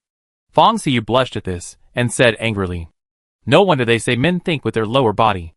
I deeply experienced the meaning of this saying with you. Repeated torture isn't enough. Even in this situation, you're still capable of such filthy thoughts. I'm completely convinced. Lingyi gently pulled Fong Xiu into his arms, resting his head on her shoulder. He narrowed his eyes, took a deep breath, and spoke with a look of ecstasy. Ah! It smells so good. You're such a little devil, so charming. Whenever I'm near you, I can't help but feel this urge. Fong Xiu bit her lip shyly, burrowing her head into Lingyi's arms, as if trying to escape his affection. Bah! You're a possessed, lustful person, and yet you still wrongly accuse me. As night fell, leaves rustled in the breeze, as if silently revealing the secrets of this wilderness. Lingyi and Fong Xiu were here because they wanted to gain immediate insight into the zombie tide's movements, so they could devise more effective countermeasures. As they were joking and playing, Lingyi suddenly noticed something strange in her sight, prompting her to gaze into the distance. That very glance made her gasp and freeze in shock at the sight before her. In the previously silent wilderness, the footsteps of the zombies suddenly rang out, like the gentle opening and closing of the gates of hell. They seemed to be pursuing a certain target, like hungry ghosts wandering through a dark world. The zombies' groans and roars echoed melodiously in the night wind. They wore tattered clothing, their eyes gleaming with a hollow, murderous gleam, accompanied by eerie, terrifying moans. Fong Xiu's eyes widened, unable to believe what she was seeing. Her heart beat uncontrollably. Across the vast wilderness, the roars of mutant beasts and the howls of zombies mingled, creating a terrifying spectacle beneath the night sky. Fong Xiu had never witnessed anything like it before. It filled her with shudders and immense shock. Lingyi narrowed his eyes, surveying the dark mass of corpses. The strange scene before him filled him with confusion. This group of zombies and mutant beasts moved with remarkable methodicality. It was as if they were being guided and directed by some unknown force. Their scale was immense, rivaling that of a vast army. This level of organization and coordination was truly chilling. Even the most skilled military expert in tactical analysis would be amazed by this sight. You know, Low-level zombies lack intelligence, only high-level zombies gradually awaken a degree of wisdom.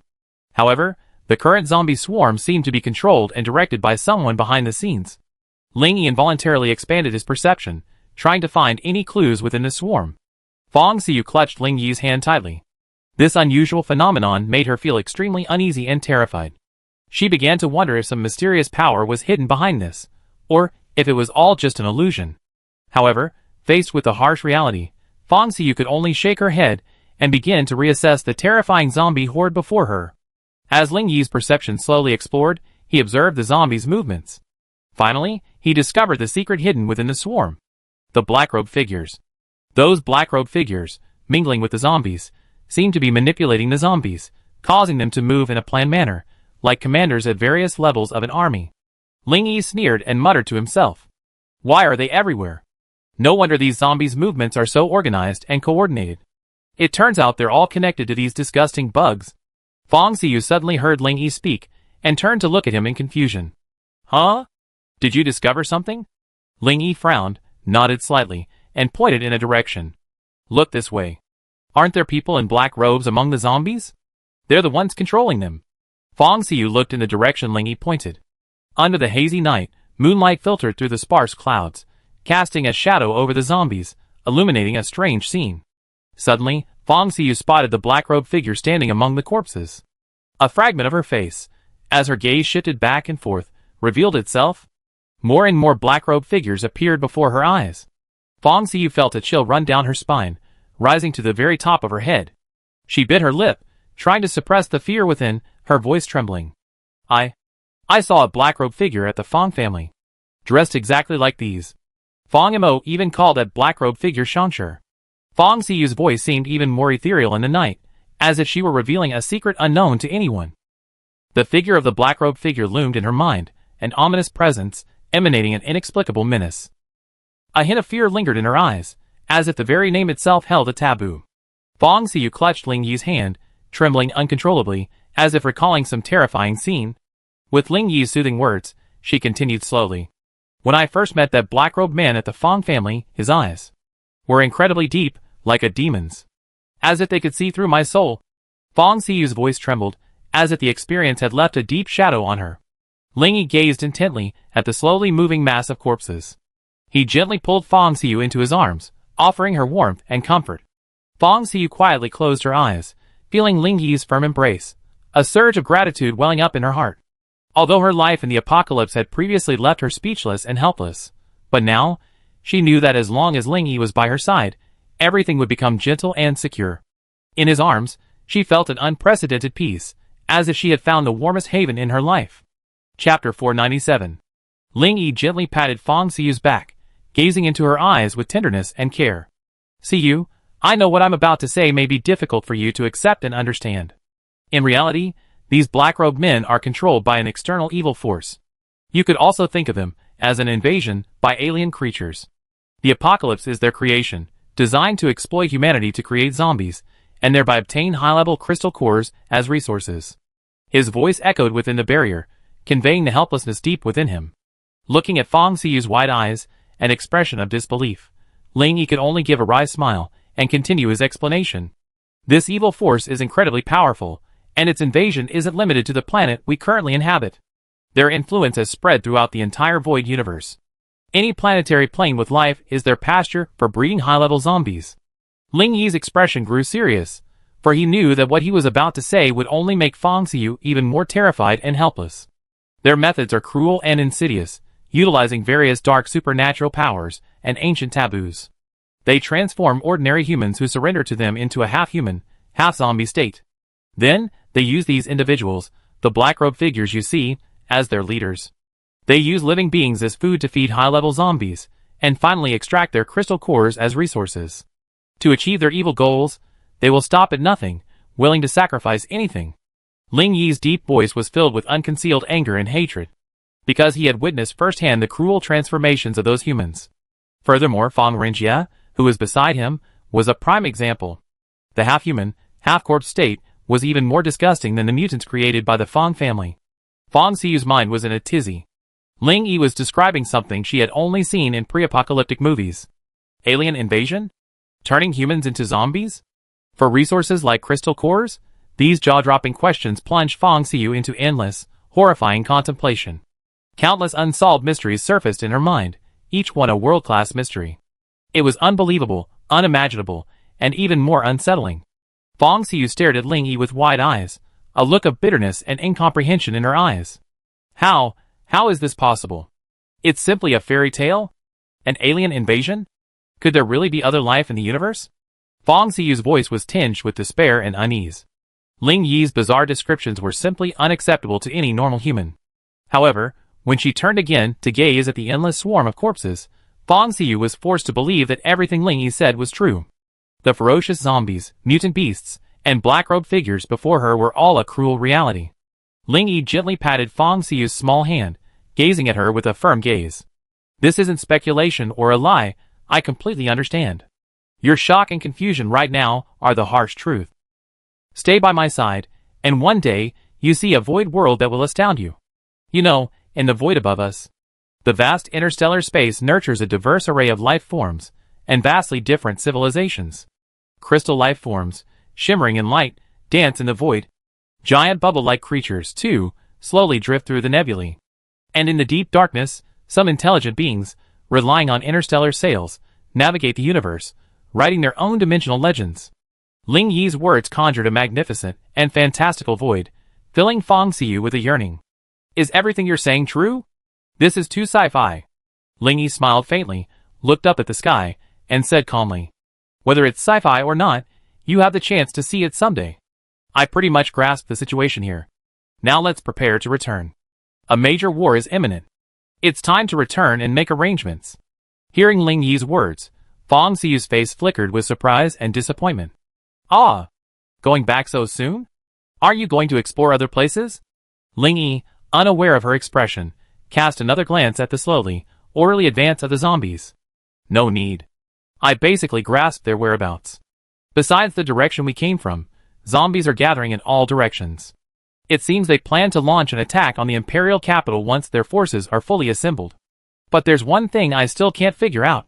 What exactly are these black-robed men planning? If they just wanted to attack the Imperial capital, why would they go to all this trouble and leisurely gather their forces? Given the current scale of the zombie tide, they could easily flow down and completely surround the Imperial capital. Even if they're trapped, they could still trap the remaining survivors within the city. The series of strange phenomena before him aroused Ling Yi's vigilance and suspicion regarding this zombie tide. These black-robed individuals seemed in no hurry to attack, seemingly waiting for a chance. These signs made Ling Yi wonder if the black-robed individuals' gathering of the zombies held some unusual purpose. If you can't figure it out, forget it. Ling Yi shook his head and said to Fong Xiu, let's go! The most urgent task now is to bring this news back to the Imperial capital. This will allow number one to make timely and accurate decisions regarding the upcoming battle.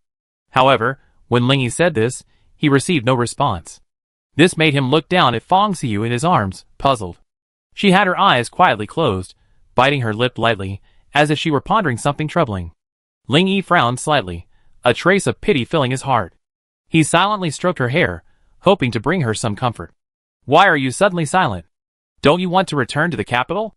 Hearing Ling Yi's gentle words, Fong Xiu hummed softly. Then, with her jade-white hand, she silently stroked Ling Yi's chest, a conflicted feeling welling up in her heart. She touched the very spot where she had pierced with her sword not long ago. The wound had long since healed, leaving not even a trace of damage. But in Fong Xiu's heart, it had left a scar that would never fade. Yet the man before her didn't harbor a single trace of resentment, instead allowing her to feel genuine compassion and tolerance. This tenderness simmered in Fong Xiu with an indescribable sense of guilt. She struggled internally, knowing she had hurt Ling Yi, yet unable to erase her attachment and dependence on him. Fong Xiu could only sigh deeply, realizing she could no longer live without Ling Yi. Her love for him was firmly rooted in her heart, unbreakable. Chapter 498. Finally, Fong Xiu raised her head, a look of worry on her face. Ling Yi, I'm afraid that after I return to the Imperial capital, Lan Xinhua and the others will blame me. Only then did Ling Yi realize why Fong Xiu was reluctant to return. At this moment, he understood Fong Xiu's inner struggle and confusion. He even recognized in her eyes the all-too-familiar fragility and confusion she had seen when she committed suicide. Although Fong Xiu had hurt him before, Ling Yi knew that he had been the one to hurt her first. If it weren't for that time, when he had taken Fang Xiyu's virginity like a wolf and a tiger, she might not have drawn her sword against him. So when Fang Xiyu thrust her sword, Ling Yi didn't dodge. He even deliberately weakened his muscles. He felt obliged to take the blow, as a way of apologizing to Fang Xiyu. It was precisely because Ling Yi chose tolerance and understanding, using his own bright red blood as a medium. Only then did Fang Xiyu let go of the last vestiges of resentment she felt towards Ling Yi. As the saying goes, there's often only a fine line between love and hate. Ling Yi looked at Fang Xiyu, heartbroken and seemingly on the verge of tears. He was determined to completely untie her knot, to warm her guilty heart with his tolerance and love.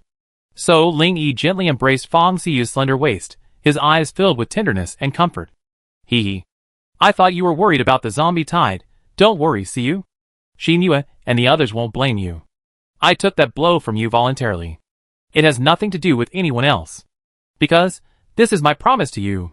Ling Yi's voice was gentle yet firm, like a warm breeze, gently soothing Fang Xiyu's anxious heart. Although Fang Xiyu felt Ling Yi's tolerance and love, her heart remained torn. She knew clearly that she had thrust the sword with all her might, holding nothing back. Ling Yi could not blame her, but she herself could not get over the pain in her heart. But now, she was deeply in love with this man. She didn't know whether to leave or bravely face the deepest feelings within. Fang Xiyu closed her eyes again, her heart surging. Leave or stay, this decision would determine the direction of her future. Ling Yi quietly listened to Fang Xiyu's breathing. He deeply understood her inner struggle and pain. However, healing Fang Xiyu's wounded soul would require more time and tolerance. Ling Yi secretly vowed that no matter what Fang Xiyu chose, he would always be by her side, offering her understanding and support until she truly found inner peace. Fang Xiyu remained silent for a long moment before speaking softly again. Ling Yi, I plan to settle down in the valley. If you're free, could you please come visit me sometime? There was a hint of pleading in her tone, a pang that stung Ling Yi's heart. But I don't want you to do that. I want to be by your side at all times. Because I long to spend more time with you, to experience the ups and downs of life in the apocalypse with you. I hope to be by your side, creating our own beautiful memories and witnessing every moment of our love. Over the long years, I am willing to walk hand in hand with you, overcoming all obstacles and writing our own story together. Therefore, I will not allow you to leave my side. You are my woman, and you should stay by my side. Ling Yi's voice was deep and powerful, brimming with unquestionable dominance. Fang Xiyu could clearly sense the strong aura of dominance emanating from Ling Yi's tone. It was as if a unique aura of authority and charm washed over her. Ling Yi's eyes gleamed with determination and possessiveness, as if declaring his absolute right to possess Fang Xiyu. This dominance was not brutal, but a genuine expression of affection and a unique blend of emotions. Fang Xiyu's eyes moistened. Ling Yi's unwavering protection of her was like a burning flame in her heart, illuminating the love and desire deep within her. Yet the burden in her heart made her still. Stand your ground. Just as Fang Xiyu was about to speak, Ling Yi unexpectedly grasped her head with one hand and kissed her directly on the lips. This sudden action surprised Fang Xiyu immensely. Furthermore, due to her sensitive nature, her cheeks flushed instantly, and her heartbeat involuntarily quickened. Ling Yi's lips and tongue roamed over hers, bringing waves of electric stimulation, as if igniting the fire of passion deep within her. This passionate kiss completely captivated Fang Xiyu. She slowly closed her eyes, choosing not to resist, and fully responded to the passionate kiss. Fang Xiyu's thoughts drifted, as if she had escaped the constraints of reality. At this moment, she no longer debated whether to leave, and the tender emotions in her heart flowed out like a spring. In this moment, all their own, she felt enveloped in love, her heart leaping with joy. After a long moment, their lips parted, and he gazed at Fang Xiyu's flushed, brimming face. A smile curled the corner of Ling Yi's mouth, and he leaned close to her ear and whispered softly, "If you mention leaving again, believe it or not, I take the next step and punish you right here and now. When you're exhausted and drowsy, I carry you away." Fang Xiyu's lips twitched, a flicker of joy and resignation in her eyes. Ling Yi's domineering and aggressive nature was a source of both love and hate. Like a glass of wine, half soothing and half burning. Fang Xiyu knew Ling Yi's domineering attitude stemmed from his concern for her, yet it left her powerless to resist. At this moment, she felt a little overwhelmed, but she had to admit it. She found this domineering pampering irresistible, even filled with joy and anticipation. Fang Xiyu raised her watery eyes, and discovered an indescribable tenderness and care in Ling Yi's eyes. The worry and uneasiness in her heart slowly faded. In its place, a rare sense of peace and contentment took hold. Fang Xiu knew she had been swept away by Ling Yi's irresistible charm and dominance. It felt as if she could find a sense of belonging and peace in his embrace. I promise you, from now on, no matter what happens, I will be by your side. Fang Xiu smiled faintly at Ling Yi. With a man who cared and loved her so deeply, what was there for her to hesitate about?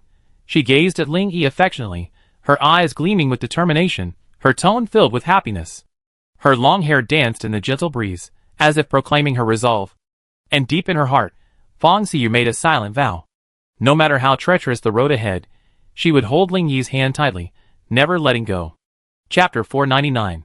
Battalion Commander, we traveled over 100 kilometers and haven't detected any zombies. Is the so-called zombie tide reported in the intelligence true or false? Is the intelligence we receive from above incorrect? Or perhaps, have we been exploring in the wrong direction and narrowly avoided the zombie tide? In a dilapidated village, a small group dressed as soldiers was resting.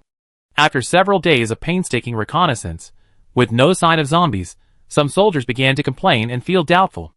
An atmosphere of worry enveloped the entire group. Confused and worried expressions were clearly visible on every soldier's face. The leader of this team was none other than Fan Wen, who had previously interacted with Ling Yi. Because of his contributions to the granary, he had been promoted from company commander to battalion commander. Listening to the soldiers' complaints, he gazed into the distance, and then explained softly. Having detected no trace of zombies proves something's wrong. We all know that zombies usually wander around like wandering ghosts. But after going over 100 kilometers deep, have you seen even a single zombie? Looking at the soldiers, each with their heads bent in thought, Fan would pause for a moment before continuing. Therefore, we shouldn't ignore this unusual phenomenon. It could indicate a more complex situation. Perhaps some extremely mutated zombie is behind the operation, allowing the zombies to evade our detection. Or perhaps they gathered into larger groups, no longer wandering aimlessly as usual. These seemingly impossible things could become reality, forcing us to ponder. Therefore, no matter what, we must approach this matter with even greater caution, leaving the intelligence inaccurate and putting the imperial capital in greater danger. After listening to Fan Wen's explanation, everyone nodded in agreement. Just then, a soldier happened to look up and saw an incredible scene. He saw a black speck in the sky, moving rapidly from far to near.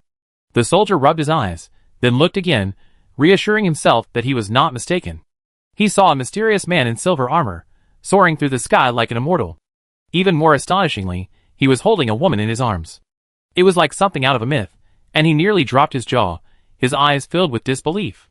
The soldier finally closed his gaping mouth, then a terrified cry instantly shattered the village's silence.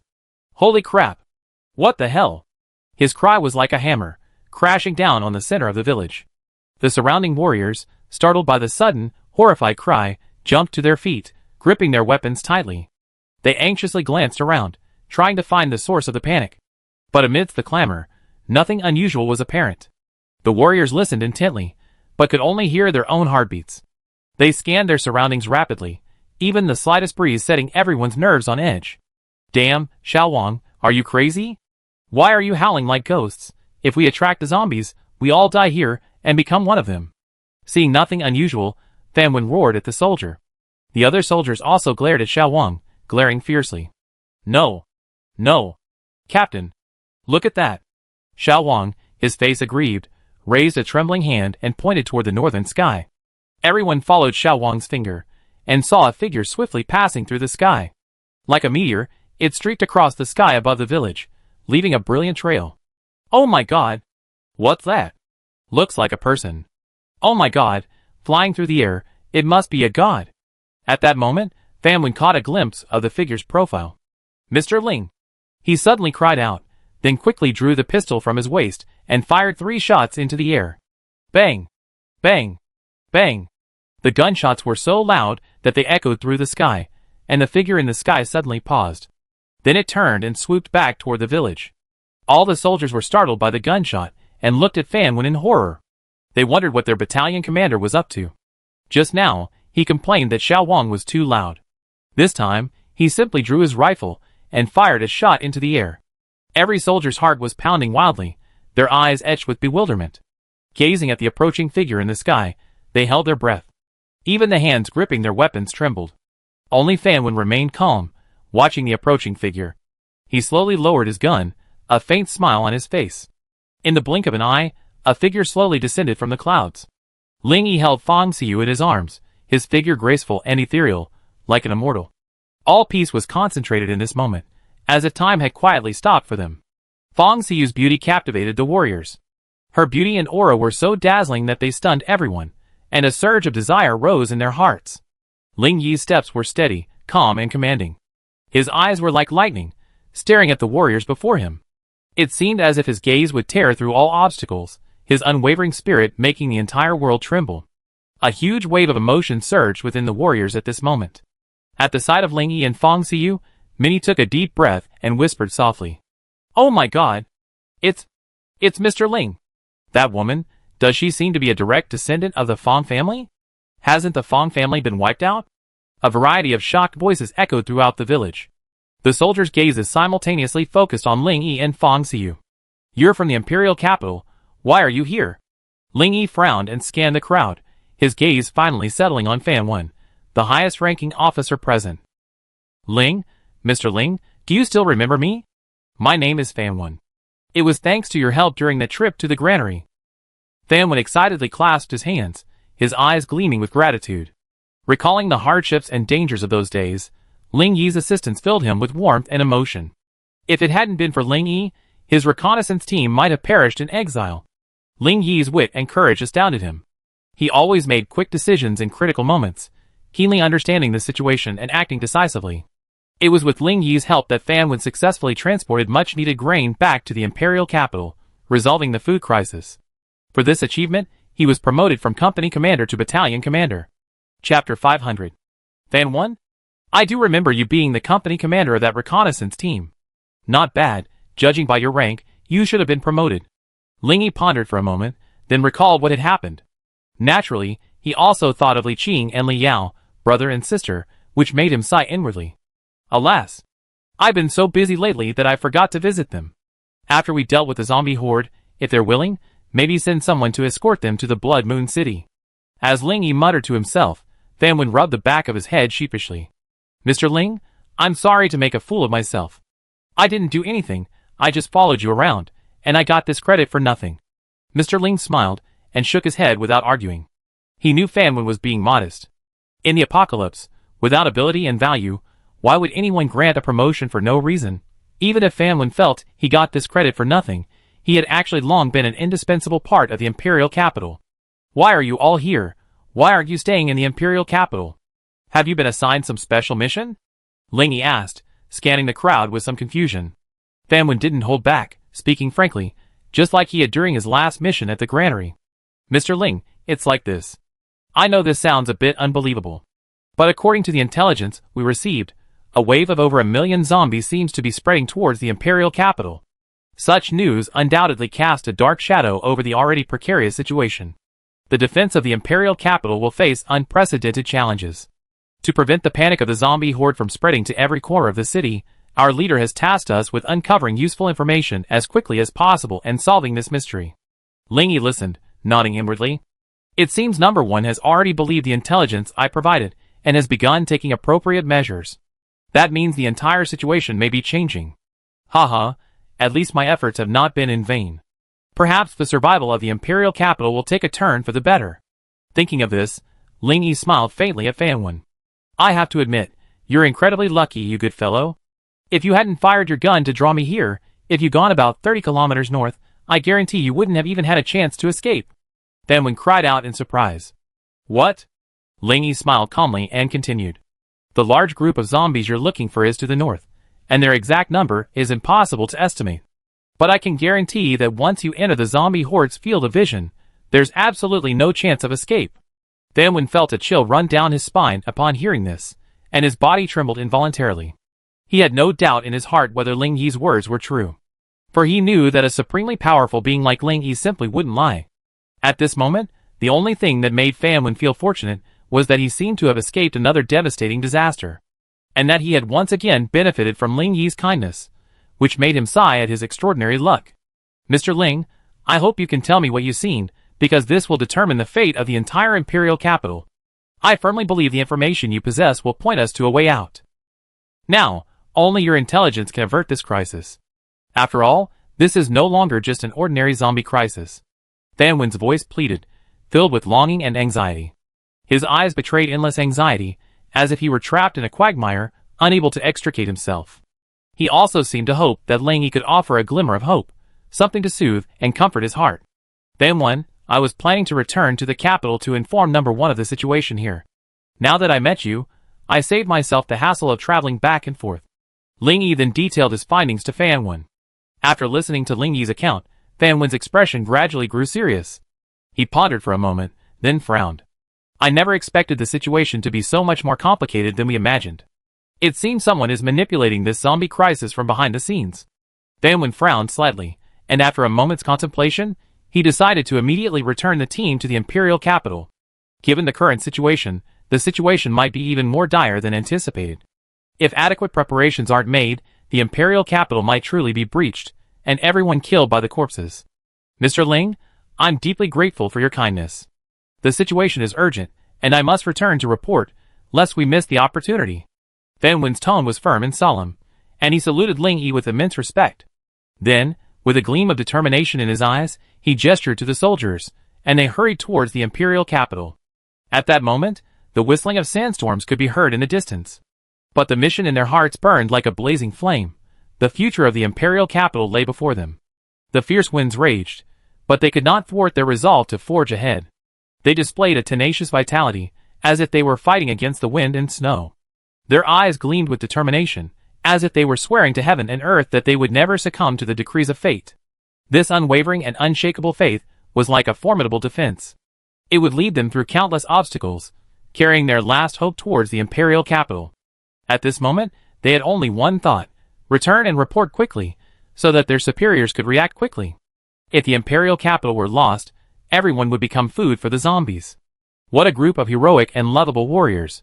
They could form an indestructible iron army. Even on the arduous battlefield, they displayed unyielding courage and determination. Their spirit and convictions are like a bright red battle flag. Glittering in the darkness, they guide the entire nation forward. During the years of battle, they, with their fearless spirit, forged feats that will go down in history and compose an indelible legend. Ling Yi watched Fan Wen and the others, forging ahead fearlessly and disappearing rapidly into the wilderness, with heartfelt admiration. Fong Xiyu took a deep breath of the fresh air, a surge of boundless openness and courage welling up within her. She gently grasped Ling Yi's hand and tenderly echoed, "Perhaps life is like this, regardless of season. The most important thing is to move forward steadfastly, never forgetting your original aspiration, so that you can achieve your goal." Ling Yi put his arm around Fong Xiyu's waist and smiled as he spoke. On life's journey, we must learn to embrace change and challenges, and experience the freshness that comes after the storm.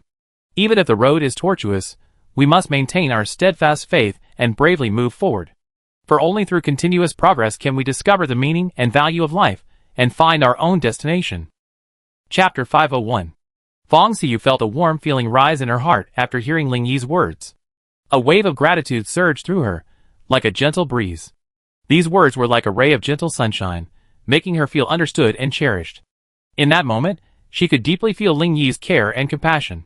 This man, sometimes overbearing and infuriating, yet sometimes gentle and comforting. His words were like a double-edged sword, sometimes challenging your limits, sometimes offering unexpected warmth.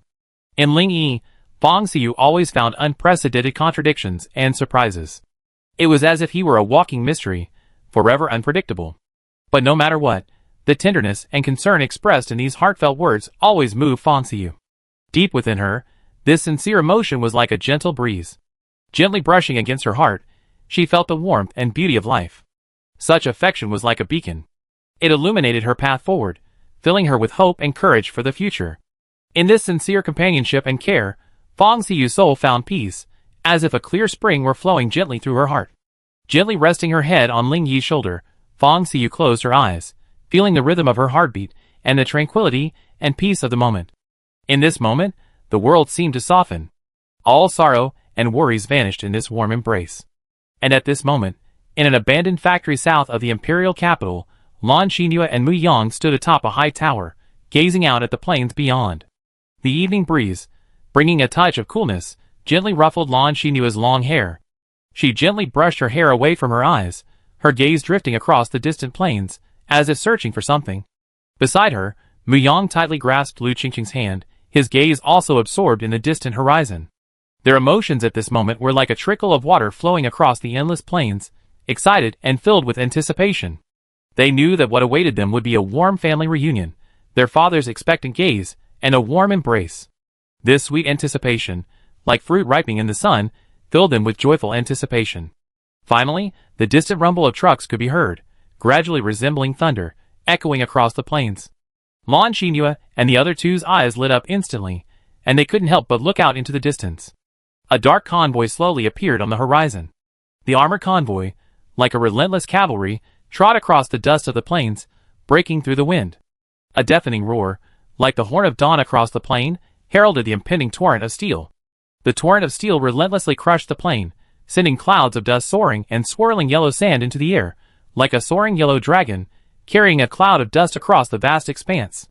Mu Tianxiong sat upright on his chariot, looking down at the troops marching neatly across the plain.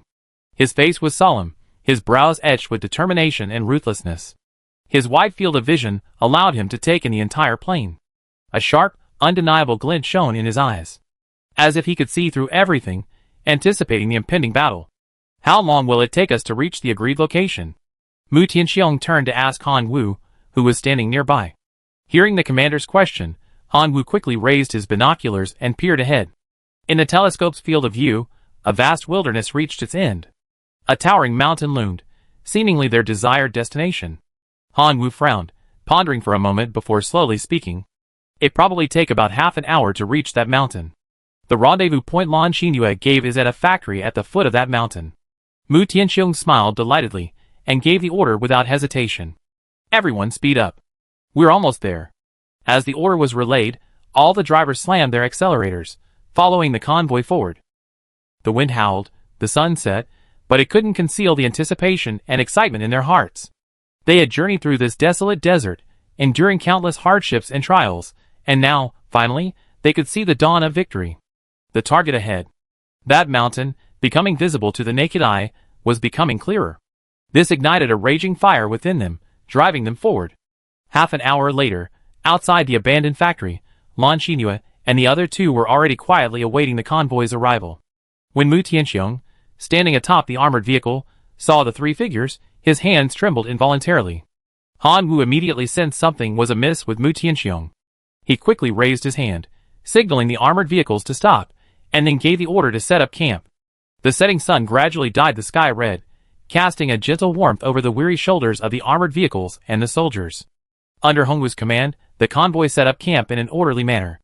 The bonfire flickered in the night, like the heartbeat of an army, steady and powerful. Inside the abandoned factory, Mu Yang and his wife reunited with Mu Tianxiong after a long separation, their hearts surging with indescribable emotion. The three of them were overcome with emotion. Years of longing and concern for each other surged in their hearts, like a spring, as real as waking from a dream, yet as beautiful as a dream. They all carried a longing and yearning for each other, finally reunited at this moment. Seeing this touching scene, Lan Xinyue tactfully left the scene, giving the three of them ample space to vent their feelings. As expected, after Lan Xinyue left, Mu Tianxiong and the other two remained silent for a moment.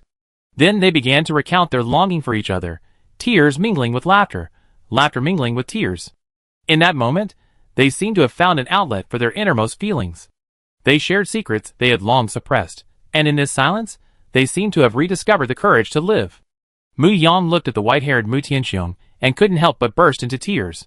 Excitement, heartache, regret, all sorts of indescribable emotions mingled together, bringing tears to his eyes. Lu Qingqing also silently wiped away tears, her heart filled with a sigh and emotion of reunion. Mu Tianxiong's eyes were also filled with tears, his eyes filled with attachment and longing for his beloved children, and with longing and wishes for family happiness. When their eyes met, emotion surged like a surging tide. The three of them felt like a long drought finally ending in rain, like a rainbow on a sunny day. Father, do you know? We missed you for years. When you were away, it felt like we lost an important part of our lives, a regret that will never be filled. Mu Yang's words were filled with a mixture of sadness and joy. He expressed the deepest longing and concern in his heart. Mu Tianxiong listened attentively, his eyes gleaming with love and concern. Chapter 502. Mu Yang paused, then continued with a hint of sadness in his voice. Father, I was unfilial and failed to heed your teachings. It is only now that I understand your good intentions. I will make amends for my past mistakes with my actions in the days ahead, and I hope to earn your forgiveness. Lu Qingqing's heart trembled at her husband's self-blame, and she quickly explained, Dad, this isn't Mu Yang's fault. It's my obsession that's holding him back. Please don't blame him. Mu Tianxiong shook his head slightly, a glint of understanding in his eyes. He gently patted Lu Qingqing's hand, and the bitterness on his face instantly faded, replaced by a hint of comfort and understanding. My child, the past is past, and time cannot be reversed. May we never forget our original aspirations, persevere and move forward, shining like the stars in the night sky. In the long river of time, we will eventually become the person we aspire to be, radiating a unique brilliance. Mu Tianxiong turned to look at Mu Yang and continued. In this chaotic apocalypse, family reunion is undoubtedly an incomparable happiness. After setbacks and separation, we are finally reunited. This feeling is more precious than 1,000 words. Mu Yang raised his head, fighting back tears as he asked with a choked voice. Father is right. This time in the imperial capital was a near-death experience. If it weren't for Ling Yi, we probably wouldn't be reunited now. Lu Qingqing nodded in response. This experience in the imperial capital truly felt like falling into an icy cave. It's not an exaggeration to say it was a near-death experience. If it weren't for Xiao Yi's sudden appearance, Mu Yang and I might have become victims of the Fong family. Mu Tianxiong burst into laughter upon hearing this. His laugh, long and lingering like the gurgling of a distant stream, seemed to carry infinite meaning.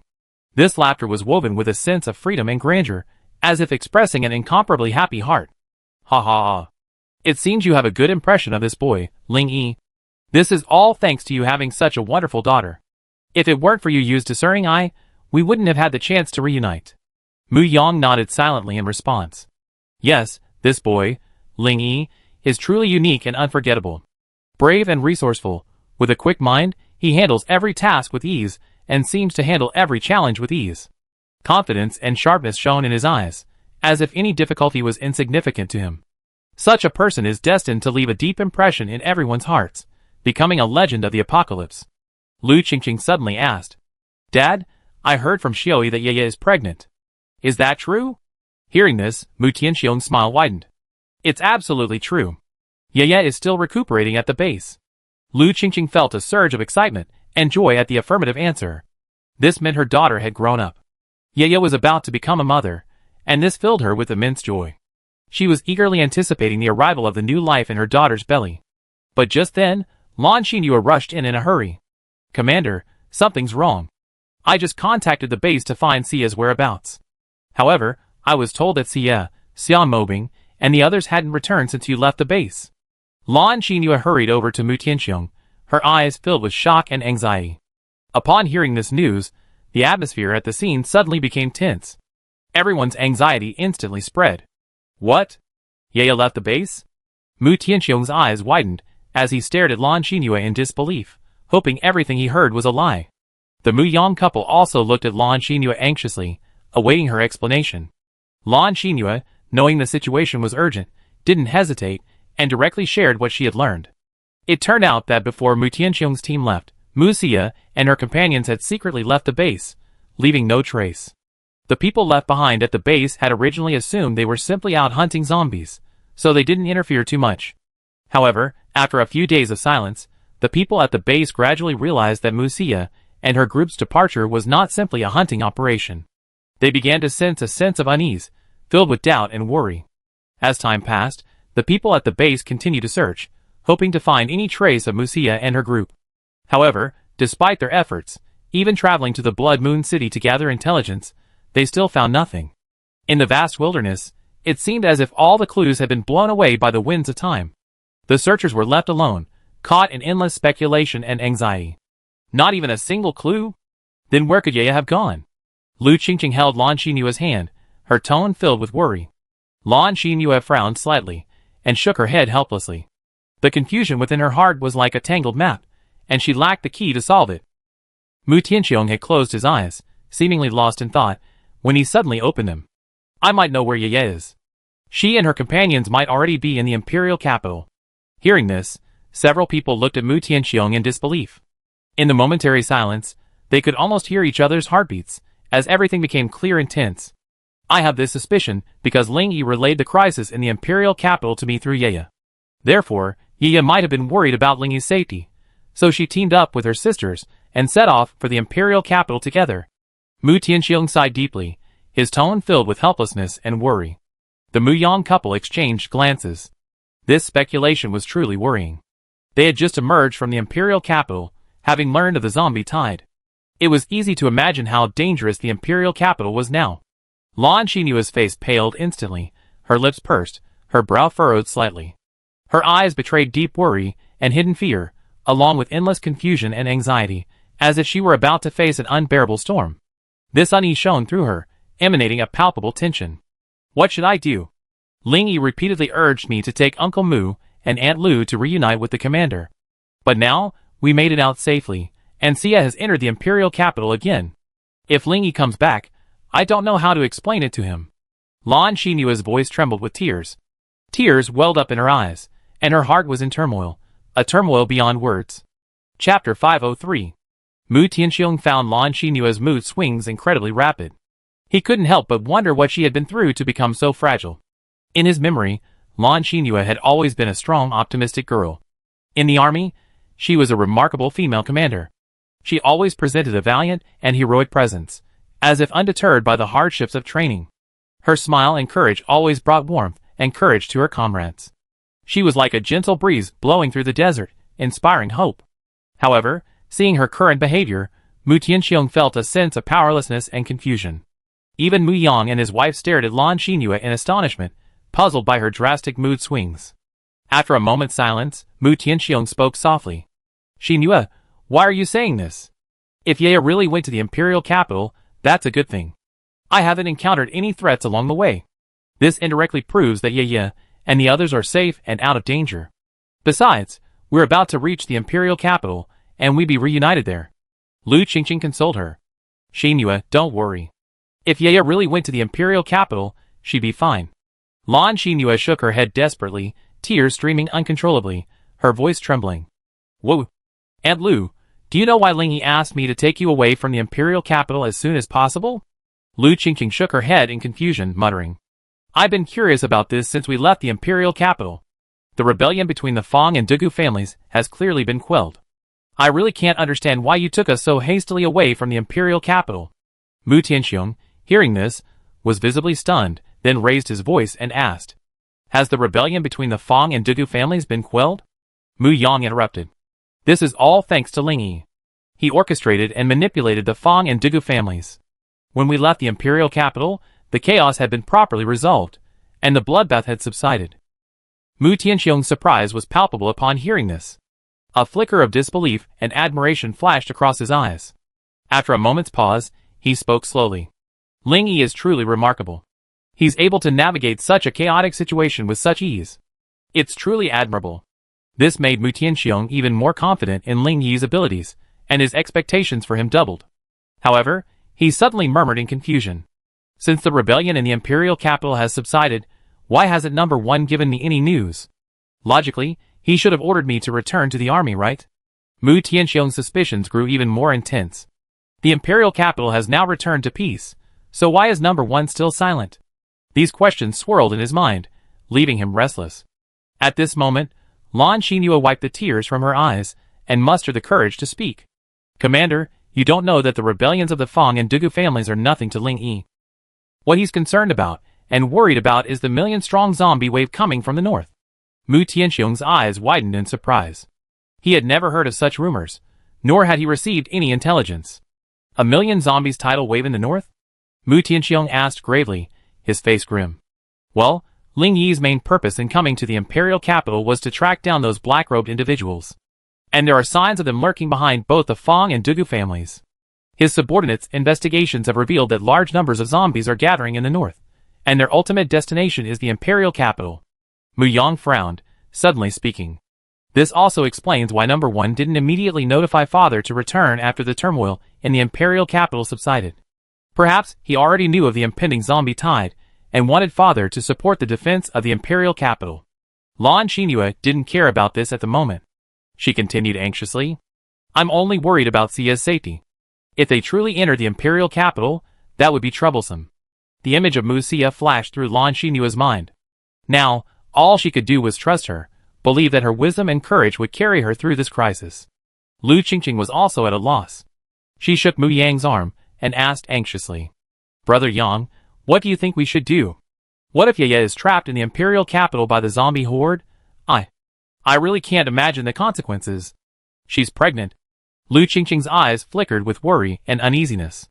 The impending danger in the imperial capital was a disaster she couldn't even imagine. Qingqing, don't worry. I find a way to rescue Yaya as soon as possible. Mu Yang's eyes gleamed with determination as he gently took Lu Qingqing's hand. At this moment, everyone's eyes were fixed on Mu Tianxiong, eager for his final decision. Mu Tianxiong's brows furrowed tightly, his heart churning like a raging storm. A wave of millions of corpses was about to arrive, the greatest challenge and crisis of his life. Faced with such a colossal crisis, Mu Tianxiong's worry didn't deter him. Instead, it only strengthened his resolve to save Mu Xia. As a soldier, he vowed to defend the imperial capital where number 1 resided, and even more so, to rescue his granddaughter from this predicament. This was a life-or-death struggle, but he knew that as long as he held on, fate would not. At that moment, Mu Tianxiong seemed to have returned to that war-torn era. On the dust-filled battlefield, he felt the relentless passage of time. It was as if all the past events had resurfaced in this moment. Though those passionate times had faded, the mission in his heart burned like a blazing flame. On this land of blood and fire, he has etched countless immortal legends. As the patriarch of the Mu family, Mu Tianxiong must be the last defender. For his family, for his country, and for his own clan. Whatever awaits him ahead, he will protect it at all costs. The others saw Mu Tianxiong's long silence, their hearts aching. Finally, Lu Qingqing couldn't help but ask, Dad, what should we do now? Mu Tianxiong's pupils shrank sharply, and then, as if resolved, he replied in a deep voice, Rest for the night, and leave for the imperial capital tomorrow morning. For Yaya and her child, and for the safety of the imperial capital. I will do my utmost, even at the cost of my life. This land carries the dreams and aspirations of so many. I cannot stand by and watch it be violated. No matter how many obstacles lie ahead, I will forge ahead fearlessly to protect my family and my country. Chapter 504. Mu Tianxiong's words were passionate and stirring, like spring thunder. They seemed to ignite a burning flame deep within. This lofty sentiment seemed to convey a silent call, awakening long-buried passions within, inspiring people to move toward their great goals. Just as Mu Tianxiong finished speaking, a light, airy voice suddenly descended from the sky. What earth-shattering event is this old man planning to undertake? Why are you speaking so righteously? Hearing this sudden voice, everyone was stunned, their faces filled with surprise. A tense atmosphere seemed to permeate the air. The voice seemed to come from the depths of time, instilling an inexplicable sense of awe. The moonlight cast through the hole in the factory roof gradually dimmed. A deep shadow stretched out, as if welcoming a mysterious and exciting ceremony. The factory grounds, bathed in moonlight, grew even more solemn, as if telling a long-hidden story. A gentle breeze blew by, bringing with it a lingering air, as if time had frozen in time. That shadow, like a long-dormant guardian, stood silently in this abandoned land. Ling Yi! Lan Xinyue exclaimed the moment she saw the figure emerge. Her eyes sparkled with unconcealable joy. Ling Yi's appearance was like a flash of lightning, thrilling, as if injecting a burst of brilliant color into the once bleak past. Mu Tianxiong and the others looked at Ling Yi and Fang Xiyu in his arms with astonishment. Being stared at by so many pairs of eyes, Fang Xiyu's face flushed instantly. Put me down now. Fang Xiyu struggled slightly in Ling Yi's arms, trying to break free. Ling Yi simply smiled, holding her tightly, letting her feel his firm embrace. A gentle breeze blew by, ruffling their hair and dispelling Fang Xiyu's shyness and uneasiness. She raised her head, meeting Ling Yi's gaze, and all the rejection she felt melted away in the moment. Lan Xinyue raised her brows, as she looked at Fang Xiyu in Ling Yi's arms, clearly still harboring hostility towards her. The ruthless sword strike she had struck upon Ling Yi had always gnawed at Lan Xinyue. As if sensing the strange gaze, Fang Xiyu raised her head, and looked at Lan Xinyue, a flicker of regret and apology in her eyes. Lan Xinyue's deep gaze still revealed a hint of caution and warning. Fang Xiyu felt a strange surge of panic within her. She tried to force a smile, but her expression froze. Lan Xinyue's eyes held no trace of emotion, as if she could see into every corner of Fang Xiyu's mind. Under this pressure, Fang Xiyu grew increasingly uneasy. Ling Yi also sensed the eerie atmosphere. He feigned a cough and slowly set Fang Xiyu down. Ahem, Xinhua, what were you talking about just now? I seem to faintly hear you mention Xia and the others. What happened to them? At Ling Yi's question, Lan Xinhua finally turned her gaze away from Fang Xiyu. I almost forgot about the important matter. We suspect Xia and your close friends may have already entered the imperial capital. Ling Yi's playful expression suddenly froze upon hearing this news. He had always assumed that Mu Xia and the others would remain obediently in the Blood Moon City or the southern base. But he hadn't expected the news to reveal that they might have already entered the imperial capital. Ling Yi's mood at this moment was like a lone boat in the cold winter, drifting unsteadily. He felt a wave of powerlessness and anxiety. After all, the imperial capital was a dangerous place fraught with unknowns for Mu Xia and the others. Furthermore, the zombie tide could encircle the imperial capital at any moment. If Mu Xia and the others were trapped there, they would face unprecedented danger. When did this happen? Had their whereabouts been confirmed? Ling Yi's anxious voice echoed in the empty factory. It seemed to make the entire atmosphere even more solemn. He glanced anxiously at the crowd, a sense of powerlessness welling up in his heart. That unruly look seemed infinitely smaller at that moment, as if everything was out of his control. Lan Xinhua had never seen Ling Yi so distraught. She could clearly see the resignation and helplessness in Ling Yi's eyes, as if he had lost all direction and purpose. A deep feeling of envy and sympathy welled up in Lan Xinhua's heart. She realized that for Ling Yi, Mu Xia and the others were more than just a simple love affair, but an indescribable concern and affection. After taking a deep breath, Lan Xinhua shook her head and said, since Commander Mu led his troops north, Xia and the others haven't returned to base. The remaining personnel confirmed that there was no trace of them in the Blood Moon City. That's why we speculated they might have gone to the imperial capital to look for you. At this moment, Mu Tianxiong also spoke up. Ling Yi, you know Yaya's feelings for you best. When you first wanted to go to the imperial capital, she always wanted to accompany you. Although you ultimately dissuaded her, her longing for you never ceased. Furthermore, not long after you left, a female army arrived in the Blood Moon City. I believe you are well aware of their identities. Hearing this, Ling Yi muttered involuntarily. Female army? Could it be Xia Mobing and the others looking for Mu Xia? Mu Tianxiong shook his head, his expression resigned. I see they came looking for you, but I didn't expect you to have left beforehand. And now, our speculation that Yaya is already in the imperial capital is based on facts. Upon hearing this, Ling Yi turned to look at Mu Tianxiong, waiting for him to elaborate. Actually, at first, these women of yours were all normal. Every day, they were either hanging out with Yaya or hunting zombies in the suburbs. Everything seemed normal, but I think you did something wrong. Ling Yi narrowed his eyes in confusion, frowning slightly, as if pondering the deeper meaning of Mu Tianxiong's words. He suddenly realized that perhaps, in this seemingly calm situation, he had forgotten something hidden, a subtle inaccuracy that he himself hadn't even noticed. This thought stirred a ripple in Ling Yi's mind, compelling him to search for clues to uncover the hidden complexity. However, Mu Tianxiong didn't need Ling Yi to speculate. He had already begun to explain. Ling Yi, perhaps you overlooked something. You shouldn't have told me about the imperial capital situation through Yaya. Chapter 505. Mu Tianxiong's words struck Ling Yi like a bolt from the blue. He seemed to be in a stunned silence, his heart surging with emotion. After this reminder, Ling Yi's mind instantly cleared up. Like a clear lake, returning to its tranquility after a storm. Ling Yi shook his head helplessly, feeling even more bitter. Yes, it was because of him that he had asked Mu Xia to pass on the message, leading her to believe that the situation in the imperial capital was in chaos. So, out of concern, Mu Xia and the others had secretly left the base and embarked on the journey to the imperial capital. Thinking through this, Ling Yi secretly regretted his lack of forethought. He was filled with endless self-blame and frustration. It was as if an invisible stream of despair had completely submerged him in darkness. However, in the current situation, these insignificant worries could not solve any problems. At this moment, Ling Yi had to calm down and find a new way to solve the problem. After all, only by facing difficulties positively can we usher in true hope and change. Thinking of this, Ling Yi took a deep breath, and then a cold glint flashed in his eyes, as he slowly instructed Lan Xinhua. Xinhua, immediately contact Imperial Capital No. 1 on my behalf. I need to confirm whether Xia and the others have arrived in the Imperial Capital. After hearing Ling Yi's instructions, a flicker of nervousness crossed Lan Xinhua's face, and she turned to look at Mu Tianxiong.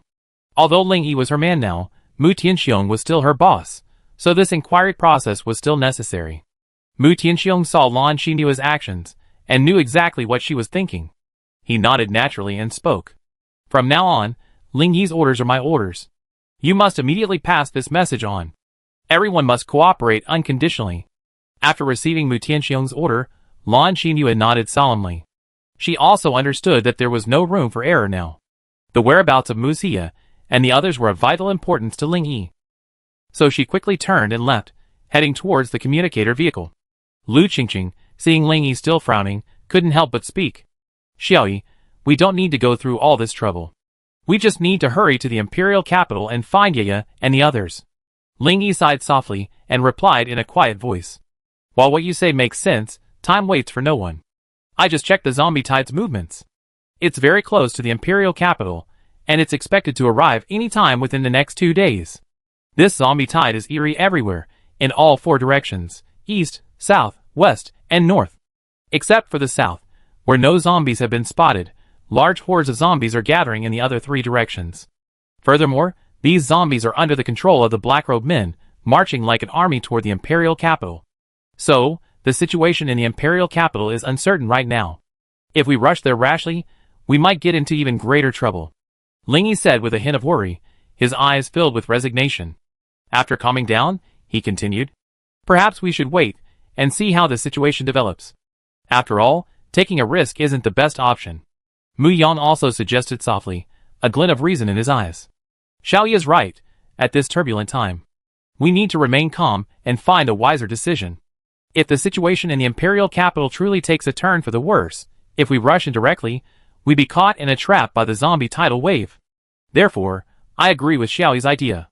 We need to assess the situation and wait for the right moment. Mu Yang's voice was steady and calm. Acting impulsively will only put us in greater danger. Mu Tianxiong nodded silently beside him. You're both right. In the currents of life, acting impulsively often leaves us helpless in the face of enormous risks. Like a helpless sail, swaying in a storm. Rational thinking and wise decision-making are the keys to maintaining stability in adversity. When we learn to control our impulsive desires, we can more calmly face the vicissitudes of life. Lu Qingqing's brows furrowed deeply, her eyes flickering with 1,000 thoughts. A gentle breeze brushed past, and she sighed softly, her willow-shaped brows unable to conceal the worry within. But, what if Ye is trapped in the capital by the tide of zombies? Don't forget, Ye is pregnant. A pregnant woman's body is inherently more fragile, and in such a critical situation, she will face countless difficulties and troubles. So we must not sit idly by. We must find a way to safely rescue and help her. Mu Yang patted Lu Qingqing's shoulder and whispered soothingly. Qingqing, the situation isn't that dire yet. We haven't confirmed whether Ye is in the capital yet, so let's not worry about it for now. However, Lan Xinyue's hurried return, along with the intelligence she brought, shattered everyone's illusions. The information in her hands was like a sledgehammer, hammering down on everyone's hearts. Instantly, the atmosphere of hope vanished, replaced by a heavy sense of melancholy. The information in Lan Xinyue's hands forced everyone present to reassess their current reality. Ling Yi clutched the information so tightly that the paper began to tear from the force applied. The contents of the information shocked Ling Yi, and he couldn't help but frown. A hint of worry flashed in Lan Xinyue's eyes. She knew this information would cause a major stir. Ling Yi's gaze was firm, a hint of inexplicable coldness flashing across it. The unnatural aura he exuded resonated with everyone. Mu and the others are in the imperial capital, well-fed and well-off. Don't worry. Order Commander Mu to lead the troops to the imperial capital as soon as possible. There's an important mission. Ling Yi silently recited the intelligence report, his voice low and powerful. Like the ebb and flow of the tide, it felt as if one were immersed in a surging ocean wave. On his face, as handsome as a knife, a hint of a cold smile flickered in the interplay of light and shadow. It seemed to play on the deepest emotions within. It was a heart-pounding moment, and also a moment that made one's heart race. What a calculated scheme. They're using superficial information to inform Xie and the others of their current situation. In reality, they're trying to force us to rush to the imperial capital. This kind of political scheming is truly impressive. I have to admire number one's wisdom and tactics. Mu Tianxiong's pupils trembled, and then he spoke softly. Ling Yi, don't misunderstand number one. He's not an unforgivable villain. On the contrary, he's truly a good leader, dedicated to his country, and his people until his death. Chapter 506. After Mu Tianxiong finished speaking, seeing that Ling Yi didn't object or show any impatience, he continued to explain. Number 1 is farsighted and adept at resolving conflicts, providing endless inspiration and motivation for the stability of the country and its people. Under his leadership, everyone united as one, overcoming one difficulty after another, ultimately achieving remarkable results. Over the years, he has been like a towering tree. Deeply rooted in the hearts of the people, he silently provides shelter for others, never seeking anything in return. Such selfless dedication is truly moving. Hearing this, Ling Yi sighed helplessly and replied. He was truly an admired pioneer, and a leader cherished by the people. His broad mind and foresight inspired people to move forward toward a common goal. His wisdom and decisiveness were undeniable, leaving an enduring legacy in the long river of history. Undoubtedly, his influence was profound, and he will serve as a role model and inspiration for future generations. Ling Yi initially echoed Mu Tianxiong's assessment of number 1, then shifted his tone, his voice filled with coldness. However, I have no lofty ambitions to serve my country and my people, nor do I have lofty ideals to be recorded in history. I am simply an ordinary person, constantly striving to find my place in the ups and downs of this apocalyptic world. At first, I simply sought to survive, but it wasn't until I met Sia and others that I found the meaning of life amidst the confusion of this apocalyptic world. That is to protect the friends and family who share my life and care about me, and to make them feel the beauty of life. This thought, like a ray of light in the endless darkness, gave me hope and inspired me to keep moving forward. To this end, I constantly strive to become stronger, calmly facing and adapting to the harsh realities of this world. My only goal now is to fight for them, fearless of hardship and sacrifice.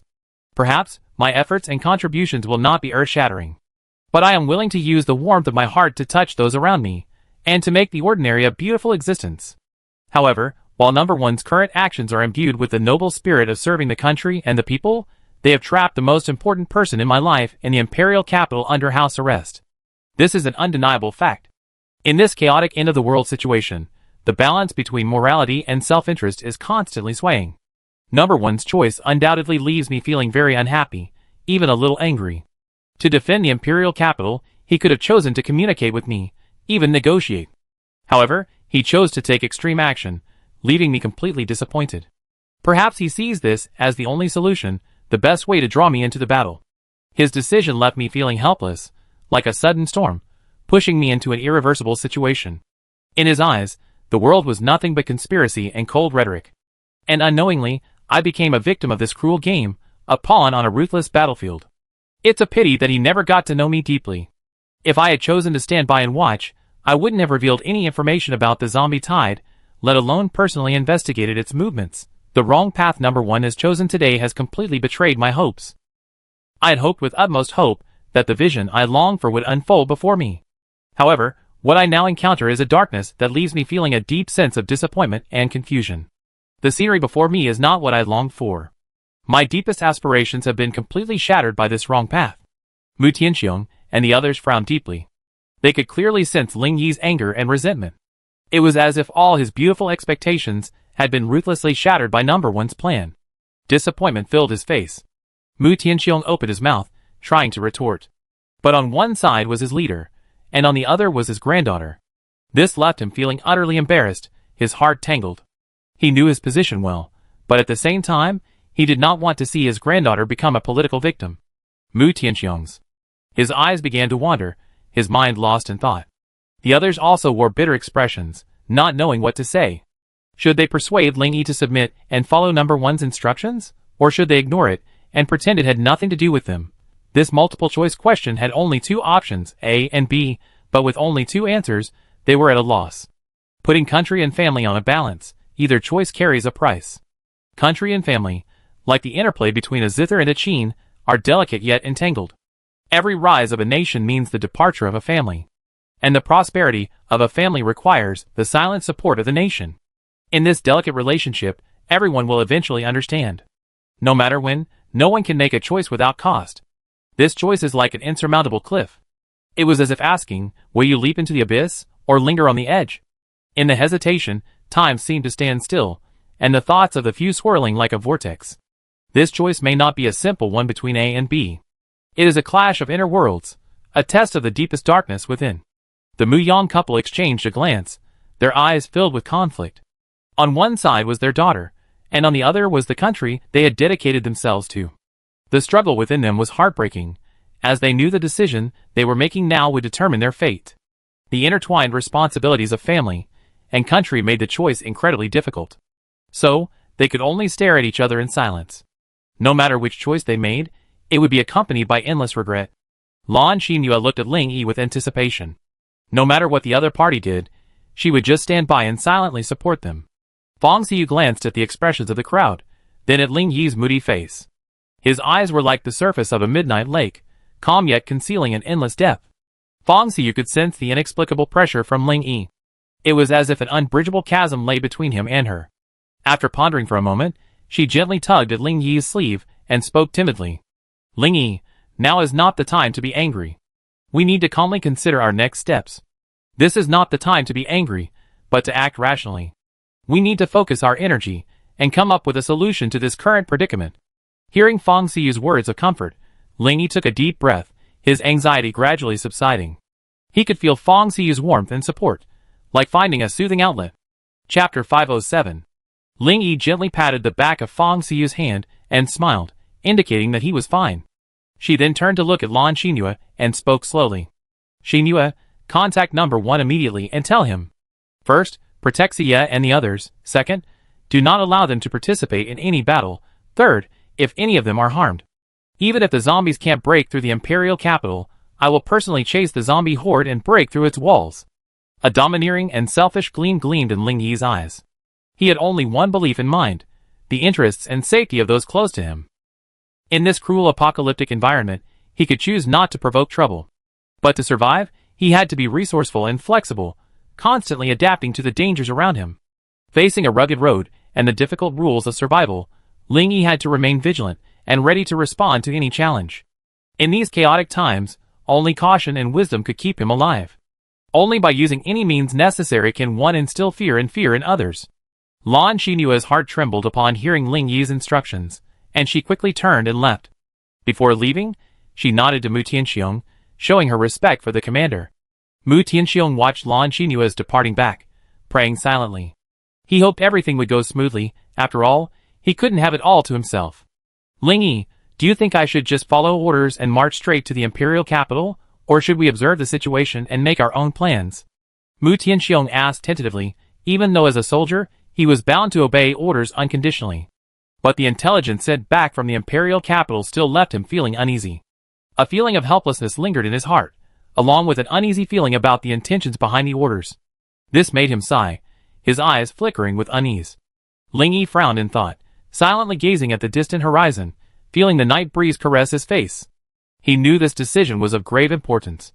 The words on his lips would affect the entire situation and potentially endanger the lives of Mu Xia and the others. Finally, with a determined look on his face, Ling Yi spoke slowly. Wait! Wait until the zombie tide reaches the Imperial capital before making a decision. We can't let our guard down. We must leave a window of opportunity and observe how the situation develops before making any plans. Once we enter the Imperial capital, we'd be trapped, losing our autonomy and mobility, and forced to passively defend. Mu Tianxiong nodded heavily, agreeing with Ling Yi. Yes, you're absolutely right. We must not act rashly. At this critical moment, we must calmly observe the situation and wait for the right opportunity to make the right decision. We must maintain our mobility and proactively respond to any changes. At this point, Mu Tianxiong took a deep breath and spoke firmly. Ling Yi, let's follow your approach. We choose to bide our time outside. A general on the battlefield is not subject to the Emperor's orders. As long as we can lift the siege of the Imperial capital and bring Ye back safely, I have nothing else to worry about. Ling Yi nodded, his eyes gleaming with determination. He knew in his heart that this was Mu Tianxiong's decision and statement, a gesture of love for Mu Xia and a promise to him. Don't worry, old man. We're not fighting alone. I have the main forces from the Blood Moon City join us. Once reinforcements arrive from the Blood Moon City, we'll be able to launch a full-scale offensive and completely annihilate the zombie horde outside the Imperial capital. Ling Yi stood still, his gaze fixed like a sharp blade in the direction of the Imperial capital. His upright figure, like a commanding banner, declared his confidence and determination to everyone present. The wind ruffled his long hair, stirring his black robes, making him appear even more majestic. Mu Tianxiong nodded, his eyes filled with anticipation and encouragement. Very well, with your words, I'm even more confident in the upcoming battle. For this battle deployment, I entrust the team with full command. I will not interfere. Ling Yi smiled and nodded, then replied solemnly. Rest assured, old man, I will live up to your trust. I will meticulously deploy the team, ensuring that every soldier is at their peak combat performance and flawlessly executes the tactics. Hundreds of miles from the imperial capital, Ing Yi had just finished clearing a horde of zombies with the Blood Evil team, and the members were now quietly cleaning up the battlefield. At that moment, Ling Yi's command entered Ing Yi's mind, commanding him to reach the designated location and rendezvous as quickly as possible. Ing Yi stood on the battlefield, letting the wind and sand lash him. His brow furrowed as he faced the sudden command, understanding the gravity of the situation. So, he quickly issued an order, demanding that the Blood Evil team immediately cease their cleanup and assemble. Without hesitation, everyone abandoned their spoils and quickly headed for the assembly point. On the road to the imperial capital, the Blood Evil team encountered a series of obstacles. Wandering hordes of zombies, large and small, and the encroaching sandstorm significantly reduced visibility, making their progress difficult. For a moment, the road to the imperial capital seemed unattainable. But the soldiers of the Blood Evil team did not lose their courage. They remained constantly vigilant, tensely preparing for any crisis. The wind and sand blurred their figures, but their resolve grew ever stronger. In this obstructed land, everyone held a single thought in their hearts: to continue, taking every step towards the imperial capital. A gleam of unyielding determination shone in each of their eyes. They shouldered the mission of the Blood Moon City and remembered the orders of its master. Even though the journey was long and the difficulties were numerous, their hearts still burned with a desire for the future and a yearning for victory. For they knew, no matter how many difficulties and hardships they encountered, as long as they held on to hope, they would eventually reach their goal, and under Ling Yi's leadership, they would achieve victory after victory. Inside the offices of Imperial Capital No. 1, Han Wu swallowed hard as he looked at the moody No. 1. After receiving Ling Yi's message, he sensed a sinister aura within. No. 1 frowned, pondering the message's true meaning, perhaps a threat to force abdication. This resilient and intelligent leader was accustomed to the undercurrents of struggle. However, this message filled him with worry and frustration. Ling Yi's words showed no regard for him at all. The message he conveyed was crude, blunt, and overbearing. No. 1 clutched the message tightly in his hand, each word and sentence, like a violent storm, mercilessly wrecking his heart. No. 1 imagined the disdainful and defiant curve of Ling Yi's lips, as if declaring war on the entire world. Each word was as sharp as a knife, cleaving the air and shaking No. 1's very being. Chapter 508. No. 1 glanced at the message in his hand. The concise and clear declaration of abdication made him feel incredibly overwhelmed. Ling Yi's words revealed a clear insight into his hidden intentions. He made no secret of the fact that he had seen through his intentions and issued a warning without reservation. Any action that posed a threat to him would be met with fatal retaliation. This left No. 1 feeling secretly shocked and helpless, yet at the same time, he gained a deeper understanding of Ling Yi's resourcefulness and dominance. No. 1 took a deep breath, pondering his next move. He had overcome even the most difficult challenges, but facing Ling Yi, the 9th rank supreme of the apocalypse, he felt his will was greater than his strength. A sudden struggle arose within No. 1, and he couldn't help but feel the weight of pressure. However, he clearly understood Ling Yi's rules for forcing him to abdicate, and he knew he couldn't give up easily. This plunged his heart into a quagmire of contradictions, a quagmire from which he was deeply trapped, unable to extricate himself. Han Wu was well aware of the intense and palpable atmosphere of abdication within No. 1, and he sensed No. 1's isolation and helplessness. This was a battle of the souls. Mastering intelligence and understanding the mysteries of the situation became the key to this hidden game between Ling Yi and No. 1. Han Wu understood that this struggle was far more complex than the surface. Its depths were complex and sinister, far darker than the surface. No. 1 slowly walked to the window and gazed toward the imperial city walls, feeling a surge of helplessness and anxiety. Ever since news of the impending zombie tide spread, the entire imperial city seemed shrouded in a shadow of death. As the protector of the imperial city, he was now helpless and trapped in a dire predicament. Although he knew he had to shoulder his responsibilities, he also felt powerless and lost in the face of such a massive zombie tidal wave. No. 1 once again looked at Ling Yi's message and remained silent for a long time. Finally, he sighed deeply and reluctantly chose to compromise. He understood that without the involvement of a supremely powerful being like Ling Yi, it would be impossible to protect the Imperial City from the zombie tidal wave. As number one, he had to consider the safety of the entire Imperial City, even if it meant making a difficult decision. Between personal honor and national justice, number one chose to compromise. Because it could change the fate of the Imperial City, he had no choice. As time passed, the situation in the Imperial City grew increasingly critical. The zombie tidal wave had slowly emerged and was constantly attacking the city walls, bringing tremendous pressure. Ordinary residents within the city fled in all directions, and panic gripped the entire Imperial City. Number one knew he had to act quickly, or the Imperial City would be doomed. This once prosperous city now faced an unprecedented crisis. In this life-or-death situation, everyone felt immense pressure and fear. In the operations control room, number one glanced at the rapidly flashing red alarm lights and resolved to step forward. The city lights seemed to be gradually losing their brilliance, and with them, the people's hopes were fading. However, it was precisely in this time of crisis that the people needed a leader more than ever, a leader who could give them hope and strength. Number one knew that now was the time to save this despairing city. An unyielding fire burned within him, and he vowed to become the leader who would defend the Imperial City and give the people hope and strength. He pushed open the door to the command room and took his first step, filled with immense courage and determination. The city before him was filled with exhaustion and despair, but within number one's heart, passion burned brightly. He knew now was the time for change. With that step out of the command room, he became the city's ray of hope, a leader fighting for the survivors. With conviction and courage, he was destined to become the city's protector. Hold him. Hold him. Use firearms to deal with ordinary zombies. Conserve your energy. Han Wu shouted, reminding the soldiers guarding the Imperial capital's walls. Above the walls, beacons blazed as a wave of zombies swept in, spreading towards the city's last line of defense. The soldiers and survivors stood steadfast on the walls, their faces free of panic, only calm and resolute. The survivors wielded a variety of ordinary weapons: shovels, sticks, kitchen knives. Everything that could be sharpened became a weapon in their hands. The warriors, meanwhile, used their firearms to eliminate as many low-level zombies as possible.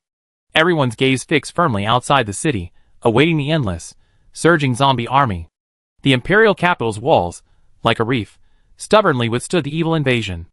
The zombie tide surged forward, clambering over the walls. No one was afraid. They bravely resisted with their weapons, each swing a fearless declaration of death. Sticks pierced the air, shovels cleaved flesh, and kitchen knives sliced through the air, sending blood splattering. They used their unwavering perseverance and love for their home. Time and again, they kept the zombies at bay, demonstrating their tenacity and courage in the face of death. As the fierce battle continued, the pressure on the defense line intensified, and every soldier faced an unprecedented test of physical strength. Sweating profusely, hunger and exhaustion overwhelmed them, and they had no means of replenishing their supplies, yet they never stopped fighting. For they knew that only by exerting every last ounce of their strength could they defend their city and their homeland.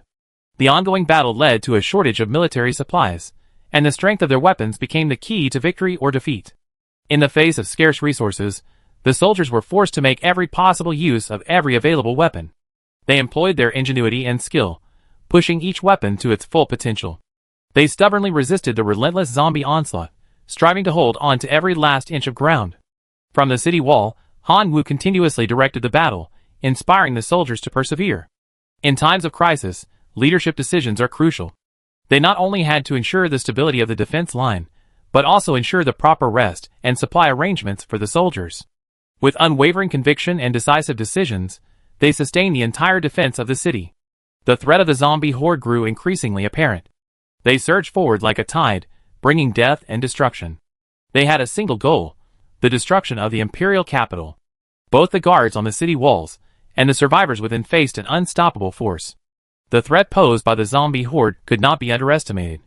Its onslaught on the Imperial capital was like an unstoppable disaster, and everyone fought for survival. Blood and fire raged, and just when everyone felt despair, a miracle finally occurred. In an instant, shouts from the city walls shook the heavens. The zombie horde was driven back like a tide, and cheers of victory echoed throughout the walls. Yes, they had won, a victory for these indomitable and resilient warriors. With their flesh and blood, they had built a fortress of hope, resisting the ravaging zombie tide. Chapter 509. By the time number 1 reached the Imperial City walls, he witnessed the retreating zombie horde. He gazed at the distant horde, his eyes reflecting a mixture of contemplation and vigilance. Behind him, Han Wu stood quietly, his brows furrowed slightly, his gaze also fixed on the dark mass of the zombies. Beyond the Imperial City walls in the distance, a surging horde of zombies was retreating on a massive scale, like a sophisticated military operation. This scene astonished them, and only solidified their concerns. The zombie horde was no longer the mindless mass it once was. This unnatural transformation was unpredictable. Not even a trace of pattern could be discerned, as if facing a well-trained army. The zombie horde's retreat was not as chaotic as before, but rather followed an unexpected pattern. The zombies no longer swarmed the city walls like before, but retreated in an orderly fashion, as if under some kind of command or control. Number 1 silently pondered what this change meant. What lay behind the zombie tide? Han Wu narrowed his eyes, carefully observing the changes in the zombie tide. He too sensed this unusual change, and vaguely felt that it held a secret. Although the zombies' movements were slow, they had demonstrated an unprecedented level of organization during this siege. Although the attacking zombies were low-level, their actions were far more than simple probing, they were driven by a clear purpose. This strange phenomenon made him uneasy, and also aroused his fear of the mastermind behind the zombie tide. Everything seems exactly as Ling Yi described. Could it be that those black-robed figures are truly manipulating the zombie tide? Han Wu, what do you think of the battle just now? Did you spot any black-robed figures? Number 1 tapped his fingers lightly on the city wall, and turned to ask. I think Ling Yi's intelligence might not be groundless.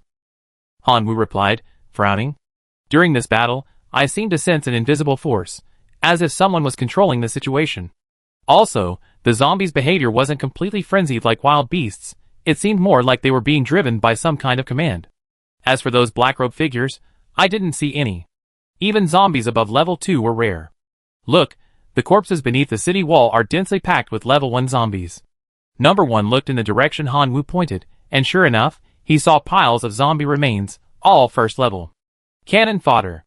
The word suddenly popped up in Number 1's mind, sending a shudder through his heart. Faced with the endless stream of zombies, Number 1 began to ponder these low-level zombies. Perhaps they were merely cannon fodder released by someone behind the scenes, while the true threat lay hidden. He quickly formed this hypothesis, yet had to face the immense fear it brought. But he also knew that if he didn't delve deeper into the truth, the entire imperial capital would be plunged into despair. This suspicion made Number 1 even more vigilant. He knew that this wasn't the true retreat of the zombie tide, but only a temporary respite. The changing zombie tide posed a threat, not only to the defenders on the city walls, but also to the survival of humanity as a whole, a profound threat. During this moment of respite, Number 1 and Han Wu were both lost in contemplation of the zombie tide's changing dynamics. The current calm is only temporary. The retreat of the zombie horde will signal the impending arrival of a greater storm. And this storm will be far more violent and threatening than they imagined. Number 1 suddenly spoke in a deep voice, his brow betraying worry about the unknown threat. The extreme change in the zombie horde inevitably foreshadows a larger-scale attack. Do not let your guard down, and constantly monitor the evolving situation. We need to be more discerning and fully prepared. We must launch a swift counterattack to resolve the impending crisis. Han Wu nodded silently, his eyes growing increasingly worried. This moment of peace was merely a facade, the true danger was brewing. He understood that no battle is a one-sided one. Although they faced a seemingly inept enemy like the zombies, the actual manipulators hidden behind them posed an immeasurable danger. Number 1 glanced around at the warriors and survivors on the city wall, excited by the retreat of the zombie horde. He harbored a deep sense of worry. Mindless zombies were easy to deal with, after all. But the current zombie tide, clearly orchestrated by intelligent creatures, was an absolute disaster. Millions of zombies, 10 times the population of the imperial capital. Even if every person in the city could fight 10 zombies, they wouldn't have the stamina to keep up. Zombies are like perpetual motion machines, tireless, but humans aren't. They need to eat, drink, and urinate. Furthermore, a strong start is followed by a weak second, and a third by exhaustion. If the enemy manipulated the zombie tide to employ military tactics, it would be a threat unlike anything they had ever faced. This sense of urgency almost made Number 1 feel a sense of decline. It was a result he didn't want to see. Han Wu, as commander, we will have to work harder and monitor the zombie tide at all times. You must have everyone rest immediately, and avoid unnecessary activity. Only by maintaining sufficient strength can we face the upcoming battle. Number 1 took a deep breath and gave the order. Yes, I give the order immediately. As number one's command reached every soldier, the cacophony of laughter on the city wall gradually died down. Night slowly enveloped the land, its stars twinkling, as if bringing a sense of tranquility to the battle. Everyone lay down to rest or sat in deep thought, each lost in their own thoughts, waiting for the dawn of tomorrow to reignite the flames of war. Against the backdrop of the night, the soldiers' figures gradually vanished into the darkness, leaving only the searchlights on the city wall sweeping back and forth. Perhaps they were silently praying, perhaps silently chanting the names of their families. But ultimately, everyone was quietly preparing for their own tomorrow. The arrival of night did not bring true peace. Instead, it brought a silent solemnity, a sense of impending war. At this moment, on a hillside outside the encirclement of the imperial capital, a force of tens of thousands of men quietly hid within it. Upon the hillside, the sky was filled with brilliant stars, and a gentle breeze rustled through the leaves, creating a gentle, soothing sound. The men in the ranks whispered to one another, their expressions solemn, as if listening to the sounds of nature, or perhaps awaiting some crucial signal. A commander stood at the front of the troops, his eyes fixed on the imperial capital in the distance. A resolute gleam shone in his eyes, clearly filled with determination and conviction, preparing for the coming battle. Chapter 510. Ling Yi, the battle in the imperial capital has already begun. Are we just going to stand here and watch? Mu Tianxiong asked anxiously. Ling Yi didn't answer immediately. His gaze swept across the battlefield outside the imperial capital. Although it was already dark, it didn't affect his vision in any way. After a while, Ling Yi sighed and said, "The time hasn't come yet. We must wait for the best opportunity. The imperial capital's combat troops have just fought the zombie horde. They're not at their wits' end yet." Mu Tianxiong felt at ease after hearing this. He knew that Ling Yi never acted rashly, and always had a knack for timing. Ling Yi withdrew his gaze, and closed his eyes for a moment of contemplation. He then took a deep breath, his brows involuntarily furrowing slightly, a strange light flickering in his eyes. Based on the remaining battlefield situation, Ling Yi carefully analyzed the entire battle situation. From the scale and speed of the zombie horde to its attack methods, even down to the individuals behind it, their intentions and plans. He knew this battle wasn't just a simple melee, but a game of wits and strategy. The threat posed by the zombie horde required more detailed study and analysis. And it was Ling Yi, with his keen insight and profound strategic vision, who provided a comprehensive analysis. The daytime battle had seemingly seen the Imperial City Guards triumph. And after the zombie horde retreated, a devastating scene lay in the air, unfolding before Ling Yi's eyes. Countless zombie corpses lay splattered on the walls of the Imperial City. Each corpse bore the traces of the brutality and bloodshed left behind by the battle. It was the only trace left behind. Ling Yi's perception scrutinized the corpses with incredible care. He noticed that they were all low-level zombies. Not even a decent third-level zombie was visible. This strengthened his judgment of the battle situation. There must be a more sinister plot behind the zombie tide. Ling Yi took a deep breath, determined to uncover the black-robed men's next move. From the current situation, the zombie tide's brief attack seemed like a test. And these dead low-level zombies were nothing more than cannon fodder. A glimmer of understanding had dawned on Ling Yi, and he couldn't help but secretly admire the black-robed men's tactics. Although the zombie tide's attack was brief, it had already revealed a greater conspiracy. The black-robed men's intentions were far more subtle and profound than Ling Yi had imagined, causing him to feel a pang of fear. He secretly resolved that he must be even more vigilant to find an effective solution to this crisis in the imperial capital. The shattered battlefield, the bizarre attack methods, and the piles of corpses were no simple matter. Not only would this negatively impact the entire battlefield environment, but zombies inherently carry viruses. When large numbers of zombie corpses are piled together, they would slowly begin to rot, emitting an unpleasant stench that would affect the defenses of the city. Furthermore, within these zombie bodies, the virus would multiply unchecked. Zombie bodies would become a breeding ground for the virus, increasing the risk of infection for the survivors in the imperial capital. Over time, the entire imperial capital would gradually become a hotbed of the zombie virus, and the situation for the survivors would become increasingly precarious. More importantly, these corpses could become a crucial stepping stone for the zombie horde to ascend the city walls. The increasing number of corpses would place even greater pressure on the city walls.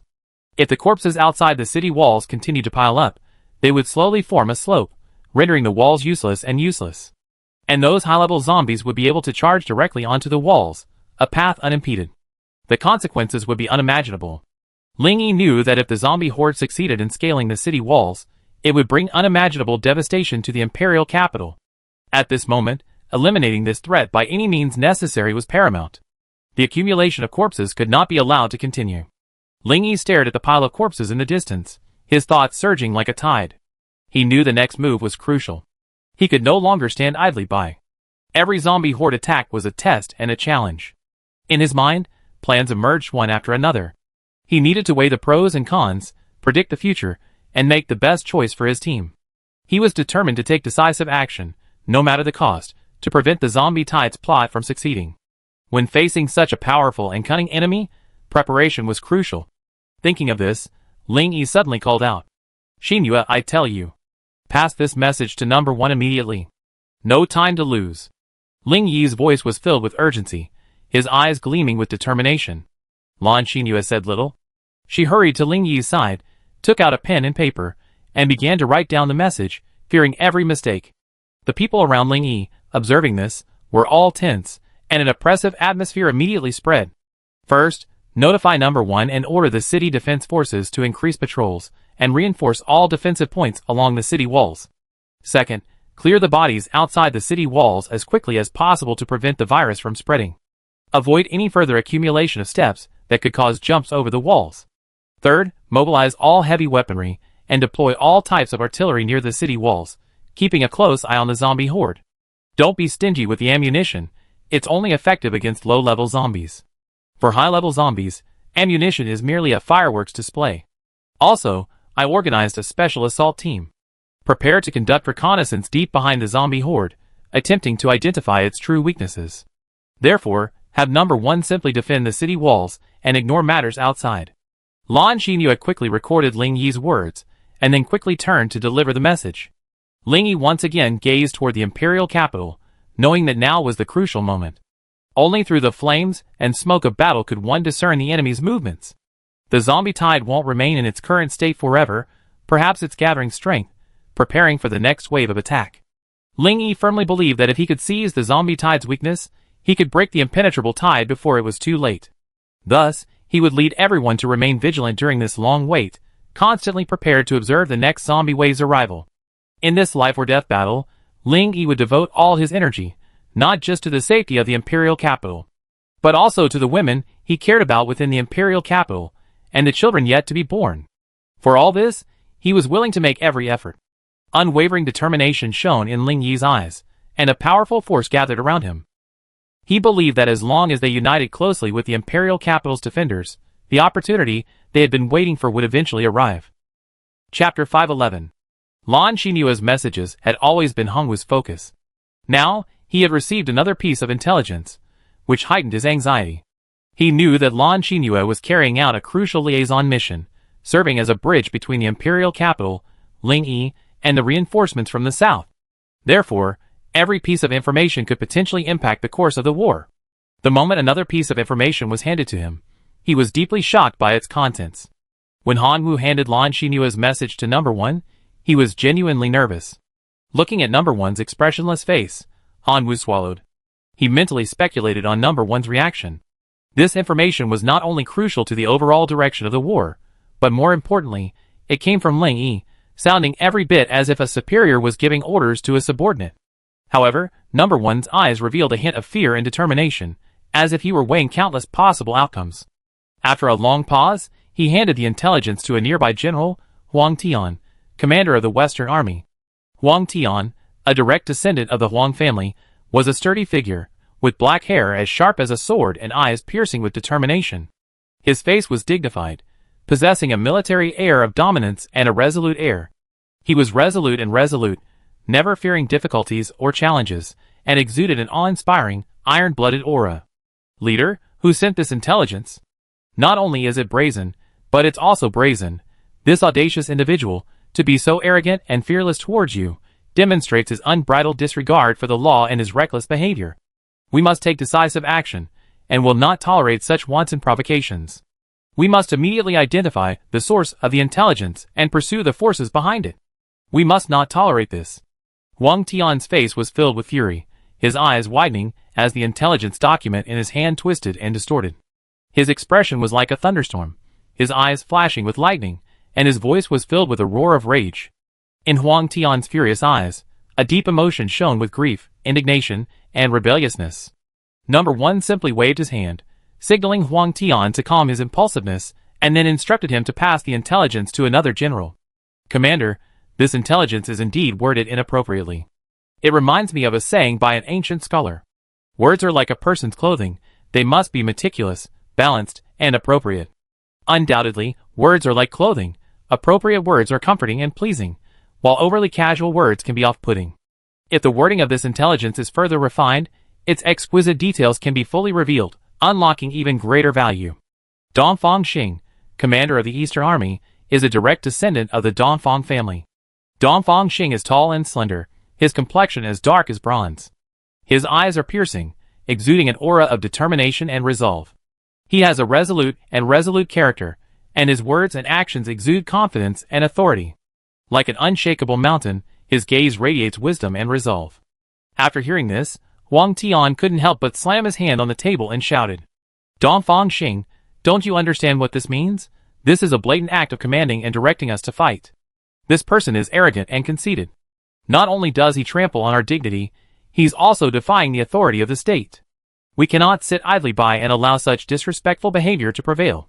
We need to take proactive action to safeguard our dignity and rights. Let this arrogant man know that we are not weaklings, nor are we idlers. When we fight on the battlefield, we fight with real weapons. We are not like Xiao Kui, who only talk about war on paper. Dongfang Xing frowned slightly upon hearing this, a cold glint in his eyes. Unlike Huang Tian, he took the superficial meaning, for he understood deeply. This battle is not just about personal honor and dignity. It is a life-or-death defense for the nation and its survivors. What burned in Dongfang Xing's heart now was not anger, but an unwavering conviction, a love and loyalty to his country. Huang Tian, can't you change your hot temper? Have you ever considered the importance of this information? Why are you so angry? It's undeniable that this information is of great significance to us.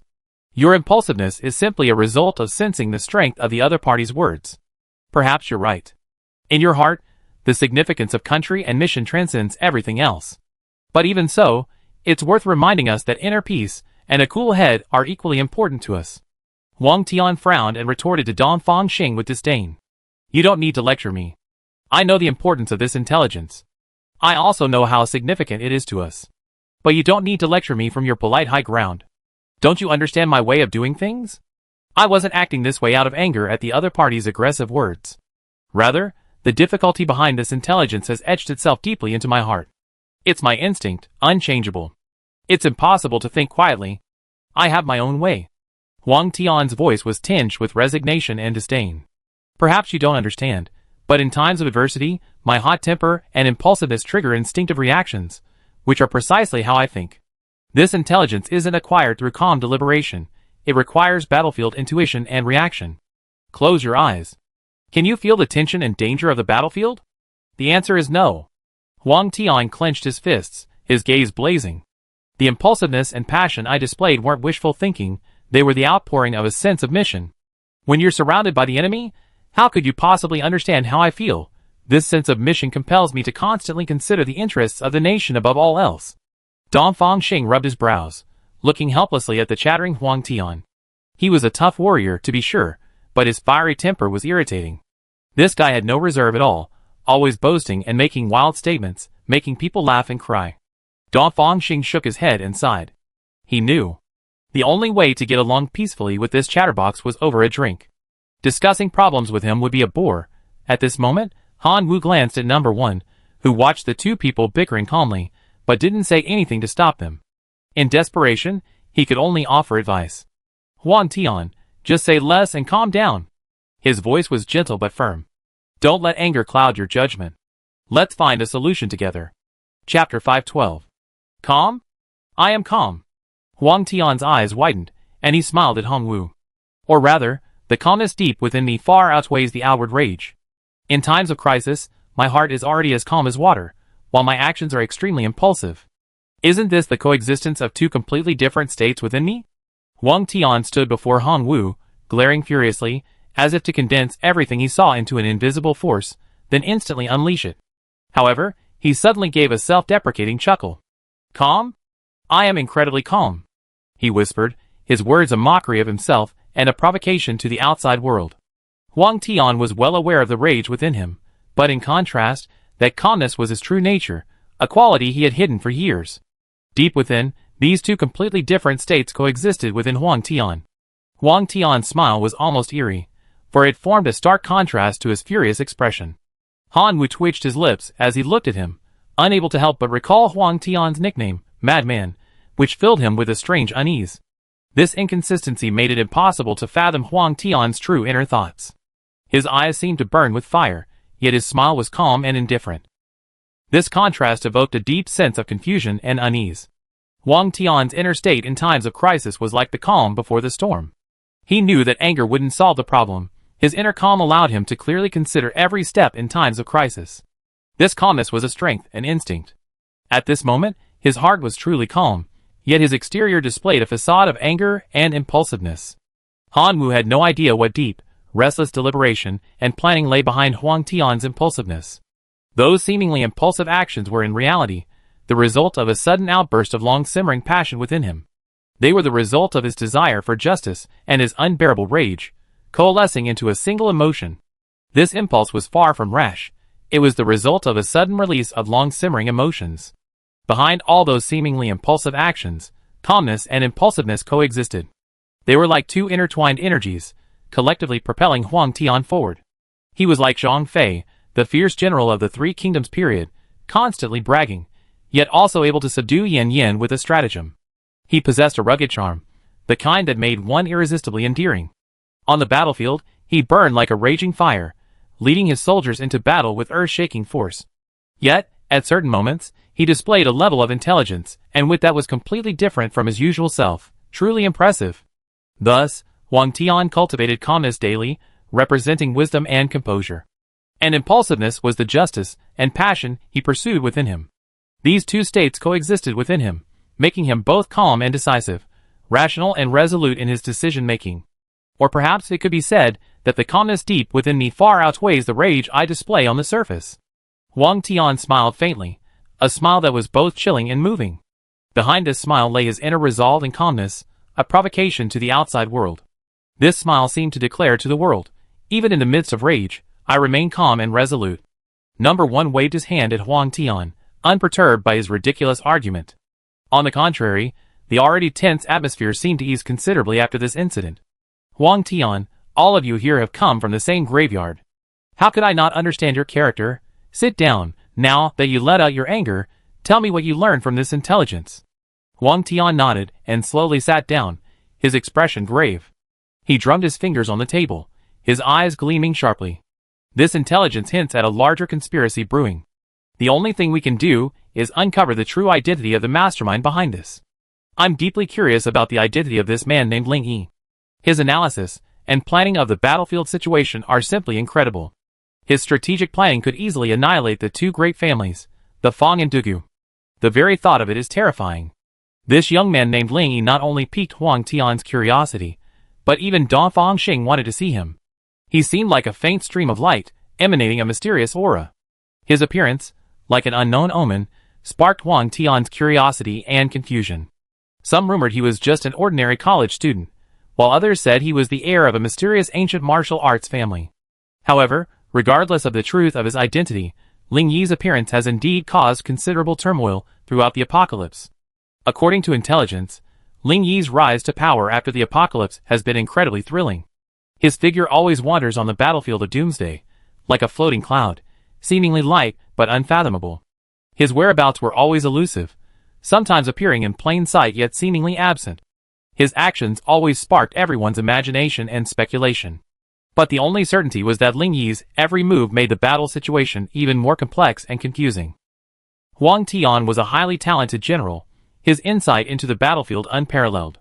However, even with a mysterious young man like Ling Yi, he still struggled to grasp his true nature. In Huang Tian's view, Ling Yi's tactics were exquisite, defeating the many with the few and the strong with the weak, seemingly concealing unimaginable mysteries. This also made Huang Tian begin to understand that Ling Yi was no ordinary character, and that behind every decision was intricate deduction and planning. Huang Tian wasn't mocking Ling Yi's arrogance. On the contrary, a hint of admiration and shock began to appear in his eyes. He knew that in this chaotic apocalypse, few could match Ling Yi's ease and ability, combining both strength and wisdom. Huang Tian was filled with both admiration and awe for such a man. He was well aware of the gap between himself and Ling Yi. It wasn't just a difference in strength, even his own strongest skill, military, couldn't compare. Number 1, seeing Huang Tian's expression, couldn't help but nod secretly. This unruly and fierce general under his command also held Ling Yi in high regard. Number 1 was well aware of Ling Yi's extraordinary qualities, his unconventional temperament. It was as if he felt a sense of empathy, as if he were seeing himself in his youth. In his eyes, Ling Yi was like a burning fire. Fearless, resilient, and filled with heroic ambition on the battlefield. Only such a righteous man could carve out a kingdom in troubled times and achieve extraordinary success. Chapter 513. It seems you're all full of curiosity about Ling Yi, which I'm happy to see. This young man is not only the first expert to reach the 9th rank, but he also possesses both wisdom and courage, which is even more rare and precious. Number 1 took a sip from his teacup and continued. Ling Yi's background couldn't be more ordinary. As an orphan, even at a young age, he displayed extraordinary willpower and endurance, as well as a wit far beyond his peers. This may have laid a solid foundation for his cultivation. His path to becoming a 9th rank expert is even more intriguing.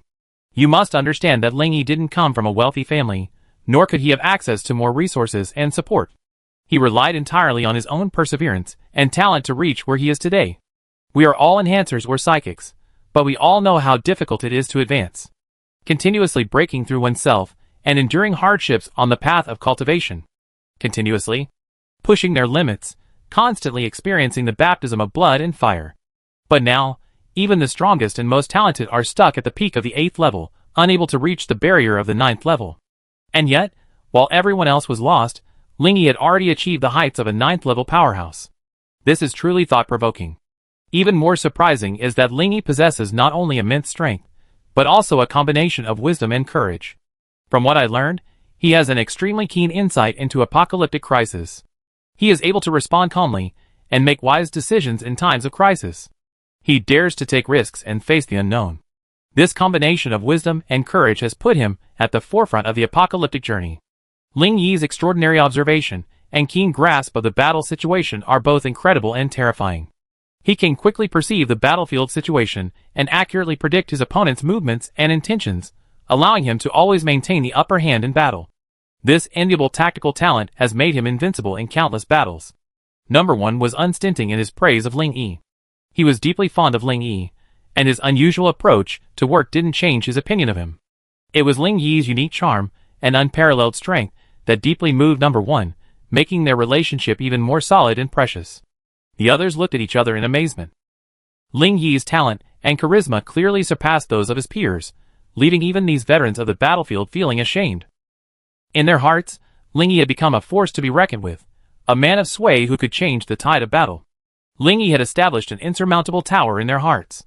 His every word and action was remembered, making him a role model, and a role model. Ling Yi had long since become an indelible memory in the hearts of the survivors. As you can see from this intelligence, Ling Yi considered some issues that we had overlooked. The war in the apocalypse can no longer follow the same old routines. Over time, higher-level zombies have gradually developed intelligence, which is an even more terrifying disaster. Intelligent zombies no longer attack humans mechanically as before. They display more complex behavioral patterns and sharper observation skills. Not only can they navigate tight spaces, they can even lurk for days and wait for prey. The eyes of these high-level zombies no longer reveal only emptiness and hunger, but also a hint of cunning and caution. In the ruins of those cities, they exploit the shattered buildings and shadows to ambush, becoming an even more elusive threat. The advent of intelligent zombies has made the nature of this apocalyptic crisis far more complex and thorny than imagined. This time, in the Imperial capital, it's not just the high-level zombies controlling the Horde.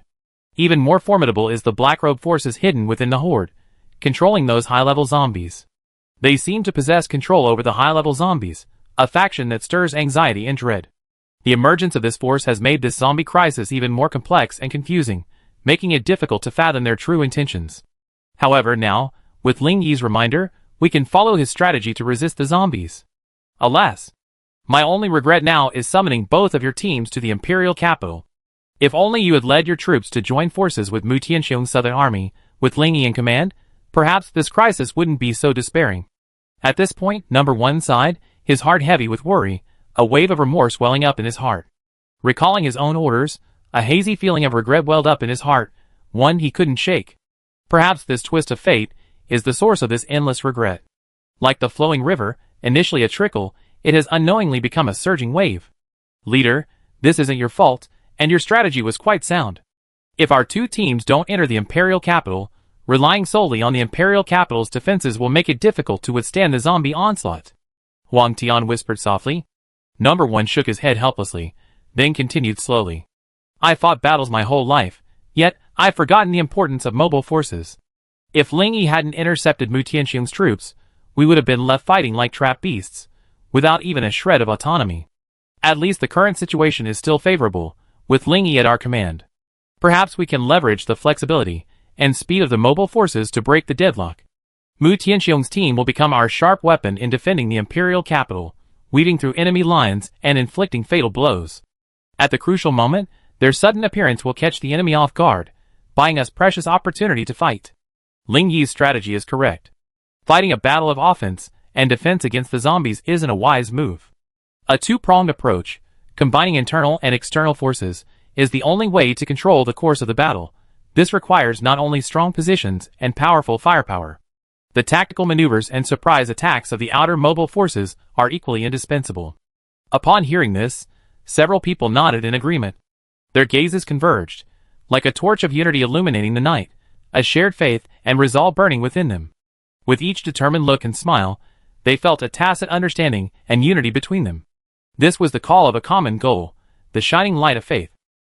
However, one of them, Dongfang Xing, frowned deeply, his face shadowed by worry.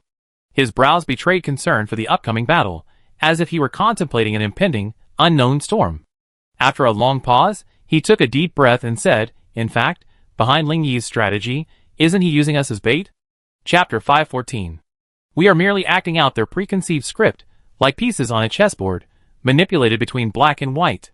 Dongfang Xing's voice held a hint of helplessness, as if he had seen through Ling Yi's hidden agenda. Dongfang Xing turned his head toward the Imperial capital's city walls. Gazing at the bustling crowds atop them, he felt a surge of helplessness. He had once believed he could control the course of his fate, that he could make a splash in the defense of the Imperial capital. But reality was like a chess game, every move orchestrated without his knowledge. He was merely a piece on the chessboard, manipulated within the lines of a series of rules and regulations with no autonomy. This situation left him feeling deeply oppressed, as if his fate wasn't his own, but rather a powerful hand behind the scenes, pushing him forward. Ling Yi, a towering figure in this apocalyptic era, yet also a hidden mastermind lurking in the shadows. Through Ling Yi's actions and various signs, Dongfang Xing gradually grasped the cunning and vicious nature of his methods. He excels at exploiting people's weaknesses, turning them into weapons. Like manipulating a sharp dagger in the darkness, stabbing his opponent's weakest spot. Ling Yi's every move is filled with cunning and calculation. He seems to be manipulating the entire situation in an invisible and intangible way, making everyone a chess piece in his hands. The apocalypse is a stage where cause and effect are intertwined, where fate and opportunity, challenges and difficulties are intertwined. No one can accurately predict what will happen. Dongfang Xing is well aware of this, and he has tried to change reality. Yet, he discovered that every effort seemed to be only paving the way for the next conspiracy. In this complex apocalypse, every choice could trigger a chain reaction. Every step could be a plot pre-planned by others. The wheels of fate turned, entangled and enmeshed everyone, unable to extricate themselves. Dongfang Xing sensed a sense of being used as bait in Ling Yi's intelligence. He suddenly felt as if he were about to act according to Ling Yi's strategy. It was as if everything was controlled by a scheme Ling Yi had already laid out. This feeling of being manipulated filled him with immense fear and discomfort. But he also knew that, in the current situation, no one seemed to have a better choice. Amidst this zombie crisis, the Imperial capital became a focal point, unable to choose, and could only follow the pre-planned script step by step. Number 1 frowned, looked at Dongfang Xing and sighed. Dongfang Xing, in the apocalypse, there's no right or wrong in the struggle for survival. Each of us is essentially a chess piece. Across a land shrouded in darkness, humanity struggles agonizingly. Hunted by the relentless zombies, the tenacious struggle for survival pushes everyone to the brink of fate. Under the shadow of the apocalypse, humanity is no longer the sovereign. Instead, it has fallen to the bottom of the food chain, a chess piece to be manipulated at will. The scarcity of resources makes every drop of water and every bite of food priceless, putting human nature to the test in this brutal competition. The fierce competition for survival forces humanity to abandon its inner kindness, constantly enacting the most cruel aspects of the law of survival. The clash of forces, large and small, has rife the apocalypse with contradictions and conflicts. A desperate struggle ensues between various factions for limited resources. In this chess game of life and death, no one's destiny is aimless, and human nature is constantly distorted in the pursuit of survival. The decision of one's own destiny becomes a test for everyone. Will they choose profit or uphold principle? In this crumbling world, problems abound, and there is no single correct choice. Furthermore, behind all this, power struggles and self-interest intertwine, turning all beings into ruthless pawns. Everyone is drawn into this game of survival, the desire for power obscuring their inherent kindness. In this ruthless chess game, all beings are mere ants. Who can truly control their own destiny and escape this ever-deepening quagmire? Yet, amidst despair, humanity still searches for hope for survival. Struggling in the darkness of the apocalypse, humanity begins to reevaluate life. In hearts yearning for survival, the brilliance of humanity begins to glimmer. Their pursuit of hope has become their unfading faith. And what, in all this, guides us forward?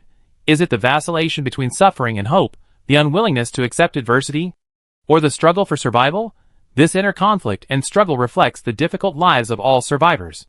But after enduring hardships, every survivor pursues their own destiny in the chess game of apocalypse. Just like us, after countless choices, we finally understand the true meaning of survival. Whether to let go or to persist, to compromise or to accept it, will become the heaviest burden in this apocalyptic era. Number 1 dissected the laws of survival in the apocalypse, revealing various existential challenges. Everyone nodded silently, forced to acknowledge the current situation. In such a desperate moment, they couldn't help but feel a surge of emotion, desperately longing for a glimmer of hope. In this desolate land, the pressure of survival grew ever heavier, and everyone struggled for survival. It is precisely because of this that selfishness exists in everyone's heart. Humanity always strives to protect its own interests, often forcing them to choose between self-interest and conscience. This selfishness drives humanity to constantly pursue its own interests.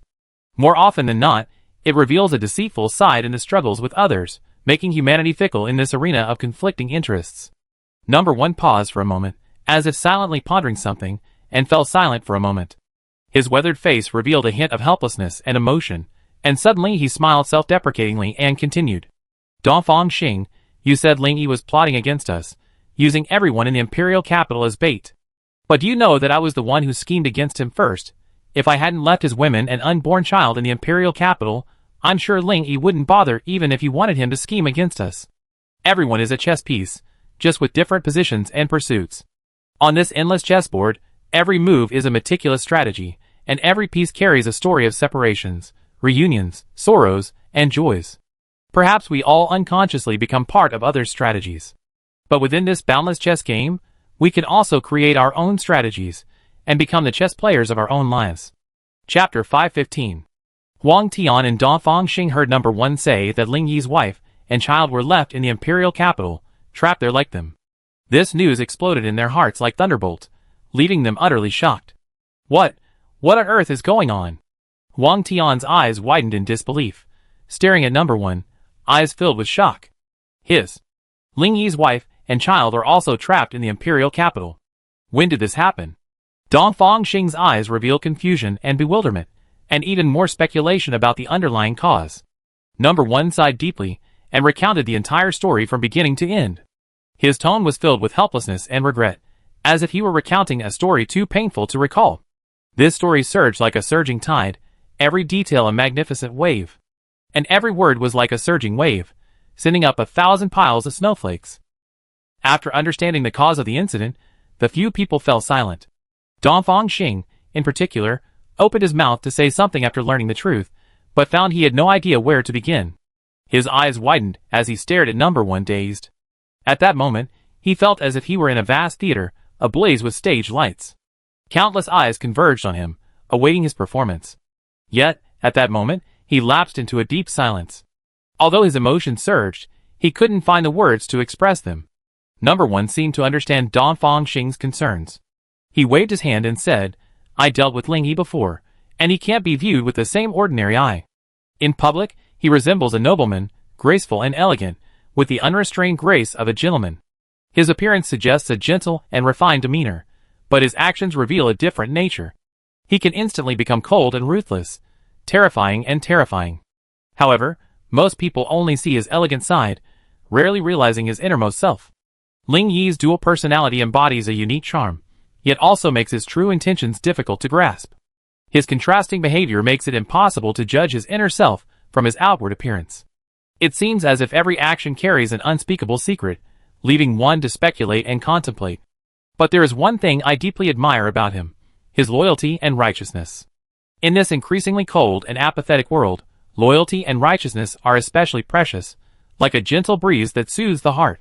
So many people pass by so quickly, but few truly uphold the commitment to love and responsibility. The sincerity and resolve displayed by Ling Yi are sufficient proof that he possesses a heart of steel, yet a tender heart. Based on my analysis of various intelligence sources, Ling Yi displays a completely different side to those close to him. Deep within him, he seems to harbor a gentleness and affection. This affection is only revealed in front of those closest to him. Like a flower blooming in the deep forest, it blooms only for those who carefully appreciate it. This reserved quality often impresses his friends. It is precisely because of this quality that he was able to single-handedly establish the Blood Moon City as a survival base. In short, if I had to describe Ling Yi in one sentence, I think this one fits best. A dragon has a reverse scale: anyone who touches it will die. A phoenix has a hollow neck: anyone who violates it will perish. Number One's expression suddenly grew serious, his eyes stern, as if brimming with a mysterious power. His words were like a sacred warning, reminding everyone present to treat Ling Yi with awe and never take him lightly. Such majesty, like a towering mountain, towered over everyone's hearts, suppressing them to an insurmountable level.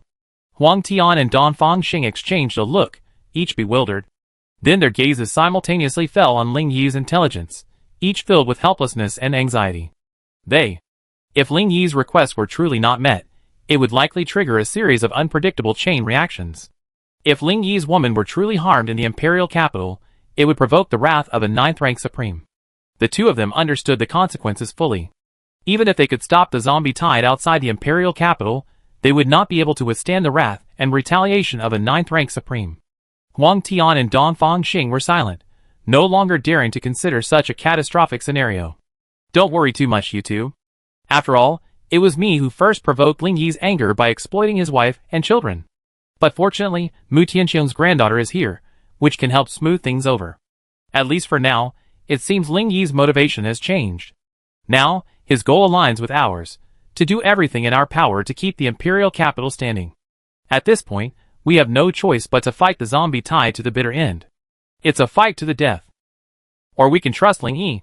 Perhaps he's our only chance of saving the imperial capital. So whether we're bait or not is irrelevant, because we're already trapped, with nowhere to escape.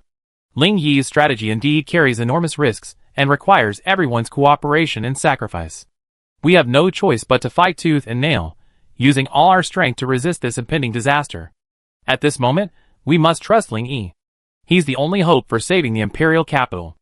I don't want to hear anyone doubt or distrust him anymore. In the battle to defend the imperial capital, Ling Yi is already the key to a breakthrough. His influence and strength will be the decisive factor in determining the survival of the imperial capital. Number One said this, pointing to the intelligence on the table, and suddenly giving a solemn command. Our only mission now is to concentrate all our manpower on the city walls. We must work together, putting aside all distractions. We must focus our hopes and faith on the walls of the imperial capital. The tide of corpses outside the city will eventually be extinguished by our unwavering resolve. We will hold our ground, fearless of all odds. The bright red flags atop the city walls flutter in the wind, a symbol of our unity and indomitable spirit. Now, I command, execute the intelligence command immediately. Upon hearing Number One's command, Huang Tian, Dongfang Xing, and Hong Wu all stood abruptly and saluted. Leader, we guarantee mission completion. Huang Tian's gaze was resolute, while Dongfang Xing and Hong Wu also displayed a resolute expression. Their oath instantly solidified the atmosphere in the command room, shaking everyone's heart. Number One smiled with satisfaction, his eyes filled with trust and anticipation. Excellent! After decades, we will once again join forces to write an even more glorious legend. Chapter 516. After leaving the combat command room, the generals all wore extremely serious expressions. A determined glint shone in their eyes, as if they were pondering the various possibilities of the battle. Shouldering a heavy responsibility at this moment, they knew that every move they made would directly impact the outcome of the entire battle. In this silent corridor, each one burned with a fervent fire within. They were ready to face anything, for victory, for the country, and for themselves. Dongfang Xing, walking somewhat absent-mindedly behind, suddenly asked, Han Wu, you've been following the leader. How much do you truly understand about Ling Yi? Does it align with what you just said? Han Wu stood still, turning to meet Dongfang Xing's gaze. He smiled faintly, his expression confident and resolute. Then he spoke slowly, his tone steady and clear. Ling Yi was exactly as the old captain had described him. His tall and straight figure seemed to speak of fearlessness and determination. His eyes held a calm and decisive expression. Even when the imperial capital faced rebellions from two major families, his command and strategy flowed with ease. Even without his personal intervention, the Fong and Dugu families would have been annihilated in an instant. Thinking about it now, it's terrifying to me how he could quietly pit the two families against each other. And so, I was able to quell the rebellion with minimal effort. Ling Yi himself should not be underestimated. On the battlefield, he was like a sharp sword, silent and deadly, inspiring both awe and fascination. Undoubtedly, Ling Yi's personal charisma and strength were also crucial. The team he led was also a force to be reckoned with. They were formidable, their morale high, and they consistently demonstrated their loyalty and respect for Ling Yi. This made Ling Yi even more adept in power struggles, leaving his opponents far behind. Just like the women currently stranded in the imperial capital, the people closest to Ling Yi and those he valued most. Don't be fooled by their beautiful appearances. If we were to clash with them, perhaps you and I would be no match for them. Dongfang Xing and Huang Tian exchanged a glance, each seeing the shock in the other's eyes. A wave of curiosity and confusion rose in their hearts. They began to harbor deeper suspicions and doubts about these women from Ling Yi's circle. As if sensing their confusion, Hong Wu continued.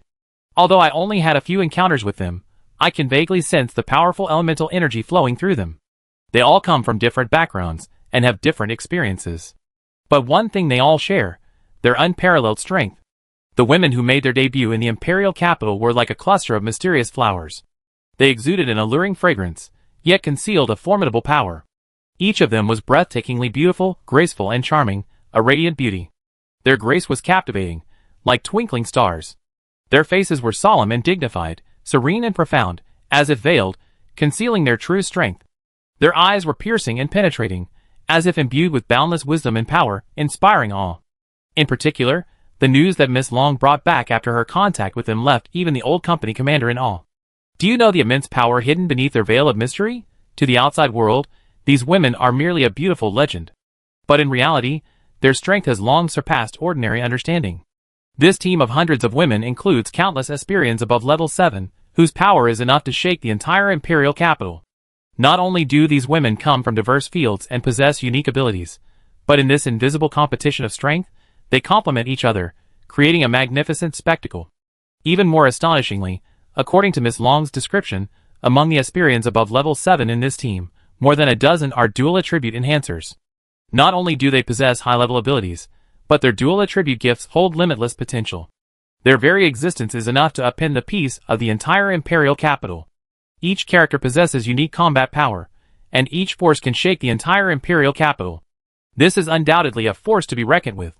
They are so powerful that ordinary people simply cannot match them. However, to these women, everyone else and everything else is insignificant. In their eyes and hearts, there is only one person, Ling Yi. This time, these women suddenly came to the imperial capital in search of Ling Yi. They were also thankful that they had passed by Ling Yi, and did not meet him immediately. Had they reunited before the zombie tide arrived, they might have been taken away from the imperial capital by Ling Yi. Then, at this moment, perhaps we must fight the zombies with the resolve to die, with no chance of retreat. After hearing Hongwu's explanation, Huang Tian's eyes widened in astonishment. These women are truly so formidable. Hongwu smiled and nodded gently in response. Although I haven't seen them in action, the energy fluctuations within them, and the information Miss Long brought back are undeniable. Huang Tian blinked, a surge of admiration rising within him. Deep within him, his wonder for these women intensified. He was filled with curiosity and yearning for Ling Yi. He wanted to see what kind of person this young man, praised so highly by number one, was. Dongfang Xing interrupted at this moment. The Imperial capital is seriously lacking high-end combat power right now. Why don't we invite these women to help? It would be a waste to leave such a powerful team unused. I believe that with their participation, the crisis in the Imperial capital could be alleviated. Furthermore, these women possess unique abilities and combat prowess, more than enough to handle the current battle. Their joining will undoubtedly bring unprecedented changes to our defense, and will allow everyone to see their value. These women will become our shining stars, injecting new vitality and strength into the Imperial capital. Han Wu shook his head helplessly at Dong Fangxing's question, then sighed deeply. Do you think the old company commander and I haven't considered this question? But when Ling Yi's intelligence was placed on the table, we immediately dismissed the idea. A tide of millions of zombies is indeed an irresistible force for the Imperial capital. But the rage of a 9th-rank Supreme is as blazing as flames and as powerful as thunder. His wrath is powerful enough to rend the sky and crush all obstacles before him. No living being can stop it. In his eyes, the zombie-infested Imperial capital is as insignificant as a fly, waiting to be wiped out with a wave of his hand. With Ling Yi's support, the Imperial capital still has a chance of survival. If Ling Yi is angered, the Imperial capital might be reduced to ashes, because he is the first powerful being to reach the 9th level to date. Chapter 517. At this point, Han Wu took a deep breath and then spoke solemnly. Now, all we have to do is follow orders. At this critical moment, we must demonstrate the resolve and fortitude of a soldier. Let us brothers never forget our original aspirations, firmly grasp our mission, and forge ahead without hesitation. The time has come for us to defend our homeland. Let us wield the weapons in our hands to write our own glorious chapter. Huang Tian and Dong Fangxing gazed into the distance, their eyes gleaming with unwavering determination. They knew that this was the moment to demonstrate their loyalty and courage. On the battlefield, they would write their own apocalyptic legends with fearless courage and unyielding will. In their hearts, love for their country and loyalty to their organization burned eternally. This was a battle to defend the city they swore to their death. When Han Wu and the others arrived at the Imperial capital's walls, they felt their scalps tingle at the dense mass of zombie corpses outside. To slaughter the zombies, it would only take a few weapons. However, finding a way to clear the bodies now proved a formidable task. Han Wu and the others looked around, lost in thought. Many solutions raced through their minds. But at this critical moment, he knew he had to make a decision. A clever, effortless strategy was needed to resolve the current predicament. Relying solely on manpower would not only be time-consuming and laborious, but also likely impossible to complete. The corpses strewn across the ground outside the city signaled that their task would become exceedingly difficult. Every zombie corpse left standing for even a moment longer poses a threat. Not only does it risk infecting surrounding residents, it could also become a stepping stone for the zombie horde to scale the city walls. However, manual cleanup simply couldn't meet the needs of the scene, and the dilemma everyone faced was obvious. Dong Fangxing took a quick look at the situation outside the city and offered a suggestion. Perhaps we could use some machinery, like an excavator or a bulldozer, to complete the cleanup. Hearing this, Han Wu and Huang Tian's eyes lit up, each agreeing that the idea was feasible. An excavator is a powerful piece of machinery that can easily move and destroy large obstacles. For clearing the zombie corpses outside the city, an excavator is undoubtedly a viable solution. A bulldozer's large bucket is more than enough to load all the corpses onto a truck, and its sturdy body allows it to be pushed forward. While excavators have their limitations, such as limited maneuverability in complex urban environments, they are now outside the city, on flat land, so using an excavator to clear the corpses is undoubtedly a good option. After confirming the feasibility of using excavators and bulldozers to clear the bodies, the three Hongwas immediately arranged for the Imperial Capital Guard to begin preparing for a large-scale cleanup operation. They searched the Imperial capital and recovered numerous excavators, bulldozers, and trucks. They also provided special training to the drivers to ensure the efficiency of the cleanup operation. Furthermore, they developed a detailed deployment plan, including the demarcation of cleanup areas and the establishment of a command system. The entire preparatory process was well organized, with all preparations proceeding smoothly. As time went on, with the assistance of a mechanized convoy, the Imperial City Guard successfully loaded the zombie corpses outside the city and transported them to the designated area. Afterwards, Han Wu and his team led the Imperial City Guard to quickly launch the second phase of the operation, burning the corpses with gasoline. This task required extreme caution, as a loss of control or an accident could pose a serious safety hazard. The Guard specially selected experienced team members to ensure a safe and orderly cleanup. At the same time, they They also implemented a number of risk control measures. For example, a cordon was set up around the incineration site, and wind direction was maintained to prevent infection of the workers. The implementation of these measures was crucial to ensuring the smooth progress of the cleanup. The smoke and odor produced by burning the zombie corpses would undoubtedly have a certain impact. Therefore, the Imperial City Guard also implemented corresponding preventative measures in accordance with the orders of Han Wu and his team. They notified city residents in advance and advised them to remain indoors and close doors and windows during the burning. The guard team also mobilized personnel to search the city for masks and other protective equipment to reduce the impact of the burning's odor and viruses on residents' health. The guard team also deployed a large amount of firefighting equipment and established strict monitoring points on site to monitor the fire's progress at all times. These measures significantly reduced the negative impact of the burning and ensured the safety and comfort of the residents of the imperial capital. Many people were puzzled by the resolute clearing of the zombie corpses outside. Who knew the battle would break out again after a nap? Wouldn't it be a waste of energy to clean up after the battle? However, when the commander above explained his reasoning, everyone shut up, resolving their suspicions with concrete action. This labor seemed like an endless cycle, but it had to be acknowledged that each clearing was for the sake of protecting peace for the next moment. The more thoroughly the zombie corpses were cleared from the periphery, the safer everyone would be when night fell.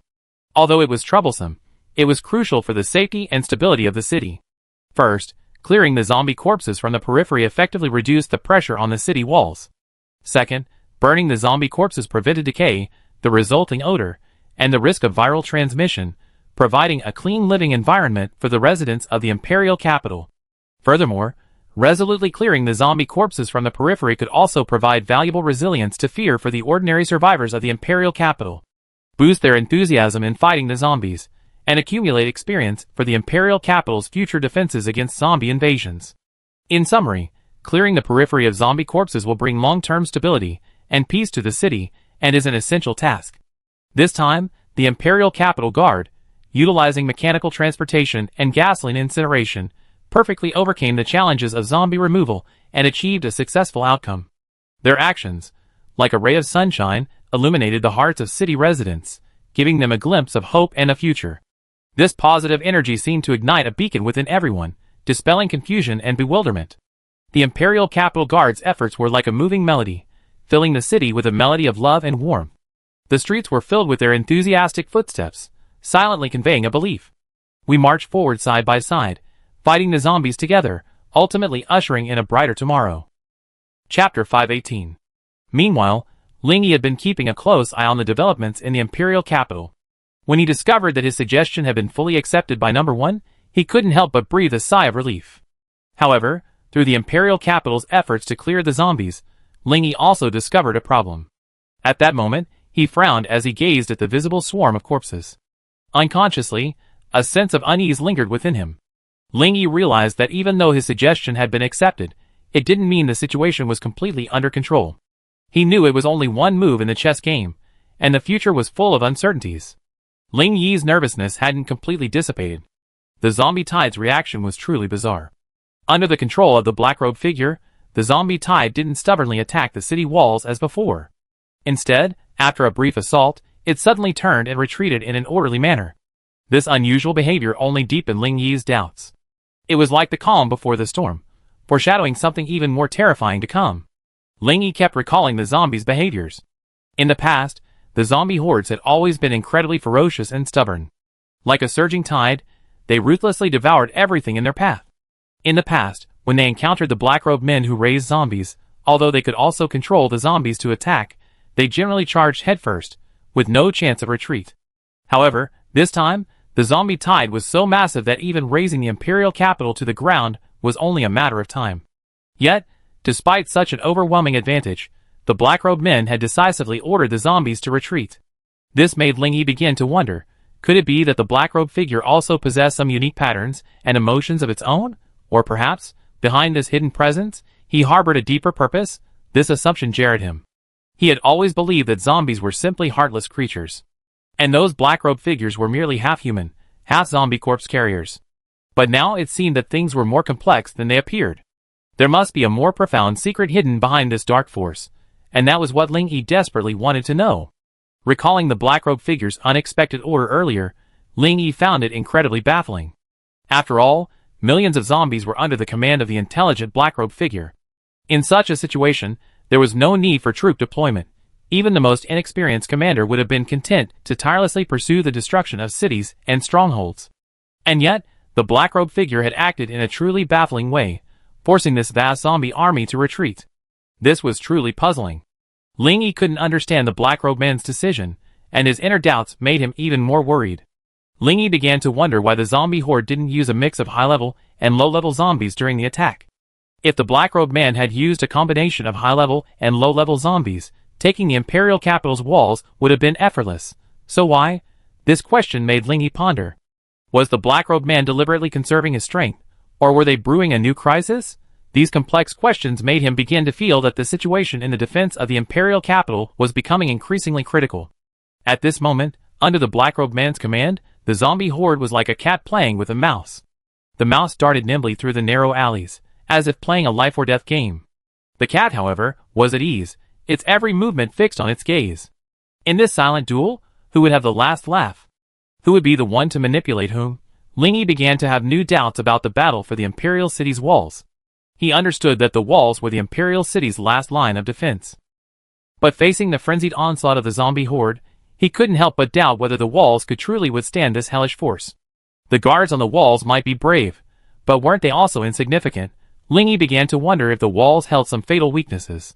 The black-robed figure quietly observed from the shadows, wondering if he was beginning to exploit these weaknesses. Striving for a single, decisive blow, to capture the walls of the Imperial city with the least possible cost. Another point, which puzzled Ling Yi, was the current reaction of the zombie horde. When the Imperial city guards left the city to clear the corpses of the zombies, the black-robed men didn't even react. This was in stark contrast to their previous attack on the city wall. This made Ling Yi begin to doubt his assumptions. The black-robed men hadn't even considered using the piles of low-level zombie corpses to scale the city walls. Ling Yi slowly realized that this bizarre battle might be far beyond his imagination. Perhaps all he could do now was to gain a deeper understanding of the underlying circumstances before making his next decision. Playing by the rules is really a headache. Shaking his dizzy head, Ling Yi placed a hand on his forehead and sighed. Lan Xinyu stood quietly beside him, softly comforting him. In this situation, perhaps we have no choice but to give it a try. Perhaps we can cover the retreat of everyone in the Imperial capital. There's no threat to the south right now, and we're not within the encirclement of the zombie horde. Hearing Lan Xinyu's words, Ling Yi shook his head slightly, and then responded. This is unacceptable. If we take this path, it would be tantamount to self-destruction. The current situation in the Imperial capital is like a siege in ancient times. The strategy of the zombie tide is nothing more than surrounding three sides and leaving one side open. This is a psychological tactic, specifically during a siege. You can't completely encircle a city. If the enemy is trapped, with nowhere to flee and no hope of survival, they will fight to the death. To make the enemy despair, you must first give them hope. This is what is meant by besieging the enemy without a gap. Who knows, the black-robed figure controlling the zombies is just waiting for the Imperial capital to flee without a fight. Furthermore, evacuation won't be accomplished overnight. The Imperial capital has a population of hundreds of thousands, many of whom have families with them. Evacuating such a large urban population is not something that can be accomplished in a short period of time. It requires an orderly and organized transfer. A blanket retreat would be a flight, with supplies scarce and the zombie horde chasing behind. Can you imagine what would happen? It would be a disaster, with fugitives either starving to death on the road or being slaughtered by the zombie horde. At that time, the innocent refugees of the Imperial capital would wander this desolate land, desperate for a glimmer of hope. The screams of the victims would often echo in my ears, like a perpetual, dire alarm bell in this area. Lan Xinyu's eyes betrayed a fear of an unknown fate as she heard this. It was as if the entire world was proclaiming to her a hopeless truth. Her body trembled slightly, but she struggled to find a glimmer of hope to guide her out of this gloomy, terrifying place. Chapter 519. Everything Ling Yi said was indeed very likely to happen, a question Lan Xinyu had never considered. This question, like a fog, shrouded Lan Xinyu's heart, obscuring her vision of the road ahead. And now, Ling Yi's words were like a key, unlocking the doubts deep within her heart. All this was like a sudden storm, churning her heart into a turmoil. And now, she could only face the torrent of worries in silence. Lan Xinyu gazed at Ling Yi's tall figure. His presence was like a solid fortress, giving her unparalleled support and trust. It seemed that as long as he was by her side, all problems would be easily solved. With him by her side, difficulties, like a gentle spring breeze, gradually dissipated on the other side of life. His wit and insight, like a beacon, paved the way for the road ahead with golden light. Lingy, you're here. How's it going? Is there any movement from the zombie tide? I don't think just waiting around like this is a good idea. We need to act quickly, otherwise the situation could spiral out of control. And when will your reinforcements from Blood Moon City arrive? We don't have much time left. Mu Tianxiong hurried over to where Ling Yi was and peppered him with questions. Ling Yi only smiled faintly at Mu Tianxiong's hasty inquiries, then slowly replied. Old man, at this point, there's no point in rushing. The zombie tide couldn't be calmer. They're probably ready to drift off to sleep. Hearing Ling Yi's slightly teasing words, Mu Tianxiong smacked his lips. A faint smile flickered across his mind, but his eyes held a serious expression. He frowned slightly, shook his head with a hint of resignation, and smiled wryly. It's already this hour, and you're still in the mood for jokes. With that, Mu Tianxiong fiddled with his binoculars, observing the zombie tide and the imperial capital. The movements in the direction of the zombie tide were exactly as Ling Yi had described. It was completely different from the zombies he had encountered before. There was no roaring or chaos. This time it was unusually quiet, without a single sound, like a dead ocean. Mu Tianxiong frowned, a sense of unease welling up in his heart. This unusual calm seemed to foreshadow an even more terrifying storm. He took a deep breath, trying to calm his anxiety. However, the surrounding silence made him feel even more lonely and helpless, as if he were tightly bound by an invisible barrier. When he turned the binoculars towards the imperial capital, it formed a stark contrast with the silent zombie tide. The imperial capital's guards were busy piling up corpses, and then setting them ablaze one by one. The scene was filled with blazing flames and billowing black smoke, a murderous atmosphere permeating the air. The guardsmen were expressionless, silently carrying out this brutal task, as if accustomed to it. In their eyes, Mu Tianxiong saw exhaustion and helplessness. In the cremation area, the air was thick with the scent of death, as if it were a final ritual. This brutal scene sent a shudder through Mu Tianxiong's heart. He knew that the tide of corpses posed not only a threat to life, but also an unspeakable burden. If these things aren't done, more survivors will be infected. Aside from the sight of corpses burning outside the city, the guards busily began transporting various heavy weapons and artillery equipment to the city walls. Their movements were swift and orderly, as if they were making final preparations for an impending battle. Across the vast city walls, weapons were intertwined, artillery was neatly arranged, and a tense and solemn atmosphere permeated the air. Everyone was busy and methodical, without a trace of panic. In their eyes, there was only determination and conviction, and fearlessness and resolve. The heavy work soaked their clothes with sweat. But they never stopped, as if forging an immortal legend. The horde of corpses outside the city refused to retreat, and they had to find a way to defeat the enemy. For they were the defenders here, and their hearts burned with love for the imperial capital, a flame that would eventually illuminate their path to victory. Through the telescope, two starkly different images emerged, causing Mu Tianxiong to fall into deep thought. The unusual silence of the zombie tide, and the tense defenses of the imperial capital seemed to herald the arrival of an even more brutal battle. Mu Tianxiong took a deep breath, knowing he must remain calm in the face of everything before him. For every inch of life on this land, for every innocent soul, the confrontation between the two sides seemed destined for an inevitable conflict. The zombie tide lurked silently in the distance, and the atmosphere of tension within and outside the imperial capital grew ever thicker. Mu Tianxiong couldn't help but wonder, what kind of terrifying storm was hidden beneath the unusual calm of the zombie tide, and can the tense defenses inside and outside the imperial capital withstand what's about to happen? After a long moment, he fell silent, the worry and anxiety in his heart hard to erase. Every wave of zombies brings endless panic and death. And this time, what kind of test will the imperial capital face? Whether it can survive safely remains unknown. Ling Yi watched Mu Tianxiong as he slowly lowered his binoculars. His hands were trembling slightly, visible to the naked eye. Mu Tianxiong's eyes also revealed a hint of worry and helplessness, allowing Ling Yi to clearly sense the turmoil in his heart. Mu Tianxiong was a strong and resolute man, but his trembling and blurred gaze at this moment could not conceal the immense pressure and struggle hidden deep within. Does it seem strange? If you hadn't seen it with your own eyes, who would have believed that a tide of millions of zombies could be so quiet? Ling Yi looked at Mu Tianxiong, his voice echoing faintly. It's truly eerie. Behind this silence lies a terrifying terror that sends shudders down your spine, as if the entire world is shrouded in silence. A million pairs of empty eyes seem to herald the coming of humanity's doom. All we can do now is face this hopeless silence silently. Mu Tianxiong's tone was filled with sorrow and helplessness. Ling Yi continued his words. In this cursed land, humanity still strives to survive, despite despair and pain in their hearts. Those who constantly shuttle among the ruins silently endure the cruel mockery of fate. But perhaps it is precisely this silent perseverance that allows us to find the blossoming of faith amidst the silence of despair. Humanity is tenacious. After enduring hardships and challenges, humanity can demonstrate unparalleled tenacity and perseverance.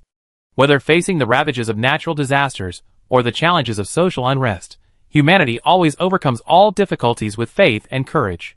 This indomitable quality allows humanity to continuously forge ahead towards a better future, creating miracles and legends one after another. Thus, although the current situation is unfavorable to us, we must find a way to overcome it, otherwise we will only face death in silence. Chapter 520. Oh! My head hurts just thinking about it. Just tell me, what should we do now? Should we wait for your team to arrive before taking action, or should we take some measures first? The situation is urgent now, and I don't think we can just sit there and wait for death. We must first make adequate preparations, organize our team, and investigate the enemy's situation. If necessary, we can also strike first, striving to gain time and strategic advantage. In this moment of urgency, Mu Tianxiong's mind felt like a tangled mess, and anxiety surged like a tide. He silently closed his eyes, took a deep breath, and tried to calm himself. In such an emergency, calm thinking is crucial. He tried to sort out his thoughts, analyze the root cause of the problem, and find a viable solution. He knew that panicking would only make the situation worse. Careful thinking was the key to stabilizing his emotions and formulating an action plan. Facing the current situation, Mu Tianxiong had to calmly assess the situation. He began to sort through the various key points of the incident, outlining the problem. Examining every detail, he realized that only by thoroughly understanding the ins and outs of the situation could he find a solution. A clear action plan must be based on a thorough analysis of the situation. This ensures that every decision can be effectively implemented in practice. Complete preparation is the foundation of every victory. Mu Tianxiong's heart was filled with determination. He began to consolidate his ideas in his mind, implementing each step and formulating a specific action plan. He believed that a stable team required everyone to work together in unison. He didn't intend to place all the pressure on his own shoulders. He understood that overcoming difficulties required the full cooperation of the entire team. Especially now with Ling Yi present, he could let loose completely, without further concern. Facing the silent horde of zombies, he dared not be careless. He began to carefully observe the enemy's movements, trying to find opportunities to exploit. On the battlefield, only by seizing opportunities can one lay the foundation for the next move. Through the telescope, his eyes once again focused on every detail. He listened attentively to every sound, intently searching for loopholes and opportunities to exploit. Old man, there's no need to observe the enemy here. It's useless. It's a sea of zombies, and all you can see is loneliness. Ling Yi's words made Mu Tianxiong put down the telescope awkwardly. This made him feel powerless, and he knew that Ling Yi's words were not nonsense. In the desolate land overrun by the zombie horde, no living souls had been seen, and loneliness was the only theme. Mu Tianxiong quietly closed his eyes, then suddenly asked, "So we're just going to sit back and watch, waiting for tomorrow to see the zombie horde crash into the walls of the imperial capital?" He gazed at the brilliant starry sky in the distance, sighed softly, and continued, "Perhaps we need to find a different path. A strategy that can change the situation, rather than just waiting." He frowned slightly, a flicker of determination and resolve in his eyes. "Grandpa, just wait for news. I already arranged for someone to investigate." Ling Yi's lips curled up, his eyes fixed on the direction of the zombie tide. Upon hearing this news, Mu Tianxiong and Lan Xinyue both looked at Ling Yi in surprise. The setting sun behind them had already gradually dyed the sky red. A chill seeped through their clothes and slowly seeped into their bones, causing them to shudder. "What did you say? Has your team arrived?" Mu Tianxiong's face was filled with joy, his eyes gleaming with anticipation. He looked up and around, as if searching for the team's whereabouts. Seeing this, Ling Yi smiled calmly and shook his head slightly. "Don't look for them. They're not here. They should be deep behind enemy lines by now." Ling Yi pointed in the direction of the zombie tide, saying nonchalantly. The sudden news left Mu Tianxiong's expression of disbelief frozen in time. His eyes held an unprecedented level of confusion and shock. For a moment, he felt as if he were in another world, his mind swirling with countless questions and confusions. At that moment, time seemed to stand still, and the clamor of thoughts in his mind gradually faded into his confusion.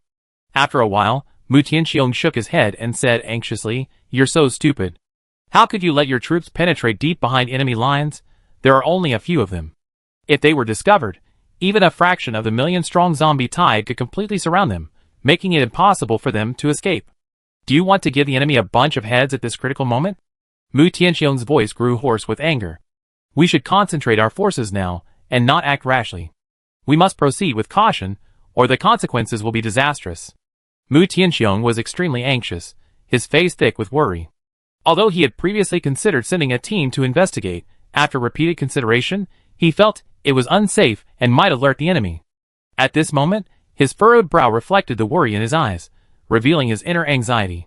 In this critical moment, he began to ponder a response strategy. How could he successfully recall Ling Yi's team without attracting too much attention, out of the enemy's sight?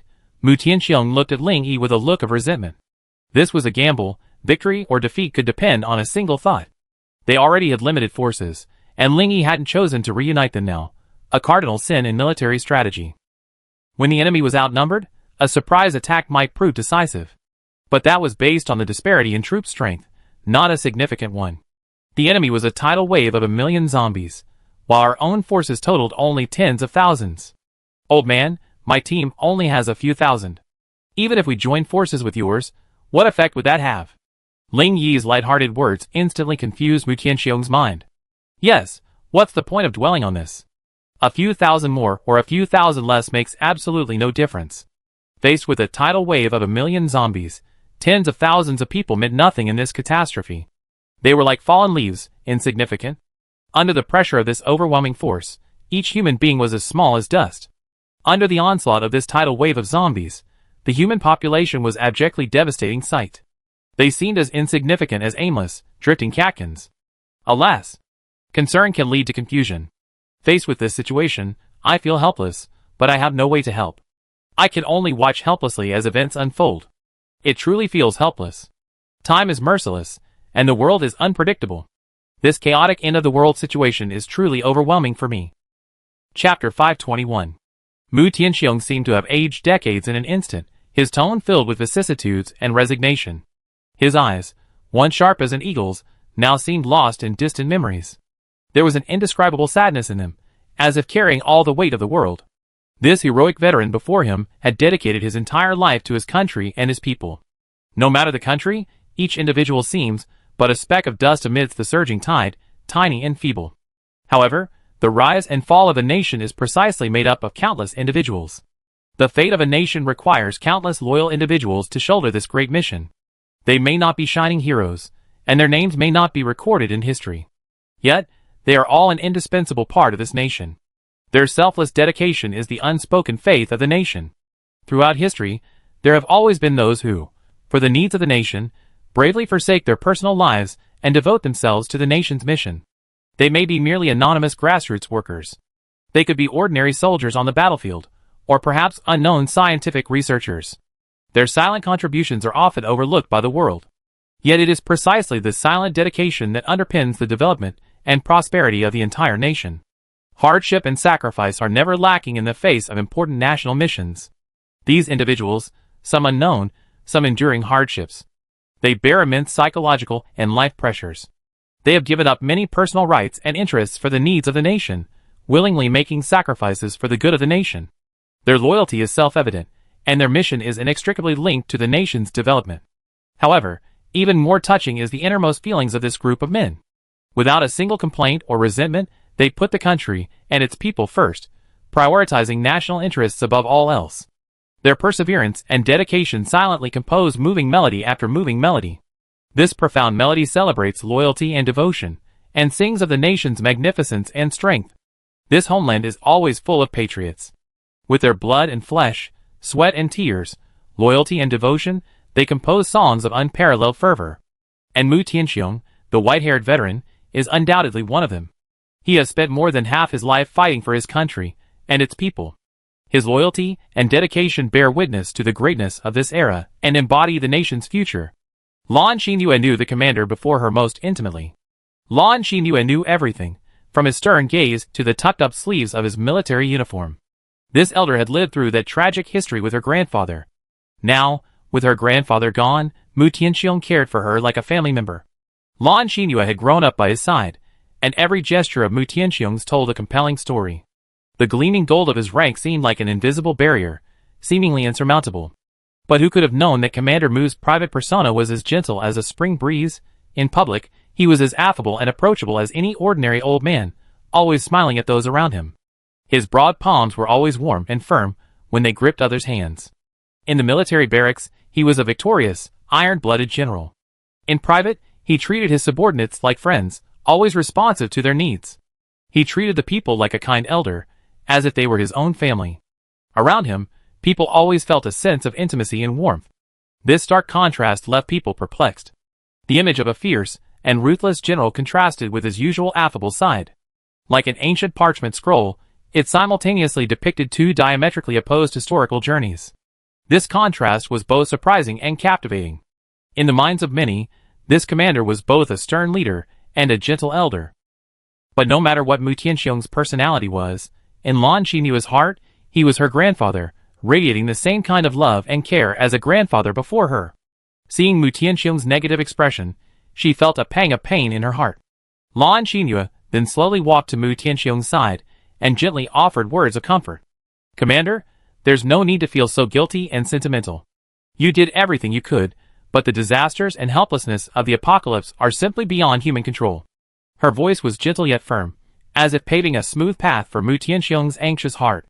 Mu Tianxiong touched Lan Xinyu's head and shook it, his eyes filled with struggle and helplessness. "But I still feel guilty, feeling I haven't done my best.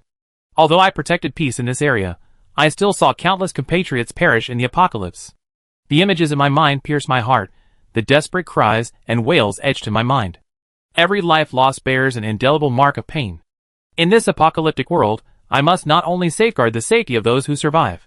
I also feel compelled to pray for those departed souls, seeking a modicum of solace." Lan Xinyu froze in place after hearing these words. She, too, was filled with helplessness and despair. The world had become so hopeless. Every loss was unbearable. Thus, facing the emotions expressed by Mu Tianxiong, she truly didn't know how to respond. She took a deep breath, trying her best to contain the turmoil within her. A turbulent flow of emotion surged within her, like endless ripples rippling through a lake.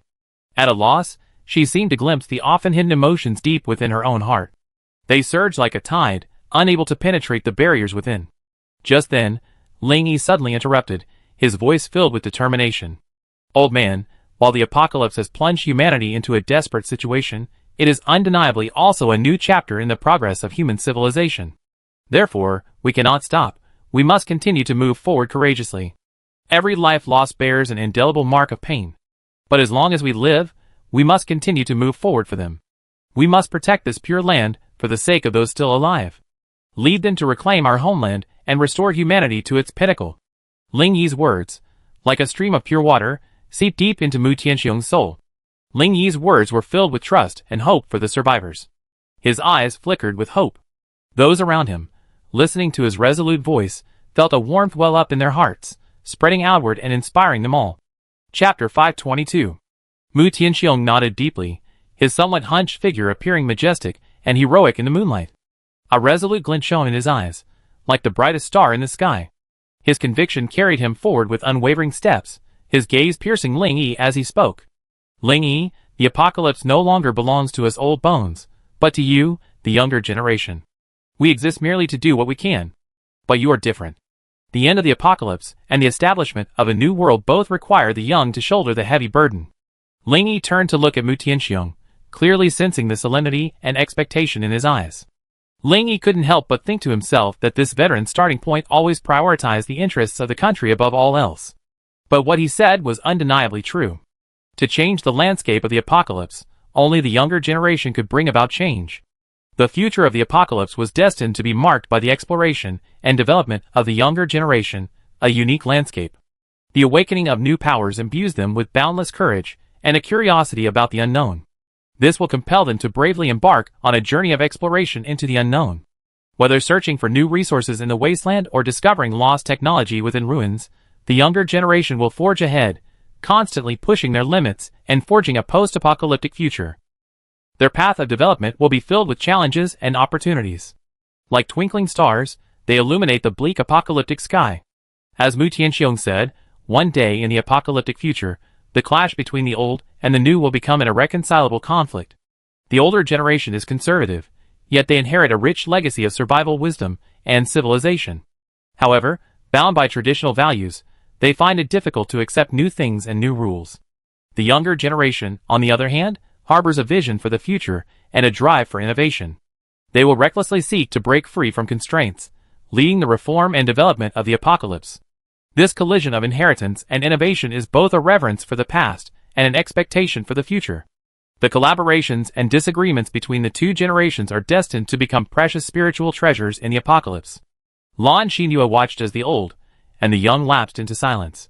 She couldn't help but speak, attempting to break the awkward situation. Lingyi, you just said that reinforcements from the Blood Moon City have arrived. What is their current mission? You're not sending them on a decapitation operation, are you? Hearing this question, Lingyi blinked and replied with a look of resignation. Xinhua, you're truly audacious. You can even come up with a decapitation operation. Isn't it? I think we need more bold ideas like this. Lan Xinhua replied calmly, her eyes gleaming with confidence and determination. In the apocalypse, only those who dare to break with convention and try new ideas can stand out in this era of life and death. Hearing this, Lingyi couldn't help but laugh. He had just been pondering the innovative ideas of the new generation in the apocalypse. And now, before him appeared a daring female general. At this moment, Lan Xinhua exuded a powerful aura. There was no fear on her face, as if she were the master of the battlefield. Inadvertently, her eyes swept over Lingyi, a gleam of light flashing, like a sharp blade piercing the silent night sky. Lingyi caressed Lan Xinhua's head affectionately, and said with a smile, when realizing our ideas, we must consider practical limitations and potential obstacles. This way, we can move forward more wisely and avoid being caught between ideals and reality. Therefore, in both conception and implementation, we must remain rational and pragmatic, so that we can better achieve our goals. Lingyi withdrew his hand, smiled faintly at the irritated Lan Xinhua, and continued. Faced with a million-strong zombie tide, decapitation is not feasible, let alone finding the so-called leader. If we are surrounded, we can only wait to be slowly devoured by the zombies. Therefore, blind decapitation will only lead to more chaos and disorder. What we need is wisdom and composure to seek a glimmer of hope in this desperate situation. Lan Xinhua's eyes flashed with doubt as she spoke. Aren't these zombies controlled by those black-robed individuals? If we find a way to eliminate them first, wouldn't it be easier to lift the siege of the imperial capital? Lingyi shook his head slightly and sighed deeply, his voice filled with helplessness and worry.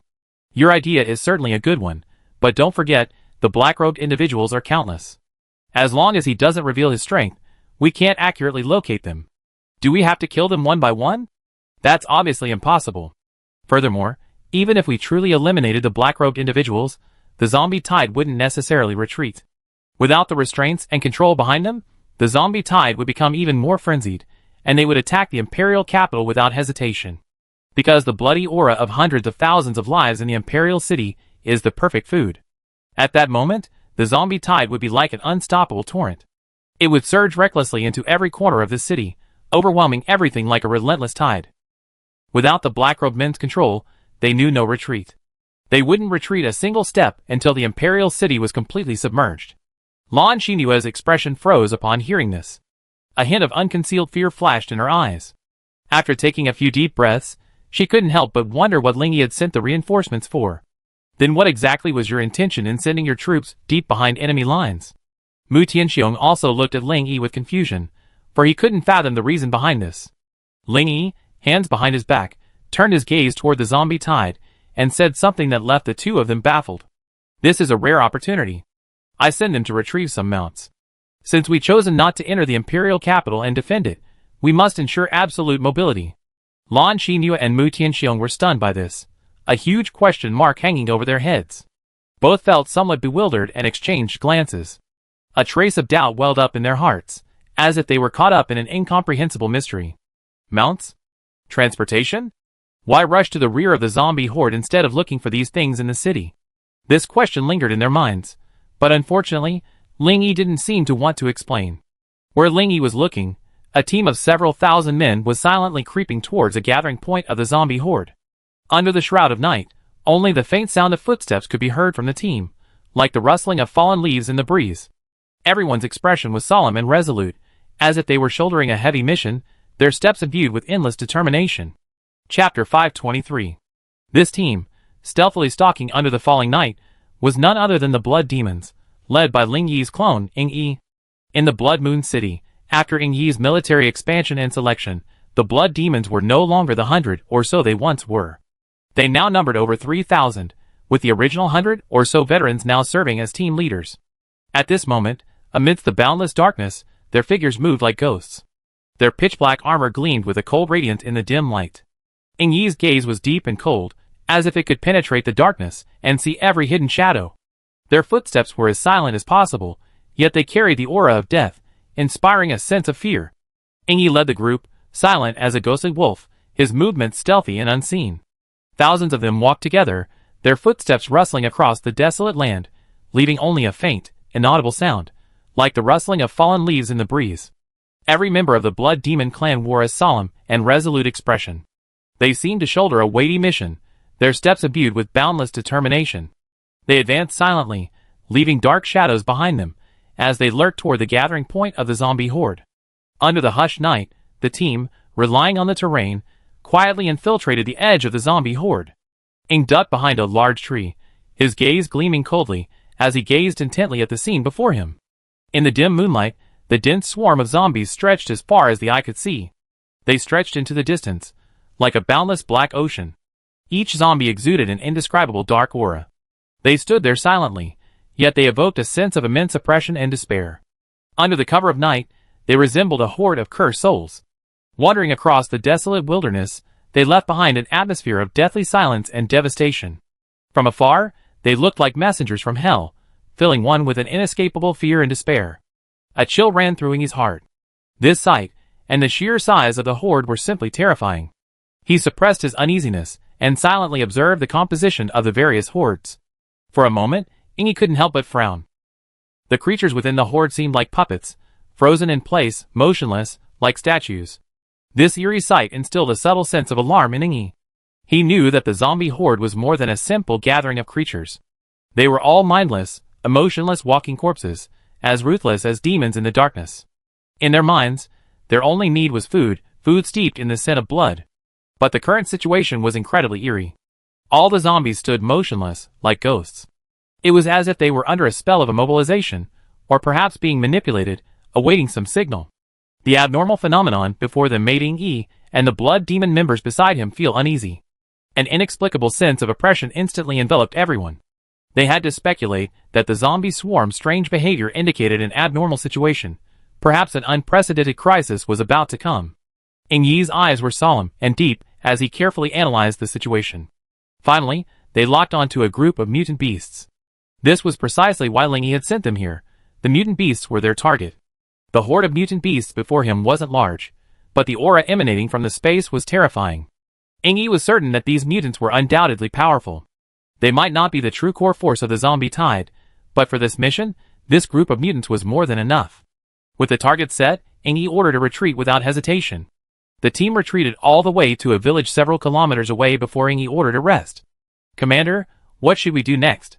Should we attack them directly or wait for the city lord's orders?" Lung Yan asked, observing the silent Ing Yi. As the Blood Moon City grew in power, everyone's position rose accordingly, and their titles naturally changed. There was commander, there was minister, but Ling Yi's title remained unchanged, still referring to himself as captain. So, after consultation, everyone designated Ling Yi as city lord.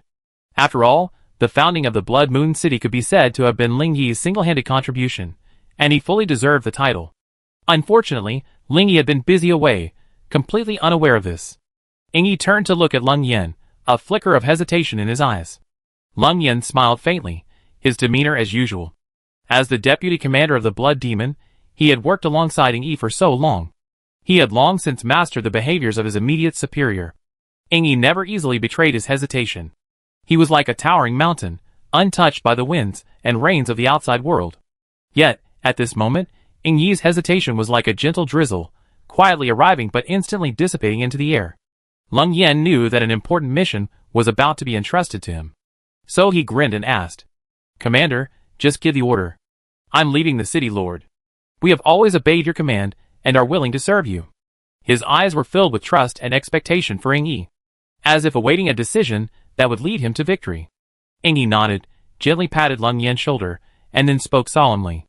"I know you've been curious about the purpose of this trip.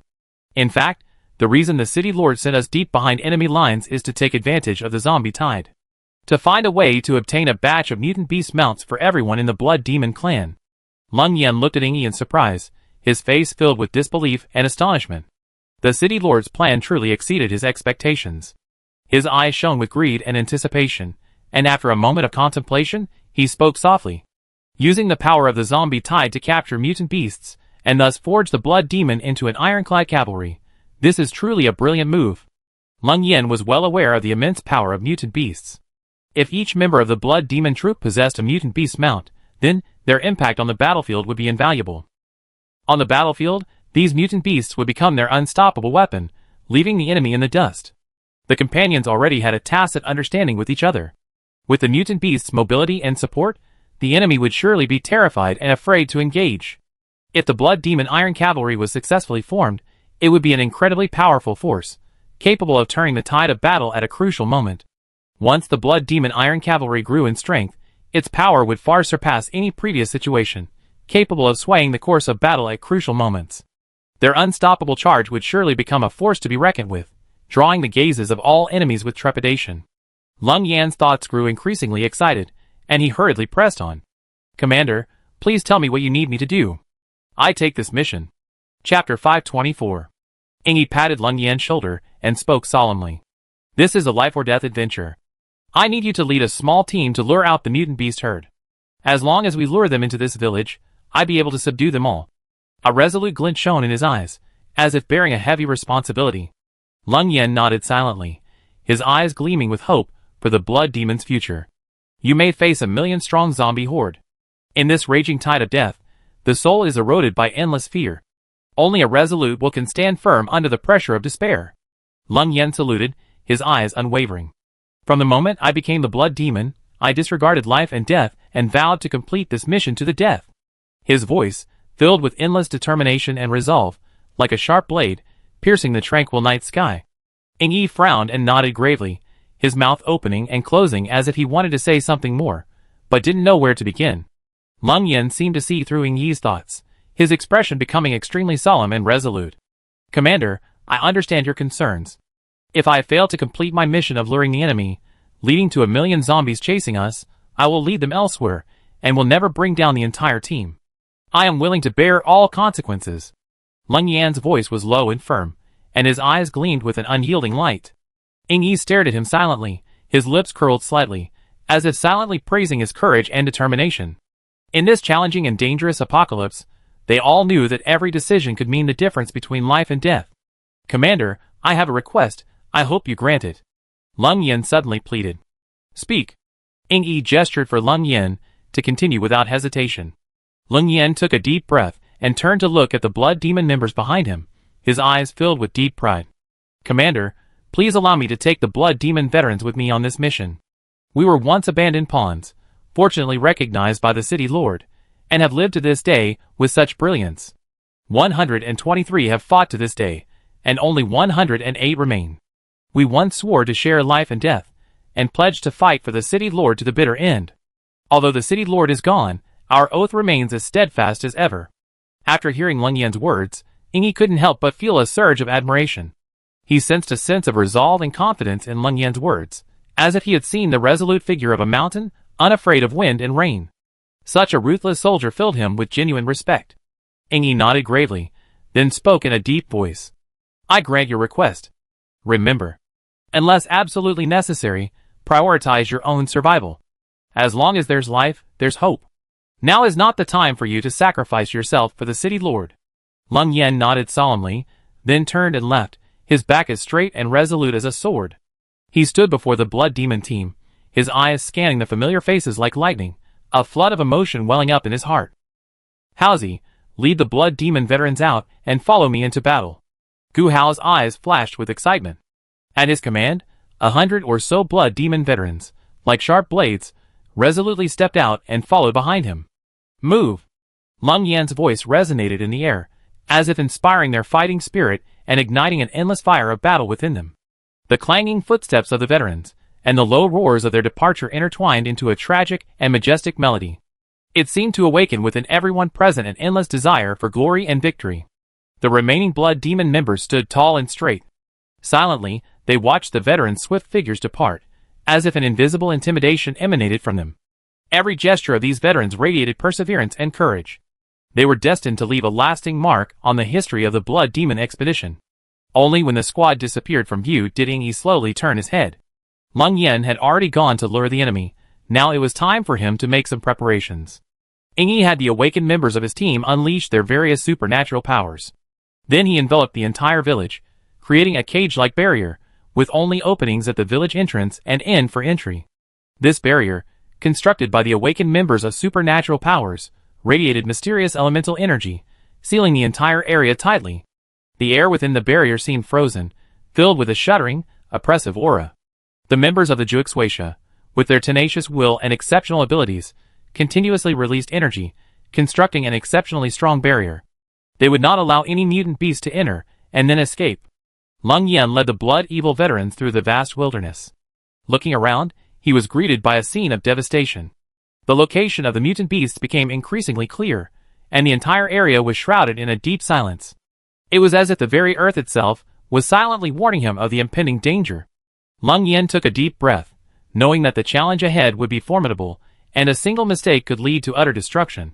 However, when Leng Yan and his companions arrived at their designated location, they discovered the mutant beasts. They were exactly the same as before, completely motionless, as if frozen in place. Leng Yan's heart rang with alarm, and this abnormality filled him with an unprecedented sense of unease. He studied the mutant beasts, trying to discern the secrets they concealed, but everything remained incomprehensible. But time waited for no one, and the mission could not be delayed. After sending men closer and provoking them, the result remained the same. The mutant beasts stood motionless like statues, seemingly lifeless. After Leng Yan's attempts proved fruitless, he hesitated for a moment before finally deciding to unleash his powerful supernatural power in an attempt to enrage the mutant beasts. He signaled Gu Hao beside him to prepare, then concentrated all his strength. A brilliant bolt of lightning shot out across the sky, hurtling straight towards the mutant beasts. A violent thunderous force erupted among the mutant beasts. A tremendous roar erupted, sending dust flying all around. Under the impact of the thunder, the earth trembled, releasing intense electric sparks. It was as if everything seemed insignificant before this force. The earth-shaking energy of lightning permeated the air. In an instant, the entire mutant beast herd became distorted. However, to everyone's astonishment, the mutant beasts seemed only to tremble. They remained in their sculpted poses, appearing unmoved. Damn, no way. They're not reacting like this. They can't really be statues. Gu Hao swallowed and muttered in disbelief. Chapter 525. Leng Yan shook his dazed head and gazed bewilderedly at the mutant beasts. The herd of mutant beasts before him loomed in the moonlight.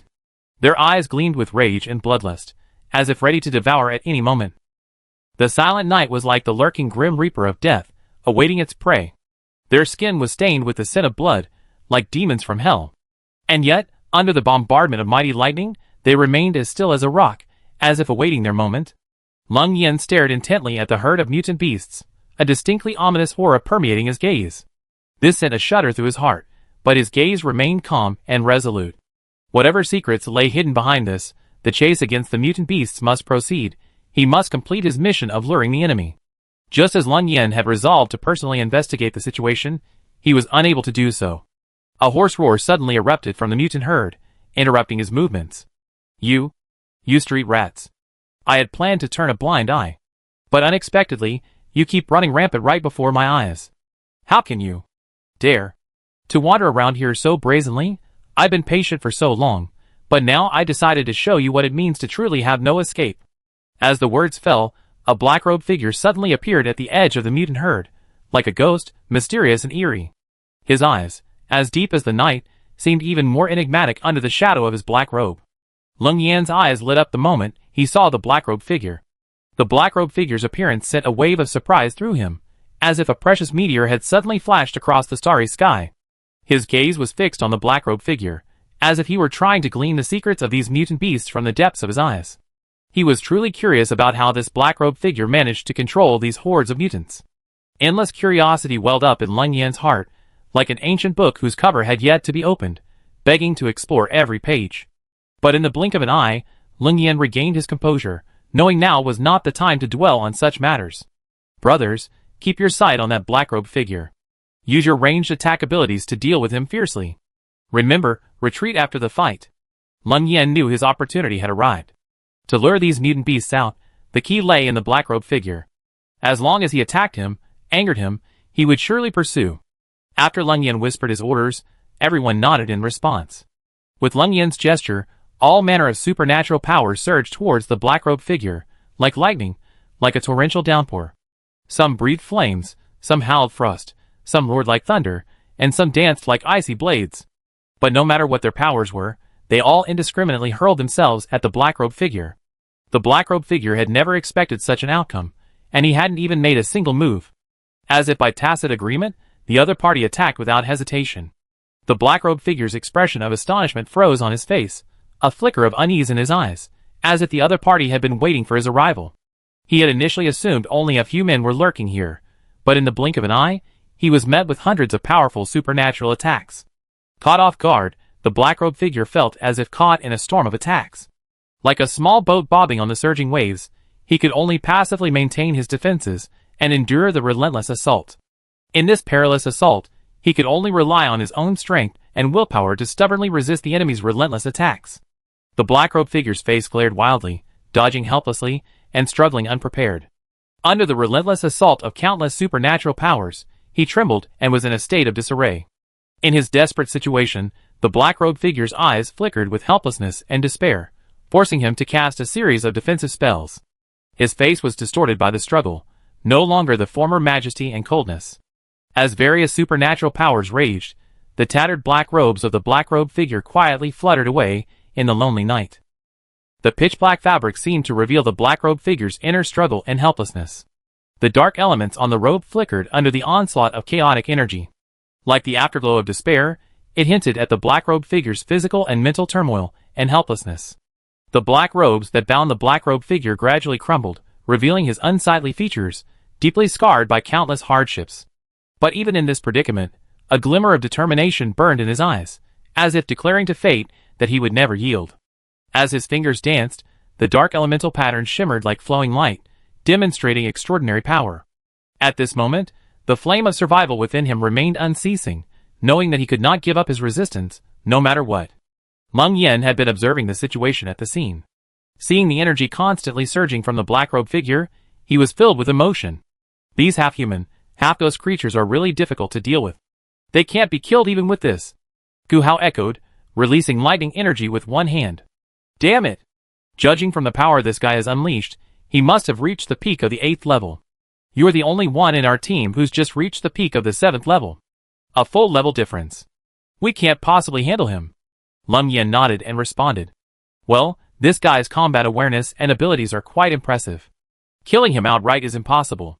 However, we've beaten him so badly, so we must have achieved our goal. Notify the brothers to start running back, fighting and retreating. As long as we work together, even an 8th level creature won't be able to harm us. Lung Yan knew that delaying any further wouldn't change the situation, and he grew frustrated. Faced with this dilemma, he could only make a calm and decisive decision. Retreat. The black-robed figure's strength was truly terrifying. His vitality was so resilient that it seemed impossible to bring them to their death. Haozi, can you hold back one more ultimate move? Don't hold back. I carry you and run. As they neared their retreat, Lung Yan looked at the black-robed figure still holding out and asked unwillingly. Great. I just recently mastered a new skill, and this guy's a perfect opportunity to experiment with it.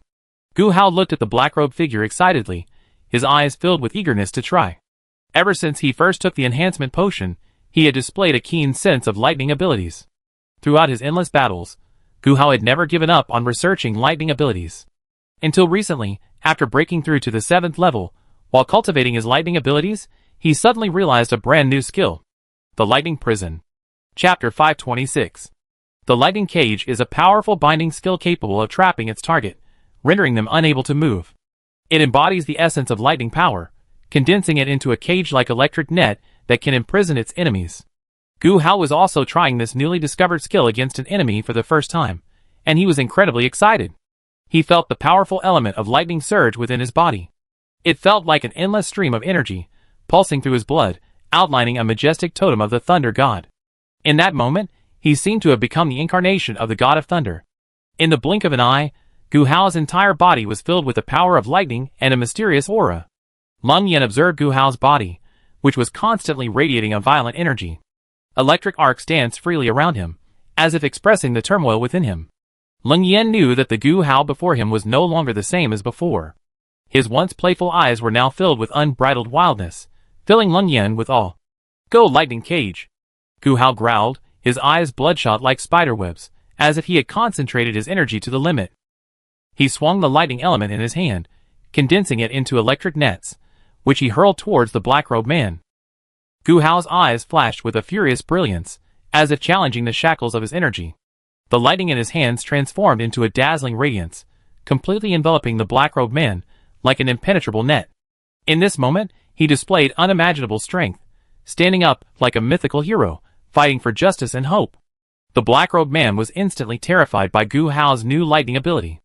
Although he was on par with the invader in terms of realm, he still found this attack, which drained his body's potential, difficult to handle. He had never seen such a powerful lightning ability before. It was as if the entire space had been drained of its lightning elements. The oppressive aura caused a flash of solemnity in the black-robed man's eyes. Gu Hao, on the other hand, appeared arrogant and confident, his eyes gleaming with determination. He knew in his heart that he was no longer the beginner who had been confused by lightning powers. He had now become a leader in lightning. Under Gu Hao's control, the lightning cage tightened, and the black-robed man's struggles echoed in the night sky. A chill gathered behind the black-robed man, chilling him to the bone, as if even the night sky trembled. He struggled desperately to break free, but it seemed futile. Gu Hao sneered, his eyes gleaming with endless coldness and ruthlessness. His figure stood tall against the night sky, his gaunt back appearing exceptionally tall and resolute, as if he had become the guardian angel of the entire squad. The Blood Evil veterans watched Gu Hao's display of divine power in awe, their hearts filled with reverence for him. At this moment, Gu Hao, having overused his supernatural powers, bled from all 7 orifices. But he didn't stop. Instead, he frowned, enduring immense pain, gritting his teeth and persevering. He continued to use his supernatural powers, firmly trapping the black-robed man. Leng Yan could already sense Gu Hao's body trembling slightly, but the determination and resolve in his eyes only grew stronger. Everyone stared at him in amazement, their hearts filled with admiration and emotion, yet also secretly sweating. "Haozi, that's enough. That's enough. Everyone, retreat." Leng Yan, fearing something might happen to Gu Hao, quickly gave the order. Gu Hao breathed a sigh of relief, and then stopped outputting energy. His body swayed, seemingly on the verge of collapse. He glanced around. The oppressive atmosphere seemed to have dissipated considerably, but his legs felt weaker. Cold sweat streamed down his forehead, mixing with blood, a startling sight. He knew that this power had drained all his strength. After taking a few deep breaths, Gu Hao spoke weakly. "Move, quickly, without energy, we won't be trapped for long." A cold glint flashed in Leng Yan's eyes, and without hesitation, he yanked Gu Hao onto his back. He poured healing and energy potions into Gu Hao's mouth without hesitation. While rapidly commanding his troops, he began to retreat, filled with deep concern for Gu Hao. In the dim night, everyone quickly retreated, leaving only silence and the roar of the black-robed man. Haozi, are you okay? Please don't be in any danger. Listen to me, I know you'll be fine. You're strong. We fought through so many life-and-death battles together.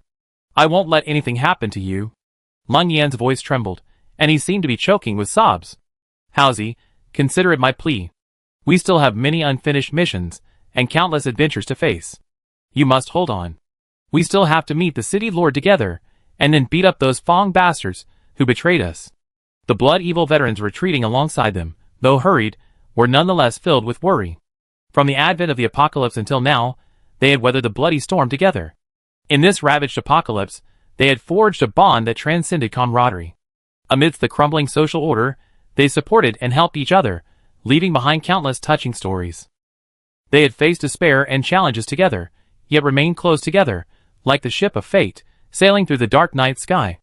Now, seeing Gu Hao lying motionless on Leng Yan's back, bleeding profusely from all his orifices, was a heartbreaking sight for everyone. Leng Yan's expression was unusually solemn, and her hands gently supported Gu Hao's body, as if suppressing the grief and anger within.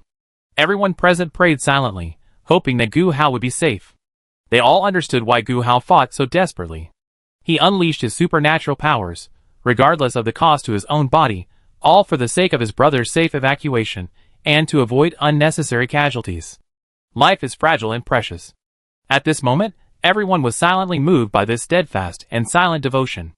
Brother, just now. Before he passed out, I thought I saw. That guy's black robe was completely fuzzy with electricity. He should be naked now. Hee. Cough. Suddenly, Gu Hao's weak, intermittent voice rang out. His voice was filled with teasing and joy, as if bringing a touch of warmth and strength to everything around him. In the silent night, his words were like a shot of adrenaline, piercing everyone's hearts. Though his voice was ethereal, it brought tears to the eyes of the blood demon members. They seemed to hear Gu Hao's inner voice. I will persevere.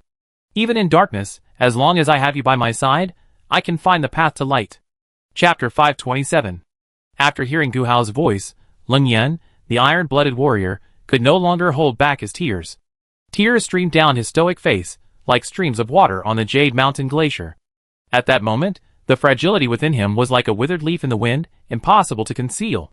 Leng Yan lifted his head with all his might, tears gleaming in his eyes, like meteors streaking across the starry sky. The heart of the Iron Warrior seemed to be stirred by a tender ripple. Okay. I'm glad you're okay. I was so scared just now. Now, as long as we get back safely, with Shadow Commander's arrangements, we be safe. Leng Yan breathed a sigh of relief, tears of joy streaming down his face. He then shouted to the blood demon members beside him. Brothers, hurry up and keep an eye on your backs. As long as that ugly creature leads the mutant beasts in pursuit, the mission will be halfway accomplished. The black-robed man, however, was in a state of extreme distress after being restrained by the lightning cage. Gu Hao's attack, surpassing his limits, left him with a bitter defeat. The black-robed man, bound by the lightning cage, was in a state of extreme distress. He had never imagined that the man, whom he considered a mere 7th-level ant, could unleash such powerful lightning abilities, forcing even a peak 8th-level warrior to desperately resist. The black-robed man, trapped within the lightning cage, trembled constantly. Countless streams of electricity, piercing his bones, raged furiously, piercing his body.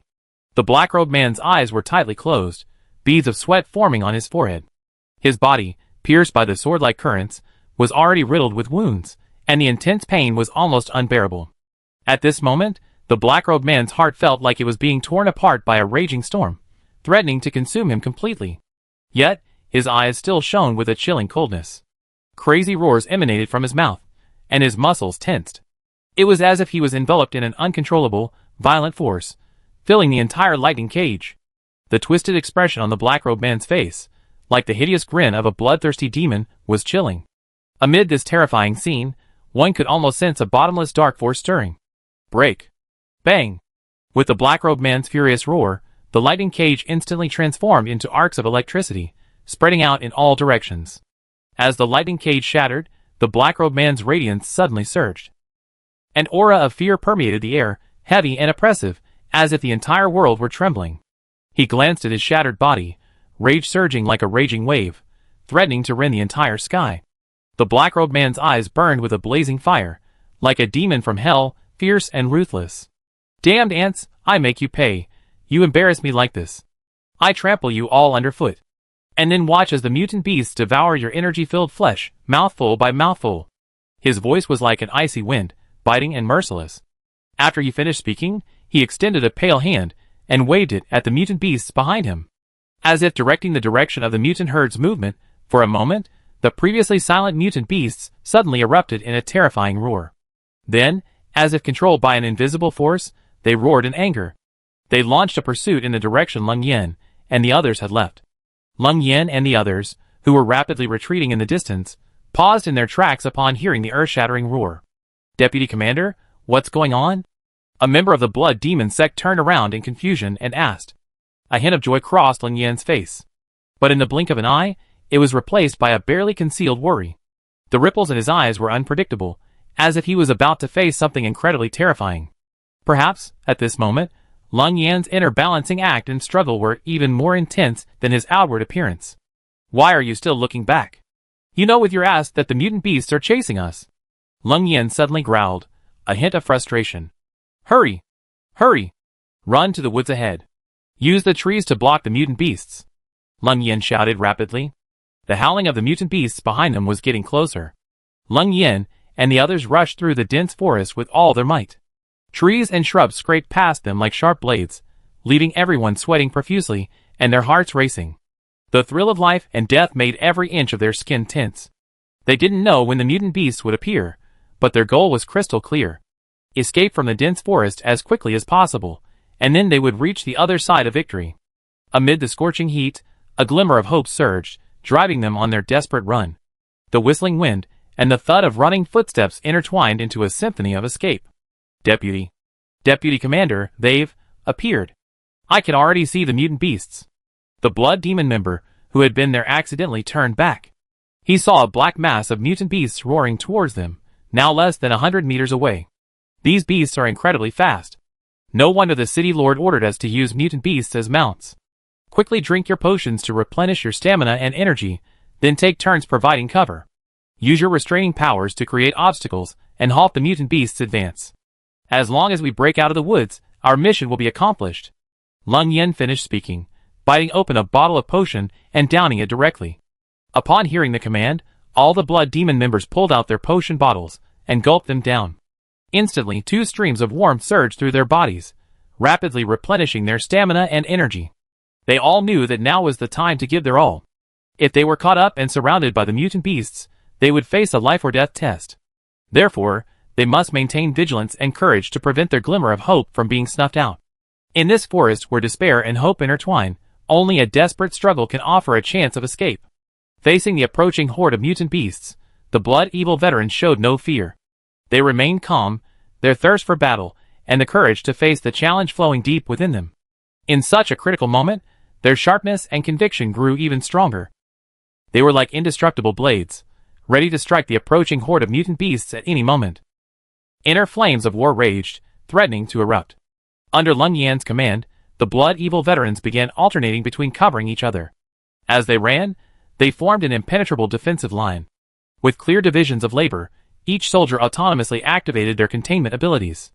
They sought to create obstacles around them, obstructing the mutant beast's advance. Chapter 528.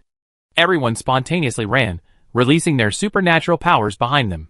Their gazes were solemn and resolute, for they knew. Either they would escape the woods successfully, or they would be trapped here, prey to the beasts. They could sense the forest's tranquility, but more so, they could hear the low growls of the mutant beasts. The oppressive atmosphere was shrouded in a lingering tension. Yet, it couldn't conceal the resilience deep within the blood-evil veteran. In an instant, the elemental energy in the woods surged, erupting into a dazzling display of vibrant colors. If it weren't for the desperate struggle for life, some might have marveled at the beauty of this moment. However, in this critical moment, the beauty of the forest was destined to be only a fleeting glimpse. Light and shadow pierced the leaves, casting mottled threads that seemed to add a touch of poetry to this chaotic moment. With hurried steps and racing hearts, Ling Yan and the others fled against the backdrop of this beautiful scenery, completely unaware of the tranquility and elegance of this world. The dreamlike scenery vanished in an instant, leaving only a lingering longing for survival deep within their souls. A gold-attributed psychic among the blood-evil veterans extended a palm behind them. Instantly, golden light condensed in the air, forming a massive metal wall. It instantly blocked the mutant beast's progress, leaving only a continuous bang-bang-bang sound. The wood-attributed psychic swiftly manipulated thick vines, intertwining them endlessly between the trees, forming a maze-like scene. The mutant beasts suddenly lost their target and were forced to pause. Water-attributed psychics condensed frantic water dragons. They bombarded the ground relentlessly, turning it into a swamp-like mess. The mutant beasts trapped in the mire were stranded, unable to move forward. Fire-attributed psychics unleashed blazing walls of flame. They blocked all incoming mutant beasts from the walls of fire. Amidst the thick smoke, only angry roars could be heard. Earth-attributed psychics gathered the earth, forming towering walls of earth. They surrounded the mutant beasts, blocking their path. Ice-attributed psychics condensed a field of ice.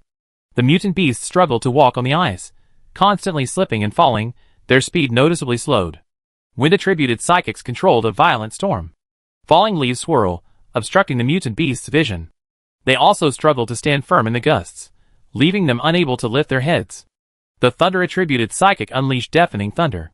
The mutant beasts, struck by the lightning, dodged in all directions, unable to maintain their attacking formation. Some even knocked over other mutants, causing the scene to descend into chaos. With the tacit cooperation of the Blood Evil veterans, a series of psychic barriers were erected. They kept the horde of mutants at a distance of 50 meters, preventing them from approaching. Meanwhile, the others, not to be outdone, were brainstorming. At key locations behind the barriers, they used their psychic powers to set various traps, attempting to trap the mutant beasts in an endless abyss, from which they could never escape. In this thrilling blocking battle, each Blood Evil veteran demonstrated their unique psychic abilities and wisdom. Like dancing light and shadow, they traced brilliant arcs across this brutal battlefield. Their courage and determination were like a burning flame. It illuminated the abyss of darkness, adding a dazzling spectacle to this life-or-death ordeal. And at that moment, at the entrance to the village not far from the woods, standing outside the established barrier, Ingi gazed at the nearby forest, a surge of unspeakable worry rising in his heart. The sounds of battle within the woods were already audible, and the magnificent aura of supernatural powers filling the sky was vivid. In this deep forest, each release of supernatural powers was like a magnificent dance. The magnificent paths they traced across the sky seemed to speak of the passion and determination within the combatants. Amidst this mysterious interplay of light and shadow, the figure of the bloody evil veteran flickered in and out. Like an ancient scroll, it slowly unfolded in this tranquil place. Finally, as everyone waited anxiously, figures began to emerge from the forest, rapidly approaching the village. Fine fallen leaves danced beneath their feet, the shadows of the trees lingering in the moonlight casting a dappled light. Everyone's eyes involuntarily followed the fleeting figures. The anticipation and anxiety within them slowly dissipated like shadows in the twilight. Ingi breathed a sigh of relief upon seeing this scene. Seeing the Blood Evil veterans return safely meant their mission was accomplished. The leading Blood Evil veterans, carrying Gu Hao, ran breathlessly to Ingi's side. Looking at the dazed, threatening unconscious Gu Hao, Ingi frowned. "Howsy, are you hurt?" Gu Hao struggled to open his eyes, forcing a strained smile. "Commander, I'm not dead yet. Please go and help Ling Yan. To buy time for everyone, he's clashed with the pursuing black-robed man. He can't win." Ingi gently patted Gu Hao's shoulder and soothed him. "Well, you enter through the village entrance and exit from the back. Hurry, and I handle the rest." Watching the Blood Evil veterans file into the village, Ingi turned his gaze back toward the woods. The mutant beasts were already appearing and disappearing, targeting the humans entering the village. The oppressive village was silent, and a tense atmosphere hung in the air. The mutant beasts' roars, like long, wailing cries, spread as the night deepened, making the darkness seem even more eerie. The sounds of fighting rose and fell from the woods, but there was still no sign of Ling Yan, which made Ingi a little worried. Watching the approaching herd of mutant beasts, Ingi slowly raised his hand and waved behind him, his signal clear and distinct. "Follow the plan and try to trap the mutant beasts within the village. I go meet Deputy Commander Lung first. You hold on for a while." Hearing Ingi's command, the Blood Evil warriors in the team dispersed to their designated positions.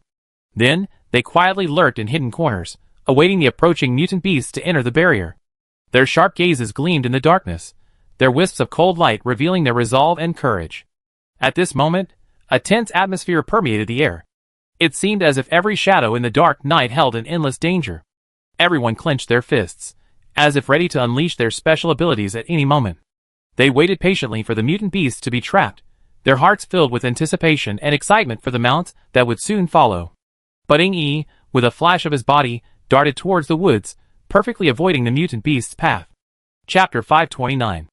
Lung Yan had previously led the Blood Evil veterans in a relentless, volatile battle with the mutant beasts. Across the devastated battlefield, the two sides engaged in a thrilling clash. Like beasts in a fighting arena, they battled wits and courage, constantly engaging in tactical clashes and clashes of strength.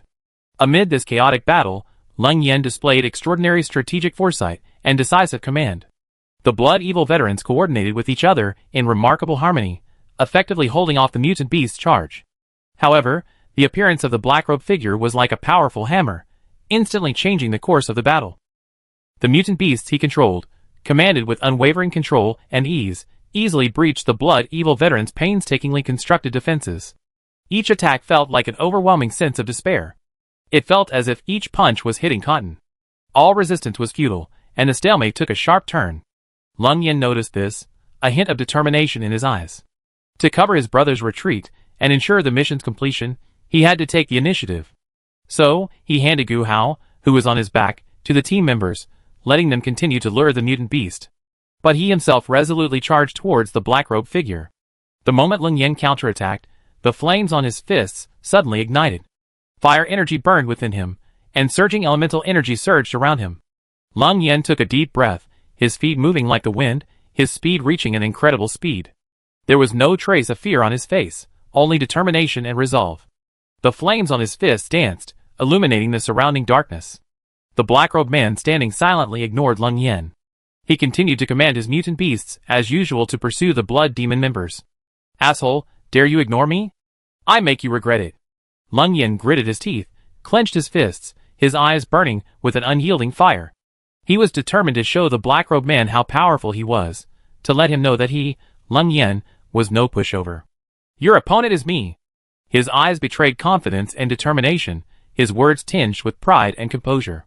The black-robed man sneered and responded with disdain. "You bunch of ants. Don't even think about escaping." His tone was like a gust of cold wind, biting and sharp, making Lung Yin feel an invisible pressure. The black-robed man stared at him with a sinister gaze, his eyes filled with endless coldness and contempt. It was as if, in his eyes, the blood demon team's demise was irreversible. As soon as the black-robed man finished speaking, he abandoned control of the mutant beasts. He began to unleash a strange dark energy, mingled with a dark aura, and charged towards Lung Yin. The two powers of fire and darkness collided in the air, intertwining like fireworks, instantly illuminating the entire forest. After Lung Yin and the black-robed man exchanged blows, they stood face to face. The gleaming flames and the dark power intertwined, as if resonating with the very earth. However, Lung Yin was facing a black-robed man of a far higher realm. Thus, he could only struggle to hold on under his onslaught. The flames in his hands trembled with struggle, but they could never completely resist the encroaching darkness. Gradually, beads of sweat formed on Lung Yin's forehead. His body began to falter under the consumption of elemental power. But his gaze remained firm, determined not to fall, for behind him lay his brothers, who had not yet evacuated. The confrontation wasn't spectacular, but every effort was made to protect those behind him from harm. Lung Yin's eyes widened as he took a deep breath. An unyielding flame burned in them, filled with determination and perseverance. His body had been eroded by the dark energy, and blood continuously flowed from his mouth. He could clearly feel his breathing gradually becoming increasingly difficult, but his heart remained unwavering. For he knew perfectly well that if he fell, the entire team behind him would be surrounded by the zombie horde controlled by the black-robed man. With the mission nearing completion, he would not allow any accidents to happen. So, he had to hold on. He had to stand before his comrades. Even if it meant death, he could not retreat a single step. Just as Lung Yin gritted his teeth and held on, his strength on the verge of collapse, a pitch-black figure appeared beside him like lightning. It was Yingyi, the leader of the blood demons and Ling Yi's spokesperson. Yingyi's figure was shrouded in a mysterious darkness. In his hand, he held a long sword that gleamed with a cold light. Yingyi said nothing, simply staring silently at the black-robed man, his eyes gleaming with murderous intent. In the darkness, the long sword's cold gleam reflected his cold eyes, as if foreshadowing the bloody battle to come. The black-robed man narrowed his eyes, secretly gathering strength. He sensed the murderous aura emanating from Yingyi, and his heart trembled. Because Yingyi gave him an unfathomable feeling. The black-robed man's eyes flickered with a mysterious glint, as if harboring an endless conspiracy. He quietly released a cold murderous aura that permeated the air around him, sending a chill down his spine. This murderous aura stemmed not only from his dark power, but also contained an indescribable evil. It seemed to surge from the depths of hell, distorting the surrounding light, and making everything dark and distorted. Under the envelopment of this evil force, even all living things seemed to feel a sense of unease, as if the very balance of the universe was being altered. At that moment, the very air seemed to freeze, awaiting the arrival of a decisive battle. Lung Yan's heart instantly calmed upon seeing Yingyi appear. He breathed a sigh of relief, knowing that as long as Yingyi arrived, he would be able to resolve the current predicament. This mysterious yet reliable leader always stepped forward at critical moments, providing him with boundless strength and support. Lung Yan glanced at the black-robed figure, a confident and joyful smile spreading across his face. The fact that Yi stood by his side in this critical moment proved him to be a qualified and trustworthy commander. Commander Ying, this guy has reached the peak of the 8th level of dark element cultivation. But his combat power is definitely higher than that. Be careful. Yi nodded slightly, motioning Leng Yan to step back, speaking nonchalantly. Those with abilities, who have reached the peak of the 8th level are rare these days. This guy is indeed hiding a lot of strength. But perhaps, he didn't cultivate his power through his own elemental energy. Instead, he harnessed some dark power, akin to a curse, which, at a certain cost, can rapidly increase his strength. In any case, such power that doesn't belong to oneself is ultimately unworthy of public display, and is not worth worrying about. Chapter 530. A calm and disdainful light flickered in Yi's eyes, silently gleaming like a lone star in the sky. The corners of his mouth curled slightly, his eyes filled with a playful glint as he glanced at the black-robed man poised for action. As if to say, in my eyes, you will soon be nothing more than a cold corpse. A cold glint flashed in the black-robed man's eyes, and he decided not to engage in a pointless confrontation. His eyes were deep and sinister, and suddenly a dark energy gathered in his hand. Like black lightning, it shot out swiftly towards Yi. A dark and icy aura permeated, as if to devour all life. The pitch-black lightning pierced the tranquility of the night sky, piercing the stillness of the night. The evil energy permeated everything, as if to drain away hope and warmth, leaving only the boundless aura of death. However, Yi did not dodge, but rushed towards the dark lightning. In the pitch-black night, as Leng Yan watched with her mouth agape in horror, Yi's figure burst forth like a sharp blade, brimming with courage and determination. His fearless presence seemed to possess a divine power, gradually repelling and dissolving the evil energy, bringing a glimmer of hope. Just as the black lightning was about to strike Yi, he suddenly swung his hand back, his long sword slashing down with lightning speed. It instantly split the dark light in two, like a fragile bubble, shattered by a single blow. Just as the black-robed man was feeling incredulous, the blade's brilliant light, like a meteor, pierced the darkness and continued its advance. The long sword flashed with a chilling cold light, and in the blink of an eye, it struck his neck. The black-robed man turned his head in terror, but it was too late to dodge. He frantically tried to block the blow, but it was too late. After a horrific cry, the black-robed man's hand and head flew through the air, blood splattering like rain. Amidst the bloody rain, the black-robed man's body teetered. Bright red stains stained the surrounding ground, like withered blood-red flowers blooming. Leng Yan stared in astonishment as the black-robed man's head fell heavily to the ground. Everything in his mind seemed to freeze. He simply couldn't believe it was real. He stared fixedly at the head rolling on the ground. The once hideous face instantly lost all life. Like a silent stone statue, the expression of fear was frozen in place forever, as if to forever seal the entire moment within the cycle of time. Bang! The headless corpse of the black-robed figure fell straight to the ground. The surrounding silence seemed even heavier. Suddenly, a gust of cold wind swept through, and Leng Yan shuddered involuntarily. The wind rustled the leaves, as if even nature itself was horrified by this sudden change. The soft soil beside him cracked slightly under the impact of the corpse, as if afraid that a loud noise would disrupt the solemn silence. This? A peak 8th level warrior. Destroyed with a single blow? For a moment, Leng Yan looked at Yi with awe. A peak 8th level warrior, beheaded with a single blow. The black-robed man's journey to power had thus come to a complete end in this chaotic apocalypse. Leng Yan couldn't help but feel a surge of doubt. How could his commander have pulled off such a ferocious and unpredictable killing move? How could he, with a single blow, reduce such a powerful being to nothingness? As if seeing through Leng Yan's thoughts, Yi explained with a faint smile. This evil power, while providing a temporary boost in strength, ultimately comes with an unforeseen cost, corroding the user's soul. The resulting pain will follow them everywhere, lurking deep within their soul, inescapable. Those seduced by this power believe they can wield it to dominate the apocalypse. But in the end, they discover they are merely slaves to those behind the scenes, forever unable to escape the consequences. Leng Yan swallowed and muttered in disbelief. Power can be borrowed? This? Who did these black-robed men borrow it from? Yi swung his long sword, looked up at the starry sky, and spoke in a deep voice. An evil alien civilization. Just follow the master, and you see it. Leng Yan followed Yi's gaze toward the sky, his heart filled with shock. What met his eyes were the twinkling stars in the sky, as if silently speaking of the boundless mysteries of the universe. In this vast universe, countless unknown secrets are hidden. Humanity always stands on the edge of exploration, trying to uncover the mysteries of alien civilizations. Perhaps evil is just a fear of the unknown, but it's worth looking forward to discovering more differences as we explore deeper. Ing Yi's voice continued to echo, unfolding a wondrous fantasy world for Lung Yin. This filled Lung Yin with even greater admiration for Ling Yi. He still had no idea what kind of being Ing Yi was, and his claim to Ling Yi as his master had always puzzled him. In Lung Yan's eyes, Ling Yi seemed like an ordinary person.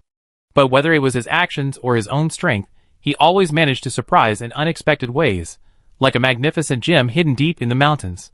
His keen insight and boundless creativity were impossible to ignore.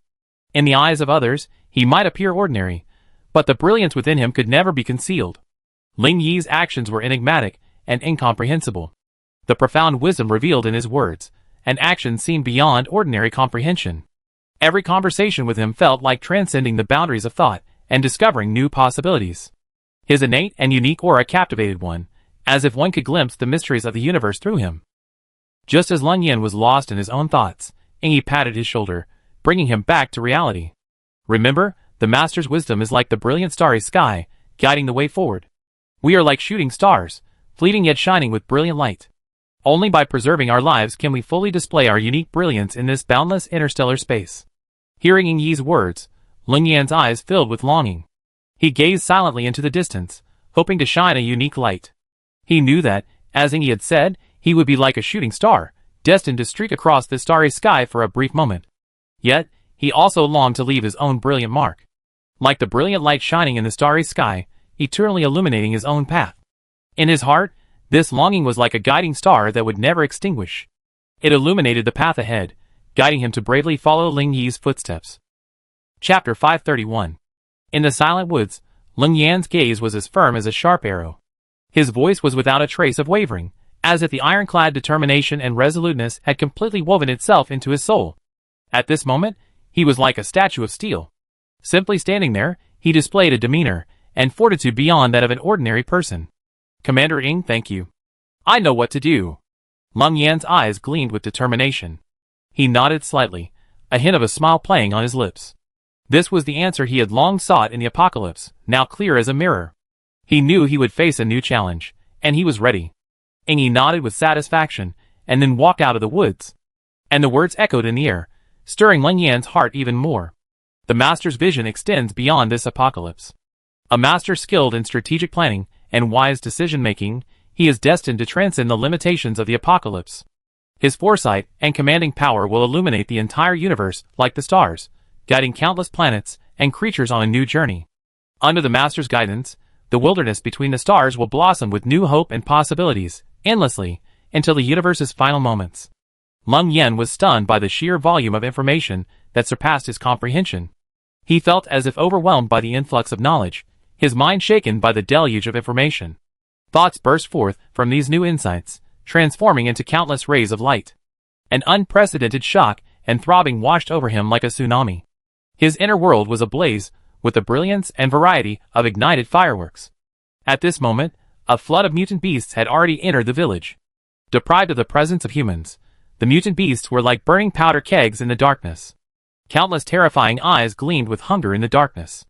Their roars resounded through the air, and a stench of blood blew across their faces, chilling them to the bone. And hidden in the shadows, the members of the Blood Demon clan watched this scene anxiously. Their eyes revealed a hidden excitement and anticipation, as if waiting for some secret to be revealed. Almost all of them have entered. Should we just finish them off and seal off the village entrance? One member looked at the mutant beasts excitedly. Wait a little longer. There are still some that haven't entered yet. We capture them anyway, the more the better. Besides, the commander hasn't returned yet. If we finish them off right away, what if we can't suppress the mutant beasts? The barrier will break, and all our efforts will be wasted. Gu Hao spoke hurriedly from the ground. He was still very weak, but at least his life was saved. Some time passed, and several mutant beasts still lingered at the village entrance, refusing to enter. Those that had already entered were becoming increasingly agitated and restless. They had lost their target and were trapped again. No matter which direction they ventured, they were blocked by an invisible barrier. As a result, the village's buildings suffered, being assaulted and trampled by the ferocious beasts. The once bustling streets were now a shambles, with collapsed houses and shattered walls everywhere. With the passage of time, Everything became increasingly dilapidated, as if bearing the brunt of the passage of time. Just as the mutant beasts were about to erupt, Engi suddenly appeared at the village entrance. To everyone's astonishment, he threw the few wandering mutant beasts into the barrier, sealed the opening, and everyone began releasing elemental energy to suppress the mutant beasts. Engi glanced around at the hidden blood demon members and shouted a command. Upon command, the blood demon members emerged one after another and simultaneously began channeling energy into the barrier. Colorful elemental energy flowed, and the barrier began to flicker with a faint glow, as if responding to the blood demon members' efforts. With the continuous influx of elemental energy, the barrier's barrier was continuously strengthened and compressed. As the barrier contracted, its movement space became increasingly smaller. The mutant beasts within became extremely frantically attacking the barrier. Their massive bodies rammed back and forth against the barrier, emitting a deafening roar that threatened to shatter it. The blood demon members stared intently at the barrier with a solemn expression. The blood at the corners of their mouths froze on their faces, their bloodshot pupils revealing a resolute and unyielding spirit. They gritted their teeth and continuously injected energy into the barrier. They stubbornly maintained the barrier's stability, refusing to retreat in the face of life and death. Everyone drank energy potions to replenish their energy, while continuing to channel elemental energy to maintain the barrier's integrity. The force of the mutant beast's assault on the barrier threatened to send them flying. But they didn't hesitate, silently gritting their teeth and persevering, even as their internal organs trembled violently. Every drop of sweat transformed into the strength to fight. Their resolve was as firm as a rock, unshaken by any adverse circumstances. Engi kept a constant eye on the barrier, seeing that the space had almost completely compressed. He then took out a remote control, and as he flipped the switch, thick smoke filled the barrier. Instantly, the mutant beasts were engulfed in the smoke. As the smoke thickened, their shrill roars seemed to pierce the barrier's protective membrane, shaking everyone's soul. It was a heart-wrenching sound, laced with despair, as if challenging the people's will. At that moment, everyone felt an invisible fear envelop them. It was as if life itself trembled under the devastating roars. But after a while, the sounds within the barrier became faint, then gradually quieted. Amidst the smoke, the mutant beasts' eyes began to blur, their restlessness gradually subsiding, as if soothed by the softening mist. This thick smoke is used to control mutant beasts. It was developed by Ing Air of the Blood Moon City Research Institute. This aerosol was developed specifically to control mutant beasts. It can dispel the mutant beasts' violent tempers, making them as obedient as pets. This aerosol is not a simple tranquilizer, but rather a meticulously formulated one. It utilizes many resources only available in the apocalypse, and embodies the wisdom and skill of scientists. Its efficacy allows the mutant beasts to coexist harmoniously with humans in a joyful state. No longer a savage threat, they can become a part of human society, a special and precious entity. This special aerosol has been given new meaning. It's not just a means of control, but also a means of change. A new beginning for peaceful coexistence between humans and mutant beasts. Alright, remove the barrier. We achieved our desired effect. Ing Yi's voice was tinged with joy. The atmosphere around them instantly relaxed, and the joy of success was reflected on the faces of every member of the Blood Demon. Chapter 532. When the barrier was removed, the members of the Blood Demon clan gathered around the village with great excitement. Their eyes were filled with anticipation and joy, for each of them would choose a suitable mount from among these mutant beasts. In the pursuit of capturing these mutant beasts, hundreds of veterans nearly lost their lives. The others also paid a heavy price maintaining the barrier to trap the mutant beasts, suffering internal damage, both large and small. However, all this effort was not in vain. Their lives and sweat had yielded a rich reward.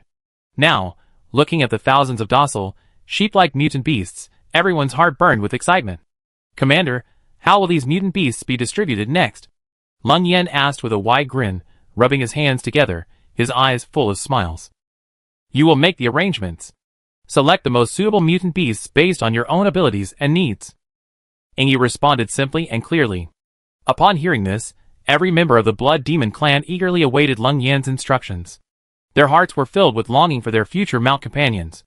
This was more than just a selection, it was a grand event to enhance their combat power. Under Lung Yan's guidance, everyone's eyes were aglow, as if searching for a breath that would connect with their souls. A burly warrior longed to select a majestic and powerful beast. A woman with a wind-type aura hoped to find a speed-type mutant beast that would complement her perfectly. Everyone was diligently trying to sense the spirituality and special abilities of each mutant beast. Their eyes revealed a quest for strength, friendliness, and appearance, as if these were their yearning and expectations for a mount. The Blood Evil members were dazzled by the sheer variety of mutant beasts. Some danced gracefully, some bared their fangs and claws, and some wore eerily gentle smiles. Everyone paused to observe, constantly pointing and whispering, attempting to connect with these mutants. For they knew they needed more than just a mount. They needed a steadfast comrade who could fight alongside them, a sympathetic partner, one who could share their hearts and minds, and embark on a journey through the apocalypse together. At the scene, a brave young warrior approached a ferocious lion. Though its eyes were sharp as blades, the warrior seemed to perceive the beast's deepest desires. Their gazes met, and an electric current surged through the air. The result was perfect. The lion accepted the warrior's choice, no longer resisting, but revealing a hint of gentleness and joy. At that moment, an indescribable joy welled up within the young warrior. It was as if, at that moment, their souls had merged into one. Elsewhere, a woman came into contact with a mysterious ghost wolf. The ghost wolf emanated a mysterious aura, giving it the appearance of possessing its own special abilities. The woman observed it closely, while the ghost wolf whimpered softly. Finally, the woman bravely extended her soft, white hand, and the ghost wolf approached without hesitation. At that moment, a silent smile crossed her lips. The woman knew she had chosen her soulmate. As time passed, each member of the Blood Demon clan found their desired mutant beast mount through this selection process. Their eyes gleamed with anticipation for the future, a thirst for adventure, and trust in their mounts. At this mount selection event, their perfect rapport with the mutant beasts would make them irreplaceable companions in future adventures. That day, within the Southern Military Region's temporary base, Mu Tianxiong paced anxiously, muttering to himself. What on earth are these black-robed men trying to do? It's been 3 days, and why haven't they made any movement? They're just letting a million zombies stare at the imperial capital from afar, neither encircling it nor attacking it. Are they just teasing us? On this utterly silent night, thick black clouds settled over the imperial capital, heralding an impending storm. And yet, amidst this terrifying atmosphere, the black-robed men's intentions grew increasingly elusive. Like an elaborately woven puzzle, it was impossible to fathom. The Mu Yangs looked at the restless Mu Tianxiong, unsure how to address him. They could only turn their gaze to Ling Yi, hoping he could offer some reassuring explanation. However, what disheartened them was that Ling Yi, now seated like an old monk, his eyes slightly closed, seemed to be asleep. He gave off the feeling of tranquility. His thoughts flowed like a stream, as if he were exploring distant memories. His serene face exuded a mysterious aura, aloof from the world. It was as if he were listening to the sounds of the universe, feeling the passage of time. At this moment, Ling Yi was like a tranquil statue, evoking an incomparable sense of peace. Lan Xinyu glanced at Ling Yi with a hint of resignation, then shrugged gently at the Mu Yang couple, a look of apology on her face. After circling around for a few times, Mu Tianxiong finally turned his gaze to Ling Yi and spoke. Ling Yi, tell me, what should we do now? We can't just keep facing the zombie horde here. How about we find a way to get Yaya out of the imperial capital first? The Mu Yang couple nodded in agreement upon hearing Mu Tianxiong's words. That's a good idea. Yaya is pregnant, after all. It's best to get her out of the imperial capital and back to base as soon as possible. Mu Yang echoed his sentiments. Xiao Yi, you're the strongest here. It should be easy for you to get Yaya into the imperial capital. However, why don't you go there first and then deal with the zombie horde, and then we make a long-term plan. Lu Qingqing also tried to persuade Ling Yi. However, Ling Yi didn't respond. His body was as still as a sleeping statue. He didn't even move his eyelids, not even a single inquiring move.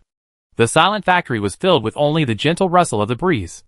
The surrounding atmosphere also took on an eerie and solemn quality. It was as if the entire space was enveloped by Ling Yi's silence. Everything was so quiet and eerie that it made one's lips twitch. While everyone was utterly anxious, Ling Yi could actually sit and sleep calmly. Moonlight gradually penetrated the dark clouds, casting a shadow on Ling Yi's face. Suddenly, his eyelids fluttered slightly, as if he were experiencing a fierce battle in his dream. Lan Xinyu glanced at everyone, took a deep breath, then gently nudged Ling Yi and called out. Wake up! I'm talking to you. Ling Yi slowly opened his eyes, frowning slightly, as if he had just woken from a dream. Gradually regaining consciousness, he glanced around, finally resting his gaze on Lan Xinyu's face. He rubbed his temple, slowly sat up straight, smiled slightly, and spoke softly. Sorry, I was a little distracted just now. Chapter 533. Hearing Ling Yi's words, Lan Xinyu covered her face with one hand, looking as if she didn't want to see him. Seeing this, Ling Yi turned to look at Mu Tianxiong and the other two in confusion. Their expressions were as uncomfortable as if they were constipated. This left Ling Yi somewhat baffled. He scratched the back of his head, his mind filled with confusion. Why do you all look like that? Has the zombie tide made some new moves? To avoid unnecessary embarrassment, Lan Xinyu had no choice but to bite the bullet. She repeated Mu Tianxiong and the other suggestions. Oh, so that's what you're talking about. I was just talking to Sia about this. Don't worry, she's fine now and in no danger. I clearly told her to keep quiet and not to participate in any battle. Ling Yi smiled slightly and explained the reason for his momentary trance. Mu Tianxiong knew that Ling Yi could use special effects to transmit his voice over great distances. After all, before coming to the imperial capital this time, Ling Yi had relayed intelligence from the imperial capital through Mu Xia. Therefore, he wasn't surprised at all by this explanation. On the contrary, the Mu Yang couple looked at Ling Yi with immense curiosity, their faces filled with confusion and bewilderment. But Ling Yi didn't seem to want to explain too much. He simply stated his thoughts in response to everyone's responses. Based on the current situation, the black-robed men are intentionally delaying the battle. As for what they're up to, I can't come to a conclusion right now, so we have to wait and see. After a brief pause, Ling Yi continued. As for entering the imperial capital to retrieve Ye and the others, I already considered the idea. But considering the actual situation, I believe they're safer within the imperial capital. Once they reunite with us, they inevitably encounter combat at any moment. For we simply don't know when the zombie horde will strike. Everything right now is fraught with uncertainty. The safety of Ziyuan and the others is of paramount importance to each of us. Things might unfold within the imperial capital, but at least they can temporarily avoid the endless fighting and evacuation. Once they step outside this relatively safe area, they be thrust into unpredictable danger. After all, facing a horde of millions of zombies, all we can do is be vigilant and prepared, not hope to grasp their patterns and purposes. After hearing Ling Yi's reasoning, everyone nodded silently. Ling Yi's logic and perspective illuminated the minds of everyone present, like a refreshing breeze that dispelled their confusion and bewilderment. His rational and profound argument was thought-provoking, and it gave those present a fresh perspective on the issue. However, Ling Yi didn't finish his words. After a moment's silence, he narrowed his eyes and spoke slowly. There's another reason. That's number one. Mu Tianxiong's gaze instantly fixed on Ling Yi's face upon hearing this. A flicker of light flashed in his eyes, and he asked with some confusion. Number one, what's wrong with him? A flicker of unconcealable anxiety crossed Mu Tianxiong's face. His eyes also seemed to conceal a certain unspoken worry. This worry betrayed a sense of unease and worry. It was like a lone boat in the darkness, teetering on the brink, battling the waves, unable to find its way forward. Number one was Mu Tianxiong's old leader, after all. How could Mu Tianxiong not be worried about his problems? How could Ling Yi not know what Mu Tianxiong was worried about? But there were things he needed to say. So, he took a deep breath and spoke with a heavy voice. Sia and the others are in the imperial capital. While their freedom isn't restricted, they are under heavy protection. Number one's granddaughter is always with them. On the surface, this appears to be a display of care and protection for Sia and the others. But I believe it's actually blatant surveillance and control. They're holding Sia and the others hostage in the imperial capital. Even if I were to go and fetch them now, it wouldn't be smooth sailing. Unforeseen conflicts are very likely. Mu Tianxiong's eyes widened in disbelief as he loudly retorted. Impossible, absolutely impossible. As his old leader, Mu Tianxiong's number one, he had always been a man of integrity, and would never do such a shameful thing. Therefore, Ling Yi's seemingly flawless reason was completely unconvincing. The lingering disbelief in his heart hung like a dark cloud, lingering. But after pondering Ling Yi's words, he secretly wavered. Perhaps all this was just speculation, an unsolvable mystery. However, the unresolved truth left him with a burning anxiety. This contradiction left him feeling unprecedentedly confused and tormented. He didn't know whether to trust his intuition or Ling Yi's words. Old master, I understand my words may offend you. However, based on Sia's description, I believe my speculation is not unfounded. The imperial capital is currently under attack like a tidal wave, and is now under siege from all sides. Whether fighting or retreating, the road ahead is incredibly treacherous. If the black-robed men continue to ignore the zombie casualties, and simply surround the imperial capital, then press forward, attacking its most vulnerable point. How long do you think the defenders can hold out in this battle, imprisoning the imperial capital? 10 days, a month, or 3 months? The zombies are endless, but the imperial capital's defenders and survivors are limited. Every death means a loss, and a sustained battle is simply impossible. Ling Yi glanced at Mu Tianxiong and continued to explain. The Northern Army, one of the 4 major military divisions defending the imperial capital, has been in rebellion, instigated by Dagobah. It exists in name only, perhaps already taken over by the Black Robes forces. According to Xie, the Eastern and Northern armies were already stationed in the imperial capital before the zombie tide arrived. In other words, the imperial capital's strongest military forces are now essentially concentrated within the city. Only the Southern Army, led by you, remains outside the imperial capital. If it weren't for my intervention, you might be sitting in the imperial capital's operations command room right now. Therefore, number 1 now has only the Southern Army as a mobile force. Although they're small in number, they can still draw fire at critical moments. Hearing this, Mu Tianxiong almost understood Ling Yi's meaning. He suspected that number 1 might be treating him like a weapon, a powerful spear that could swing the tide of battle at a crucial moment. A hint of surprise flashed in Mu Tianxiong's eyes. He hadn't expected Ling Yi to harbor such concerns. Perhaps in this world, trust is always an elusive thing. He took a deep breath and spoke firmly. No matter what, I believe number 1 will not abandon me, nor will he give up on the Confederate Army. Chapter 534. Mu Tianxiong was overcome with emotion, eager to express his innermost beliefs, a surge of emotion surging within him. At that moment, he felt as if struck by a resentment, his eyes gleaming with anger and determination. He took a deep breath, as if preparing a rebuttal to Ling Yi. After a long pause, Mu Tianxiong spoke in a deep voice.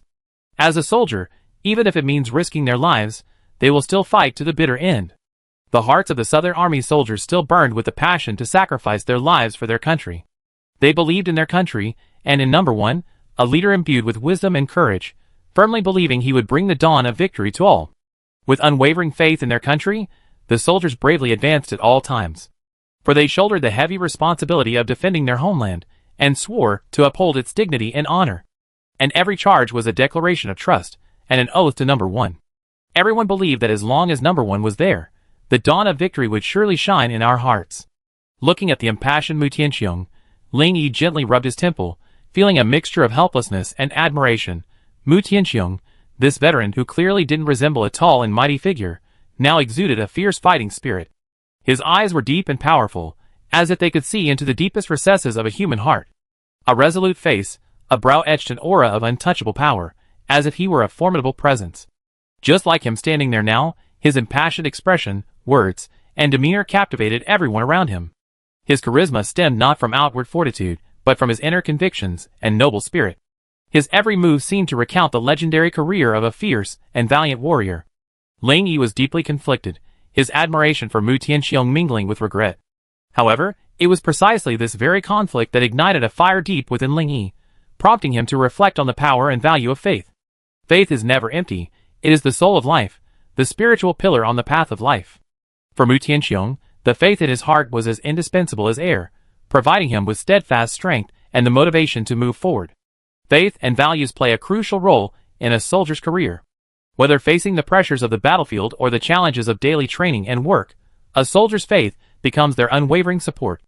In a soldier's duties, the mission transcends personal interests and desires. But it is selfless devotion to the country, the people, and justice. Their faith stems from a deep, unwavering conviction. Their loyalty to their country and their people is the cornerstone of their faith. They are fully aware of their responsibilities and are always ready to sacrifice everything for the security of the nation and the well-being of the people. This belief transcends ordinary imagination, inspiring soldiers to forge ahead courageously and fearlessly. The values of soldiers are reflected not only in their heroic performance on the battlefield but also in their daily conduct. They set an example of noble character and ethics. They always lead by example, inspiring everyone around them with integrity and courage. This is not just a code of conduct ingrained in their bones. It is also a rare and precious spiritual strength that sustains soldiers, allowing them to stand firm and forge ahead courageously despite all kinds of hardships and dangers. Their selfless dedication and fearless spirit have influenced all of human society, inspiring people to pursue higher ideals and values. The beliefs and values of soldiers are the pride of the nation and the hope of the people. Looking at the veteran before him, Ling Yi began to appreciate the power of faith. He also began to understand the value of faith. This value is more than just superficial rhetoric. It lies deep within, a power that guides the soul and inspires life and hope. Mu Tianxiong's own faith has a long and profound origin and background. It is rooted not only in family and heritage, but also in the land where he grew up, and the history forged in war. This faith is not an outward form, but a deep, profound understanding and realization of life, humanity, and the nation. Deep within him, perhaps the power of faith has become ingrained in his bones, becoming his unwavering belief in life. And now, Mu Tianxiong perfectly embodies the nobility of faith. He does not just talk about faith, he truly lives for it, constantly fulfilling his oath. Not only did he convey the power of faith through his words, but he also demonstrated his boundless devotion to it through his actions.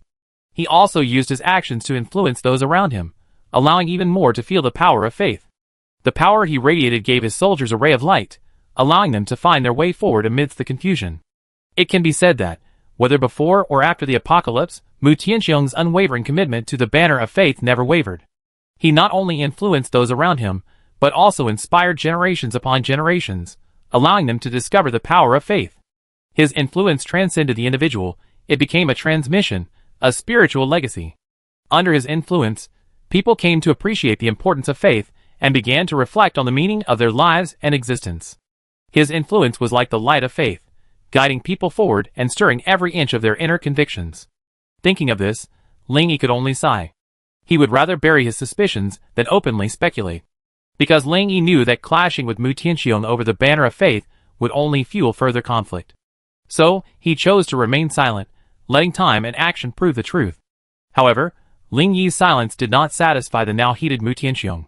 He pointed at Ling Yi, his eyes wide with anger, as if fire blazed in them. "Boy, without evidence, I forbid you from making wild assumptions," Mu Tianxiong said, staring at Ling Yi with a stern gaze. An invisible pressure emanated from the air, as if forcing Ling Yi to admit his mistake. Seeing this, Mu Yang and his wife, as well as Lan Qinyue, were startled. Now should be the time to reach a consensus, to discuss how to eliminate the zombie tide. But now, an old man and a young man, having a disagreement, were on the verge of a fight. Mu Yang and Lu Qingqing hurried forward, blocking Mu Tianxiong's way and beginning to mediate. Lan Qinyue also stepped forward, shook Ling Yi's hand, frowned slightly, and shook her head, reminding Ling Yi not to argue with Mu Tianxiong any further. Ling Yi gave a wry smile, knowing that any explanation would be futile. This solemn and upright old man before him seemed to never let the banner of his faith fall. Chapter 535. Mu Tianxiong's gaze was deep and resolute, as if etched with the accumulation of years and wisdom. His words revealed his pursuit of justice and his unwavering faith. Like a sharp sword, he slashed the roots of hypocrisy and evil. Ling Yi decided to respect Mu Tianxiong's persistence and put aside his resentment. He, too, held his own beliefs and convictions, so he could understand Mu Tianxiong's current emotions. After all, everyone has their own bottom line and beliefs. And this unique persistence is precisely worthy of respect and admiration. However, once Mu Tianxiong's stubborn temper flared up, not even his own son could stop him. Under the tugging of Mu Yang and Lu Qingqing, he suddenly blurted out something, causing Ling Yi's face to darken. "Boy, don't think you can act recklessly just because you have some strength. You are unworthy of telling me what to do. This is the Southern Army base, and I have the final say." Mu Tianxiong's words resounded like a thunderbolt from the blue sky, exploding in everyone's ears. Everyone's mouth dropped open, their movements stopped, and they stared at him blankly. But one person remained expressionless, Ling Yi. He sat calmly, as if he hadn't heard a thing. But everyone suddenly felt a chill down their spines, sensing the eerie atmosphere. Even their breathing seemed frozen by the heavy pressure that permeated the air. Every breath was filled with an indescribable dread. The atmosphere in the room became incredibly eerie, and this oppressive atmosphere seemed to seep into everyone's soul. No matter how hard he tried, he couldn't banish the unease from his body. Everyone's face was filled with helplessness and anxiety, their eyes fixed on Ling Yi. Everyone knew that this strange aura emanated from him. This indirectly indicated that Ling Yi was suppressing his anger. Perhaps in the next moment, this rage would burst forth like a raging war. Or perhaps, like an enraged beast, it would devour its prey. Ling Yi closed his eyes, took a deep breath, and tried to maintain his inner calm, as if trying to suppress the coming storm. The invisible pressure, like a rolling torrent, constantly assaulted his inner limits. However, Ling Yi knew that only by upholding his inner principles could he defend his inner fortress against the onslaught of rage. At this moment, the scene was utterly silent, with only a faint light flickering in the corner, as if narrating its own loneliness. In this silent atmosphere, time seemed to have stood still. Everyone's heartbeat became crisp and rapid, clearly audible to each other. Mu Tianxiong's mind suddenly cleared after sensing Ling Yi's aura. The young man before him wasn't just a soldier under his command, someone he could vent his anger on. He was a 9th-rank supreme being. Mu Tianxiong's heart skipped a beat. He'd been so angry that he'd forgotten about this. Although his granddaughter was with him, they were still family. But in the apocalypse, fists were king. People no longer cling to past family values, instead prioritizing survival and strength. Blood ties are no longer the sole reliance, instead, the strong must demonstrate their strength to secure protection. Mu Tianxiong's heart was filled with regret. He had been too impulsive. He had just promised to hand over all command to Ling Yi. But now, fueled by anger, he had bluntly pointed out that Ling Yi was an outsider with no say. This was a blatant slap in the face. Ling Yi's domineering and fierce gaze seemed to etch itself deeply into Mu Tianxiong's heart. This invisible aura struck deep within him. It felt like standing at the center of a storm, unable to control his own direction. Several people looked at Ling Yi with concern, his expression calm as he sat. But they could sense an inviolable majesty emanating from him. Like a lone, proud mountain, towering above the vast landscape, he gave the illusion of being unattainable. Suddenly, Ling Yi, his expression impassive, slowly stood up. A cold glint flickered in his eyes, and his blood-red pupils sent a chill down his spine. This sight made Mu Tianxiong and the others' eyelids twitch. His gaze, like the chill of winter, held an elusive meaning. Everyone present felt a surge of nervousness, fearing Ling Yi would do something unexpected. It was as if they were no longer facing the Ling Yi of their memories, but a demon cloaked in human form. Lan Xinyue bit her lip lightly, steeling herself to grasp Ling Yi's hand, her voice trembling and pleading. Ling Yi, please don't do anything to let Xia down. Lan Xinyue was terrified. She worried Ling Yi would do something to harm Mu Tianxiong. If Ling Yi really attacked, no one present could stop him, not even a combined force. Lan Xinyue knew Ling Yi's temper. On the surface, he seemed harmless, but when he exploded, he was a nightmare. Her gaze unconsciously flickered to Fang Xiyu, who stood behind Ling Yi. She couldn't help but recall the fierce glare and cruel smile Ling Yi had given Fang Yimou at the Alliance conference. And during the time Ling Yi had gone to find Fang Xiyu, the Fang family had suffered a horrific massacre, their entire family wiped out. As she left the imperial capital with Mu Yang and his wife, rumors circulated throughout the streets and alleys about a young man named Yan Wang who had single-handedly destroyed the Fang family. At that moment, she thought of Luo Chen, who had a grudge against the Fang family. This was a massacre of revenge. But she knew perfectly well that without Ling Yi's approval, Luo Chen would never have so easily massacred the entire Fang family. The fact that Fang Xiyu could stand here unharmed was enough to explain everything. It was all thanks to Ling Yi. It also indirectly explained the Fang family situation. If Ling Yi had spoken up to stop it, Luo Chen wouldn't have been so ruthless. And remember, he was Ling Yi's apprentice. If his apprentice had become a murderer, then he, as the master, would also be implicated, and rumors and lies would follow him everywhere. The heinous crimes committed by Luo Chen were enough to bring ruin to Ling Yi, the master himself. And yet, Luo Chen had done such a devastating deed. Lan Xinyue hadn't told anyone about this, but it had always been a source of fear in her heart. She knew that if this secret were exposed, it would bring irreparable changes to her life. Having chosen Ling Yi as her man, she had to consider his best interests. Therefore, she chose to know nothing and buried the matter deep in her heart. Chapter 536. However, this incident continued to plague Lan Xinyue's mind. Every night, she would think of it involuntarily. And then, she could only endure this hidden fear in silence, afraid to let anyone know. When Ling Yi was away, fear would constantly surface within her. She felt powerless and uneasy, as if this secret had become a part of her life, something she couldn't escape even in her dreams. It was also because of this incident that Lan Xinyue uncovered a glimpse into Ling Yi's inner world. Ling Yi was no ordinary college student, nor was he the simple and honest person he appeared to be. In his inner world, a demonic soul lay hidden.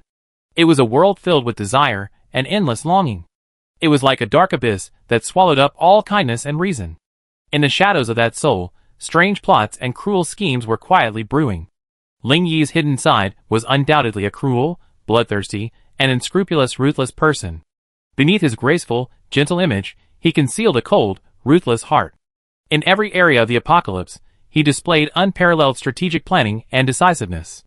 In the eyes of the crowd, he seemed a supreme being, in control of everything. But no one would have imagined that all this was happening without Ling Yi getting angry. If one were to touch his bottom line, then sorry.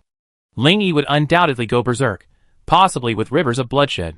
Thus, upon witnessing Ling Yi's unpredictable behavior, Lan Xinyue was horrified. She knew it was impossible to persuade Ling Yi to stay on her own, so she moved Mu Xia out. After all, she was pregnant with Ling Yi's child, and what she needed most now was to focus on her physical and emotional state. The health of both mother and child was the primary concern. Thus, Lan Xinyue hoped to address this issue, trying to calm Ling Yi down and prevent him from doing anything he would later regret. Hearing these anxious words, Ling Yi's legs, about to move, paused. He glanced deeply at Lan Xinyue, as if trying to discern some profound message from her eyes. Lan Xinyue's expression at that moment left Ling Yi feeling baffled. Especially the emotions etched in her eyes: worry, fear, helplessness, and terror. Lan Xinyue's emotions at that moment seemed to be woven together by countless bonds of emotion. It was as if an indescribable symphony of the soul was unfolding within her. Those subtle expressions, like a moving painting, sketched a heartbreaking story and a tidal wave of emotions. This spontaneous outpouring of emotion was like willow catkins swaying in the breeze, gentle yet untouchable. A thought silently surfaced in Ling Yi's mind. Could this girl know something she shouldn't? But the thought barely took root before he gently shook his head, deciding not to delve into it. Everyone has their own secrets, like the silent depths of the ocean, hiding endless mysteries and treasures. Perhaps Lan Xinyue also harbored precious secrets of her own, preferring to keep them within her heart rather than easily share them with him. Ling Yi didn't believe he was so overbearing as to need to know the secrets of everyone around him. So, he gently touched Lan Xinyue's face, speaking softly to her trembling face. No matter what happens, as long as you're mine, there's no need to fear. Perhaps to my enemies, I'm like an unwavering demon. But just remember, I'm your man and you're my woman. That's all. Ling Yi fixed Lan Xinyue with a resolute gaze, as if assuring her that no matter what difficulties they faced, he would be by her side to protect her. Lan Xinyue felt Ling Yi's firmness and tenderness, and her fear gradually soothed. A faint blush slowly appeared on her face, and a sweet smile blossomed. At that moment, Lan Xinyue felt that their feelings for each other seemed even more firm and solid. Fang Xiyu, standing behind Ling Yi, heard these words, her eyes flickering involuntarily. She moved forward involuntarily, gently hugged Ling Yi from behind, and whispered softly. The moonlight is like water, like poetry, like a painting, like a dream. Time is quiet, the years are beautiful, and my heart is filled with warmth. I would trade my life for the one I love. Even if time flies, I will have no regrets. Ling Yi, for this life, I, Fang Xiyu, belong only to you. Fang Xiyu didn't care about the presence of others. At this moment, she just wanted to express her deepest, most genuine feelings, so that the man she loved could know them. Ha ha ha.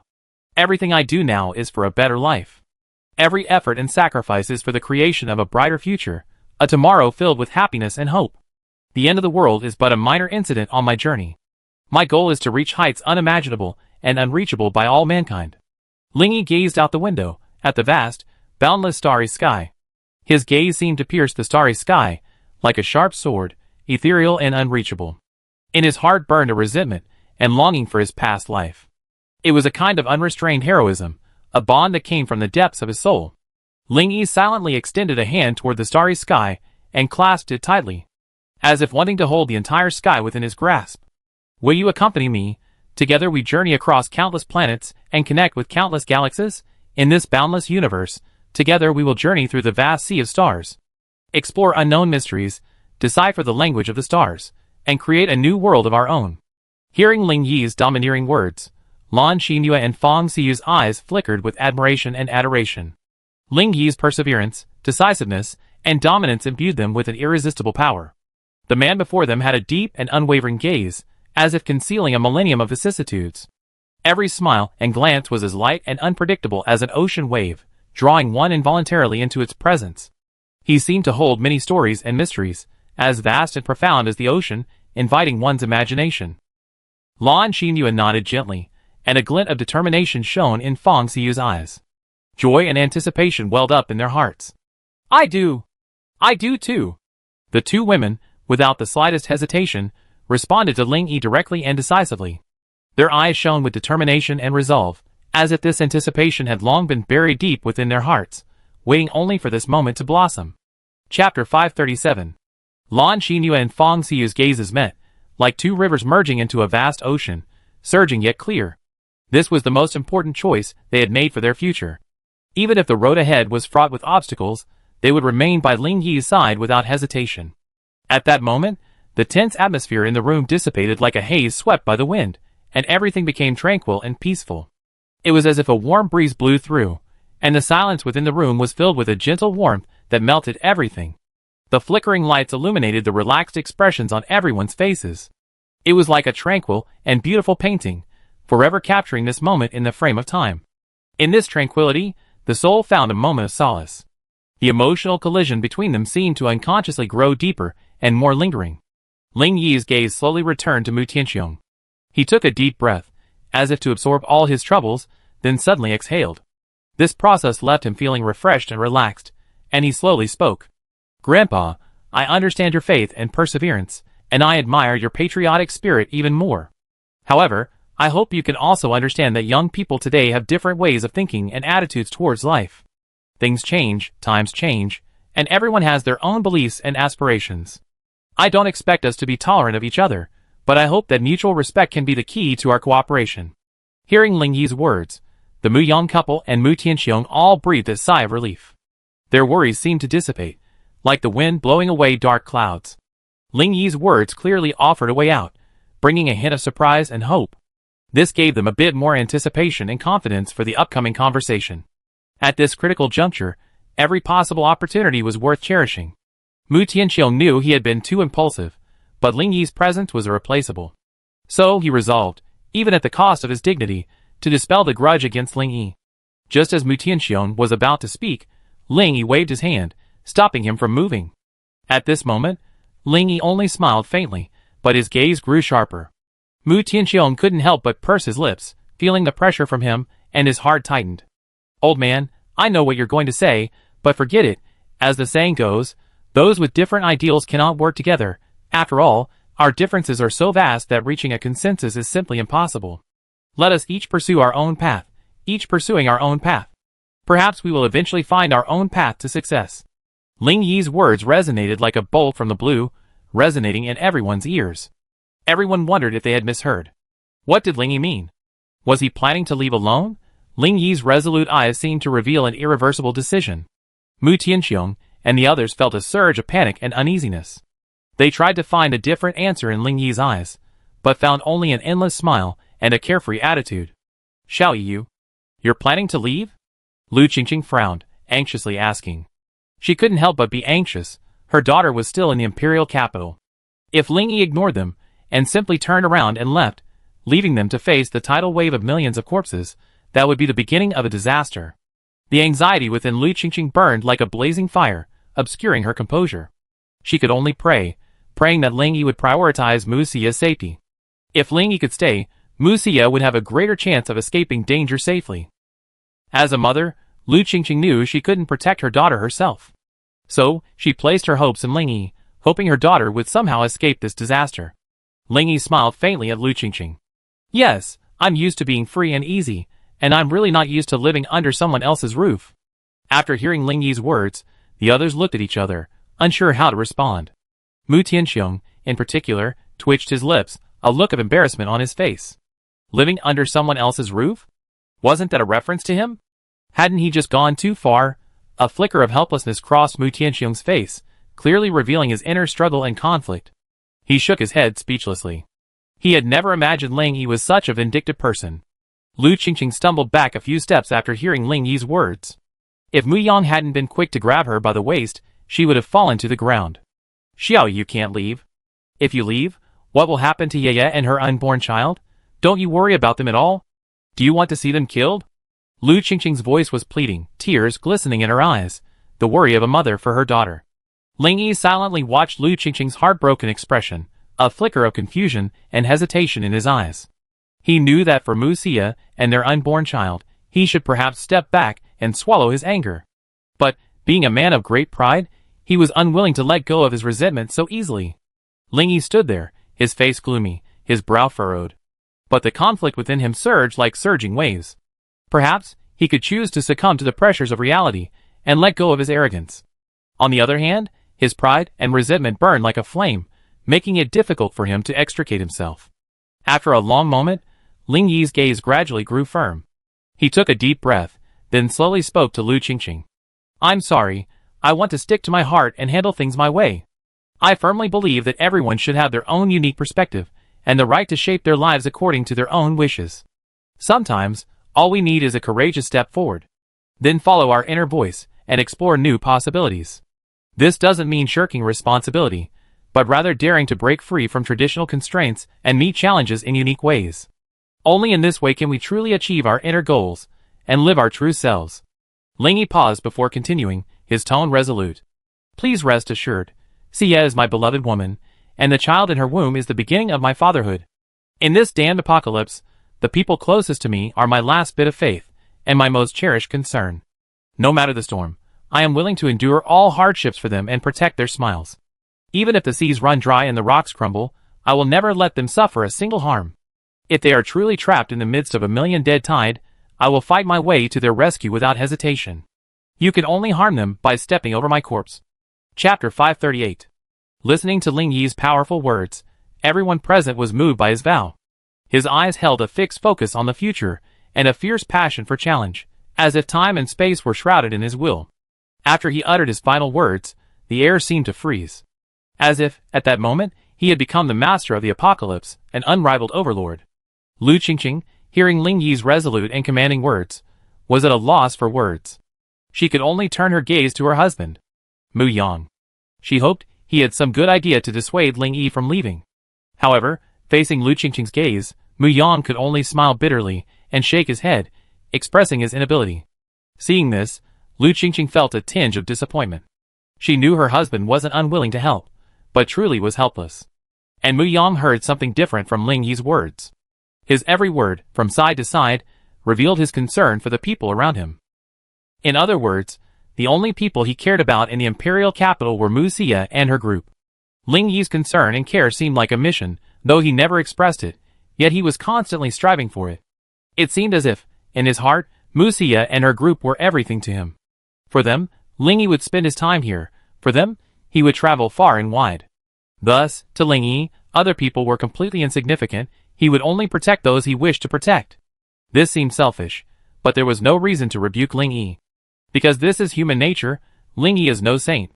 He doesn't need to consider the safety of others, nor does he need to be a savior. He's just an ordinary individual, born to pursue his own desires and dreams. Everyone has the right to live for themselves, not to be like those selfless people. Dedicate everything to others, including your own life.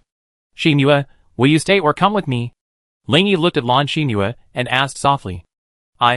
For a moment, Lan Xinyue felt a surge of emotion within her, her emotions churning like waves. She felt a mixture of excitement and unease, thinking that perhaps this was the moment to make a decision. Looking into Ling Yi's sincere eyes, Lan Xinyue finally made up her mind. The worry in her heart gradually dissipated, replaced by an unprecedented courage. She seemed to feel an indescribable motivation, driving her to take the first step towards Mu Tianxiong. Lan Xinyue stood before him, a flicker of reluctance in her eyes. After a moment's pause, she bowed deeply to Mu Tianxiong, her tone extremely respectful. Commander, thank you for your care and training over the years. I cannot repay your generosity, but I will always remember your kindness. Now, with gratitude at my heart, I am about to leave the Southern Army. If I can ever be of use to you, Commander, please let me know. Lan Xinyue's voice was firm and sincere, her eyes gleaming with gratitude and loyalty. Mu Tianxiong watched this little girl grow up before him, then serve by his side. Decades had passed in a flash, and now she was leaving the army to pursue her own future. A vague sense of sadness welled up in Mu Tianxiong's heart. He knew Lan Xinyue was no longer the naive girl she once was. She had gained her own wings, ready to soar into the vast skies. Despite his immense reluctance, Mu Tianxiong could only smile wryly and nod. A flicker of helplessness flashed across his eyes. He knew he couldn't change the inevitable, so he could only reluctantly compromise. Perhaps he still had discipline and principles. But for Ling Yi, standing here, these things were worthless to him. He only cared about himself and his family. Discipline and principles, to him, were nothing but shackles that bound him. He had surpassed the limits of humanity, standing at the highest point, looking down upon everyone. Thus, no one could restrain him. In Ling Yi's heart, he yearned only for higher and more distant goals. Everything in the apocalypse no longer mattered to him. In his world, all rules and morals could be rewritten, all discipline and order redefined. So, with Ling Yi around, Mu Tianxiong could only silently accept the reality. Given the current situation, he didn't dare challenge Ling Yi's temper again. This guy didn't play by the rules at all. He just quit without a second thought, and yet, no one dared to criticize him. The Mu Yang couple watched helplessly as this unfolded, their hearts filled with powerlessness and frustration. Both felt helpless, as if trapped in an unsolvable maze. Caught between conflicting personal ideals and beliefs, they felt helpless. It was like groping in the darkness, unable to find a glimmer of light. Watching Ling Yi and the other two slowly exit the factory, Mu Tianxiong and the others exchanged bewildered glances. They could no longer contain their inner anxiety and nervousness. Ling Yi's departure left them unsure of what to do next, as if they had suddenly lost their composure. For a moment, the atmosphere in the room grew heavy and frozen. It seemed as if time itself had been affected, slowly stagnating in this silent space. The eyes of Mu Tianxiong and the other two revealed helplessness and confusion. They stood aimlessly, as if hoping for some miracle. Just then, Ling Yi, who had reached the door, suddenly stopped. The light from the door cast a shadow on his slightly tilted face, outlining a deep mystery. He glanced about seemingly nonchalantly, yet his clear eyes radiated a light that could not be ignored. "Old man, please tell number one I don't care about his imperial schemes or his veiled threats. I deeply admire his deep sense of responsibility to his country and nation. However, I don't have such lofty ideals, nor do I aspire to be the best. I'm just an ordinary person, completely uninterested in worldly fame, fortune, and success. I prefer to find stability and peace in an ordinary life. The peace of the apocalypse will allow me to find my own place in this complex world. If anyone attempts to disrupt my peaceful existence, then I wouldn't mind imitating the Monkey King and wreaking havoc in heaven." With this, Ling Yi continued walking forward, leaving only his final words in the air. "If there are no people I care about in this world, then what's the point of me still clinging to this plane? I will destroy this world with my own hands, letting it become a farewell firework for my beloved." Chapter 539. For Ling Yi, the inner world is a twisted and lonely existence. In his previous life, he was a lonely man, devoid of any love. Though beauties once filled the void, Ling Yi never experienced the sweetness of love, both through reunion and separation. Deep within him, love was the stumbling block that hindered his ability to improve. However, this life was different from the past, and he no longer had the memories of his past life to awaken. Ling Yi had tasted the ups and downs of life, and even more, accompanied by the women, he had experienced the sweetness of love. As an orphan, he had been swept by the torrent of life. He had tasted the bitterness of failure, the sweetness of success, endured the bitterness of setbacks, and enjoyed the sweetness of life. The passage of time had etched a steely determination on his face. But after the apocalypse, Ling Yi always maintained a pure heart, unmoved by worldly concerns and unburdened by fame and fortune. Every time he fell, he gritted his teeth and stood up firmly. For he knew there would always be someone by his side, supporting him and accompanying him through the ups and downs of the apocalypse. The companionship and waiting of the women seemed like the most beautiful picture in his life. Regardless of their motives, they all chose to be with him. Ling Yi believed only in sincerity in return for sincerity, and he truly felt the women's attachment and true love for him. For this reason, Ling Yi was willing to walk through the apocalypse with him. On his aimless escape, the women always silently accompanied him. They tolerated his mistakes and offered him endless understanding and support. Their tenderness and love were like a spring breeze, soothing the wounds of his past life and awakening his deep longing for love. Love is an eternal painting. In Ling Yi's heart, the women who accompanied him were the most beautiful part of this painting. In their eyes, a longing for love and a praise for each other's genuine affection shone. This quiet and profound love was their shared witness. In their company, Ling Yi understood the beauty of love and learned to savor its richness and depth. However, the world of love is not all rosy. There are also contradictions and trials. Ling Yi, inexperienced in relationships, inevitably experienced the bitterness and helplessness of love. His feelings for the women were also tested by these challenges. But it was precisely these challenges that strengthened Ling Yi's belief in the tenacity of love. They also taught him how to navigate the ocean of love.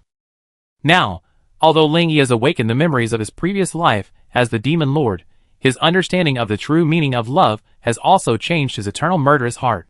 He gradually understood that love isn't about possession, but about mutual respect and tolerance. Love isn't about escaping, but about sharing the trivialities and hardships of life. With the companionship of these women and the trials of love, Ling Yi grew into a man who learned to feel with his heart and cultivate his emotions. Thus, he came to appreciate the hard-earned value of love. Through the trials and tribulations of life, he learned resilience and composure, and to cherish the beauty of every relationship. He gradually understood that love requires constant nurturing and care. Just like a blooming flower, it needs careful watering to bloom with its most vibrant fragrance. In this life, Ling Yi is willing to carefully protect the love he cherishes, allowing it to bloom with the radiant light of life. Therefore, he wouldn't allow anyone to disturb his life. Not zombies, not even the surviving humans. Whoever dared to stand in his way would be unleashed without hesitation, revealing his most brutal side. He would eliminate anyone who dared to intrude upon his life, eradicating them completely. For Ling Yi, the peace and tranquility of his heart, as well as the safety and happiness of the women around him, were more important than anything else. To protect them, Ling Yi would not hesitate to make the entire human race his enemy, even to destroy the entire world. Lu Qingqing sighed softly, as she watched the three people gradually walk away. Lan Xinyue and Fang Xiyu clung to Ling Yi like little birds, their faces filled with happiness and emotion.